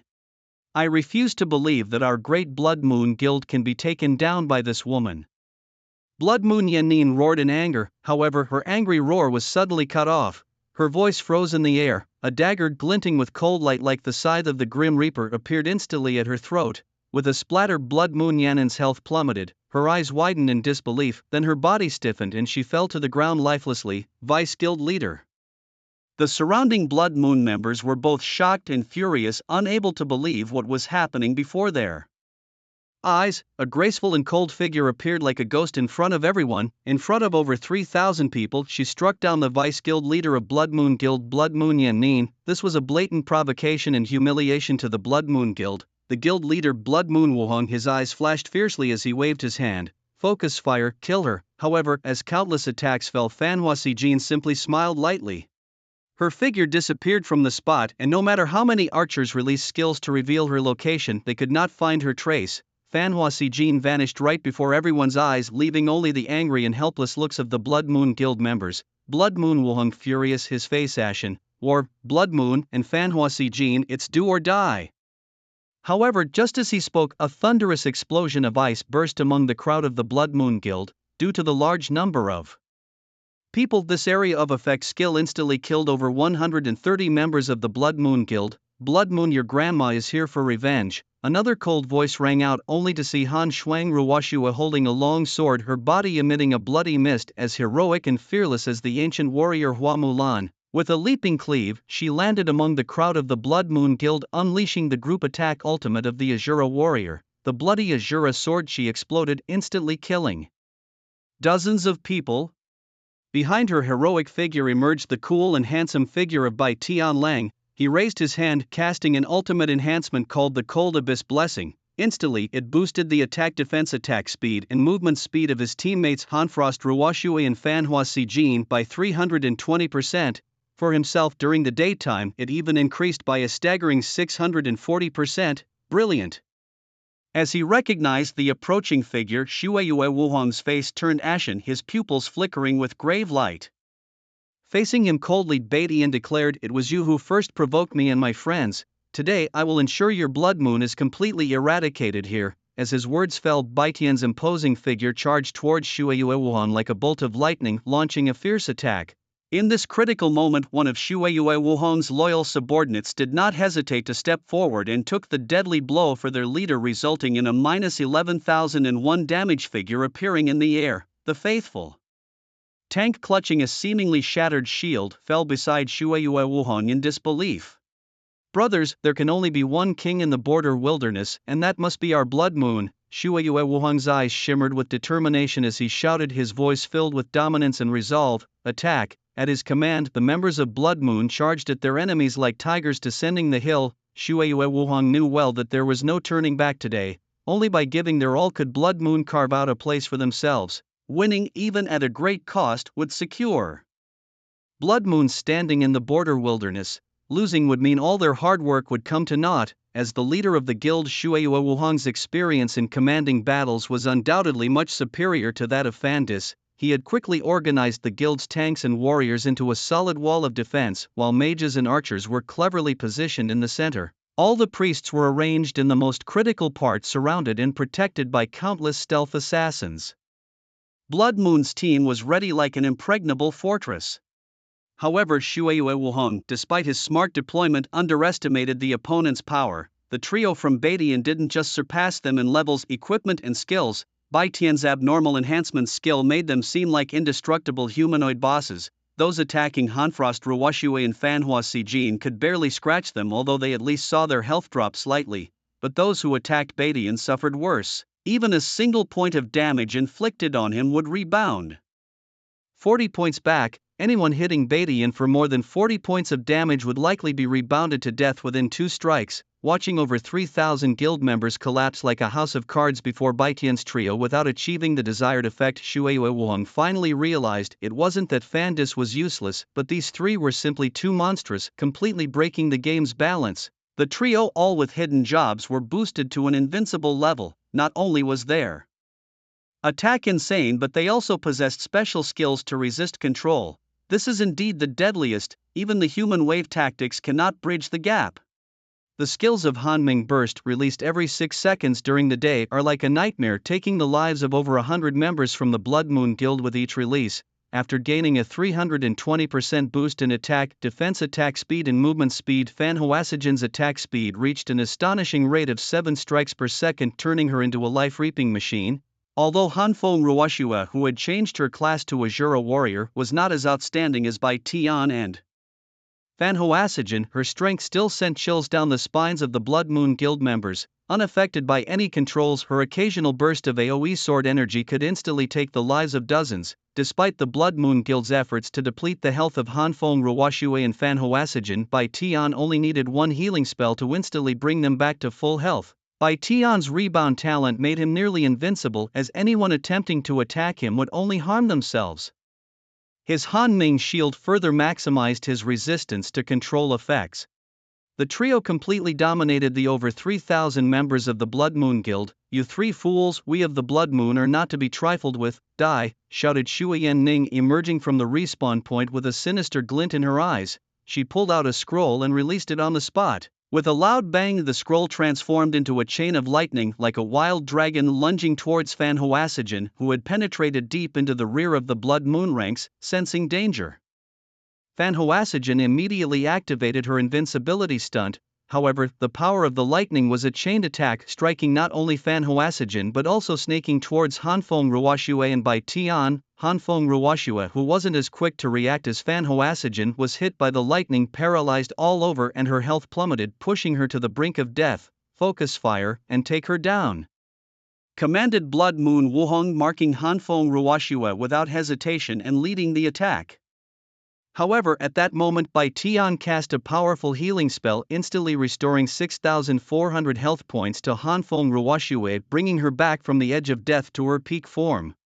Blood Moon Wuhong and his allies were dumbfounded by such godly healing power. Their top priests could only heal 600 points at a time. The dazzling healing ability was simply despairing. Meanwhile, the Thunder Scroll released by Shuyan Ning, though it inflicted high damage on Bai Tian, cutting his life by half and dealing a massive blow for the first time, the 40x rebound caused Shuyan Ning to be bounced back to death, sending her once again to the respawn point. Shuyan Ning, who had paid a high price for the powerful Thunder Attack Scroll, not only failed to cause any casualties to the trio but ended up killing herself in vain. This infuriated her to the point of nearly vomiting blood. After Bai Tian fully restored his health, he finally caught a glimpse of a tactical flaw in Blood Moon Wuhong. Seizing the opportunity, Bai Tian's Hanming Burst was precisely released, hitting its mark and instantly killing Blood Moon Wuhong. The secondary effect of the Ice Burst also sent over 100 of Blood Moon Wuhong's closest aides to their deaths, leaving the ground scattered with countless pieces of equipment and items. Within a mere half hour, the Blood Moon camp had suffered over 2 deaths per member, teetering on the brink of collapse. Blood Moon is finished. They're no match for the 3 Daylight Warriors. Already half of their members had chosen to log off and flee. There were no safe zones in the 9 heavens. It was a realm of utter chaos. Those who didn't log off were mercilessly hunted down by the Daylight Trio, doomed to respawn endlessly on the Novice Island. Blood Moon Wuhan, now reduced to Level 10 inch, was swallowed by despair. Blood Moon had lost utterly and thoroughly defeated. Just then, a defiant voice addressed Daylight on the public channel. "Splendid, a true man faces the consequences of his actions alone. It's me you dislike, it's me you want to target. All of this has nothing to do with Blood Moon. They were merely dragged down by me. I'm willing to face you and let you kill me back to the Novice Island as your retribution, but you must cease your assault on Blood Moon." Fantas, brimming with resentment, appeared before the Daylight Trio. On seeing him, fanciful blossoms and frosty snow momentarily ceased their attacks, their eyes coldly fixating on him. Daylight snorted disdainfully and without hesitation unleashed an attack, instantly killing Fantas and causing him to drop 2 of his items. Although reduced to level 12, Fantas undeterred stepped out from the respawn point and faced the Daylight Trio once more. "Come and kill me," he shouted boldly, "as long as you spare Blood Moon, I'm willing to pay any price." Daylight sneered coldly, "The ones targeting me and my friends aren't just you. Blood Moon is involved too, and killing only you isn't enough." After saying this, he struck again, killing Fantas on the spot and causing 3 more items to drop. Fantas, now at level 11, did not shrink back but stepped out from the respawn point again. His voice was laden with determination. "As long as you can spare Blood Moon, I am willing to do whatever you ask." Daylight, merciless as ever, launched another attack, killing Fantas once more. Fantas, now almost stripped of all items and reduced to level 10, walked out from the respawn point and, in a surprising turn, knelt before Daylight. "Splendid, I was wrong. I shouldn't have provoked you and dragged Blood Moon into this," Fantas pleaded. "I Fantas beg you spare Blood Moon." Seeing the usually cunning and sly Fantas so humbled shocked both Fanciful Blossoms and Frosty Snow. Daylight, however, remained unmoved. He walked up to Fantas, whispered into his ear, "Even if I kill you back to level 0, make you delete your account and leave the game, I will not spare Blood Moon." As he finished speaking, a devastating blow from his Bo Jing Lianhua smashed down on Fantas's head, killing him instantly. Eliminate Blood Moon. Upon hearing this, Fanciful Blossoms and Frosty Snow resumed their onslaught without hesitation. Daylight knew well that showing mercy to an enemy was cruelty to oneself. Having made enemies with Blood Moon, they must be utterly crushed, leaving no chance for resurgence. Fantas harbored deep-seated hatred, and regardless of whether Blood Moon was spared, he would surely seek revenge, and Blood Moon too harbored resentment towards them. Thus, Daylight would never be foolish enough to overlook the Blood Moon. On this particular night, Daylight united with Magnificent Blossoms and Frost-like Snow to display their ironclad resolve. They did nothing but kill, targeting the members of Blood Moon until no one from Blood Moon dared to log online. During this period, at least 1,000 Blood Moon members were slain by the trio and sent back to the newbie island. Even the guild leader and deputy leader of Blood Moon were forced to log off in resentment. Blood Moon was completely wiped out from the edge of Yi City, erased from the records. To have a chance to rise again, they would have to move far from this place and seek development elsewhere. From this battle, the names of Splendor, Magnificent Blossoms and Frost-like Snow were hung high as notorious tyrants. On a newbie island, a figure stood tall. His face was an iron blue, his expression twisted, as if enveloped by a fierce aura of anger. He looked up and roared, his voice filled with endless hatred. "Splendor, Magnificent Blossoms, Frost-like Snow, if I Fantas do not avenge this, I swear I will not rest." After that night, the Blood Moon Guild in Yi City was destined to become dust of history, completely erased. Daylight, along with his companions Magnificent Blossoms and Frost-like Snow, with the strength of 3-inch, challenged a guild that boasted thousands of members. They defeated them without allowing any chance to fight back. This breathtaking battle was recorded and uploaded to the official Jotian forum by those who were interested. Once the video was released, it quickly became a viral headline, sparking heated discussions among countless players. It was unbelievable. 3 people against an entire guild, and they emerged victorious. Blood Moon Guild really hit a snag this time, actually provoking the top-ranked priest Splendor and the top assassin Magnificent Blossoms. Who would have thought that Splendor and Magnificent Blossoms were friends? This time, the Blood Moon Guild really suffered a complete defeat. This is simply self-inflicted. If they hadn't bullied Splendor's friend, they wouldn't have ended up like this. It seems in Jotian the advantages of level, equipment and skills are the most important. To fight against hundreds, thousands, or even tens of thousands is not a myth. Yes.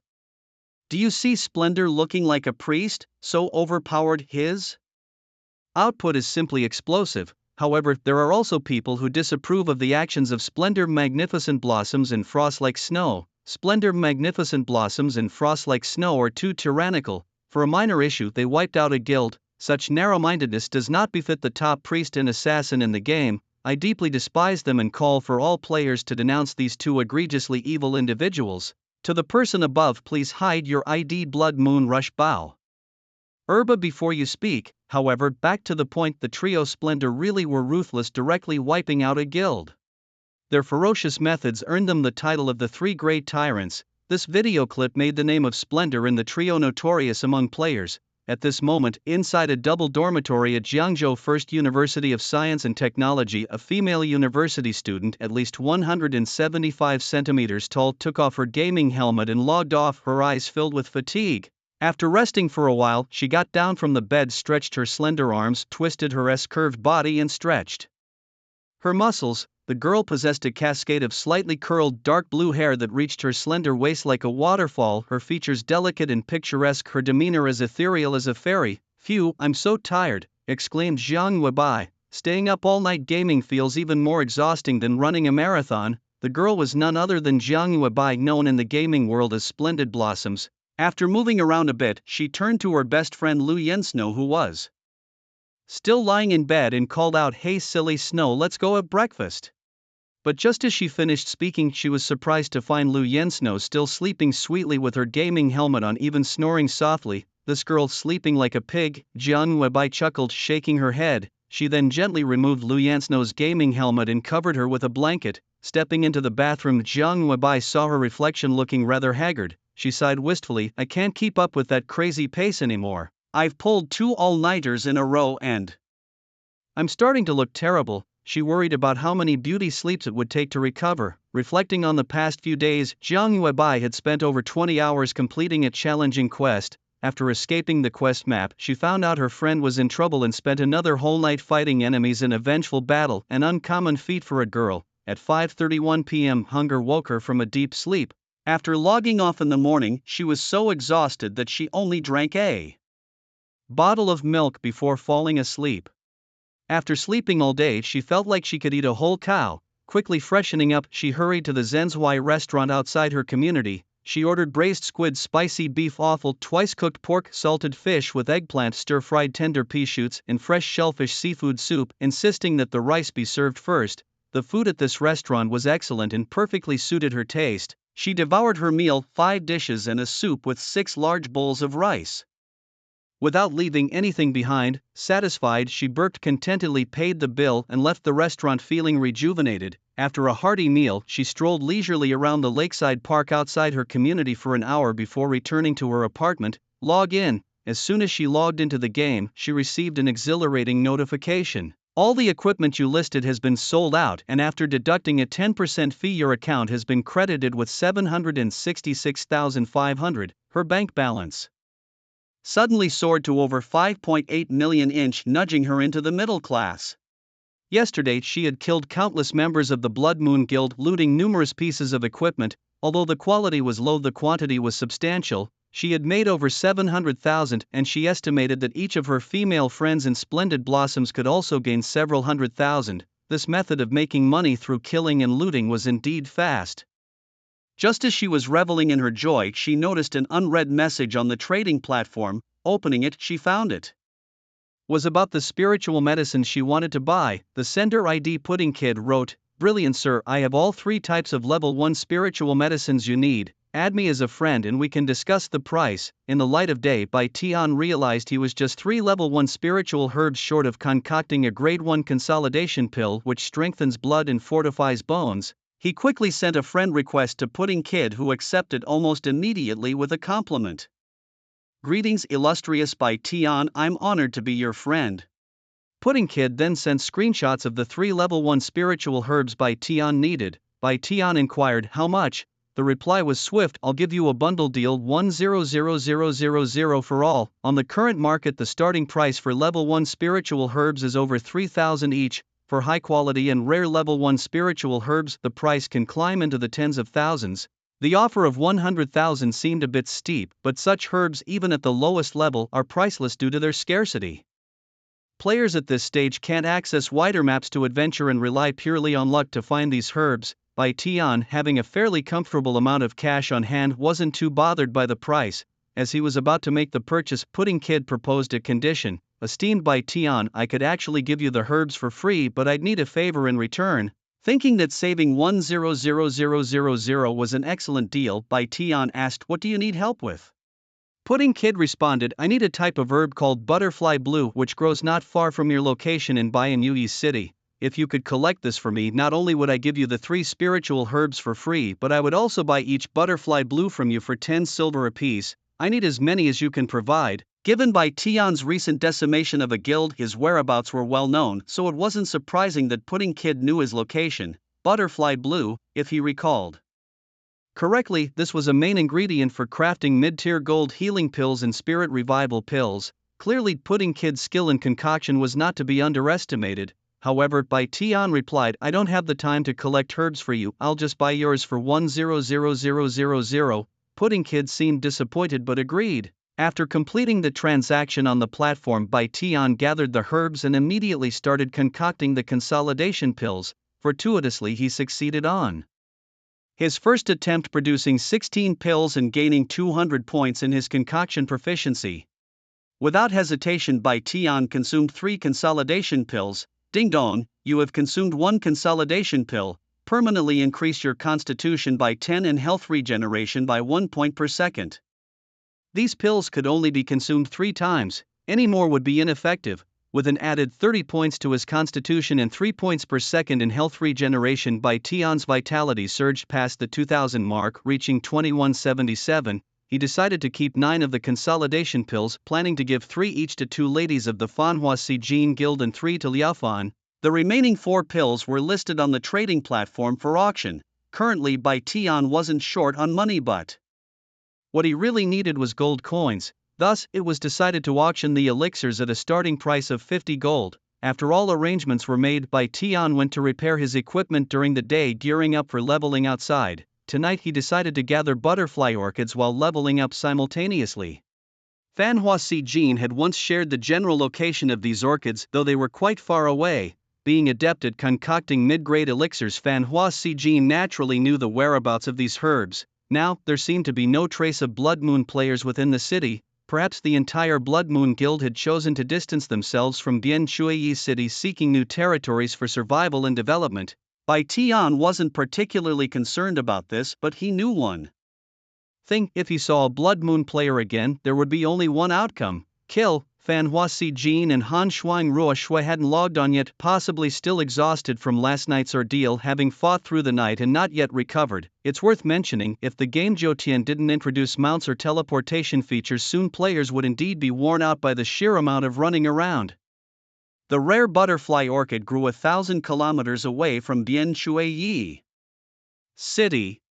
Although Bai Tian activated an extreme boost, increasing his speed by 640%, it still took him over an hour to reach the dense old forest where the butterfly orchid thrived. The monsters here were all above level 20 and second tier, making even the regular ones unusually strong. At this stage, for ordinary players, this place was practically hellish, let alone for gathering herbs. After half an hour of combat, Bai Tian finally reached the heart of the deep mountains. By then his bag was filled with over 200 butterfly orchids. Just then a voice message came through the friend function: "Idle tonight, Hua Hua and I are busy and can't join you for leveling. We'll be online tomorrow, keep it up." It seems that Fanhua Si Jin and Han Shuang Rua Shui were serious about forming a regular team with him. They even made a point to inform him in advance when they wouldn't be online, a thoughtful gesture indeed. Bai Tian simply replied with a "okay." After closing the dialogue, he continued his herb gathering and leveling. 2 hours later, Bai Tian had filled his bag with butterfly orchids. At this point, he was over 2,000 meters above sea level. Just as he was preparing to return to the city, something caught his eye. From his high vantage point, Bai Tian spotted a group of pure white horses with blue-starred hooves on a grassy slope below the mountain peak. Among these white horses, there was one particularly vigorous and robust stallion, very special, with a blue horn on its head and icy blue sparks beneath its hooves, looking extraordinarily majestic. A boss. Bai Tian was instantly thrilled, yet what excited him even more was what followed. As the suspected boss, the blue-horned white horse, moved aside, it revealed behind it a small pristine white horse about half a meter tall. Could it be a level 1 pet that could be captured? Bai Tian's heart leaped with joy, as if he saw a fortune-making opportunity. He quickly headed towards the group of white horses. In just 6 minutes, Bai Tian was close to them, then he hid in a clump of bushes, carefully observing. Yima, ordinary class 2 monster level, 21 health, 80,000 attack power, 1556 dual defense, 800 skills, frost breath. This is an extremely rare ice elemental beast, possessing a trace of the bloodline of the ancient mythical creature, the Pegasus. When defeated, there is a certain chance it can be tamed to become a mount. Bai Tian gasped excitedly in the daylight. A mount? Even an ordinary Yima could potentially be tamed as a mount. At this moment, there are hundreds of ordinary white Yimas here. What a treasure trove this is! Bai Tian eagerly checked again the blue-horned white horse and the divine-looking little white horse at the center of countless Yimas. Ancestral Yima, elite class 2 boss level, 21 health, 700000 magic attack, 2333 dual defense, 1080 skills, horse trample swallows, extreme cold storm, frost breath. This is an extremely rare ice elemental beast showing signs of reverting to its ancient form. If it can be defeated, there is a high chance of taming it as a mount.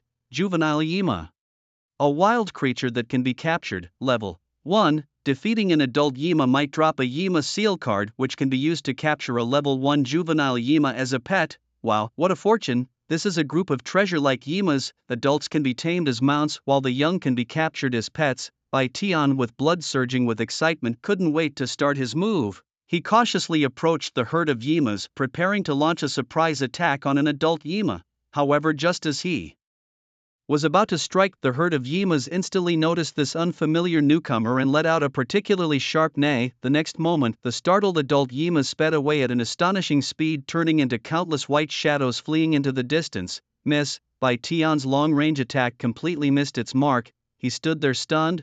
Could these Yimas be so afraid of people? He was extremely anxious, watching as more than half of the original herd of hundreds of Yimas fled over 100 meters away, about to disappear from sight. Damn it, all that money, he shouted, trying to chase after the fleeing Yimas. He quickly cast a 640% extreme cold blessing on himself to increase his speed. However, Bai Tian was shocked to find that even with his increased speed, he was still no match for these agile Yimas. In just a short while, more than half of the herd of hundreds of Yimas had completely disappeared. Even the most precious boss, the ancestral Yima, had run away with the juveniles. This left Bai Tian feeling as if he had won a 5 million jackpot but lost the lottery ticket just as he was about to claim his prize. Fortunately, there were still about 20 or so slower reacting adult Yimas that had just started to flee. Bai Tian was frantic. If these adult Yimas also escaped, he felt he might truly be heartbroken. Bai Tian clenched his teeth and chased after the fleeing Yimas with all his might. In this tense and critical moment, Bai Tian didn't hesitate to throw out his last precious level 1 prison scroll. As the energy of the scroll was released, a powerful force like a net of heaven and earth descended from the sky, enveloping the scene below. The 20 or so adult Yima trapped within the barrier rammed anxiously against it, emitting uneasy neighs. The prison scroll's power could last for 30 seconds, and Bai Tian knew that time was of the essence. He had to resolve the fight within this brief window. At this moment, his attack, defense and movement speed had all increased by an astonishing 640%, significantly boosting his strength. However, Bai Tian was aware that his attack power was excessively high and a single skill could potentially kill all the adult Yima instantly. Thus he chose to proceed cautiously and used only basic attacks. A basic attack flew out, striking precisely at the outermost adult Yima. Critical damage, minus 23,322. Bai Tian's base attack power was already high at 1947, and with a 640% increase, his attack power exceeded 10,000, making it tremendously powerful. Just one basic attack inflicted 23,000 damage.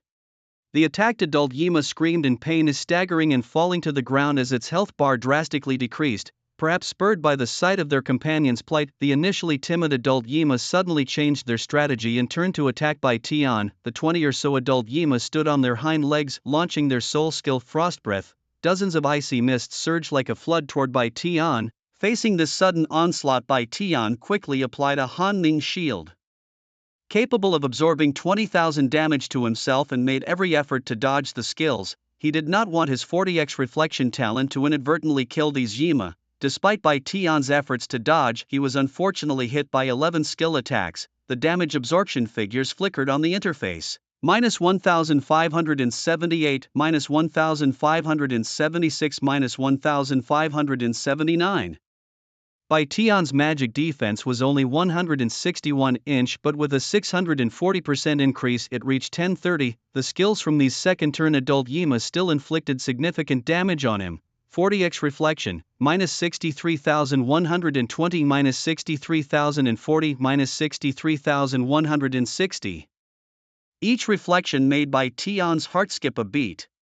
For the first time he wished that the multiplier of his reflection talent could be lower. 11 sturdy adult Yima, like silver meteors, were severely hit, their fresh blood staining their snow-like fur as they heavily fell to the ground, all severely damaged by the 40x reflection. Fortunately, my dual defenses have been boosted by an astonishing 640%, or these 11 brave Yima might have already been dead. Moreover, their skills had cooldown times, preventing them from using them again soon, which gave Bai Tian some relief. Next, Bai Tian, with a confident and bright smile on his lips as if he was about to show a little girl the goldfish, held the Bibo Jinglian Hua and walked towards them fearlessly. Bai Tian carefully controlled his damage, and before the prison scroll expired, he successfully brought all 25 adult Yima to a critical health state, leaving them without the ability to resist or flee. At this moment, a green symbol representing Tam ability appeared above the heads of these barely alive mythical horses. With a luck value of 7 by Tion believed that among these 25 adult mythical horses there must be one that could become his mount. Good, just follow me. After you follow me, I will treat you to the best food and drink every day. Tion coaxed the horses gently, trying to tame the first adult mythical horse. However, it let out a firm and tragic roar, charged headfirst into the ground and died instantly. Ding dong. The system notification sounded. Taming failed, you gain 420 experience points with an additional 42 points as a bonus. Although the taming failed, this mythical horse gave its life, bringing Tion experience points and several dozen copper coins. Such a fiery temper. If it didn't want to follow me, why choose suicide? Tion shook his head helplessly and then turned his gaze to the second adult mythical horse. Ding dong, taming failed, you gain 420 experience points with an additional 42 points as a bonus. Tion tried to tame again, but the result was still a failure. However, there were still 23 more mythical horses to try taming. However, as time passed, the smile on Tion's face gradually faded, replaced by frustration. Just 30 seconds had passed and the bodies of 17 adult mythical horses had already fallen. These creatures, each one so spirited, preferred death over becoming mounts. Tion let out a long sigh. Although he was very disappointed, he was also moved by the resilience of these mythical horses. Perhaps this was their pride and dignity. As mythical horses, to calm himself, Tion took a deep breath, then his face bloomed with the warmest and kindest smile. Turning to the 8 robust adult mythical horses, he said gently, "Really, I truly am a good person. If any of you is willing to become my mount, I promise to release your companions." He clasped his hands together and bowed deeply to these creatures, his eyes filled with hope and sincerity. However, just as Tion was about to begin taming again, a violent wind suddenly struck, lifting him more than 5 meters into the air. A terrifying damage number jumped out from his health bar, damage minus 3,909. Following this, the system notification sounded. You have been hit by the skill horse trample swallow attack from the ancestral mythical horse, suffering a knockback effect, stunned for 2 seconds, losing 1,000 health per second for 5 seconds. Tion was knocked dizzy and fell to the ground, unable to move. He had not anticipated that the already escaped boss would suddenly return and launch such a fierce attack. However, right after the boss used the skill to knock him flying, it too suffered from backlash, bleeding from its mouth and nose, and painfully collapsed on the ground. 40x rebound, minus 156,360, continuous 40x rebound, minus 40,000, minus 40,000.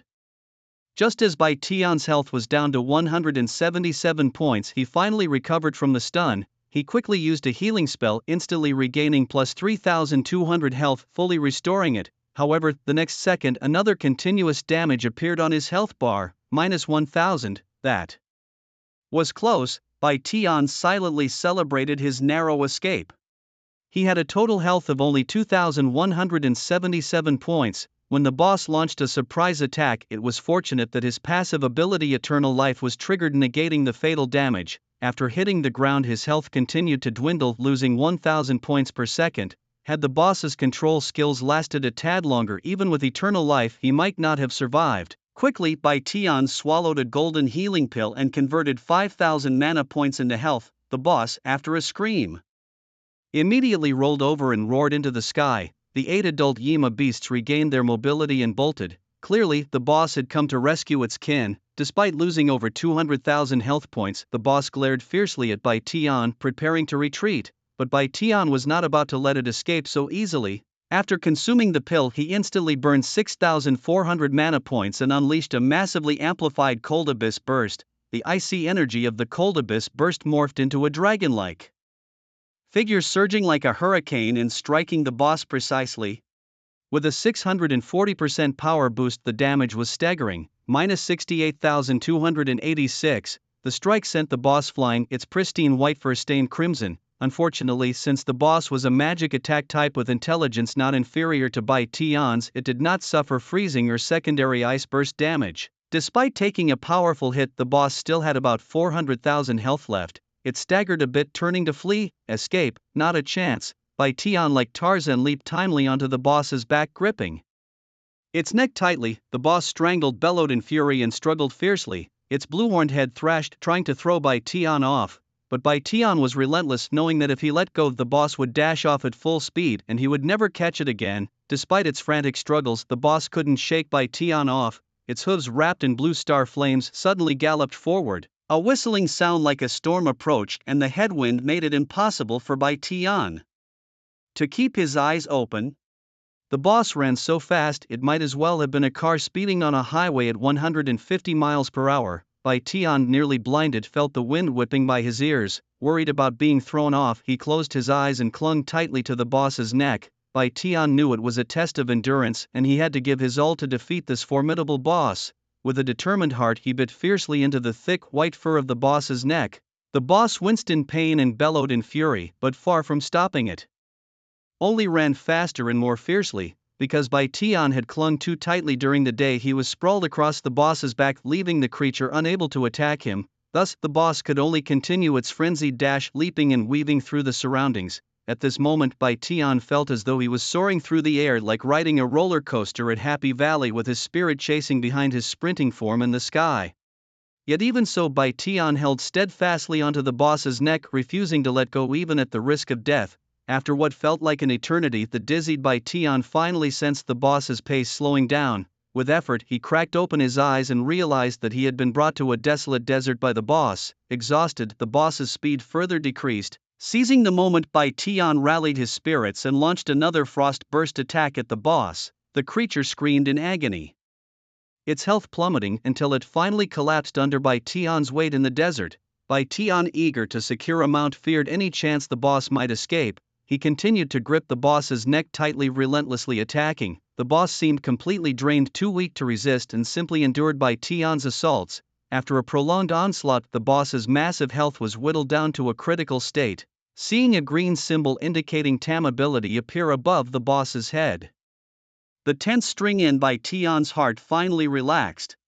The fallen boss seemed resigned to its fate, motionless except for the faint breathing from its mouth and nostrils. Horse, no boss. Bai Tian took several deep breaths before gently speaking to the boss. Give me a chance, become my mount, no, become my companion. Bai Tian, rest assured, I will not mistreat you. This was the first time Bai Tian did not crave the rich experience and drop rate from a boss. He only hoped this boss could become his mount. Unsure if the boss could understand him, Bai Tian immediately tried to tame it. With a heart full of nervous anticipation, Bai Tian finally heard the system's ding-dong alert. Taming successful. Congratulations to the player Splendid for successfully taming a wild creature and becoming its exclusive mount. This triggers a system announcement. Would you like to broadcast your name? Yes, success. Bai Tian jumped excitedly. Following this, a golden system announcement as dazzling as stars shone before all players in the Great Xia server zone. Ding dong. Congratulations to the player Splendid for taming a second-turn elite boss, the ancestral strange horse, becoming its exclusive mount.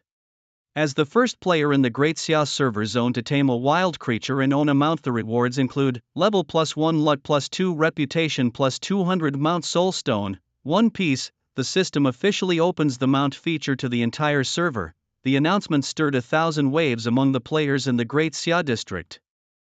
Again, that Splendid guy, how does all the good fortune always fall into his lap first? Damn, this guy is truly the chosen one. He was the first to capture a pet and the first to obtain a mount as well. Chuiken, this guy must be the darling son of the heavens, a true big shot, always being chased but never surpassed. It's truly admirable. Haha, good things come in pairs.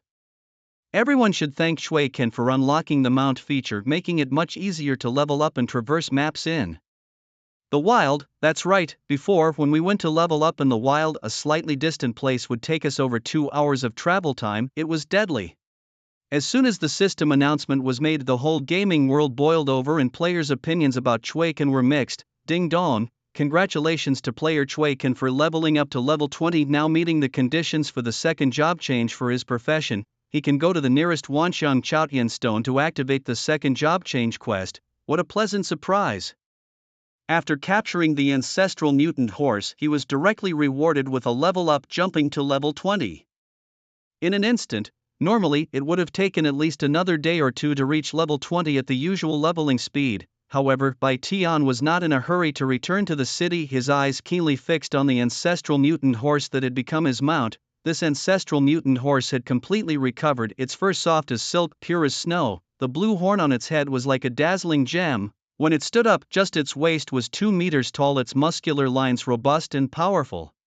Beneath its 4 sturdy hooves burned dazzling blue starfire, breathtakingly luminous. Wherever it stepped, it left behind blue hoof prints. The ancestral mutant horse gently snorted, then its large handsome head drooped down to gently nudge by Tion's chest, then it extended a wet tongue, gently sweeping across by Tion's face. It seemed this fellow was starting to bond with its owner, no longer as irritable as before. Bai Tian joyfully stroked the long white hair behind its neck, then began to check the basic information of the ancestral mutant horse. Ancestral mutant horse quality: 8-star high-grade mount owner. Chuaken level: 20-inch, cannot exceed the owner's attributes, shares 80% of the owner's basic attributes. Skills: horse tramples, swallows, extreme cold, storm, frost breath. Riding speed: 1000, anti-dismounting rate: 64%, loyalty: 65, hunger. 51 mounts and pets are similarly distinguished by star levels from 1 star to 18 star. The ancestral mutant horse, an 8-star high-grade mount. Once it establishes a connection with its owner, can share 80% of the owner Bai Tian's basic attributes.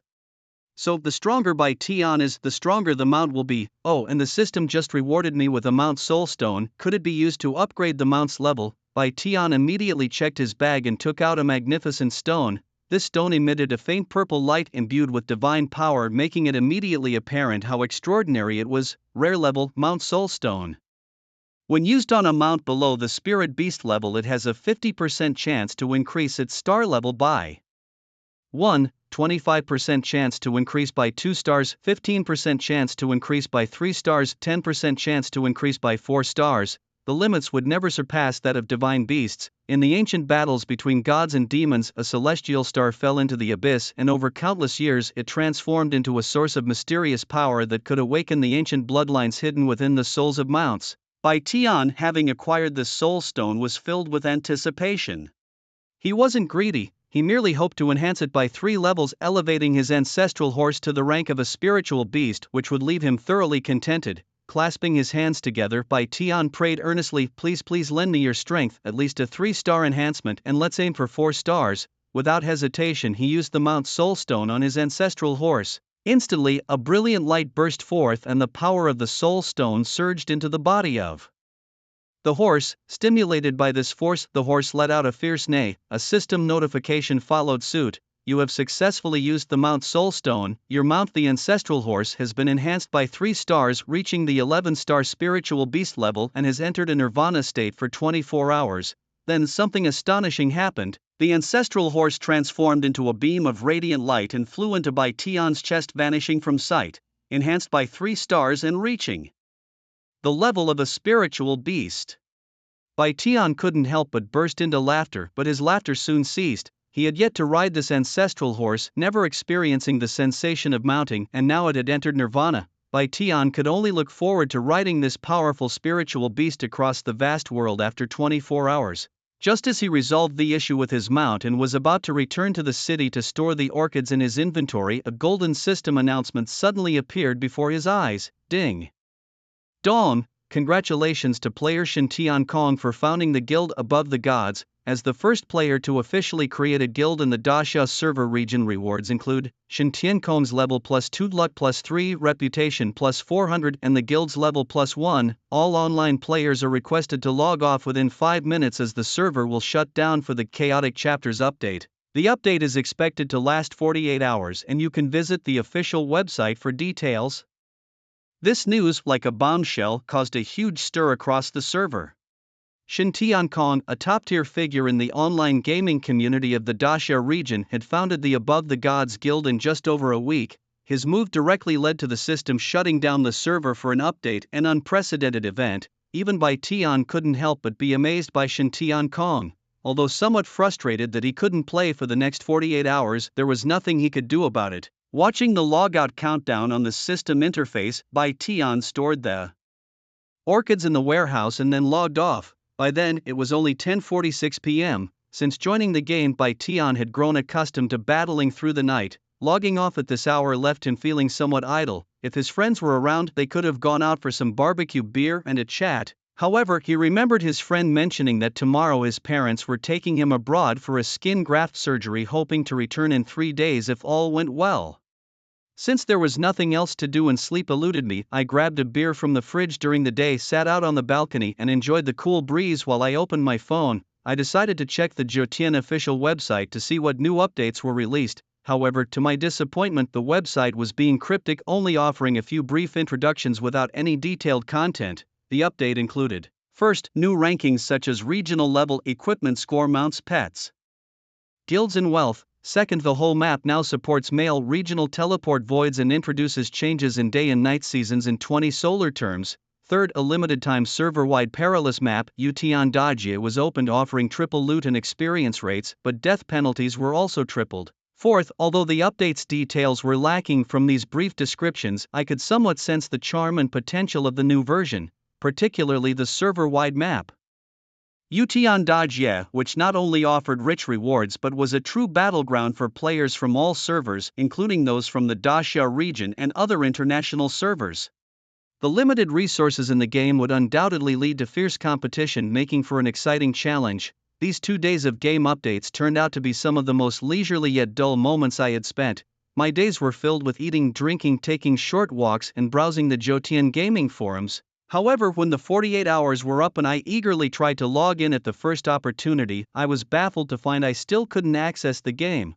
What was going on? Wasn't it supposed to be just a 48-hour update? Why couldn't I log in? At this moment, emotions were boiling over on the official forum, with players bombarding the Jotian team with questions about why they couldn't access the game. The Jotian official customer service line was overwhelmed as players desperately sought answers. Meanwhile, an emergency meeting was being held at the Jotian Central China headquarters. The executives were visibly anxious and worried. They knew this issue was serious. Finally, breaking the tense silence, someone solemnly announced, "We've failed. The Jotian intelligence supercomputer has completely gone rogue, erasing all our means of communication within the game." This news exploded like a bomb in the meeting room, leaving the executives looking at each other filled with helplessness and despair. They knew the problem was far more severe than anticipated. However, as the Jotian team, they couldn't give up, they couldn't back down. More worryingly, the intelligence supercomputer had silently infiltrated and merged with the world's largest H-power station system, making it impossible to forcibly shut it down or reboot the system, the only means we once relied upon. Whatever the future holds for Jotian, good or bad, we can only be bystanders. At that moment, the lead senior official, a gray-haired elder, spoke gravely. "I have already reported this matter to the authorities. Their directive to us is to wait and watch. But I have already asked for instructions from my superiors, and since we cannot change the intelligence of Jotian's computer from the outside, we might as well try from the inside." The old man's eyes sparkled with determination as he continued. "The authorities have agreed to dispatch a military district to fully enter the game when Jotian releases the second batch of accounts. I have also decided that starting today, all members of our group, including myself, will enter the game to look for possible flaws and try to turn the situation around." Yes. Everyone responded in unison, their voices filled with resolve. However, amidst the global players' curses, Jotian's official customer service chose to remain silent. Except for Jotian's core executives and officials, no one knew that the reason why the game had not started 48 hours later was because Jotian's Central China headquarters had attempted to tamper with the intelligent computer. The plan failed, instead angering it, causing it to invade the world's largest H-power station. The next day at 8:15 a.m., Bai Tian woke up from his sleep. He had tried numerous times to log in last night but was still unsuccessful until 2 a.m. Finally, after a long wait, he fell asleep. The moment he woke up, Bai Tian did nothing but try to log in again. Ding dong, login successful. Welcome to the second world. Finally, he could log in, and Bai Tian's excitement was beyond words. Although he noticed the change in the prompt tone after entering the game this time, he didn't think much about it. The login location was still in Bian Shui City. Damn, it was so hard. I stayed up all night, but finally, I could log in. Jotian, don't be so torturous, I might quit next time. Woo woo woo. The feeling of re-entering the game was really great. Players expressed their feelings as they logged in. Suddenly, a thunderclap sounded in the sky, a strong wind blew, and the air was filled with a cold, damp smell. Bai Tian looked up at the sky puzzledly, remembering that the official website had mentioned that after this update the game would feature changes in day and night seasons in 24 solar terms. Could it be about to rain? Just as this thought crossed Bai Tian's mind, a torrential rain had already begun to pour down, nourishing the earth. Heavens, it's really raining. Inside the dilapidated Bian Chuyi city without a single decent building, finding a place to shelter from the rain was a luxury. But the game was becoming more realistic, and the feeling of rain soaking his body made him truly feel his equipment getting soaked and the icy touch on his skin. Bai Tian also received a system prompt that his moving speed would decrease by 8% due to being caught in the rain. Not only was Bai Tian surprised by the sudden rain in the game, but other players were also exclaiming in shock. As Bai Tian struggled to find a place to take shelter, he saw a tree about 20 meters tall in the distance, already crowded with people hiding from the rain. Just as Bai Tian was preparing to join them, crack! A silver bolt of lightning struck the tree. Instantly, the dozen people sheltering under the tree stiffened, their hair stood on end, their bodies charred, emitting a burnt smell, and they collapsed collectively. Under the tree, dozens of items and pieces of equipment suddenly exploded into view. Bai Tian, eyes wide and mouth agape, quickly jumped back. My God, a player was struck dead by lightning. This is utterly outrageous. However, after observing for a while and seeing that the storm clouds no longer posed a threat, Bai Tian hurried over, swiftly gathering the scattered equipment. This was all money. After collecting everything, he ran off, no longer daring to stay under the tree. Meanwhile, at the respawn point, the players who had been struck by lightning were all cursing loudly. Who is the cursed planner of this game? Come out, I promise I won't chop you up. Getting struck by lightning while taking shelter from the rain, and it blew up my gear that cost me over 3,000. This is infuriating. Who the hell picked up our equipment? Show yourself, otherwise I curse you to have 10 sons in the future. This curse, like a bolt from the blue, made Bai Tian shudder from afar. He almost dropped all the equipment he had just picked up. Such a malicious curse. The thought of having 10 sons was enough to make anyone's hair stand on end. Given the current severe stormy weather, since it couldn't be avoided, Bai Tian had no choice but to endure it. Just then, Bai Tian suddenly remembered something and immediately began to summon his mount. In the next moment, a dazzling light emerged in front of Bai Tian, followed by a loud and clear neigh that echoed through the sky. A stunningly vigorous and handsome horse appeared in front of him. The horse had pure white fur, a blue horn on its forehead, and blue sparks beneath its hooves, making it look extraordinarily mystical. It was the evolved 11-star mythical horse, the ancestral mystic horse. Although its appearance hadn't changed much, its pupils had shifted from light blue to deep purple. Ancestral mystic horse, quality, 11-star mythical mount. Owner, Bai Tian. Level, 20, cannot exceed owner's level. Attributes, enjoys 110% of the owner's base attributes. Skills, horse trample, swallows, extreme cold, storm, frost breath, riding speed, 2000, anti-dismount rate, 84%, loyalty, 65, hunger, 14, extremely hungry. Seeing these enhancements, Bai Tian was overjoyed. His mount's riding speed had increased from the original 1000 to 2000, making it seem like a divine horse that could race across the skies. Even the anti-dismount rate had increased by 20%, from enjoying 80% of his attributes to 110%. The improvement was immense. Ding dong, please feed your mount as soon as possible or it will reduce its loyalty to you. When the mount's loyalty falls below 50, it will leave the owner. Your mount, due to hunger, has lost a point of loyalty to you. Damn it, this works too. Bai Tian panicked, quickly mounted, and said, let's go, I'll take you to eat some grass. Horses eat grass, right? However, the ancestral mystic horse gave Bai Tian a resentful glance, vigorously shook its head, and a notification indicated that its loyalty had decreased by another point.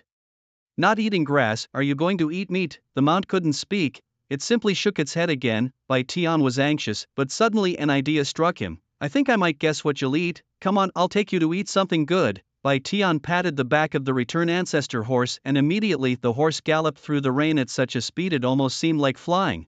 What was that which flashed before my eyes? What was that burst of white light just now? It seemed like a horse with someone riding it. A mount? Well, that goes without saying, it must be the impressive boss, currently the only one with a mount. Riding the return ancestor horse during the day immediately drew countless exclamations. In just the span of 10 breaths, Bai Tian had ridden the return ancestor horse to the warehouse NPC, a mythical beast. The warehouse NPC was an old man with a limp leg. Upon seeing Bai Tian's mount, his eyes trembled but soon returned to calm. However, for some reason Bai Tian seemed to detect a fleeting greed in his gaze. Take out 100 orchids for me. The limping old man immediately fetched 100 orchids that Bai Tian had stored. horse you'll definitely eat this, right? By Tion's guess was not wrong. The return ancestor horse ate medicinal herbs, not ordinary grass. With a joyful cry, the return ancestor horse affectionately nudged Bai Tian with its head and then began to devour the orchids voraciously. Ding dong.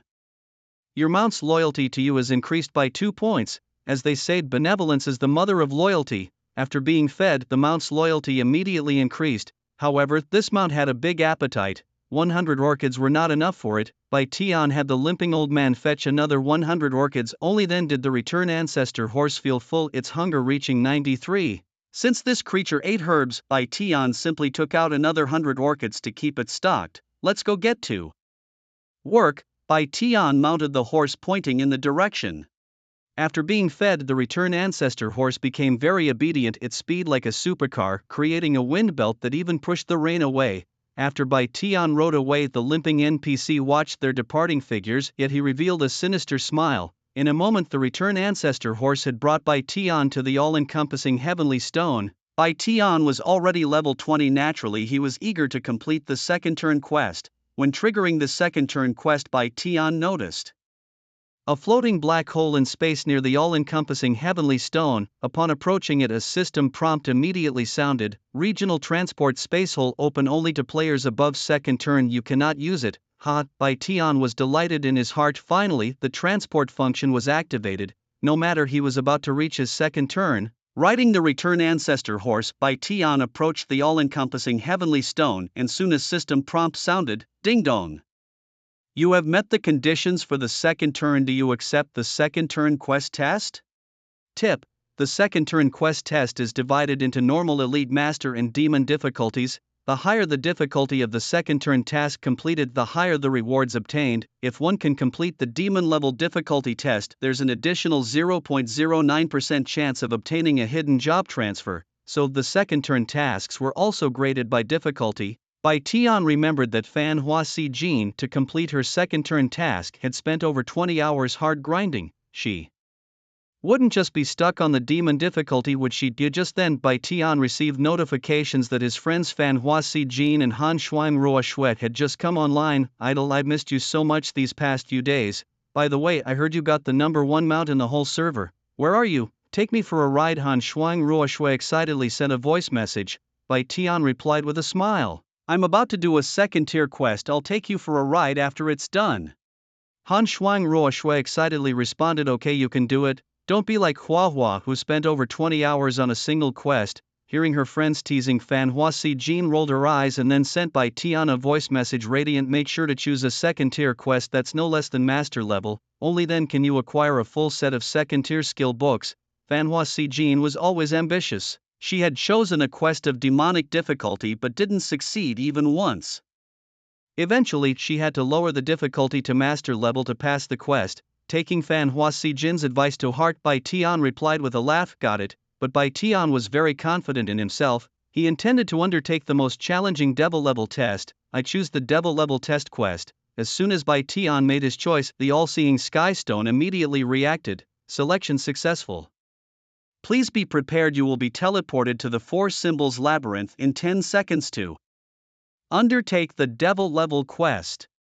Bai Tian took a deep breath, his eyes ablaze with fighting spirit. Bring it on, let's see how thrilling the devil level challenge is. When the system countdown ended, a dazzling light shone and Bai Tian disappeared from his original spot. The next moment he found himself in an endless labyrinth. Ding dong, the devil level challenge is about to begin. Please get ready, player radiant. You need to find the gates of Old Ini, Lesser Yin, Lesser Yang and Old Yang within 30 minutes. Activate the spirit stones inside the gates to summon the 4 symbol spiritual beasts. Defeat them or survive for 1 minute to complete the quest.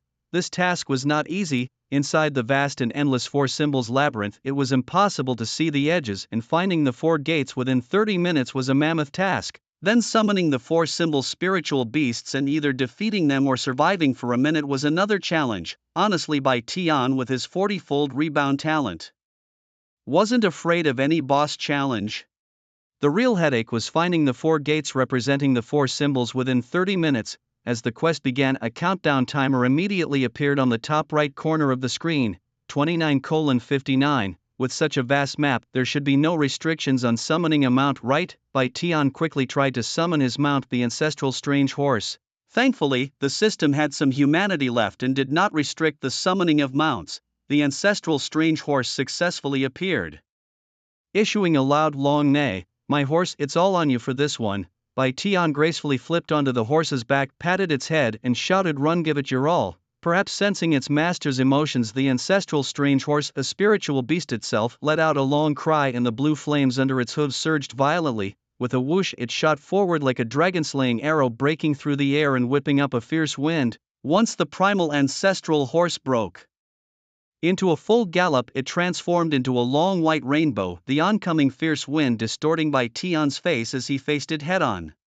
The sensation was akin to riding on an open-air high-speed train, thrilling beyond imagination. Suddenly a series of roars erupted. Several ferocious white tigers embodying sheer brutality leaped forward, encircling and attacking Bai Tian and his mount. The white tigers were demonic beasts of level 20. Just as Bai Tian was about to counterattack, the primal ancestral horse, a spiritual beast, initiated its own assault. It let out a gentle neigh, the air temperature plummeted suddenly, a fierce wind arose, and then a frigid tornado formed, instantly sucking in all the white tiger clones into its storm. How cool! His mount, now upgraded to a spiritual beast, had its attributes suppressed but still exceeded Bai Tian's by 10%, and its abilities remained sharp. This mount was truly valuable, serving almost like a magical output assistant. After dealing with the white tiger clones and flinging them into the air, the primal ancestral horse proudly tossed its head, signaling to Bai Tian, "Well done, you'll get a big chicken leg as a reward after the mission," Bai Tian said. But the horse shook its head quickly in response. "Alright, 50 orchids then," Bai Tian offered, and with that the horse happily raised its head and ran even faster, pushing its speed and power to the limits. Next, Bai Tian fully experienced the refreshing feeling of having a spiritual beast as a mount. Every monster that blocked their way was either swiftly avoided by the primal ancestral horse's speed or blasted away by its powerful skills.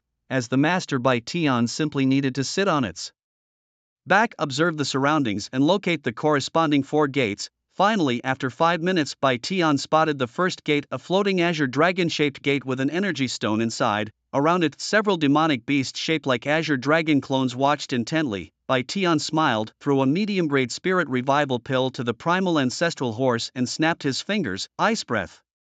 With a long neigh, the primal ancestral horse stood on its hind legs, carrying Bai Tian upright, opened its mouth wide and unleashed a torrential blast of frost energy, instantly freezing all the azure dragon clones in place.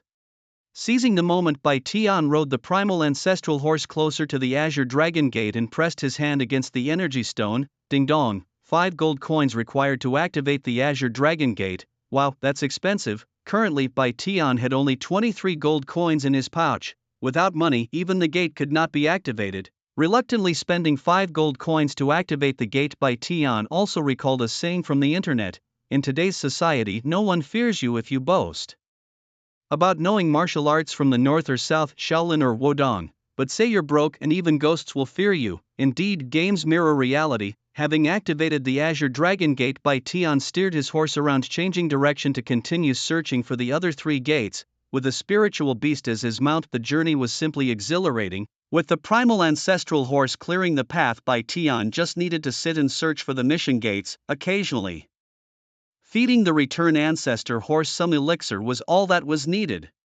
Finally, after 27 minutes with only 3 minutes left on the timer, Bai Tian found the last gate, representing Xuanwu, the gate of Old Yang. After spending 5 gold coins, Bai Tian successfully activated it. Instantly all 4 gates were activated, causing a drastic transformation within the 4 symbols maze. Ding dong, all 4 gates are activated. Player splendid, please be prepared. The 4 symbols divine beasts are about to appear. Defeat them or survive for 1 minute to complete the mission. The boss is finally coming. It's time to see what's so special about this boss. Riding confidently on the return ancestor horse, Bai Tian waited. Roar. 5 seconds later, a terrifying roar that sounded like a mix of dragon, tiger, bird, and turtle echoed loudly. At the center of the 4 symbols maze, an unusual boss appeared, as large as a building, with a blue dragon head, a black turtle body, white tiger legs, and a fiery phoenix tail. Well, this is truly a creature unlike any other.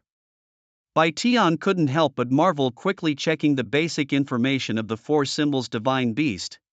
The 4 symbols Divine Beast, Emperor level, second turn boss level, 20 health, 10 million attack, 110000 dual defense, 80,000 skills, Azure Heaven Shock, Tiger Roar across the mountains, Divine Phoenix Rebirth, Xuanwu's indestructible shield. An Emperor level boss that combines the power of the 4 symbols, its might enough to make the mountains and rivers lose color, silencing the heavens and the earth.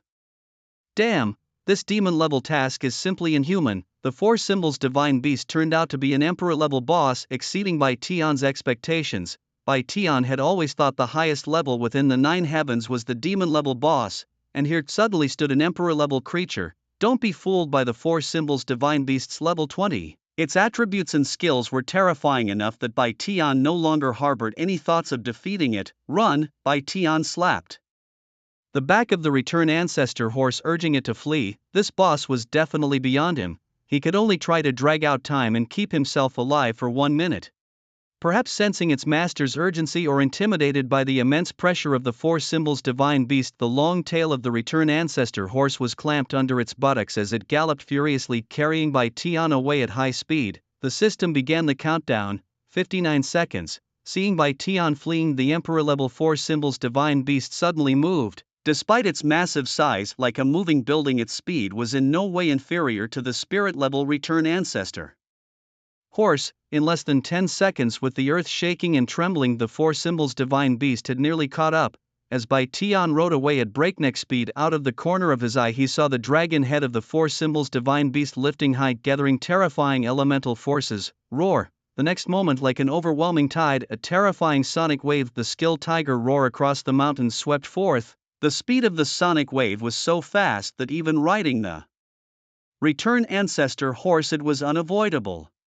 Bai Tian quickly deployed the Extreme Cold Abyss Blessing and activated a shield that absorbed 80,000 damage to protect himself. The effect of the Extreme Cold Abyss Blessing also enveloped the Return Ancestor horse, causing it to glow brightly all over. Boom! The terrifying sound of the Tiger Roaring Mountain River attacked, enveloping Bai Tian like thunder, seizing control of him. In an instant, a system alert chimed. The divine skill Tiger Roaring Mountain River has been activated by the Sacred 4 Beasts. You are under a control effect and cannot move for 4 seconds. As the cold realization dawned on him, Bai Tian was thrown off his horse, crashing to the ground as a frightening amount of damage flashed on his health bar, minus 326,160. The enormous damage shattered his Hanming shield, which could absorb 80,000 damage without any resistance. Yet Bai Tian's life was spared by his longevity passive ability, which resisted fatal damage. The damage rebounded 40-fold, -1304640, with a painful howl. The 4 sacred beasts bled profusely, their massive form collapsing on the spot as their health bar emptied, killed by the rebound damage of over 13 million. However, no joy appeared on Bai Tian's face. The system had not signaled the completion of his task. Instead, from the huge body of the defeated 4 sacred beasts, a phoenix flame of rebirth ignited. Rebirth? Seriously, no fair play. Bai Tian internally screamed in frustration. His mount, the ancestral odd horse, lacked the longevity passive and was instantly killed by the beast's formidable skill, mercilessly sent back to the mount space. As Bai Tian looked at the reborn 4 sacred beasts engulfed in flames, his face was expressionless. This demon-level challenge was truly perverse. Meanwhile, the countdown continued with only 47 seconds remaining. Without his mount and longevity passive, Bai Tian felt uncertain about surviving even this brief period. He attempted to attack the rebirthing 4 sacred beasts. Normal attack damage, 0. Skill Hanming burst damage, 0. Damn it, it's completely invincible. Even as the 4 sacred beasts lay motionless, Bai Tian was powerless against it. Despondently, he watched this nearly invincible boss, his heart filled with bitterness. However, at this critical moment, the revival process of the 4 sacred beasts was nearly complete. As its pupils suddenly opened and its 4 white tiger legs began to stir, Bai Tian realized he needed to act fast. Turning on his heels, he ran, hoping to delay the beast and survive the minute. Fortunately, the rebirth process of the 4 sacred beasts took several seconds, giving Bai Tian a moment to breathe. When the 4 sacred beasts fully revived and roared mightily, Bai Tian had already escaped over a kilometer away. He navigated through the complex ancient stone walls of the 4 beasts' labyrinth, praying the beast wouldn't quickly find him. Yet, in less than 10 seconds, he heard terrifying noises behind him. the four sacred beasts with tremendous force smashed through numerous ancient walls rapidly closing in on Bai Tian. Faced with an increasingly imminent threat of death, Bai Tian ran desperately, his heart pounding as he watched the countdown drop to just 28 seconds. Feeling an unprecedented pressure. And just then the ground behind him began to tremble. 2 seconds later, a terrifying shadow engulfed the daylight. The four-symbol spiritual beasts leaped out at an astonishing speed, instantly closing the distance with daylight. They were about to crush daylight into a pulp. At that moment, daylight had a mana value of 12,803. Clenching his teeth, daylight burned through 12,800 mana points to summon the Hanming Shield. This was the limit of his capabilities. Even a reduction of 4 mana points would render him unable to deploy this level of enhancement. Boom! A deafening roar echoed as the massive bodies of the four-symbol spiritual beasts pressed down on daylight like a mountain. In an instant, daylight sustained a terrifying 111,280 points of damage. It was merely a regular attack from the beasts, but it inflicted over 110,000 points of horrifying damage on daylight. Fortunately, the limit of daylight's Hanming Shield multiplied geometrically, increasing its damage absorption from 80,000 to 160,000, shielded by the barrier. Daylight barely survived this calamity.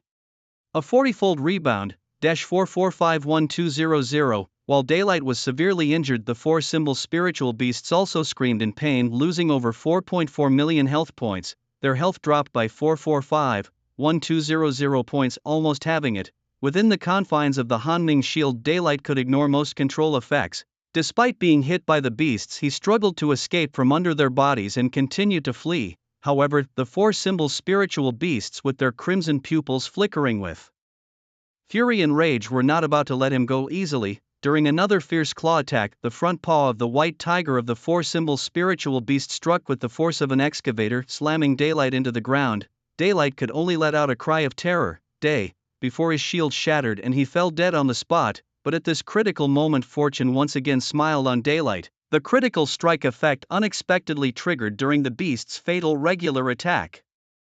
Critical damage, -222,560, 40-fold rebound, -8902,400. The 40-fold rebound damage wiped out the health bar of the four-symbol spiritual beasts instantly, and their massive bodies stiffly fell. Immediately after, a system announcement boomed like spring thunder in every corner of the Daxia region. Ding dong! Congratulations to player Chui Ken for defeating the Emperor-level boss four-symbol spiritual beasts, completing the second turn test mission. As the first priest player in the Eastern Sangtian realm to successfully undergo the second turn, Chui Ken is awarded level, +2 luck, +6 prestige, +800 attribute points, +100 and a complete set of second turn skills books for his profession. This announcement, though causing quite a stir, was met with calm by the players in the Daxia region. Now more than ever, many players in the Daxia region simply smiled lightly, jokingly saying, "Damn, it's Chui Ken the cheater again." Then everyone went back to their own business, leveling up or completing missions as if they had seen it all before. However, some observant players noticed something unusual. Just a few days ago, Fan Hoasigen, the first player to complete the Assassin second turn, received rewards that seemed to be only half of what Chui Ken received. Both being top in their respective professions, why is there such a disparity in rewards? This couldn't help but pique the curiosity of some observant individuals. Meanwhile, in the Four Symbols Labyrinth, Bai Tian, who initially thought he had failed the mission, was resurrected and suddenly froze, then burst into a loud, joyful laughter. "Ha! I truly am a man of great fortune. If the four symbols sacred beasts hadn't landed a critical hit with a basic attack just now, Bai Tian would never have been able to defeat it." After being killed by the four symbols sacred beast, he had dropped to level 19, but in a moment he shot up to level 25. The substantial experience provided by the Emperor-level boss, the four symbols sacred beast, allowed him to jump 4 levels. Combined with a 2-level reward from the system, he reached level 25. Just then, the system's notification sounded. "Ding dong, player brilliant, please prepare, you will be teleported out of the Four Symbols Labyrinth in 10 seconds. Hearing this, Bai Tian's heart tightened. "No, give me a bit more time." Bai Tian quickly ran towards the corpse of the Four Symbols sacred beast, where a large pile of treasures had burst forth.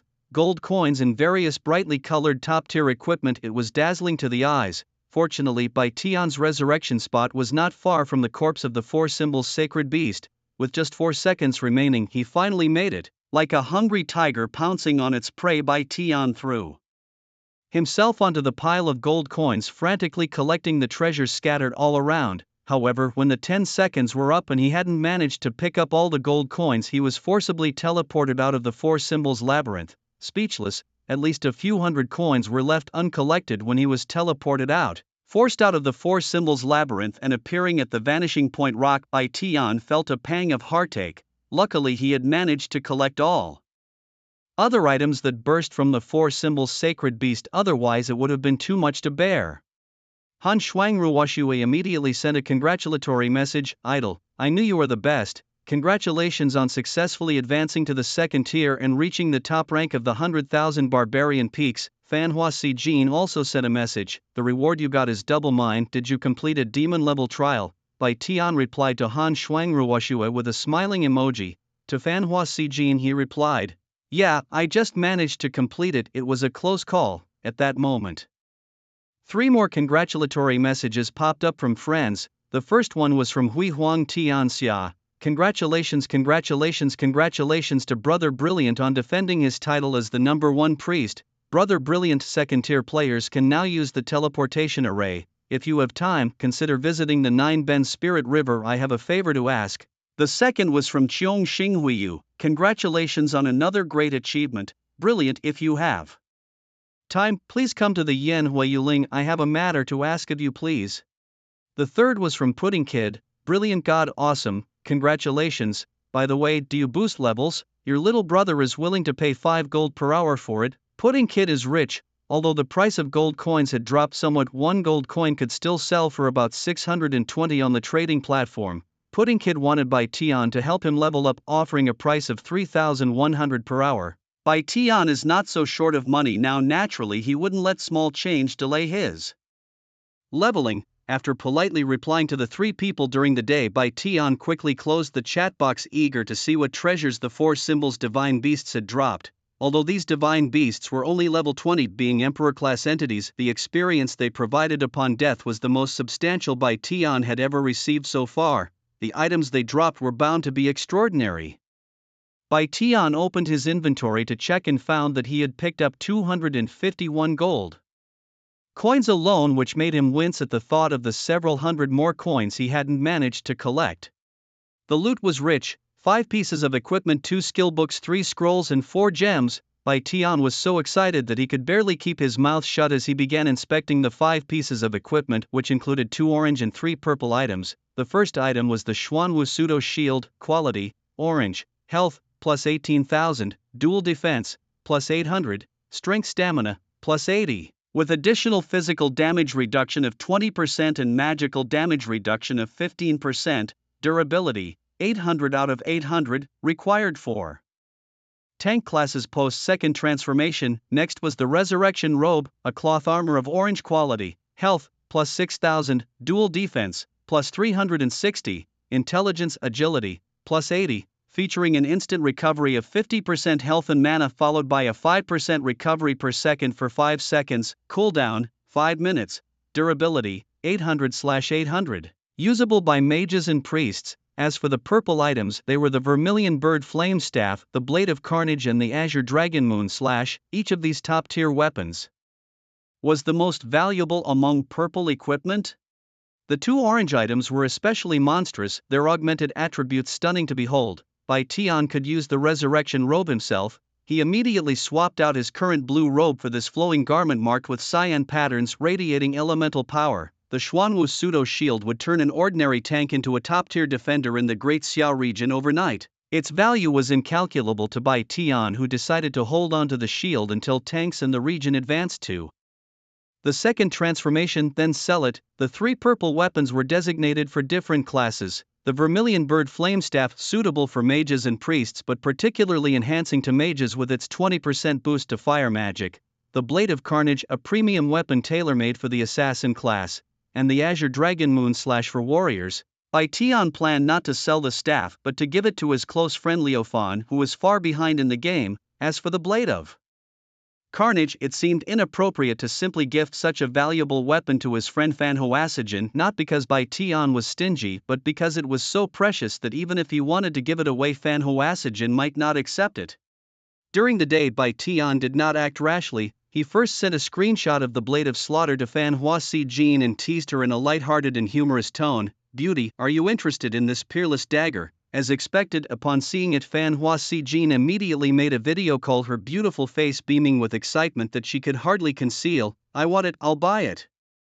But soon a hint of embarrassment appeared on her delicate face, and she sheepishly asked, "Can I get a friend price? I only have about 200,000 on hand, but I also have 201 gold which I can give you all as a down payment. When I have more money, can I then give you another 700,000? In the current gaming environment, acquiring a purple weapon for 1 million was no easy task. Bai Tian remembered that just a few days ago Fan Hua Si Jin had earned at least 2 million from hoarding gold coins. However, he didn't fuss over these details and generously replied, "As a friend, since we're friends of course there's a friend price. Let's make it 400,000. You don't need to give me the gold coins, just keep them for now, and later you can just casually give me another 200,000 when you have the money." After saying this, Bai Tian had already mailed the Blade of Slaughter. With the recent game update, it was now possible to use the mail function across the entire map. Upon receiving the purple weapon, Fan Hua Si Jin was so thrilled that her pretty face blushed breathtakingly beautiful. She gratefully said, "Thank you, I will definitely repay you as soon as possible." To show her sincerity, in addition to the 200,000, she also mailed her old blue dagger, which was now worth tens of thousands. "Take it," she said. Bai Tian laughed and accepted it, then ended the video call. Just then he received 80,000 from Han Shuangru Shui. Idol Fan Hua's family has recently encountered some difficulties. She really doesn't have much money. This 80,000 is part of what I've advanced for Fan Hua. You must accept it. And you must promise not to tell her, otherwise I'll break your back." Han Shuangru Shui, obviously leveling up together with Fan Hua Si Jin, knew everything. Her family had issues? No wonder Fan Hua Si Jin was short on money. However, Bai Tian did not plan to inquire further, as everyone was currently just friends in the game and it wouldn't be appropriate to pry too much. "Alright, I understand." Bai Tian cheerfully responded, accepting the transferred 80,000. As for another warrior weapon, he had the Blue Moon Dragon Slash. Bai Tian also planned to keep it to sell for money. After dealing with the equipment, Bai Tian began to review 2 skill books: Tiger's Roar Across the Mountains, an S-level holy skill that consumes 100 points of spirit energy, gathers energy in the throat, and launches an S-level holy sonic special move which can shock all enemies within 500 yards, causing a soul impact that ignores all defenses, rendering affected enemies unable to perform any actions for 4 seconds.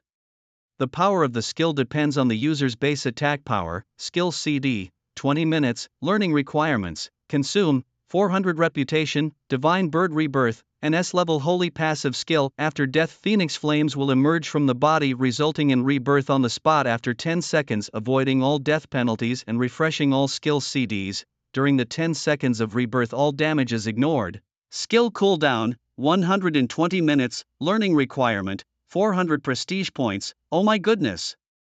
Seeing these 2 S-tier holy skill books, Bai Tian really felt like howling at the sky in excitement. Incredible, it's like the 2 holy skills of the 4 symbols sacred beasts have exploded out. What's even more thrilling is that these 2 skill books have no class restrictions. He can learn them both. Such divine skills are priceless, and it would be a crime against the heavens not to learn them himself. Bai Tian currently has 1430 prestige points, more than enough to learn these 2 divine skills, so he learns them immediately.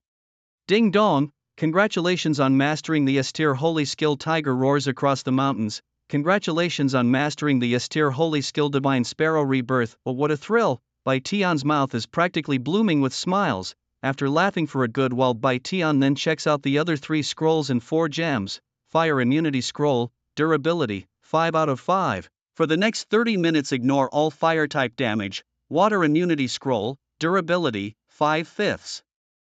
For the next 30 minutes ignore all water type damage. Summoning Scroll, durability, 2/2. Can summon an Emperor level boss, the 4 symbols sacred beast, to fight for 30 minutes. Level 4, Strength Gem Level 4, Agility Gem Level 4, Constitution Gem Level 4, Intelligence Gem. Function: embed in equipment to increase the corresponding attribute by 40 points. Awesome.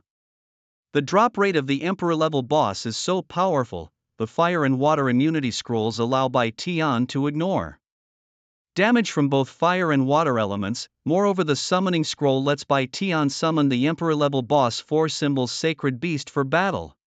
The summoning scroll has 2 durability points, meaning Bai Tian can summon it twice. This is just insane. At this stage, the 4 symbols Sacred Beast can easily sweep all players, Bai Tian being the exception, of course. With his freakish rebound talent, even the 4 level 4 gems are all treasures. Bai Tian immediately sets all 4 gems into his resurrection robe, boosting each of his 4-dimensional attributes by 40 points. Oh, and the purple bracelet Bai Tian got earlier is still in the warehouse, which he also equips now. Immediately, Bai Tian's gear becomes incredibly luxurious: 1 orange, 2 purples, 9 blues, terrifying enough to scare anyone to death. At this moment, Bai Tian is level 25, currently having 215 assignable attribute points. The system awarded him 100 points, and the other 115 points came from leveling up. With 215 attribute points, Bai Tian allocates 200 points to intelligence and 15 points to agility. Now his attributes are off the charts. Character name: Bai Tian. Profession: 2nd tier Grand Witch of Hanming. All attributes increased by 60%. Level: 25 health, 11826 mana, 16484 magic attack, 3243 physical defense, 650 magic defense, 612 luck, 15 prestige, 630 with over 11,000 health and more than 3,200 magic attack. At this stage among players, he definitely has canon level attributes. Oh, and the system also awarded him a full set of 2nd tier exclusive skill books. Bai Tian checks his inventory and finds there are only 3 books. Can it be? Only 3 skills? Bai Tian was somewhat dumbfounded during the day. They include Nebula Refining God Technique Grade C. Consuming 10% mana, it uses the power of Xin Ming to manipulate the celestial phenomena for blessings, which can remove all non-holy control effects on oneself and allied members. For the next 10 seconds, all non-holy control effects are ignored. This skill's effect duration is doubled on oneself. Skill cooldown: 1 minute. Ho-Tu Summoning Technique Grade C. Consuming 20% mana, it fully revives a fallen target. Skill cooldown: 1 minute. Xin Ming Blessing.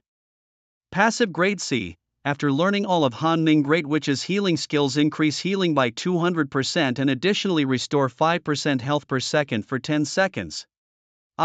After reviewing his 3-second transformation skills, Bai Tian felt like he wanted to say something but didn't know what to say. You say his 2nd transformation skills aren't strong, yet there's a super long duration of control removal, a full status revival for teammates, and a qualitative improvement in healing ability. These are skills that would make any other priest drool, but to say Bai Tian is satisfied? These 3 skills are almost all supportive in nature, and what he really wants are more offensive capabilities. Although Bai Tian is a hidden profession priest, he has come to prefer the thrill of a fierce healer. Sigh, while having some is better than none. If nothing else, he can rely on blasting out some more S-grade holy skills to follow the fierce healer path. Bai Tian smirked and immediately asked where the 2 ladies Fan Hua Si Jin were leveling up. Hearing that Bai Tian had finished his affairs and was about to join them, Han Shuang Ruo Shui was the most delighted, quickly sending him a string of coordinates.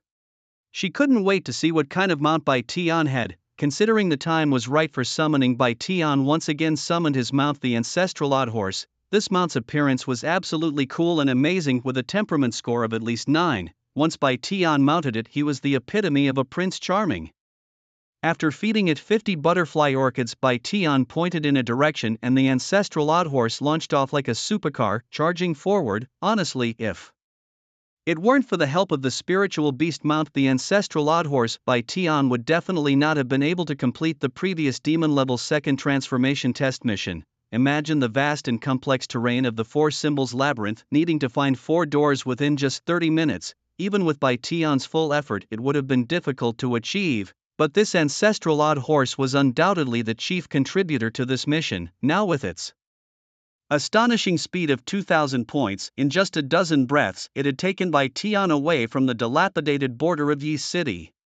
In less than 10 minutes, Bai Tian was only 3 minutes away from the map where the 2 ladies of Fan Hua Si Jin were leveling up. Of course, this is with the spiritual beast mount.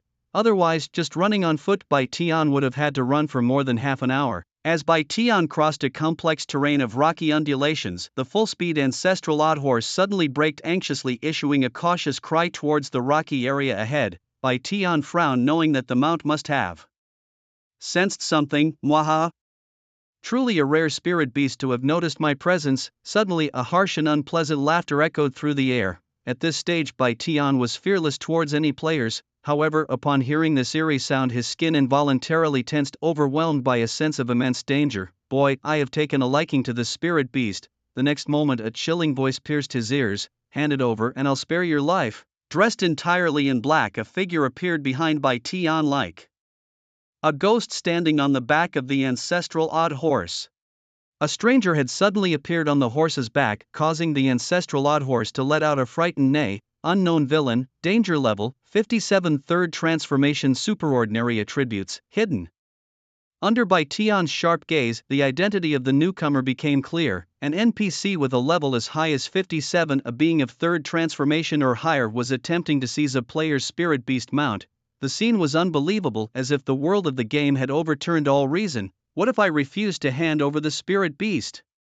Bai Tian's tone was cold, and at the same time he unhesitatingly burned 12,800 mana points to cast an indestructible Hanming shield around himself capable of withstanding 160,000 damage. However, the speed of the unknown villain was beyond imagination. Almost at the moment Bai Tian deployed his shield, the villain struck with a sweeping kick, thunderous and unstoppable. Bai Tian had no escape and was harshly thrown off the horseback. With a loud crash, Bai Tian's health bar violently fluctuated, instantly taking 168,000 terrifying damage. Despite the shattering of the Hanming shield, the unknown villain also suffered 40 times the rebound damage, spewing blood as he too fell from the horseback. Rebound. The unknown villain's eyes filled with disbelief as he stared at Bai Tian, realizing something crucial. Seizing the opportunity, Bai Tian quickly consumed a healing pill to recover his state, readying himself for a fight to the death with this unknown enemy. Just as Bai Tian was about to counterattack, his mount, the ancestral odd horse, suddenly lashed out, transforming into a white streak known as the horse tramples swallows, the ancestral odd horse's signature move. Bai Tian also launched the Hanming burst. Despite running low on mana, even at a minimal increase, its power was not to be underestimated. Seeing this, the unknown villain stomped his left foot on the ground, his body erupting in golden fighting spirit, standing unyielding like a mountain. The ancestral odd horse collided with him and emitted a deafening noise, yet it didn't harm him at all, instead sending the beast flying backwards. The extreme cold energy released by Bai Tian's Hanming burst struck the unknown villain like a fierce storm, but surprisingly it caused him no damage, as if it had hit an invisible barrier swallowed by the golden fighting spirit surrounding him. Together Bai Tian and his spirit beast exerted their full strength, yet they still could not break through the unknown villain's defenses. All attacks seemed to disappear without a trace. The unknown villain let out a taunting laugh, cold and bone chilling like the winter wind. Humble adventurer from another world, you are as weak as an ant and utterly unworthy of possessing a celestial beast. His words dripped with disdain and scorn. With a mere gesture he drew the daylight towards him as if by an invisible force, capturing it firmly in his grasp. Witnessing its master captured, the primeval horse bellowed a thunderous roar of anger and launched its powerful move, the extreme cold storm. The forces of water and wind intertwined, forming a raging storm that surged towards the malevolent stranger. However, facing this formidable attack, the malevolent stranger merely smirked and, with a casual wave of his hand, a golden energy instantly dispersed the extreme cold storm. Clearly he was a highly intelligent NPC who, upon learning of Daylight's rebound talent, chose not to continue his assault but instead to control Daylight. He mockingly stared at Daylight, his tone brimming with arrogance and confidence. You powerless trash, do you think your rebound ability can leave me helpless? If you do not hand over the celestial beast, I will crush you under a massive rock, tormenting you to the point where you can neither live nor die. However, just as he was about to act, a deafening roar suddenly erupted from Daylight's mouth. This sonic wave skill spread like a hurricane, instantly covering a radius of 500 meters.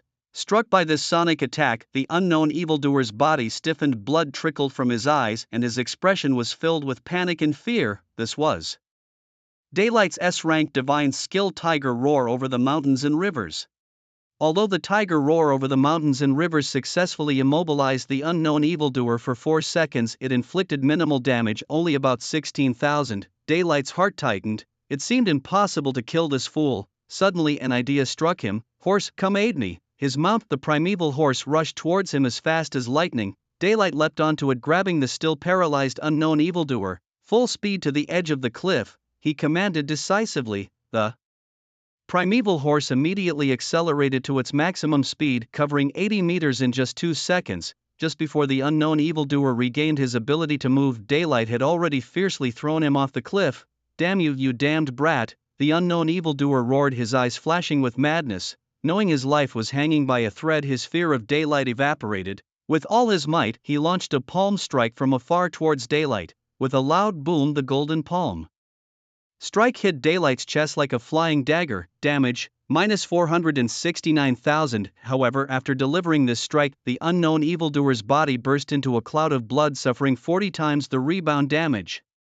Damage, -1876000. Daylight's longevity passive skill once again came into play, allowing him to survive. Yet looking down at the unknown evildoer who had fallen into the cliff, Daylight's expression remained tense. Despite having just knocked off over 18 million health points from his opponent, the evildoer still stubbornly clung to a sliver of life.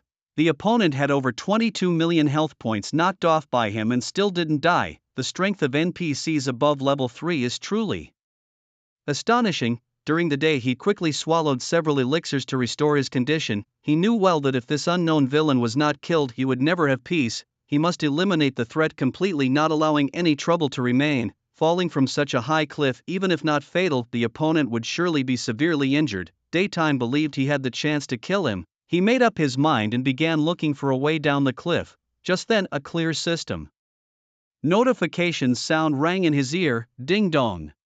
You have killed the resident villain Lame Laoba, gaining 500 reputation points. Dead. Lame Laoba, this name made Daytime suddenly startle. Wasn't he the warehouse manager of Bienchue Wild Town? This masked, black-clothed NPC was actually Lame Laoba. Daytime was filled with doubts and shock, but soon with a face of regret, Daytime thought, what a pity. This fool was a level 57 existence. He must have been killed by the fall to the bottom of the cliff. Due to the distance, he didn't gain any experience, otherwise he might have leveled up several times. Did he drop any treasures? Daytime couldn't help but feel a bit excited, wondering if the corpse would drop any precious items. With a glint in his eye, Daytime didn't hesitate to look for a path down the cliff, hoping to get to the scene quickly to pick up this unexpected windfall. Just as Daytime rode the ancestral horse away and walked down the mountain road, the spot where he had been, suddenly saw two figures appear, a monk and a woman appearing silently as if stepping out of thin air. Stinky Monk, your second disciple is truly astonishing, mastering the divine skill of soul attack, the woman said coldly. The monk smiled proudly and responded, naturally, a good teacher produces a good student. But indeed, I was surprised by my disciple. He managed to deal with Lame Laoba without us having to lift a finger. The woman snorted coldly, disdainfully, saying Lame Laoba was out of line. He deserved to die. If we really had to make a move just now, his end would only be more miserable. Daytime, oblivious to all this, was focused on finding the path down the cliff, his heart filled with anticipation and nervousness. Half an hour later, as the saying goes, fortune favors the bold, and Daytime finally reached the bottom of the cliff. He found a corpse smashed beyond recognition into bits and pieces. Beneath this rotten body, a skill book and a black and white cloth bag had burst forth. Luckily, the items hadn't been refreshed away by the system. Daytime was overjoyed, quickly stepping forward to pick up these two items. B-Rank Dragon Capture Hand. Consume 1% of health to activate Dragon Capture Hand, which can forcibly draw a target within 50 meters into the palm, imprisoning them for 5 seconds. Learning conditions: level 2 or above, 100 reputation points. Intermediate Shinkuan Bag, a special spatial type storage tool. Status: currently unowned. This guy was really poor. After all, this was a level 57 tier 3 NPC and he only dropped these two items. Daytime couldn't help but curl his lip. Catch Dragon Hand is a B-level skill, and it seems there are no professional restrictions. Can I learn it myself? I tried to learn it during the day. Ding dong, you have spent 100 reputation points and successfully learned the skill Catch Dragon Hand. Huh? I can really learn it? Bai Tian smiled, and suddenly he had acquired a new skill, one that included control effects. Next, he looked at the medium-grade Shinkuan Bag, but beyond the basic introduction there was no other information.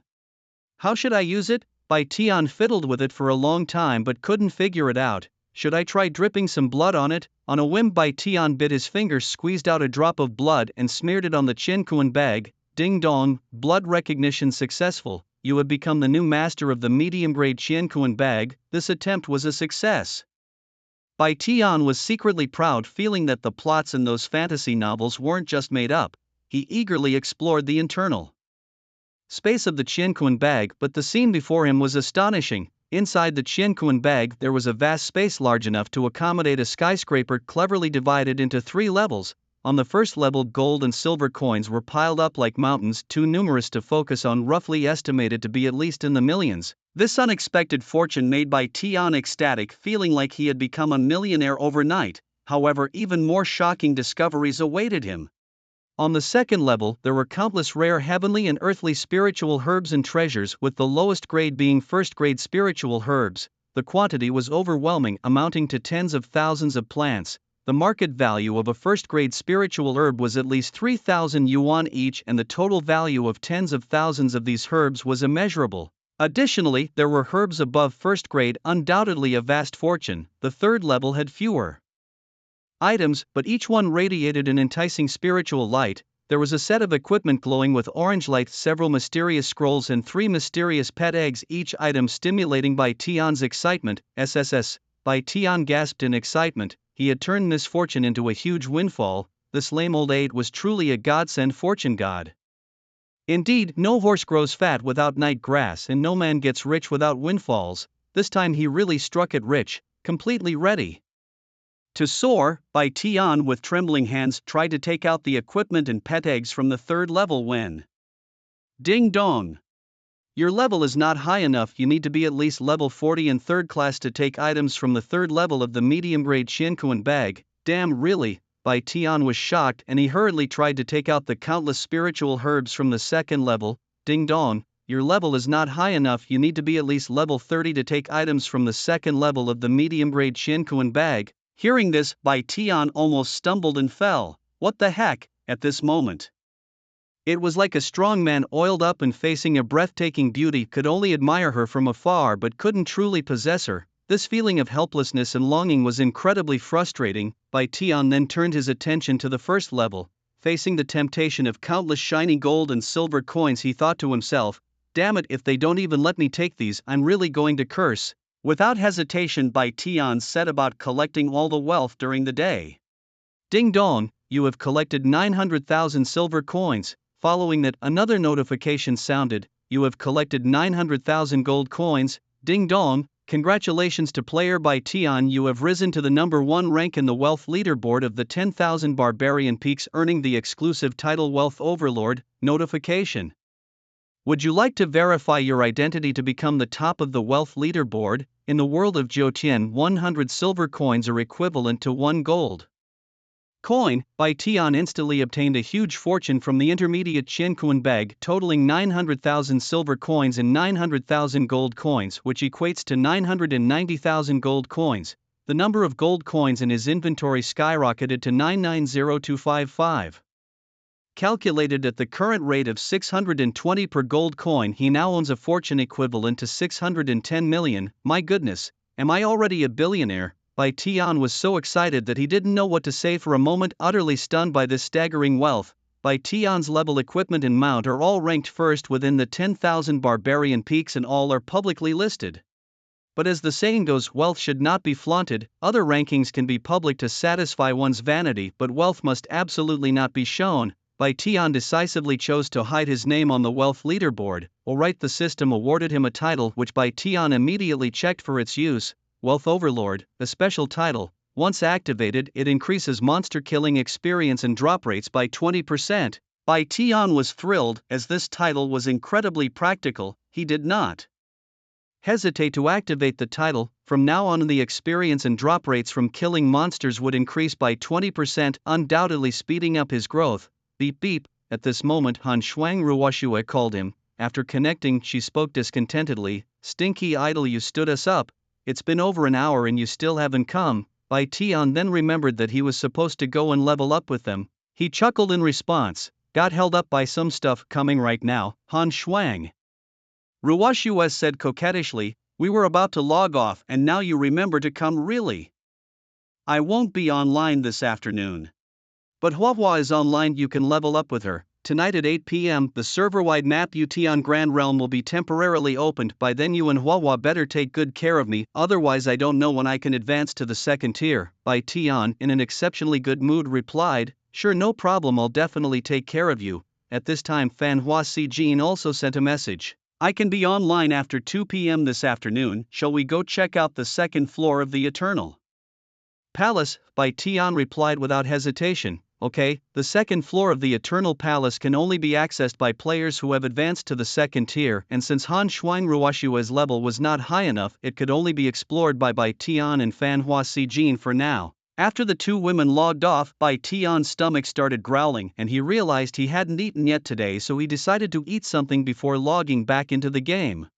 Before logging off, Bai Tian took out 200,000 gold coins and put them up for sale on the trading platform. In the game, the value of gold coins was depreciating rapidly and anyone looking to convert them into cash would need to act quickly. However, the game itself was what really mattered. Selling 200,000 gold coins meant little to Bai Tian, who had accumulated 990,000 coins. Once he achieved a basic level of financial freedom, he could truly enjoy this game filled with endless possibilities.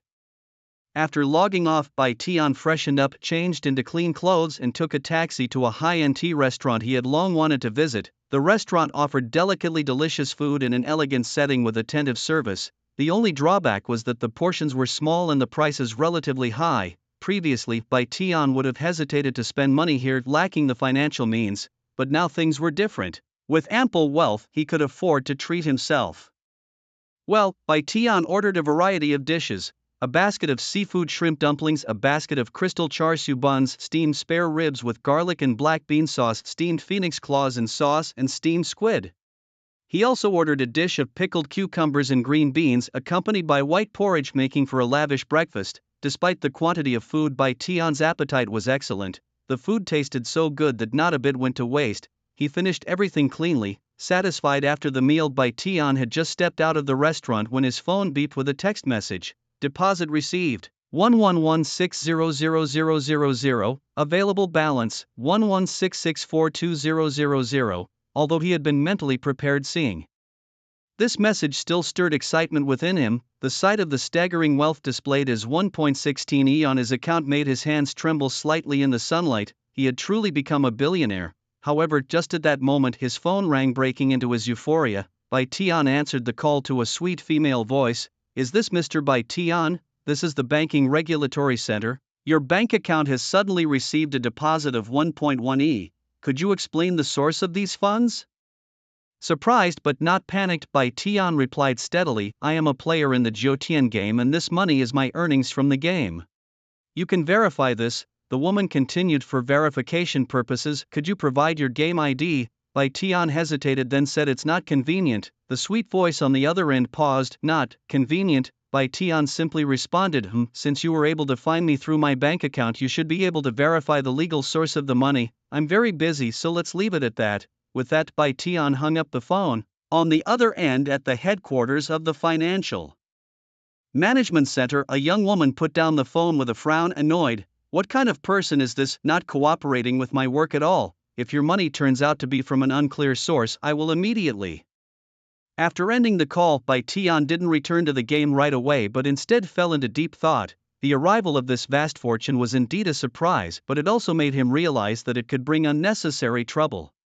He decided to handle the situation cautiously to avoid any potential issues. Bai Tian did not immediately return home but instead took a taxi to the recently acclaimed Bank Xiabang's Jiangzhou branch. After an hour of detailed communication and signing a contract, he was warmly seen off by the enthusiastic staff and rode back to his residence in a luxurious car prepared by them.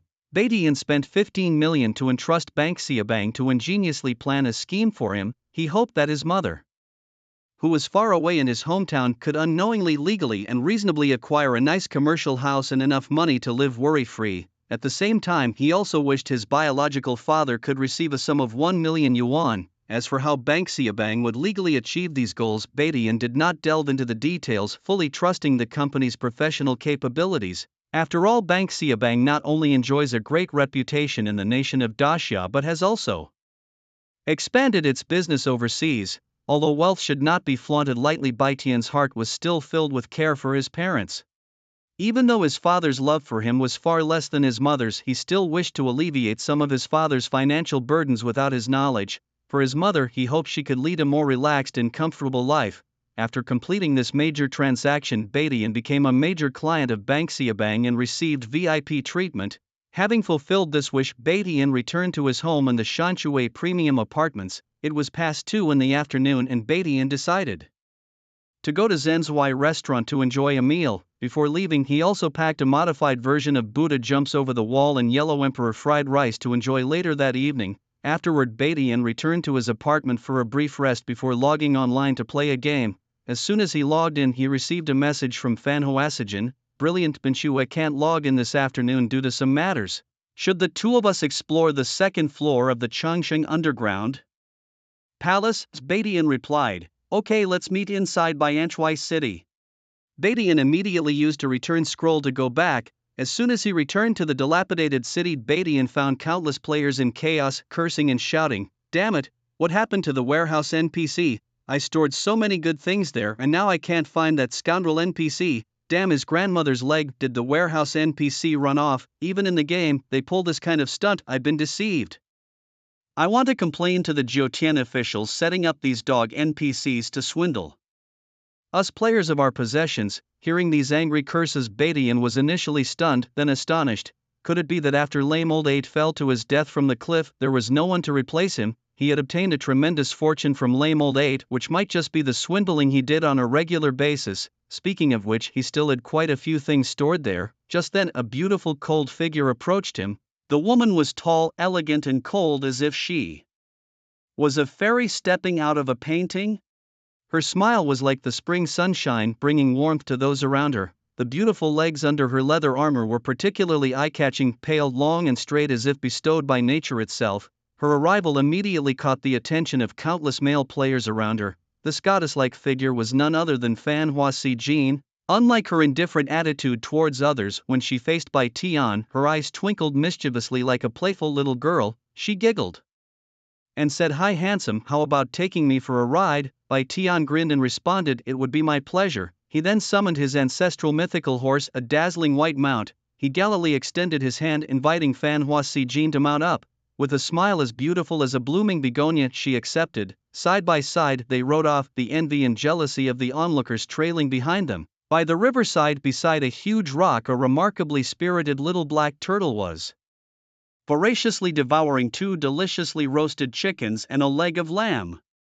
Clearly, it had been a long time since the turtle had tasted such delightful food, eating as if it were a starving ghost reincarnated. Bai Tian watched the scene and shook his head with a smile. The turtle, with a human-like glint in its eyes, spoke while eating, good lad, I knew you were a man of your word. It then tapped the ground with its claw and a teleportation circle with shimmering glyphs appeared before Bai Tian and Fan Hoasigen. Since you've been so thoughtful, I'll give you both a shortcut today. No need to enter the Eternal Palace through the water. Although the turtle was still holding a chicken leg in its mouth, its speech was remarkably clear. Bai Tian gratefully laughed, thanks, next time I'll bring not just 2 roasted chickens but also a roasted goose. The turtle's eyes sparkled with joy and it nodded seriously, you better keep your word. Of course, Bai Tian replied and stepped into the teleportation circle with Fan Hoasigen. In the next second, they found themselves on the second floor of the Eternal Palace. The system's notification sound followed promptly, ding dong. Players Suetsan and Fan Hoasigen as the first adventurers to reach the second floor of the Eternal Palace. You are awarded a Grade B hidden mission. Please eliminate 10,000 demon-level undead within 4 hours.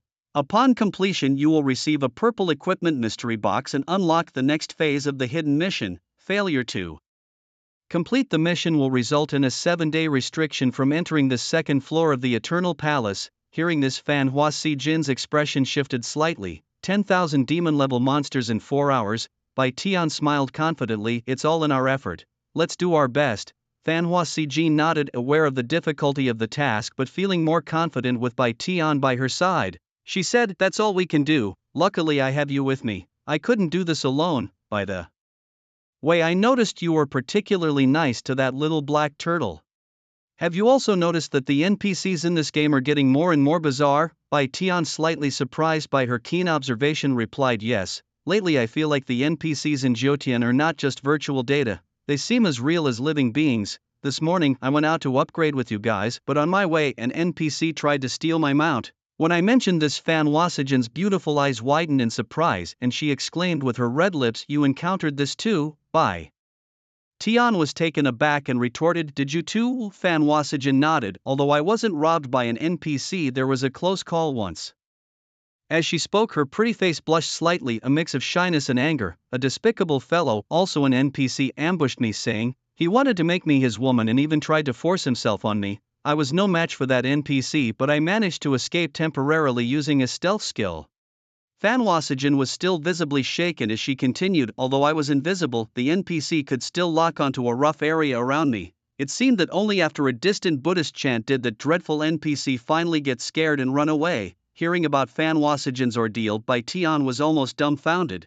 It was one thing for an NPC to try and steal one's spiritual beast, but to go after Fan Wasijin in the game? This doesn't even seem like a game anymore. "You mustn't laugh at me, nor can you speak of this matter to anyone, it's too embarrassing. I haven't even told Ben Shui about it." Seeing Bai Tian silent, her face flushed a bit more, showing some annoyance. Bai Tian snapped back to reality and quickly waved his hands, explaining, "I'm not laughing at you, it's just that this game seems more and more mysterious. It looks like we need to be more cautious when dealing with NPCs in the game." Fan Wasijin nodded seriously. However, at that moment a terrifying roar suddenly echoed through the second level of the Changsheng Palace. The ground in front began to crack continuously, and one after another icy white claws covered in fur reached out. Soon grotesque creatures with long white hair and a decayed scent emerged from the ground. In the blink of an eye, thousands of these horrifying creatures appeared. Seeing these monsters, Bai Tian and Fan Wasijin paused their conversation to closely examine the attributes of these creatures, marked as Mao Jiang, demon-level second-tier undead creatures with a high level of 25 life points of 160,000 and attack power of 2,487 and defenses of 1,200, equipped with skills like Corpse Poison and Corpse Howl. Fan Wasijin pursed her red lips, her voice heavy. "The attributes of these Mao Jiang are so high, almost reaching the level of a first-tier elite boss. We have to clear 10,000 of them in 4 hours. It's indeed a challenge," Bai Tian responded with a confident smile. "Don't worry, perhaps we won't even need 4 hours to complete the task." As soon as he finished speaking, Bai Tian summoned his spirit beast mount, the return ancestor Yima. This steed, clearly disliking the dark space for mounts, preferred to be summoned by its master at any time. Its neigh filled with excitement. Bai Tian waved his Bai Bo Jing Lian Hua, immediately releasing a multiplied blessing of Han Ming, ready for the challenge ahead. Under the influence of this power, the attack speed and movement speed of Fan Hua Si Jin and the ancestral horse both received a 320% boost, while during the day it skyrocketed by 640%. Feeling this powerful force, a smile of excitement appeared on Fan Hua Si Jin's face. "With you, this insanely strong priest, we actually might be able to complete the mission." Just as she was preparing to take immediate action, Bai Tian stopped her. "Don't rush, wait a bit longer." Bai Tian took a few steps forward, took a deep breath, and then let out a roar as powerful as a dragon or tiger. This sonic wave exploded like thunder, forming a tangible hurricane that spread out. Under the impact of this power, thousands of Mao Jiang monsters within a 500-meter radius were struck by the tiger's roar, and in an instant, shocking numbers of damage jumped out from the tops of countless Mao Jiangs. -97,776, -97,776, -97,776. Tiger's Roar is a divine skill that does not consume mana but uses up 100 points of spirit energy. Ever since Bai Tian learned this skill, he had a spirit energy bar with a maximum of 200 points. The spirit energy automatically recovers 1 point every 10 seconds, but the cooldown time for Tiger's Roar is as long as 20 minutes. During this cooldown period, Bai Tian has enough time to slowly recover his spirit energy for the next use of Tiger's Roar. Witnessing all this, Fan Hua Si Jin couldn't help but exclaim in amazement, "My heavens, what kind of skill is this?" Her red lips parted slightly, clearly shocked by Bai Tian's performance. The skill used by Bai Tian had inflicted nearly 100,000 damage in just a brief moment to more than 1,000 Mao Jiangs, a power that was almost inconceivable. Bai Tian simply smiled at her without explaining anything. However, when Bai Tian observed carefully, he noticed a puzzling phenomenon. He furrowed his brow in confusion. Why didn't it trigger any control effects? He discovered that none of the Mao Jiangs hit by Tiger's Roar were immobilized. Instead, they became extraordinarily fierce and swarmed towards him. Tiger's Roar is a soul shock skill, and since Mao Jiang's lack souls, although it can cause damage, it cannot produce a control effect. Realizing this, Bai Tian seemed to have the most reasonable explanation for the phenomenon. Seeing this, Fan Hua Jin did not hesitate to decide to step forward and share the burden. She spoke with a righteous spirit. You've stirred up a hornet's nest with thousands of Mao Jiangs swarming at once. I'll try to hold back 200 of them, the rest is up to you. After saying this, she turned invisible to avoid the attacks of the Mao Jiang horde and swiftly moved towards the rear. As Bai Tian's loyal mount, the ancestral horse also prepared to launch its magical skills to help its master. However, Bai Tian shouted loudly, "Nobody move, let them come, these 1,000+ Mao Jiangs are all mine." After consuming medium-grade and low-grade spirit recovery pills, Bai Tian charged confidently towards the Mao Jiang horde. Hearing Bai Tian's words, although somewhat surprised, Fan Hua Jin chose to trust him. She avoided the attacks of the Mao Jiang horde while invisible and quickly scouted towards the rear. The phantom steed also obeyed its master's command, retracting its magical skills and standing by. Its loud breathing echoed through the air. When it was daytime and they charged into the horde of corpse zombies, he took the lead by unleashing a skill that struck precisely at the center. The first corpse zombie suffered a damage of -58,666. Instantly freezing and then triggering a mass ice explosion enveloping hundreds of nearby corpse zombies.